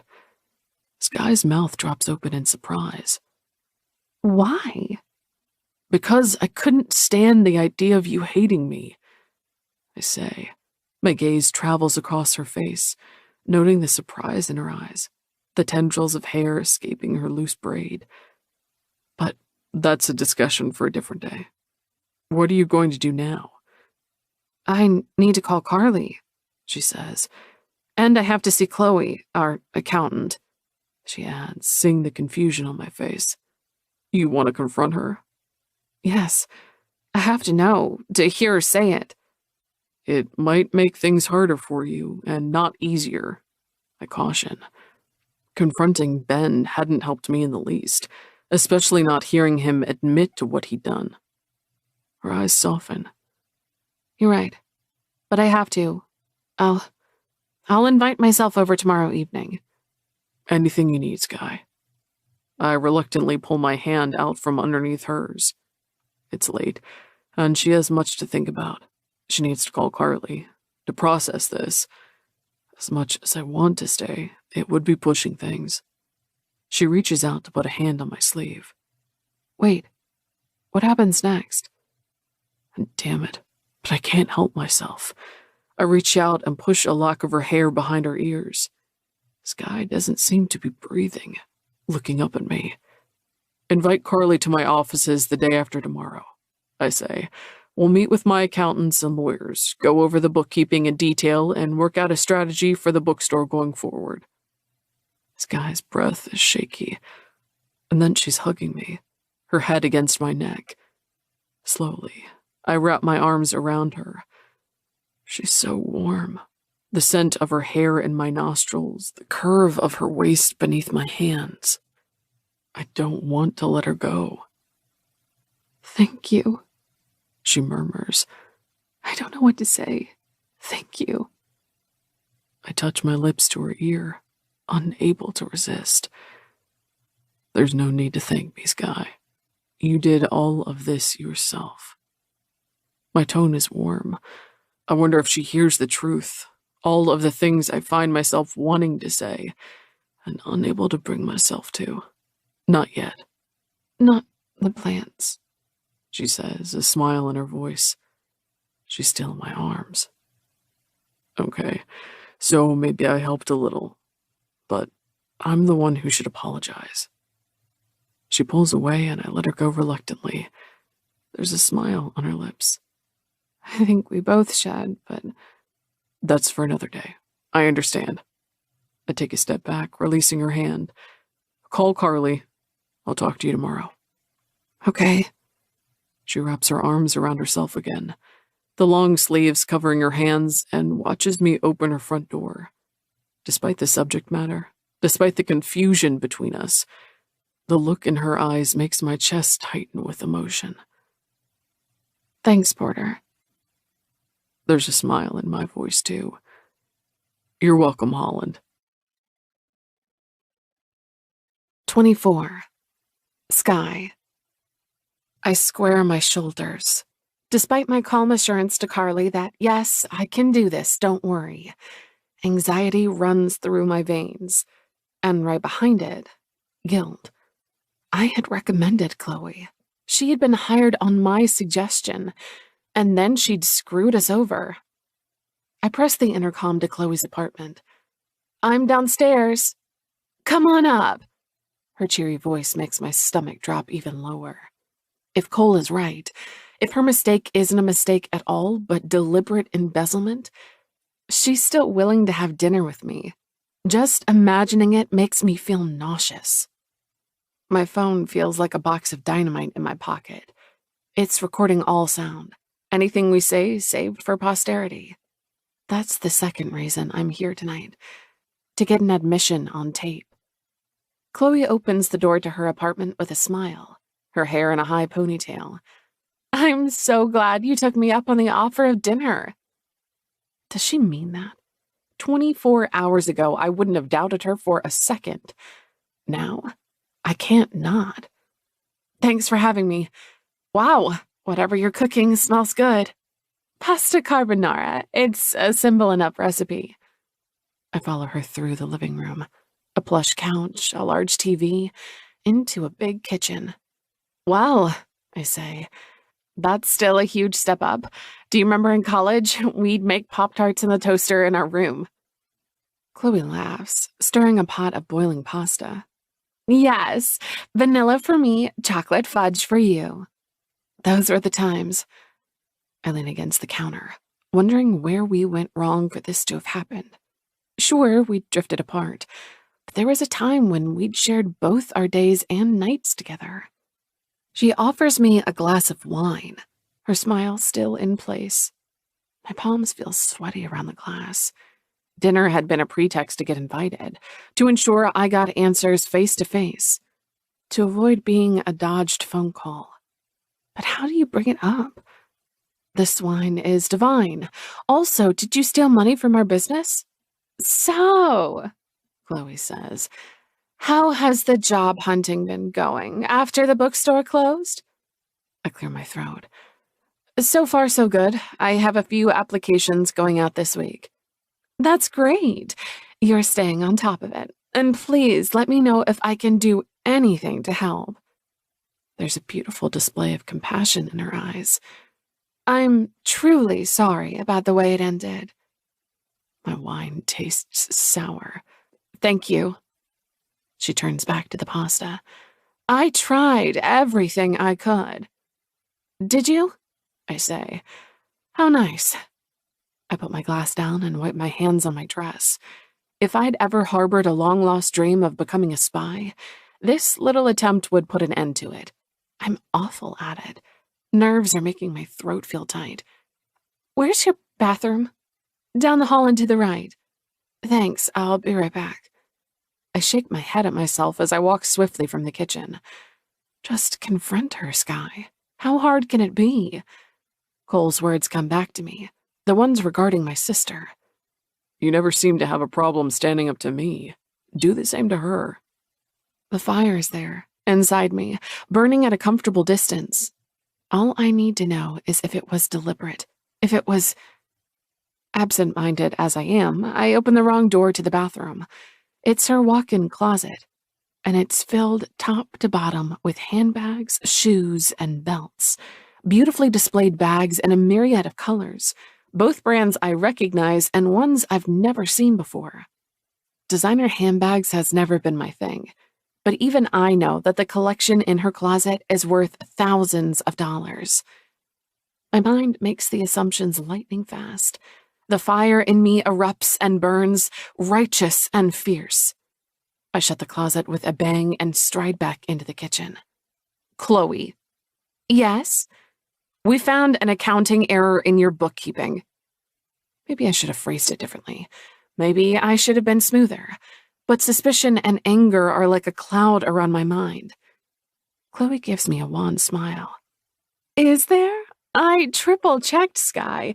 But if you want to point it out to me, I'd be happy to look it over. Just send it to me tomorrow, okay? No, it's not that kind of error. My hand isn't sweaty now. It's clenched into a fist at my side. I've been informed that it's a big one. The kind you'd know about while you're making it. Chloe puts down her phone. Skye, what are you saying?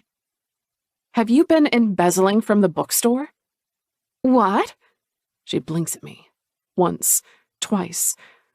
But the outrage looks superficial. Her eyes too impassive. Why would you do that? I demand. Why would you need to, Chloe? Her affronted mask crumbles, her mouth turning down in a frown. Damn it! You were never supposed to figure it out. You weren't supposed to be told. To be told? I'm shaking. I'm so angry. How could you? That's Carly's livelihood. It's my job. And for what? So you could buy more designer bags? She shakes her head angrily, but it's not in denial. You have your books. You always did. I like something different. God, you are always so judgmental. For judging you about committing a crime? The business was over, Skye. Neither you nor Carly was willing to see the writing on the wall. The store was going to close. All I did was give you a little nudge. Are you serious? We had a deal. We could stay if we were profitable. And we were, until you tried to hide it. How the hell could you? Her smile becomes an ugly thing.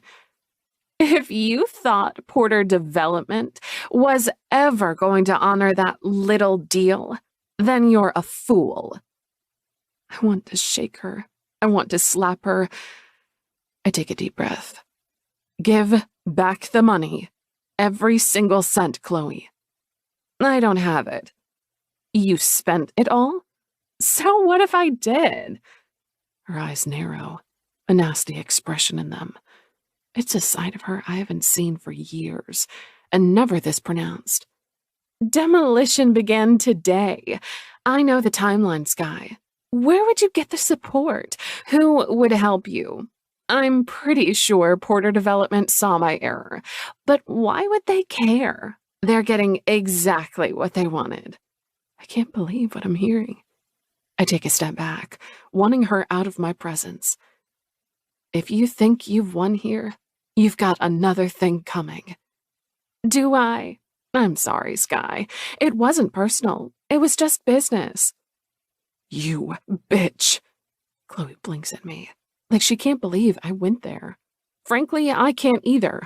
A part of me observing myself from a distance. The other part, the part in control, has no time for niceties. You destroy someone's business and you say it's not personal? Absolutely unbelievable. And you're the fool if you think either Carly or I are going to take this lying down. I walk through her living room, grabbing my jacket off the chair where I'd thrown it. Good luck, she calls. Porter Development is knocking. My skin feels hot, my blood boiling close to the surface. What I do next surprises even myself. On a peg next to her front door is a crossbody purse. The designer label on it is one of the few I recognize. So I reach out and snatch it, holding it close to my chest as I race out of her front door and onto the sidewalk. The large Jeep is waiting for me, and so is the driver. I jump into the passenger seat. Oh my God. Did it go well? I glance at the front door. There's no sight of her. Not yet, at least. Yes, go, drive. Cole turns the key into the ignition. I've never been a getaway driver before. It's never too late to learn. I slump against the seat, my breath coming fast. She did it. She admitted to it. I'm so angry. His hand twitches on the steering wheel. You have every right to be. Did you record her saying it? I double-check my phone and turn off the recording function. Yes. And yes, she admitted it outright.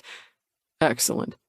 She said she didn't have a cent of it left, and that Porter Development was going to bury us. Cole's mouth tightens. Well, I have it on good authority that Porter Development will do no such thing. I close my eyes, breathing through my nose. I'm on such a high right now. Wow. Do you know what she said? It wasn't personal. Cole shakes his head, and this time, he reaches over to put a hand on my knee. She's unbelievable. I'm so sorry, Skye. I'm not. I'm determined. I'm going to get the money back. Somehow. Some way. I have no doubt about that. Oh, and look. He glances over at the handbag in my hands. What's that? I took it. She had a whole closet full of them. She must have used the money she stole from us, and... Oh my God, I say, the reality of our encounter hitting us. I stole her handbag. Cole's laughter is freeing, large and deep and strong.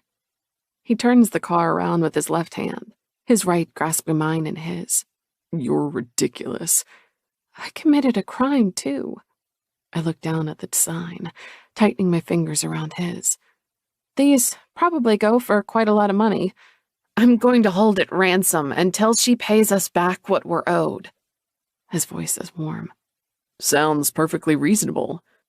You're laughing at me, I say, and then my own anger drains out, bubbling into shocked laughter. I can't believe I did that. I can, Cole says, his voice warm and strong. You're a formidable opponent. His profile is strong, illuminated by the late evening light streaming in through the car window. Tonight's the first time I've seen him drive without Charles. Thank you for being my getaway driver. His gaze softens, flickering over to me. I couldn't let you be reckless without me. There's something you should know about tomorrow, by the way. He squeezes my hand once before withdrawing, placing both hands on the wheel. From this angle, the backs of his hands are wide, the fingers long, his tan forearms on display. Funny how such a mundane task as driving can make a man look irresistible. About the meeting? Yes.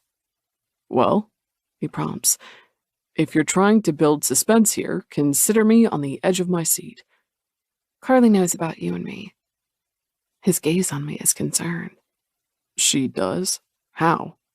Timmy, he was bragging about his idol and she overheard. Cole's lips curve into a fond smile. How did she take it? Will I face an execution squad tomorrow? She didn't take it well at first. I had a bit of explaining to do. He nods, turning onto the highway to avoid the evening traffic in the city. My gaze drinks him up greedily, relishing in watching him when he can't watch me. 2 weeks without any interaction has been 2 weeks too many. I'd missed the width of his shoulders and the depth of his mind. I imagine the explaining was difficult, he says dryly. I chuckle. Yes, I think that's what convinced her, though, that I couldn't explain it myself. I've never been able to, you know. He gives a deep humming sound, and once again, things are unsaid between us. About what we are, where we're going, if our relationship is best kept a fond memory. I know what I want. It's there, hiding in the back of my mind. A fragile hope. Screaming at Chloe has made it clearer than ever, paradoxically, that I liked who I was around him, who he'd helped me become, the bravery he'd helped me find. I want to be something more than enemies, more than casual too, and definitely more than friends. I just have to gather the courage to tell him that. There's a wry smile in Cole's voice when he pulls up outside my apartment, the glint in his eyes speaking of his own hidden thoughts. We're here. So we are. His gaze caresses my face, my cheek, my lips. I'm proud of you for standing up to your friend like that. Thank you. A simple thank you? I was sure I'd be chewed out for that. I'm not always awful, I say, wetting my lips. His smile is a curve of possibility. Oh, I know that, Skye. The silence between us is warm and heady, and I want him to come up. I want to say all kinds of things, some more sappy and outlandish than I'm sure he thinks me capable of. And then he nods at my door. Take your contraband and go inside, Skye, before I push my luck. Maybe I want you to. He closes his eyes with a dark exhale. We're doing it right this time. That's my mantra, anyway. And that includes settling things with your business first. We're not mixing the two again. I give a shaky nod. That sounds like a plan, Porter. I'm trying to have one this time around. His eyes are still closed, head leaning against the headrest, the picture of masculine restraint. So I press a soft kiss to his cheek. His eyes fly open, but I'm out of the car and on the sidewalk before there's a sound of protest. Until tomorrow, I say. His gaze lingers, watching as I find the keys to my apartment. The voice that reaches me through the open window is soft. Can't wait. 25. Cole. We've run the numbers, Tyra says. Between the Pages was profitable. Not by a huge margin, that's true, but it was. Carly visibly slumps in the chair she's in. Like hearing it from one of my staff makes it real. Real in a way it hadn't been before. Next to her, Skye shoots me a look that's equal parts triumph and pride. What Chloe admitted is true. I tap my knuckles on the table. This means, ladies, that Between the Pages will be incorporated in the upcoming Porter development build, per our agreement. Congratulations, I say. You managed to turn it around. Carly releases a shaky sigh.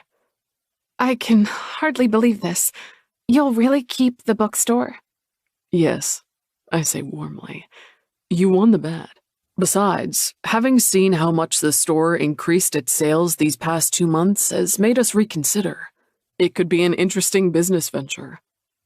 Skye clears her throat. And the renovations will begin right away? Yes. My design team drew up 2 different alternatives for the new hotel, depending on the outcome of this. Cassandra? My head designer gives Carly and Skye a huge smile. Between us, she says conspiratorially. I was always hoping for Between the Pages to stay. It's not Mr. Porter's usual style, but I think a more old-world feel to this development could be a fantastic thing. It would diversify the brand. She pushes over some sketches, the ones she'd shown me before Skye and Carly arrived. The theme of the bookstore will set the theme for the entire hotel. There's nothing minimalistic about it. No hard lines or brutalist glass. Cassandra's vision is dark wood, chandeliers, a speakeasy-themed bar in the back. It takes me a minute to see the brilliance. Porter hotels are known for their sleekness, their elegance. It's a concept we share with many other chains. But this design, well, it's unique.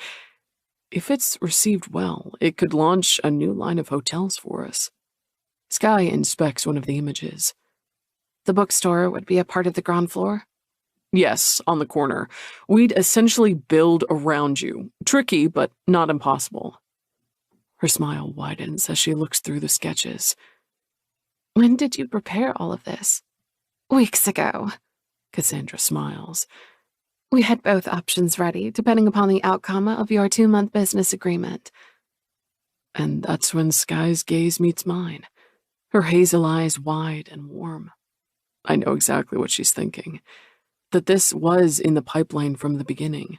That we were always going to honor our agreement. I knew she doubted that, And no words of mine could set that fear to reset like Cassandra's just did. I can't say anything to Skye here, not with these people around, so I nod instead, a smile playing on my lips. She looks away with a grin of her own. That's right, I think. We're not over, you and I. We're just getting started. I approach Carly and Skye as soon as the meeting is over, letting the rest of my team filter out behind us. I ignore the curious glances they throw my way and focus on Carly. Mrs. Stiller, I'd like to apologize on behalf of my company. Her eyes widen. What for? For accepting your initial bookkeeping reports, despite their obvious errors. We should have been more vigilant. Oh, thank you, but that's okay. We were the ones who should have double-checked. Carly straightens her blazer, a hint of nerves in her voice. If you feel the need to apologize, then I definitely feel the need to say thank you. Thank me? She meets my gaze. Yes, I know that it would have been easier for you to accept the false numbers and ignore our initial agreement. But you didn't. Thank you for that. My gaze drifts from her to Skye, both of them looking up at me with an emotion I'd never expected to see from them. Gratitude. I reach up and rub my neck. We made an agreement, I say simply, and I always adhere to mine. That reminds me of something. Are you in contact with a lawyer for dealing with Chloe's embezzlement? Carly sighs. No, Skye and I haven't even spoken about it yet, but we'll find one. I already made a short list of possible firms. Skye adds. I want to smile. Of course she has. I'd like to offer our in-house lawyers. As Between the Pages is now a member of Porter Development, you're free to use them. Carly's mouth opens. We couldn't do that. Of course you can. I stride out to the door of the conference room, holding it open for both of them. I keep them on retainer. Might as well get some use out of them.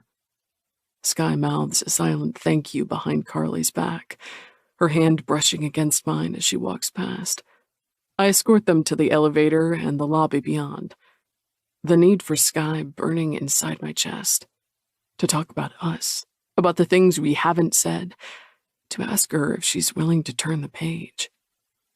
Out on the curb, Carly extends a hand to me.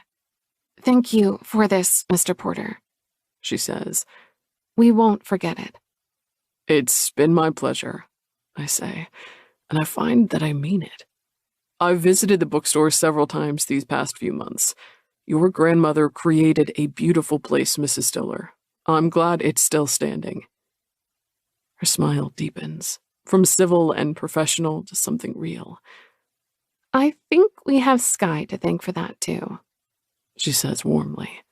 Skye's cheeks flush at the comment, but her smile is warm too. She extends a hand to me. Thank you, Cole. We should get going. Actually, Skye, I was wondering if you'd join me for an early dinner. There it is. Let her take it or leave it. She'd told me Carly already knew about us. For a breathless moment, my words hang in the air between us. Carly's the one who breaks the silence. I'll see you later, She says to Skye, voice conspiratorial. And then it's just Skye and me left. That was bold, She tells me, but her voice is teasing. For the first time in weeks, there's no censure in her eyes, no hidden dislike, no argument with herself. I'm a bold kind of guy, I say. Come on, let's get some food. She falls into an easy step beside me. In her patterned dress and trim blazer, she looks professionally artsy, like a writer, like a bookstore owner. It makes me want her even more. Did your staff really like the change of style for your new hotel? She asks. That wasn't staged? I smile, despite myself. Knew you'd ask that. Honestly, yes, some really did. Some didn't, but they'll come around. The new style has charm. It's very different from your usual style. My usual charmless style? Her eyes dance, caught in her own words and completely unrepentant. Yes. I laugh, wrapping my arm around her shoulders out of habit. She doesn't shrug it off. Well, the Amina was a necessity. I'm not opposed to comfortable, homey living. Like my place. Like yours. All 12 square feet of it. She elbows me softly. So we're having dinner, huh? Yes, I figured it was time to have that conversation we've been putting off for days. The one that you wouldn't let us have until the business deal was settled. She looks up at me. A lock of hair has escaped from her bun and it curls around her face. I'd like that.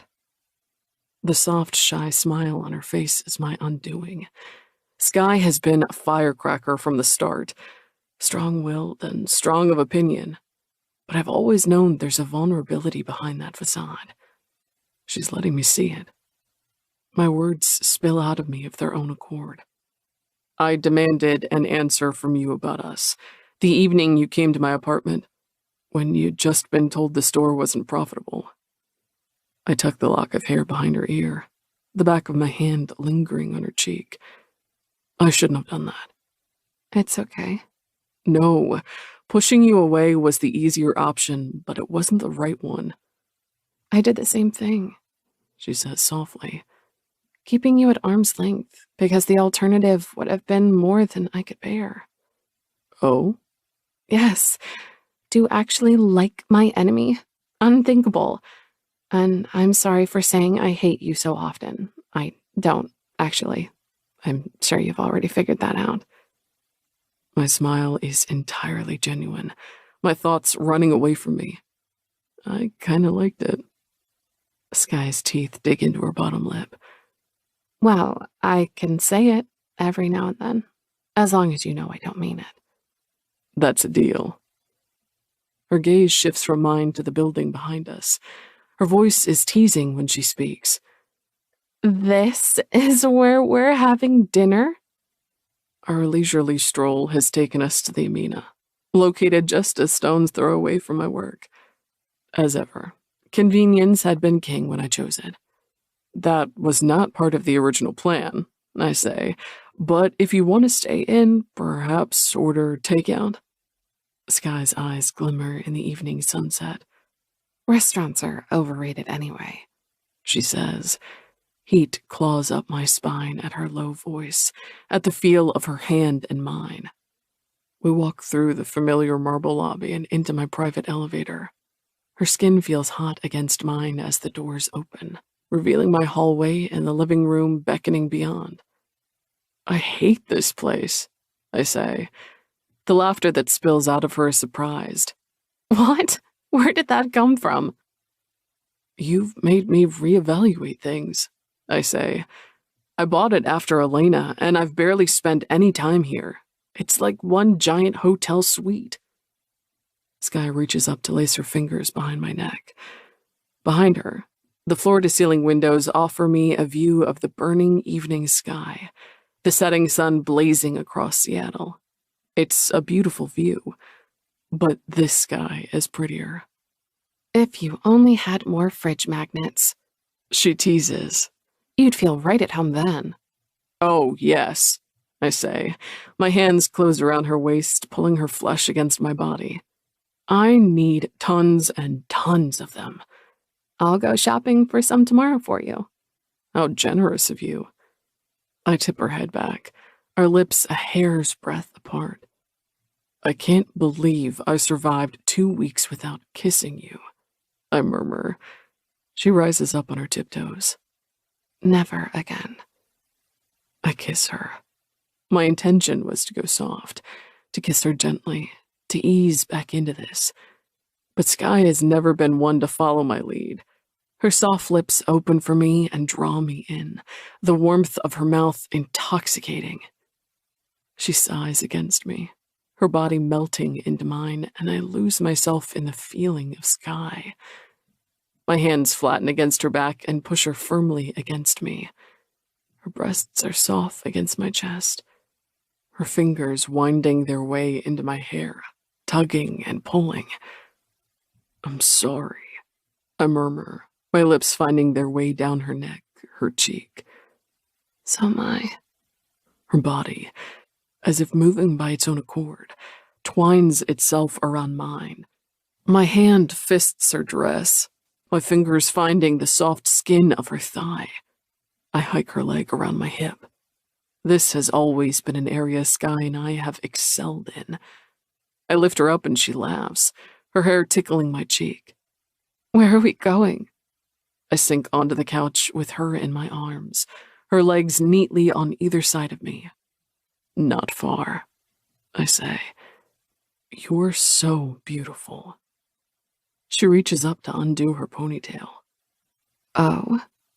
Yes, it's the first thing I thought when I saw you in the hotel bar, and I'll never stop thinking it. My hand runs up her thighs, seeking under the hem of her dress. Her skin is like silk. We should go back sometime, She says. Maybe I'll try to pick you up this time. My smile is crooked. I'd be willing, baby. The shudder runs through her as my hands continue upwards, finding her hips, soft and warm under my touch. The perfect handhold. She smells like warm skin and woman and sky, and my whole body tightens at the overwhelming need that sweeps through me. She puts her hands on my chest. Wait, Cole, if we do this again, I can't do casual, She says. I'm sorry, but I just don't think I'm that kind of person. I smile against her collarbone. I know that. You do? Yes, I say, my fingers tracing the curve of her spine under her dress. I don't think we were ever truly casual. We were just very good at convincing ourselves that we were. Skye smiles, and with her flushed skin and the joy in her eyes, she's breathtaking. So, what does that mean? Are we dating now? Yes, I say, squeezing her hips for emphasis. Exclusively, too. Oh, really? Yes, there's no way I'm sharing you. Her laughter is breathless. Good, because I'm definitely not sharing you. Excitement and need and joy pounds through me, all in one heady mix. Her lips are on mine and her body is warm under my hands, and for a few long moments, there's no thought. I need her, and she wants the same thing, tugging at my shirt, kissing my shoulders. I pull her dress clean off and feast on her skin. Undoing her bra takes a few seconds, and then her breasts are in my hands. The perfect weight, her nipples growing taut beneath my thumbs. Cole, She murmurs and rolls her hips against me. 2 weeks. My hands are lightning quick, undoing my belt, pushing her panties to the side, groaning at the wetness already there. Skye, fucking hell, baby. She rises up on her knees and then sinks back down, both of us groaning as I slide inside. It's hot and fierce and quick, and over as soon as it began. Skye collapses against me with a soft sigh. I don't ever want to move, She murmurs, head against my shoulder. I close my eyes in pleasure. For the first time in weeks, I'm perfectly at peace. Me either. She gives a breathless snort. Well, at least we don't have to hate each other to have good sex. Good to know. That was never the secret to our sex. No. No. I lean in closer, letting my teeth graze her earlobe. Even when you hated me, and even when you drove me mad, we were always clearly meant to be together. Her fingers slide into my hair at the nape of my neck. Cole Porter's a romantic, She says softly. Who knew? You do. I tighten my arms around her. Besides, I'd rather be hated by you than loved by anyone else. She draws back to meet my eyes. There's emotion in her gaze, more than I've ever seen before, and it strikes me speechless. She smooths her finger down my cheek. Well, She says softly. you'll just have to get used to being loved by me instead. Sounds difficult, I say, catching her lips with my own. It's a proper challenge. There's laughter and happiness in her voice, breathless in between kisses. But you love a challenge. I kiss her back. I do, and you just happen to be my favorite one. 26. Skye. 2 months later. I wake up to sunlight and an empty bed. Groaning, I roll over, but Cole's side is cold. He's been up for a while already. Damn it, I murmur into his pillow. You're too disciplined for your own good. I contemplate staying in bed and falling back asleep. Despite the sun streaming in through the window, it's still early. Not to mention, it's a Saturday. Rolling over, I find myself face to face with a pile of books on his bedside table. There's a few additions, courtesy of me. I smile at the one on top. He's going to love that one. It's a fast-paced psychological thriller. Reluctantly, I get out of bed and pull on one of the fluffy robes from the cupboard in his giant bathroom. When I'd asked if anyone else had used them, he looked surprised. I have bathrobes? He hadn't been joking when he said he spent very few waking hours in his apartment. As expected, he's not in the living room or in the kitchen. The door to his home office is ajar, but it's empty. There's only one place he can be. Fine, I say, heading into his bedroom again, to the drawer he's dedicated to me. You win. I'll join you. 15 minutes later, I walk into the Amina's indoor pool. The scent of chlorine faint but unmistakable. There's only one person in the water. I wrap my towel firmly around myself and sit down on one of the poolside benches. I've watched him swim a half-dozen times now, but it's still a thrill. He cleaves through the water like it's silk. Arms and shoulders emerged out of the turquoise water. His forward crawl the fastest of his swimming styles. When he reaches the end, he flips underwater and pushes off from the wall, shooting like a lightning bolt. Seeing him like this, it's not hard to understand why his body is shaped the way it is. Strong, lean muscle mass, wide shoulders, and a muscled back. Powerful legs. I watch him swim shamelessly. Cole spots me during one of his turns, and without pause, he changes direction. He pulls himself out of the pool right next to me. No, I warn, watching him advance. No, Cole, stop! He shakes his hair at me like a dog, cold drops of water hitting my skin. I try to dance away, but he catches me around the waist. Laughing, he tugs at my towel. Here for your lesson? Yes, but now I've changed my mind. Oh, no you haven't. Come on, coward, get in. His skin is wet and droplets cling to his eyelashes. His hair sleek on his head. It's impossible to feign anger at him when he's grinning like that. So handsome, it hurts. One day I'll snap, I'll never swim with you again. Sure you won't. He slides into the water next to me and rolls his eyes as I frown at the temperature. It's only bad for the first minute, and yet every time is a struggle. Under the surface, his hands close around my waist. I'm glad you finally woke up. You could have woken me when you left, I wouldn't have minded. You were sleeping so soundly. He glances down, a wicked spark in his eyes. Wow. You really do find the water cold, don't you? Yes, He flicks one of my hardened nipples, and I gasp. Not here. We're alone, he says, bending to kiss my cheek. We're always alone at this hour. I wrap my arms around his neck and press my chest to his. No more access. He carries me through the water, his body strong and hard against mine. You insist on doing this on weekend mornings too, huh? I was in the water 2 hours later than usual today, he muses. Because of you. I rest my head against his shoulder. That's okay. You're not swimming for competitions or tryouts anymore. You're allowed to relax. His hands tighten around my thighs, moving us gradually into the deeper section. Discipline is everything, he says. My father taught me that. Manners maketh the man, they say, but that's wrong. It's habits.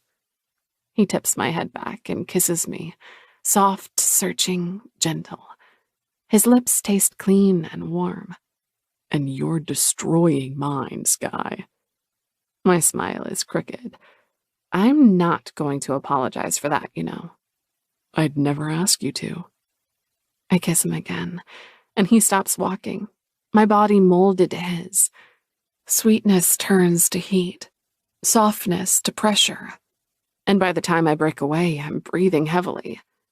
So is Cole. Eyes dark. I clear my throat. Guess what? You've abandoned your swimming lesson? That's all right. Your instructor agrees. I laugh.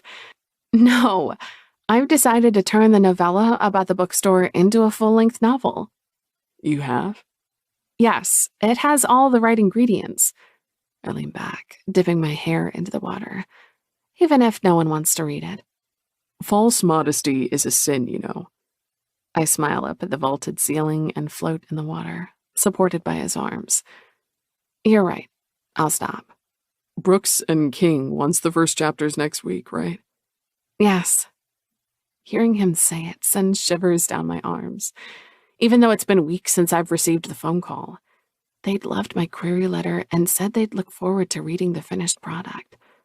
I wrote an article too, I say. You did? Yes, about the renovations of Between the Pages and about Eleanor. If I can make it interesting enough, maybe I can build some hype for the reopening. Cole laughs, and the sound makes me smile. Baby, the opening is months away. We just broke ground on the hotel. So I'm just a tiny bit excited, I say teasingly. Is that a crime? He wiggles his fingers, tickling my sides, and I struggle fruitlessly to break free. Cole! No, it's not a crime. He kisses me swiftly before releasing me, pulling away with a leisurely backstroke. Blair texted earlier. She wants the three of us to go out to dinner tonight. She says she still hasn't met you properly. I've met her 3 times. Yes, but apparently meeting someone properly has to include dinner. Who knew? I swim after him. Of course I want to go. Your sister is awesome. That's what I thought you'd say, Cole says morosely. I've been replaced. I splash him, and he looks at me accusingly. Terrorist. Vandal, I counter. Vandal? Yes. Did you think I wouldn't notice the rip in my panties last night? They were brand new, too, all lace. His smile is wolfish. I have no regrets. Brute, I say. Never stop. I won't. I swim after him, the temperature of the water perfect now. I don't have any going out clothes here at yours. I'll have to stop by mine before we meet up with her. Cole dives clean under the surface, and I watch as he clears the distance between us easily, strong arms working. He emerges right in front of me. Just move in with me already, he says. You're here practically every night. It's going to happen, you know. It's only a matter of time. You'd go insane, I tease. There'd be hair ties everywhere. Can you imagine? It's not the first time he's suggested moving in together. Always jokingly, and I've always responded in turn. We've only been dating properly for 2 months, after all. For you, I'd endure endless hair ties. How chivalrous. I turn on my back, floating in the water. Maybe we should invite Nick along tonight. They like each other, don't they? Absolutely not. No? They hate each other, Cole says happily. I've tried to get them to see eye to eye for a decade, and trust me, it's not going to happen. I frown at him. Hate is not the feeling I'd picked up on the one time I'd seen them interact. Are you sure? Yes. Now, come on, baby, you're stalling. Cole grabs his swim goggles from the edge of the pool. Do you want these? Yes. I swim after him, mentally steeling myself. Cole's been teaching me how to forward crawl, and though I felt clumsy in the beginning, I'm improving with every practice. I doubt I'll ever have his powerful grace doing it, but I'm willing to try. Cole smiles at me as he puts my goggles on. Give me at least 10 laps before we go to brunch. 15, I say. He grins and pushes off the edge of the pool. 15 then. Have I ever told you how much I love your competitive nature? Yes, you've also cursed it pretty frequently. Like when I protested about the obscene amount of money he spends on me. Dinners, excursions, a few beautiful dresses. Cole winks at me. Whatever I say, don't stop. I love it. My inside's warm. I love it, he said, but my mind is already racing ahead. To the day we'll say those 3 little words to each other. I know we're not there yet, but it's been dancing on the tip of my tongue for days. The feeling overwhelming. It won't be long. Come on now, he says. I want to see you swim. So I push off and follow him across the deep. Epilogue. Cole. A year and a half later. Skye smiles and pushes back her hair, accepting the huge bouquet given to her. Thank you, she says, though I'm too far away to hear the words. I'm familiar enough with her lips to read them without effort. She's wearing the floral dress I'd bought her. I'd seen it walking by a high-end store and picked it up without much fuss, simply because I wanted to see it on her. I'd known the silken fabric would look amazing on her, and I'd been right. It shines in the low bookstore lighting. Skye had argued against the purchase, of course, as she so often does. You can't spend this kind of money on me, Cole. It'd taken me a lot of effort to meet those arguments with logic and understanding. Now, nearly 2 years into our relationship, she is much better at accepting it. I have more money than I would need if I lived 100 lifetimes. A nice restaurant for dinner makes both of us happy. A beautiful gift is something I enjoy getting for her. The point of working so hard, after all, has always been to one day enjoy the fruits of that labor. And there's no one I want to enjoy it with more than her. Carly breaks me out of my musings, stopping by my side. She's earned this, she says, both of us watching as someone asks Skye to sign a book. The pride in her voice echoes mine. She certainly has, I say warmly. The renovations of Between the Pages turned out beautifully, she says softly. I never doubted you nor Skye, and still, this is better than my wildest dreams. She sweeps an arm out at the expanded space. More little nooks and crannies have been added. Nearly every section has been enlarged, and yet the original structure and the old-fashioned charm is intact. The old spiral staircase remains, and in the corner stands a ratty armchair. Antique beams have been installed, and the books surround us like trees in a forest. I'm glad you approve, I say smoothly, and you know you're welcome to take back the operational role if you ever want it. Carly gives a little laugh. Thank you. I appreciate it, but I doubt that. I'm enjoying my new job too much. Good, I say, because you're about to get busy. I am? My company regularly has meetings and events where we need baked goods. I gave the name of your new bakery to my head of planning. Expect a call this week. Carly's eyes widen. Cole, I couldn't ask that of you. It's too much. You're not asking. I'm offering. Besides, I say with a wink, Skye has brought me some of your cupcakes. I'm doing my own employees a favor here. Carly swallows. Thanks. Don't mention it. No, I have to. And thank you for this, she says in a low voice. For the bookstore, for Skye, for making her happy, for all of it. I won't say you're welcome to that, I say firmly, not when it so clearly benefited me, too. Right, Carly notes. The hotel. But that's not what I'd meant at all. No, although that, too, I meant Skye. You're good for each other, she says. Will you excuse me for a moment? I want to check on the caterers. I think I just saw a tray of unpowdered beignets being served. I can't help but smile. Of course, go ahead. Thanks. She's already heading off, pushing through the throng of customers. Above us, the Skye Hotel stretches 10 stories tall. Between the pages set the tone for the decor, all dark tones and old European furniture. It's comfort and culture all rolled into one. Skye had protested at first. You can't name the hotel after me. But it's a stellar name, and I loved seeing it on all of my documents. And after I'd proposed it to my team, well, it took on a life of its own. Soon I couldn't change it even if I wanted to. And I certainly didn't. I turned back to watch her talk to a customer, happiness clear in her features. This is a day she's earned. Becoming co-owner of the newly reopened Between the Pages has done her good. So has the release of her debut novel.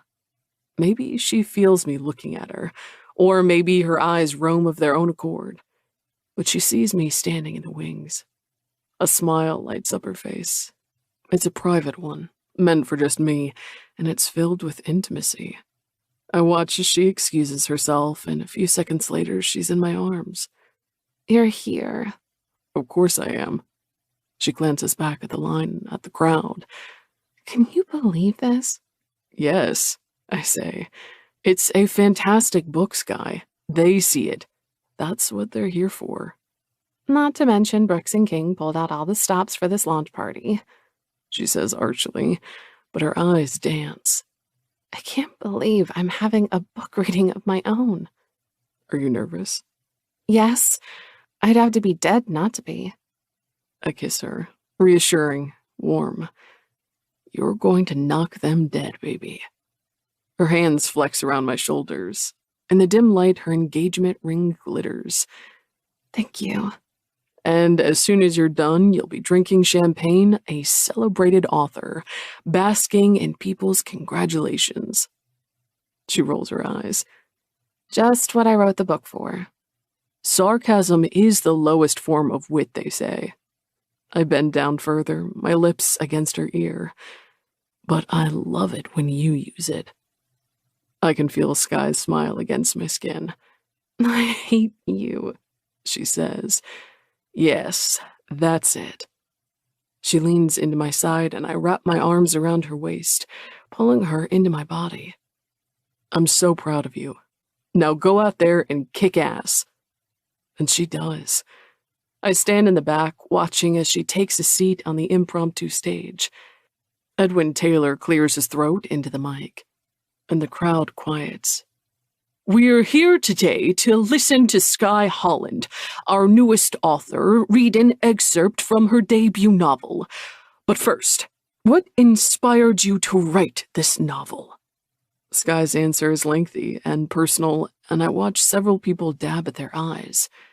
Eleanor's dream became her dream, and with it, the bookstore. Her eyes flicker to Carly in the front row. She reads a passage from the book to rapt silence. It's an excerpt I've heard many times before. She's been practicing this reading with me as her audience, and still, I want to burst with pride.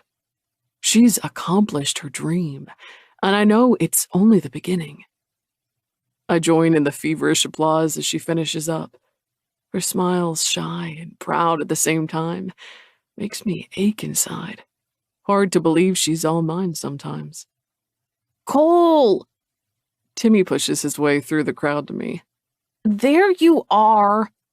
I pull him in for a half hug.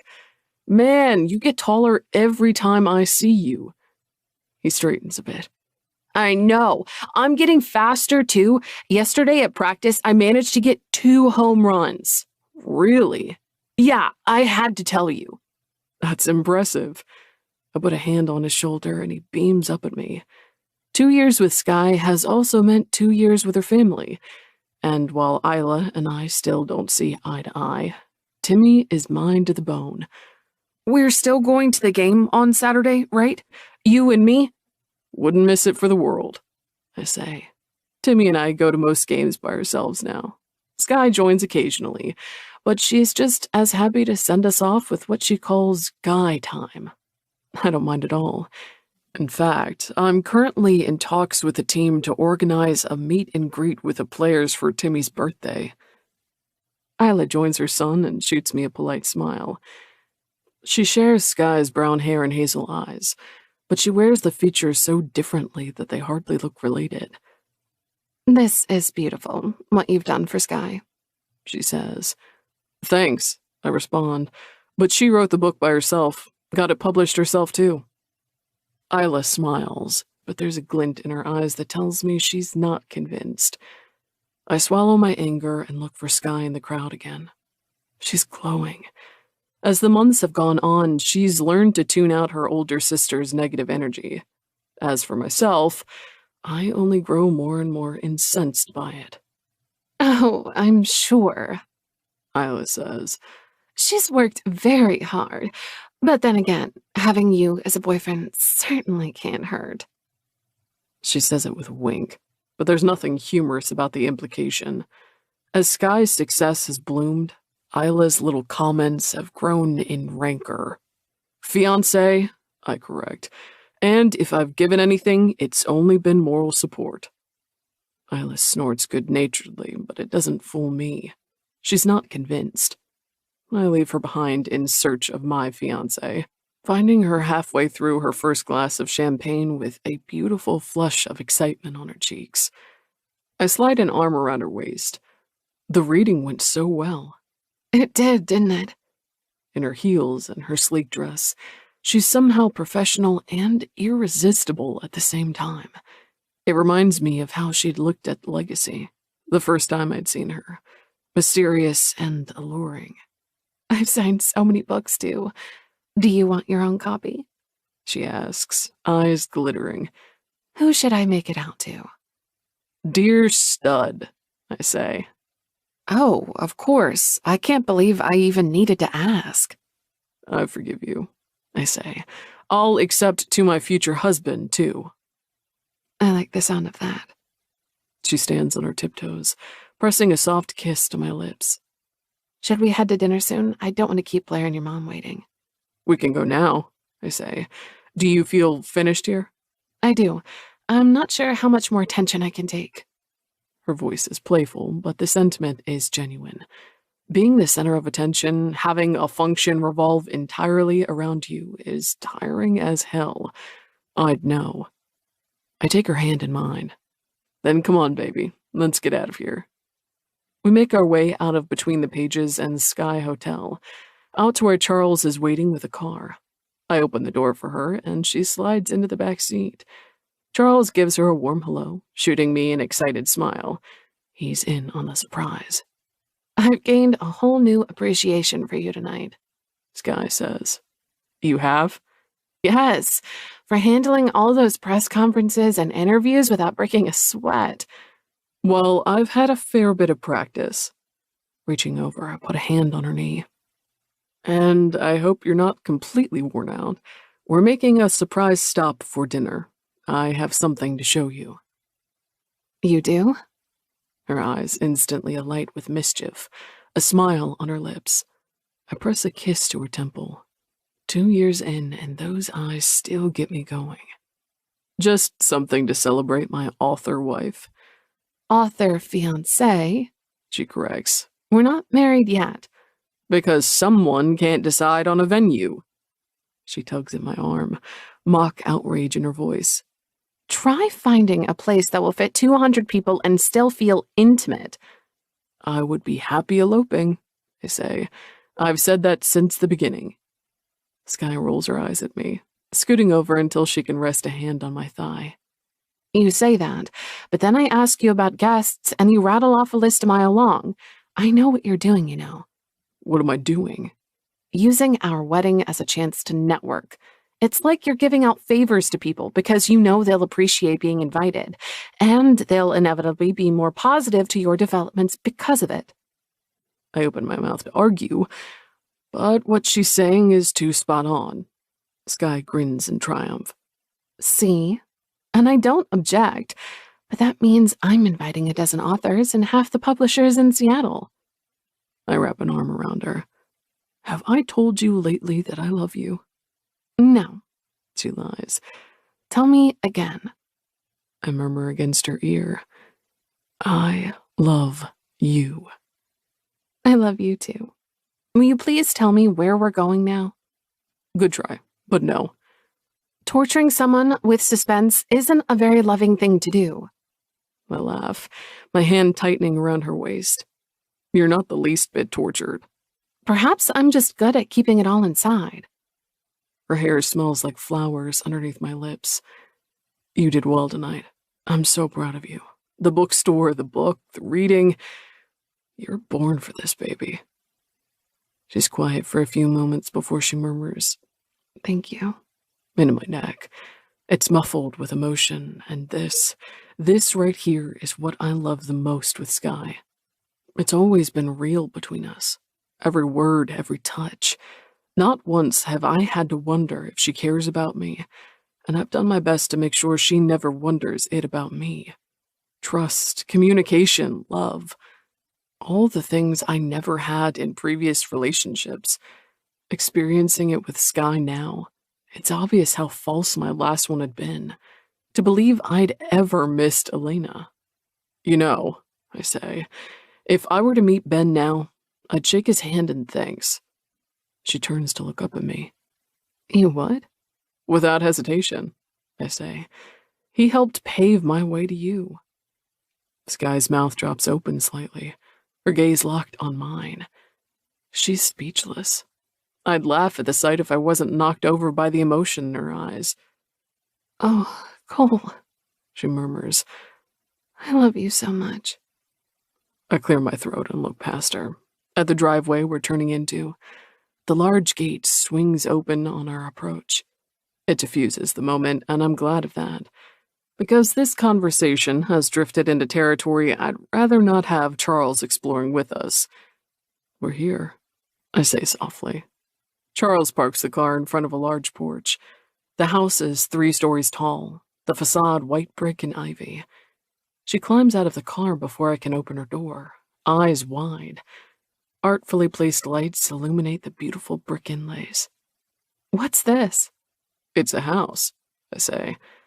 I can see that, Sally. Who lives here? No one currently. What do you think? It's beautiful. There's so much charm. She runs her hand through the little peeling fountain in the center of the driveway. There are lights on inside. Are you sure no one lives here? Positive. I take her hand in mine and pull her along up the stairs. Do you want to look inside? Can we? Cole, what is this place really? It's a suggestion. I open the front door wide for her. Charles had prepped the place before, and there are lanterns everywhere, all filled with burning candles. The lights line the double staircase. They illuminate a large living room, even devoid of furniture. It's easy to picture the place filled with life and love. Skye walks ahead of me. Her silk dress shimmers in the candlelight, her hair a waterfall down her back. Oh my God, it's magnificent. I put my hand in my pockets and follow her as she explores the bottom floor. It's spacious, I say. Has a great view, too. She stops dead in the living room. Oh, look at this fireplace. It's massive. There's 2, actually. The master bedroom has one as well. Oh, and look at all these built-in bookshelves. Let me show you the best part. Grabbing her hand in mine again, I lead her onto the back porch. It opens up onto a wide lawn, and beyond it, the million-dollar view over Puget Sound. Oh my God, Cole. It's beautiful, right? Yes. I wrap my arms around her waist, resting my head atop hers. For a few moments, both of us stand in silence, taking in the view. I've bought it, I say finally. What do you think? I think you're insane. Good insane or bad insane? A bit of both. I run my hands over her hip. It's okay if you don't like it. We can find someplace else. I can rent it out or sell it. Don't you dare sell it, she says. Oh God, Cole, it's too much. I tug her firmly against me. Of course not. We're getting married, Skye. We need a house together, one filled with knickknacks and books and all the refrigerator magnets you'd like. No minimalism? Nope, I've left that behind. And no fake fruit? I snored. None at all. Good. She relaxes against me, her hand atop mine. And maybe a few kids one day? The tentative hope in her voice makes me smile. Before her, children had felt so distant, as had buying a house. But here with her, in this place, with my ring on her finger, I can't wait. Yes, I say, as many as you want. Good. We need drawings, for all the refrigerator magnets. Right, of course. What else are kids for? Her sigh is one of pure happiness. And so they lived happily ever after for the rest of their days. I laugh, turning her around in my arms so I can see her eyes. They blaze with joy. Are you narrating our life? Perhaps. You're marrying a writer, Oh, I know. I tip her head back to close the distance between us. And I'm very glad you came to Legacy that night to do research. Her words are a soft whisper against my lips. Not as happy as I am. Oh, want to bet? Sure, but you know what happens when you make deals with me. My smile is wide. You win, I know, but somehow I like that even more than myself winning. Funny that. Love, she says softly. It's called love. And that's a wager we both won.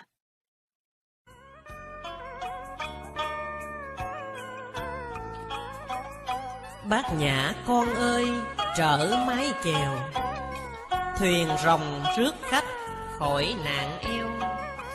100 năm chưa có bằng một đức, tận nẻo trong gai khá lửa đèo.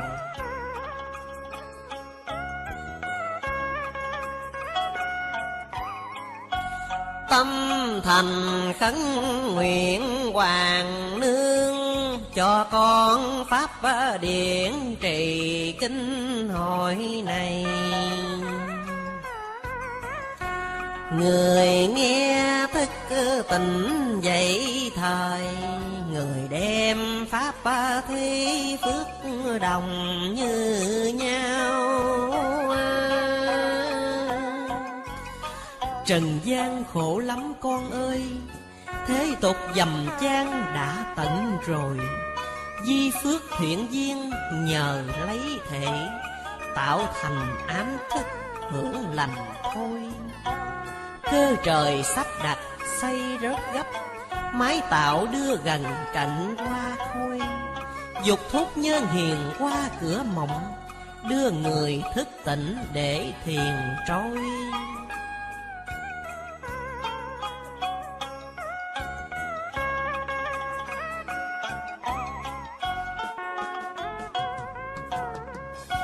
Ngày nay mùng 1 tháng 10 này, lời mẹ hứa dạy thời với con.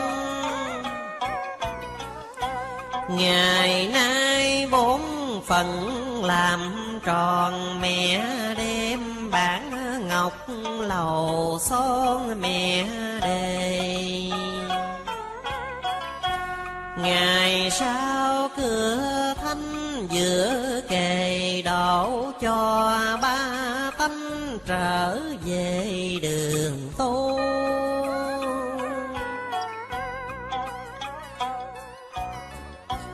Đời còn nhiều kẻ mê mù, không lo tu niệm thiên thu hương nhờ.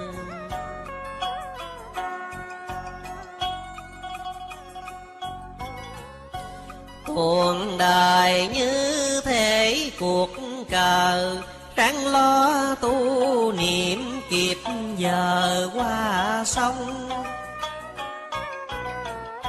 Người tu phải ráng bền lòng, dầu cho cực nhọc bền tâm tu hành.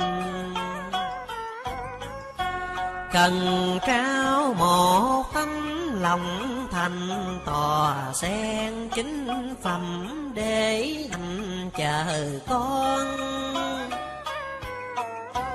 Dầu cho tâm trí hao mòn, mẹ đây tựa cửa lầu son mẹ chờ. Chờ cho bá tánh hết khờ, đem thuyền bát nhã bên bờ ngồi trong. Chờ cho con trẻ một lòng, đưa qua bỉ ngạn thẳng sông thiên đàng.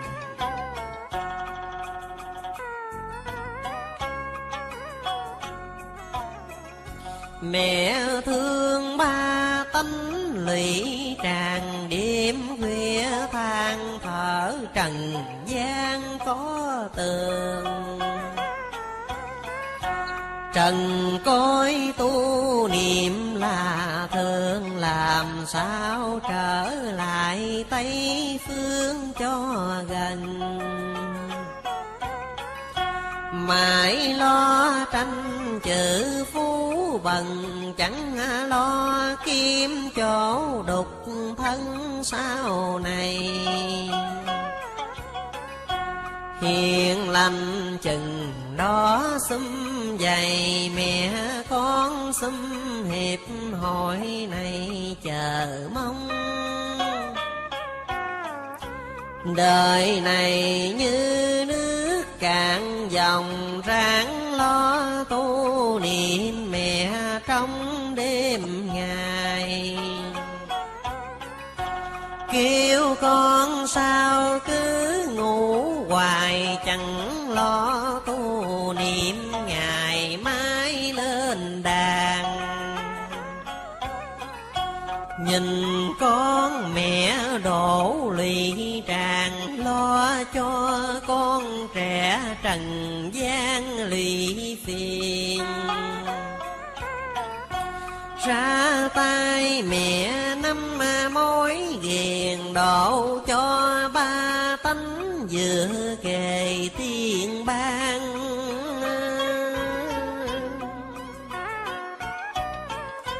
Chữ tô chớ có phụ phàng, làm tròn bổn phận thiên đàng mới lên. Bớ con phải ráng chí bền, có căn mới được dựa nền Phật tiên. Tu tâm phải ráng cần chuyên, nghe lời mẹ dạy cảnh tiên hầu gần. Mẹ thương cho trẻ cõi trần, lòng còn ngu muội lập thân không tròn. Mẹ khuyên lời nói đã mòn, con người không nghĩ lòng son mẹ rầu.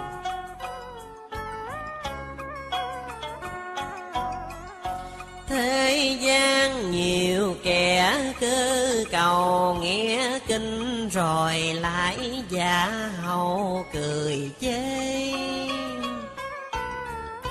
Mẹ đây lòng luôn thảm thế, thương cho con trẻ lòng mê lỡ kỳ. Khuyên con tập tánh nhu mì, rửa lòng cho sạch con đi tu trường. Chuyện tu đâu phải tầm thường, làm rành mới được Tây phương vừa kề. Làm xong mẹ rước con về, trần gian khổ lắm con mê chi hoài. Về trên ở cạnh chương đài, đêm ngâm thơ.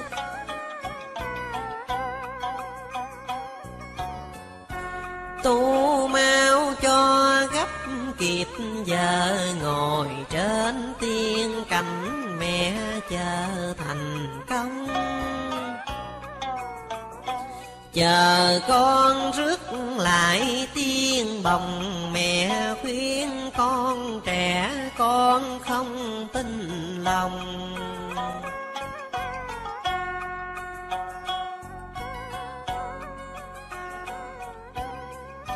Gần đây cuộc thế nào nồng, chừng con tình trí khó trong kiếm mà.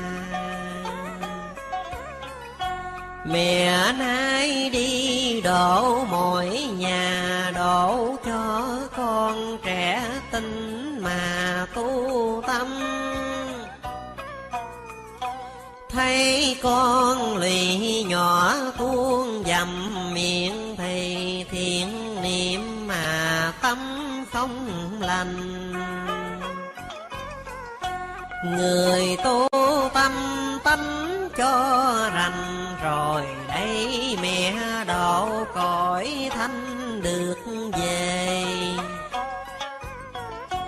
Con ơi ráng giữ mọi bề, sao mẹ độ trẻ trở về thiên thai.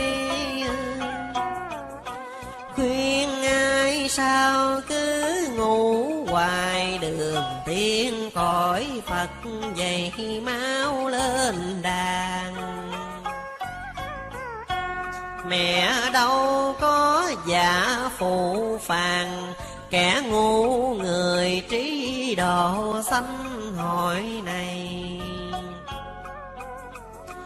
Độ mau chớ có trễ chạy, ai khôn trở lại đài mây đằng gần. Ngu thời kẻ sợ người tần, rủ nhau hội họp lập thân cho tròn. Mẹ đây sang cạnh lầu son, đem thuyền bát nhã rước con đem về. Cuộc đời nay khổ nhiều bề, ham chi mà lại bỏ bê đạo lành. Rèn tâm giữ tấm lòng thành, mới mong trở lại cõi thanh là nhà. Sen kia đã nở một tòa, con tròn đạo đức con mà bước lên. Cầu cho con trẻ giữ bền, ngày sau con đặng giữa nền tiên ban. Thương con lụy đổ đôi hàng, thấy con trần thế gian nan muôn phần. Ra kinh mẹ dạy mấy lần, sao không thức tỉnh lập thân kịp kỳ.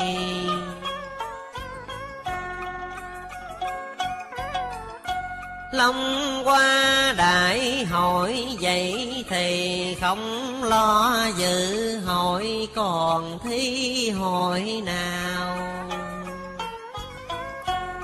Thấy trần đổ giọt máu đào, nhìn xem mẹ lại khổ đau muôn phần. Mẹ khuyên con ráng ân cần, mau mau kiếp kiếp lập thân hội này.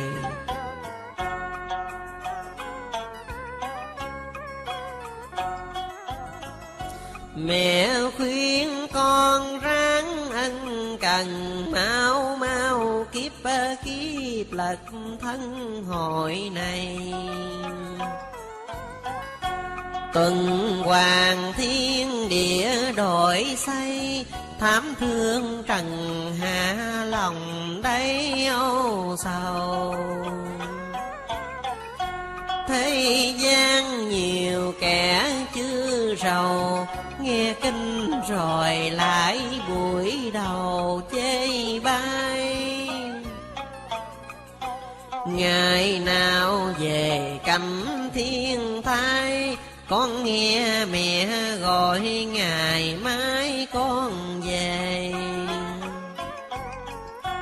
Cảnh tiên báo ngọc ê hề mặt tình, con hưởng phú phê tội lòng.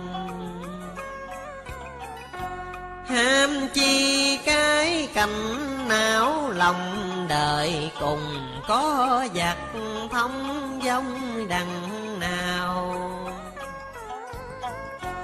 Trời xuôi con khổ mẹ đau, dưới trần máu đổ bàn đào lý tuôn.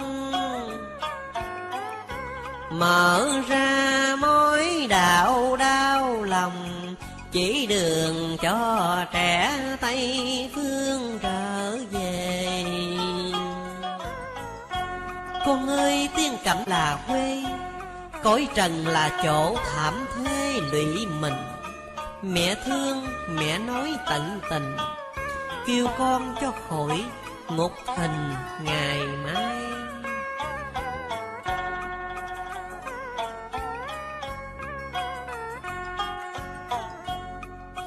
Con chưa thấy cảnh thiên thai, ráng tu cho trọn ngày mai hưởng liền.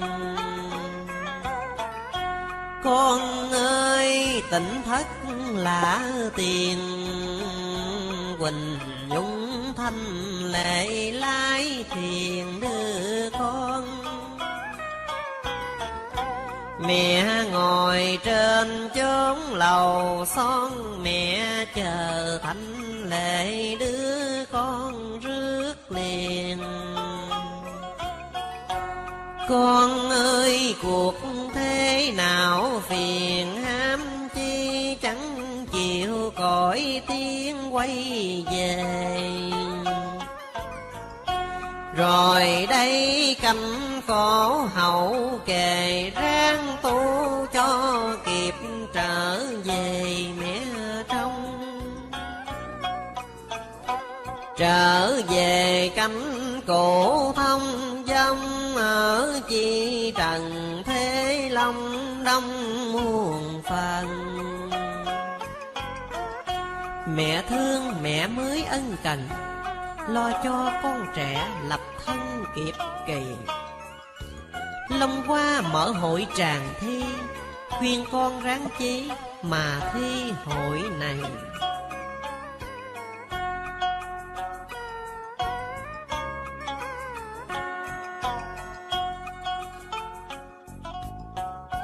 Ráng tu chớ có trễ chạy, nghe lời mẹ dạy đài mấy đằng gần. Chẳng lo kẻ sở người tần, lo xong thì đặng vừa gần Phật tiên. Mau chân để bước lên thuyền, chậm chân thì trễ chuyến thiện kỳ ban. Ráng tu ở lại quê nhà tiên cảnh đây là trầm luân. Khuyên con lì nhỏ rưng rưng, sao con chẳng ráng đưa chân cho rồi. Cuộc đời khổ lắm con ơi, mẹ khuyên chẳng đặng lòng thôi thảm phiền. Giao cho con trẻ chiếc thiền độ, con cho đặng giữa miền tiên ban. Ham chi cái cảnh trần gian, trở về tiên cảnh an nhàn tâm thân. Đừng mê ở chốn trượt trần, ráng làm cho trọn lập thân hội này. Mau mau chớ có trễ chạy, ngồi trên đài ngọc lòng đây mẹ chờ. Chờ cho con gấp kịp giờ, con thuyền bát nhã bên bờ ngồi trông. Trông cho con trẻ tu xong rồi đây mẹ mới trong lòng mừng vui. Độ con khỏi cánh đi ngậm ngồi, con mau trở lại chung vui mẹ mừng. Minh duyên lành một chiếc thuyền, độ cho ba tánh khỏi miệng trần ai. Ai khôn trở lại chương đài, ai ngu ở lại trần ai ly mình. Mẹ đây trở lại thiên đình, mừng cho thanh lệ trọn tình công phu.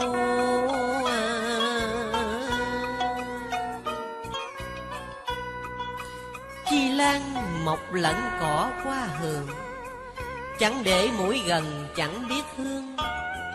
Hèn ngõ rủi xanh đời bạo ngược, dầu cho thánh đức cũng xa thường.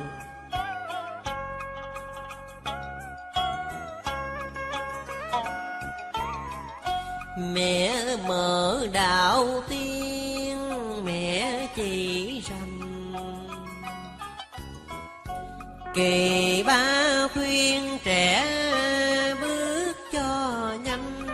Kẻo trễ chuyến đò kỳ mạt pháp, ngàn năm còn khó gặp đạo lành. Rèm tâm gắn chặt lời mẹ dạy, sửa chí từ bi vẹn mới thành. Tận thế cùng đời khai đại đạo, thượng quân nhung tốt trở về cành.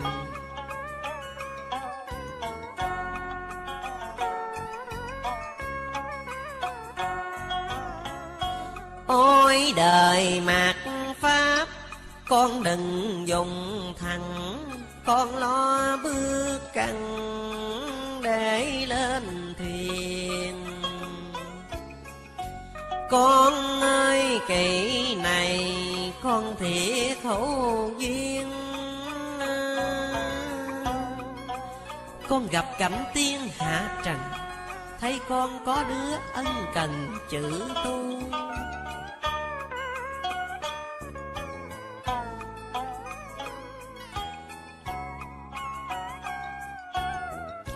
Có con cùng dạ mê mù, làm sao trở lại thiên thu mẹ hiền. Mạng lo trọng tước cao quyền, đem thân trần thế giao miền trầm lưng.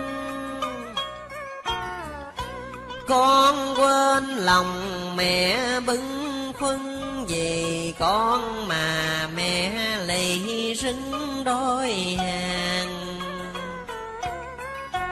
Nằm trên tiên cảnh mơ màng, trực nhìn con trẻ sống sáng nơi lòng. Thấy con trần thế long đong, mẹ khuyên con ráng chí công tu hành. Đời còn con chớ tranh giành, ráng dành hai chữ đạo lành mẹ vui. Làm xong cho khỏi ngậm ngùi, làm sao mẹ khỏi sụt sùi vì con. Thương con mối đạo con còn, làm xong bản ngọc lầu son danh đề. Đem con cửa thánh giữa kề, cho con thoát khỏi sông mê hội này. Chữ tu gắn chi chớ chạy, ráng tu kịp hỏi rồng mấy mẹ chờ.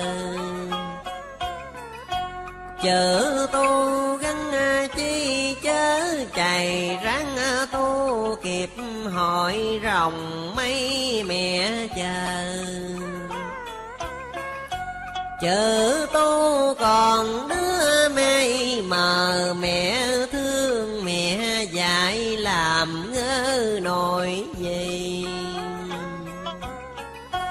Vì ai mà mẹ khổ lì, vì con mẹ mới sầu bi nỗi lòng. Con đặng theo răng vẽ rồng, làm cho con thảo phập phòng chữ tu.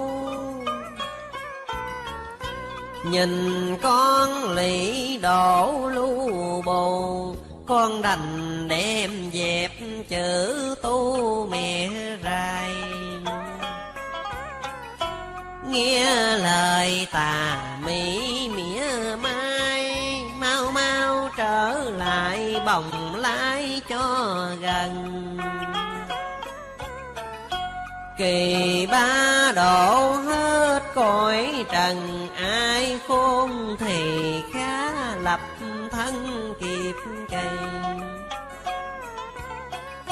Sao con mê ngủ dậy thầy, kỳ thi đại hội không đi tụ trường. Chữ tu cho nó là thường, làm sao trở lại Tây phương kịp giờ. Làm xong quỷ kéo ma trì, mẹ cho nó thử con thì làm sao.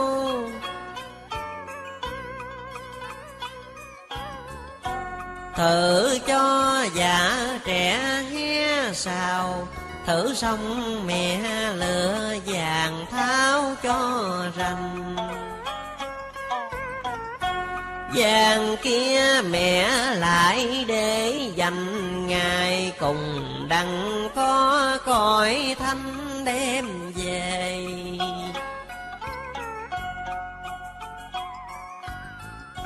Trần gian mặc sức nhúng trề, rồi con than thở vừa kề mẹ nghe.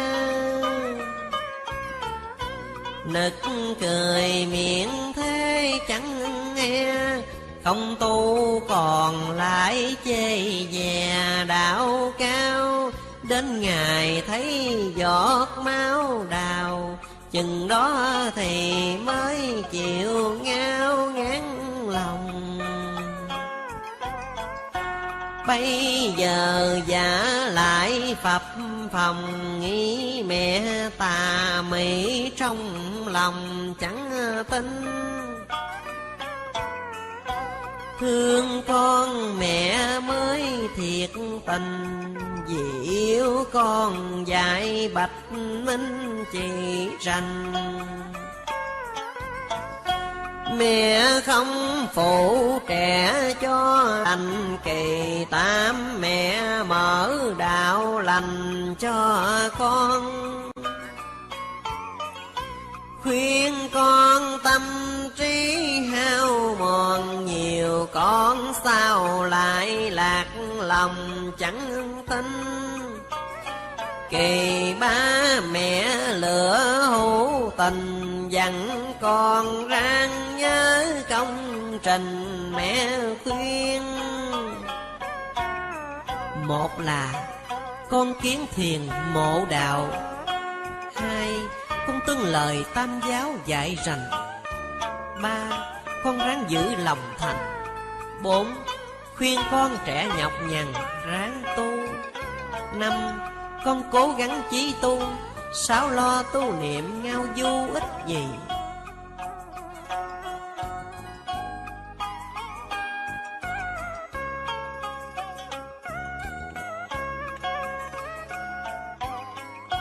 Bảy con giữ dạ từ bi, tám con theo mẹ học thầy đạo tiên. Chín khuyên con nhớ tình thiện, mười khuyên con phải vẹn tuyền chữ tu. Đường xa con thấy quá mù, cho nên ngao ngán chữ tu trên đời. Mẹ đây kêu đuốc rạng ngời, ráng tu cho kịp lo đời làm chi. Thương con mẹ nói vậy thì lòng đây mẹ đã từ bi hải hà.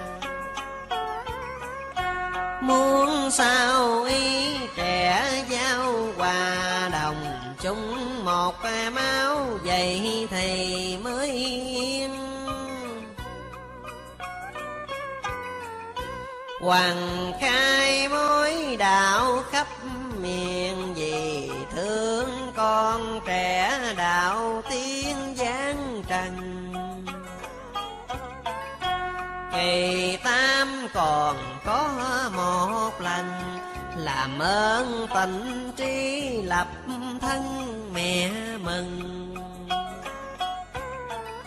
Mẹ kêu đuốc huệ chỉ trần, đặng cho con trẻ bước chân nhẹ nhàng. Khuyên con phải ráng sửa sang, giá con ở lại thiên đàng mẹ lui.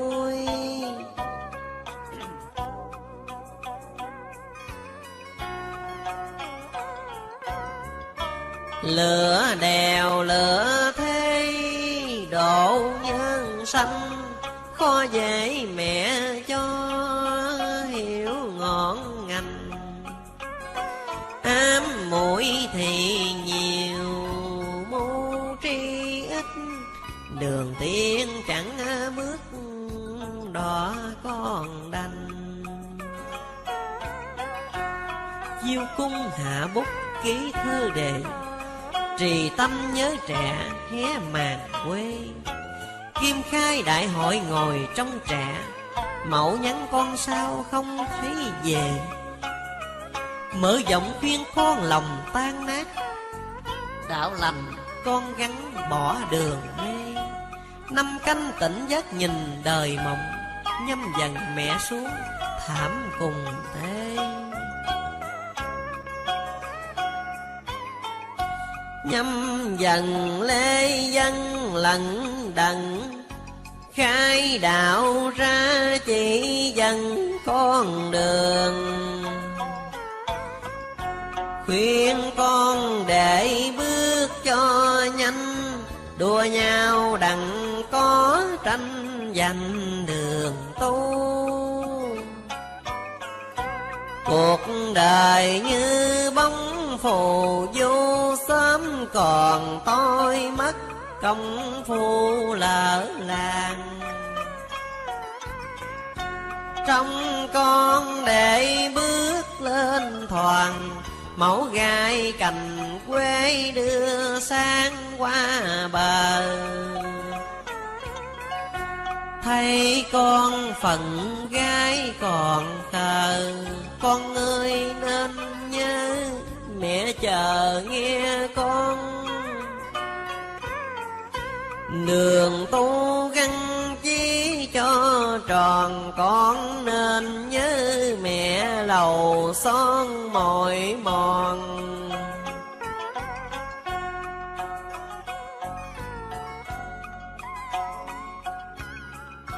Kỳ tam con chớ hững hờ, ngày nay gặp mẹ kịp giờ cho tu. Con ơi chớ có ngao du, con đành để mẹ ngàn thu đợi chờ. Con ơi đừng giả tưởng mơ, trăm năm cuộc thế như cờ bị dây. Kỳ tam đại mây mở rộng, để tìm con khỏi động thân vàng.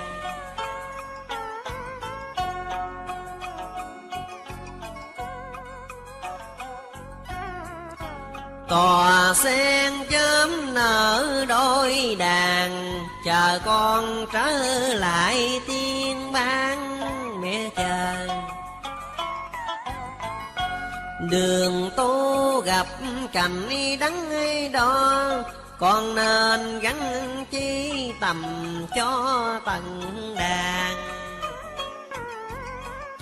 Làm xong mẹ rước lên thoàn, con nên nhớ mẹ lầu vàng đợi trong. Làm con phải ráng hết lòng, đường tu mở rộng ngồi trong con lành.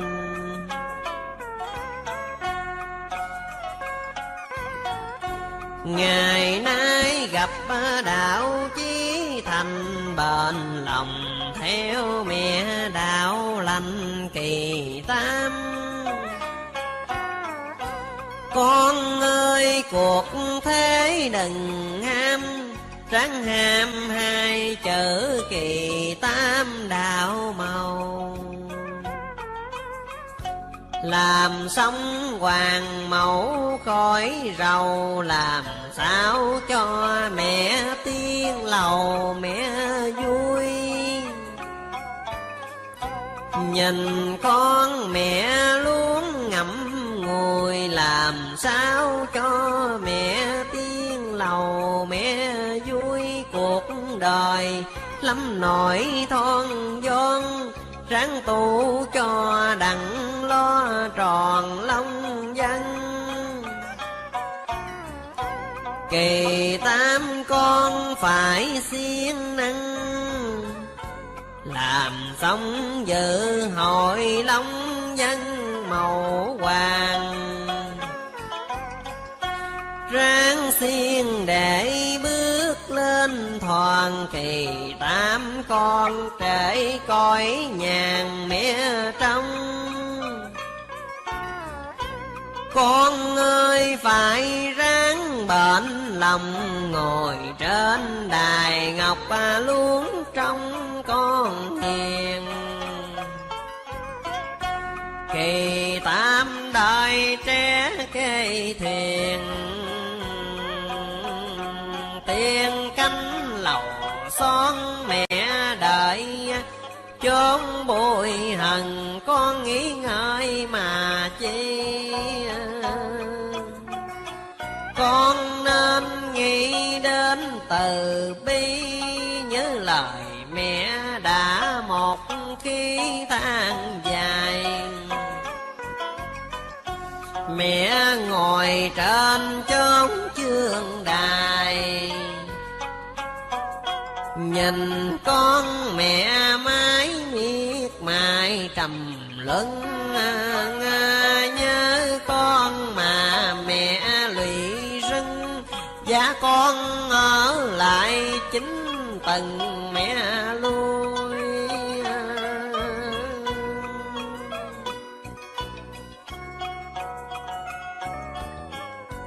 Kỳ tam xuống tay cứu phàm gia, bạch ngọc quỳnh kim cũng chẳng màng. Chiều lỵ đối phen đem thoát tục, nghĩ không đổ lỵ phải cười kham.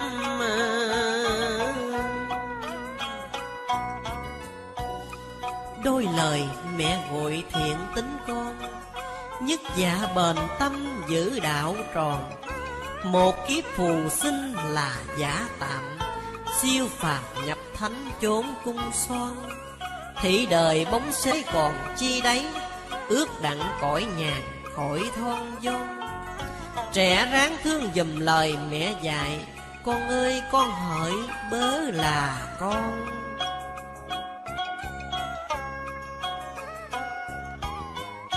Ôi mẹ nát ruột vì thương con dại.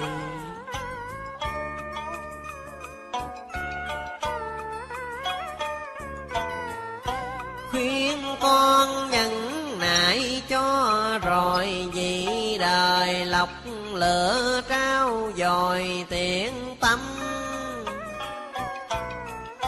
Nhớ con đổ lỵ tuôn dầm, diêu cung vắng bóng âm thầm buồn than. Nhắc đến dầm chan lệ nhớ con rồi mẹ chan chứa lệ sầu. Dìu con quay gót quay đầu, đời con cho khỏi thảm sầu kỳ ban. Nhớ ngày lì đổ chan hòa, con ơi con hỏi sao mà dội quên.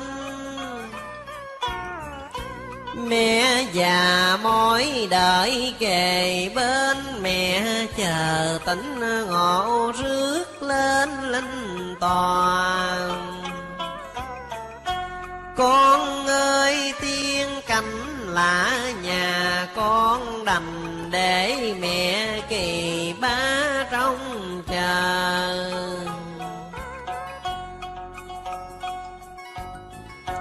Thương con lớn dại nhỏ khờ, mẹ không đành dạ lặng lơ phụ phàng.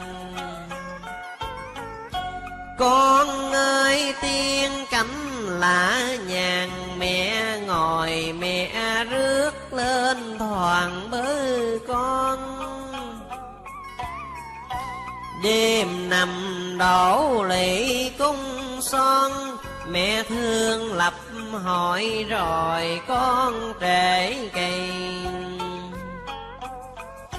Long qua mẹ mở trường thi, con nào hộ chi dự thi hỏi này. Nhớ con thao thức đài mây, muốn sao con dạy lầu tây con về.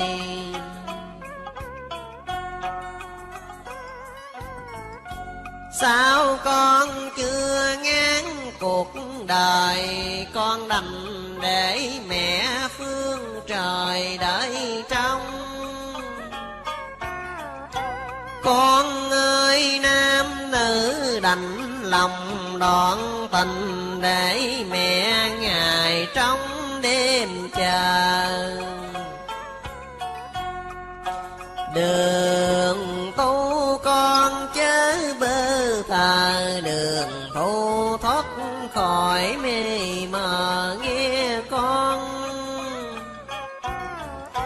Muốn gần mẹ chiều thế tột, muốn thoát đời con phải dục thất tình. Lưới trời cao rộng tinh tinh, trong con mãn nguyện ngọc kính đem về.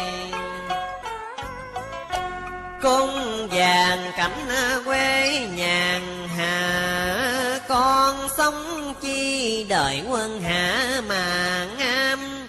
Khổ đau sầu cũng phải cam, vui chi đó mà con ham bơ trẻ.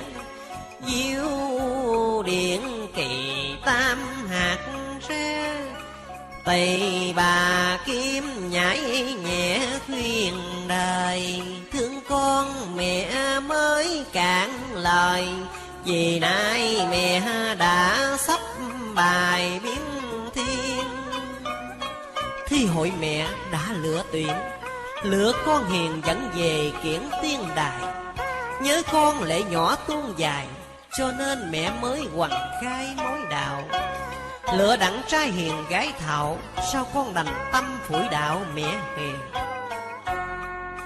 Nhớ con lạy mẹ bình yên, thương con trên chốn màn tiếng đau lòng.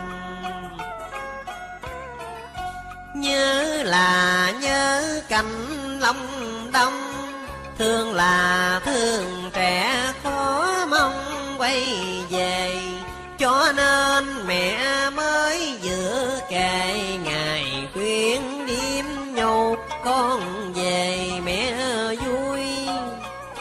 Nhìn con và mẹ ngậm ngồi đành đem dốc ngọc chôn vùi biển khơi.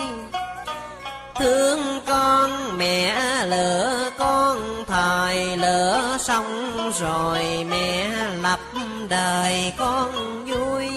Mẹ thương con quá con ơi, con đành để mẹ ngồi đợi ai thương ngày con gặp đắng cay.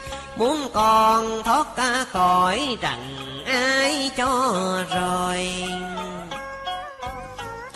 Con ơi con hỡi con hời, con đành để mẹ đứng ngồi nhớ thương.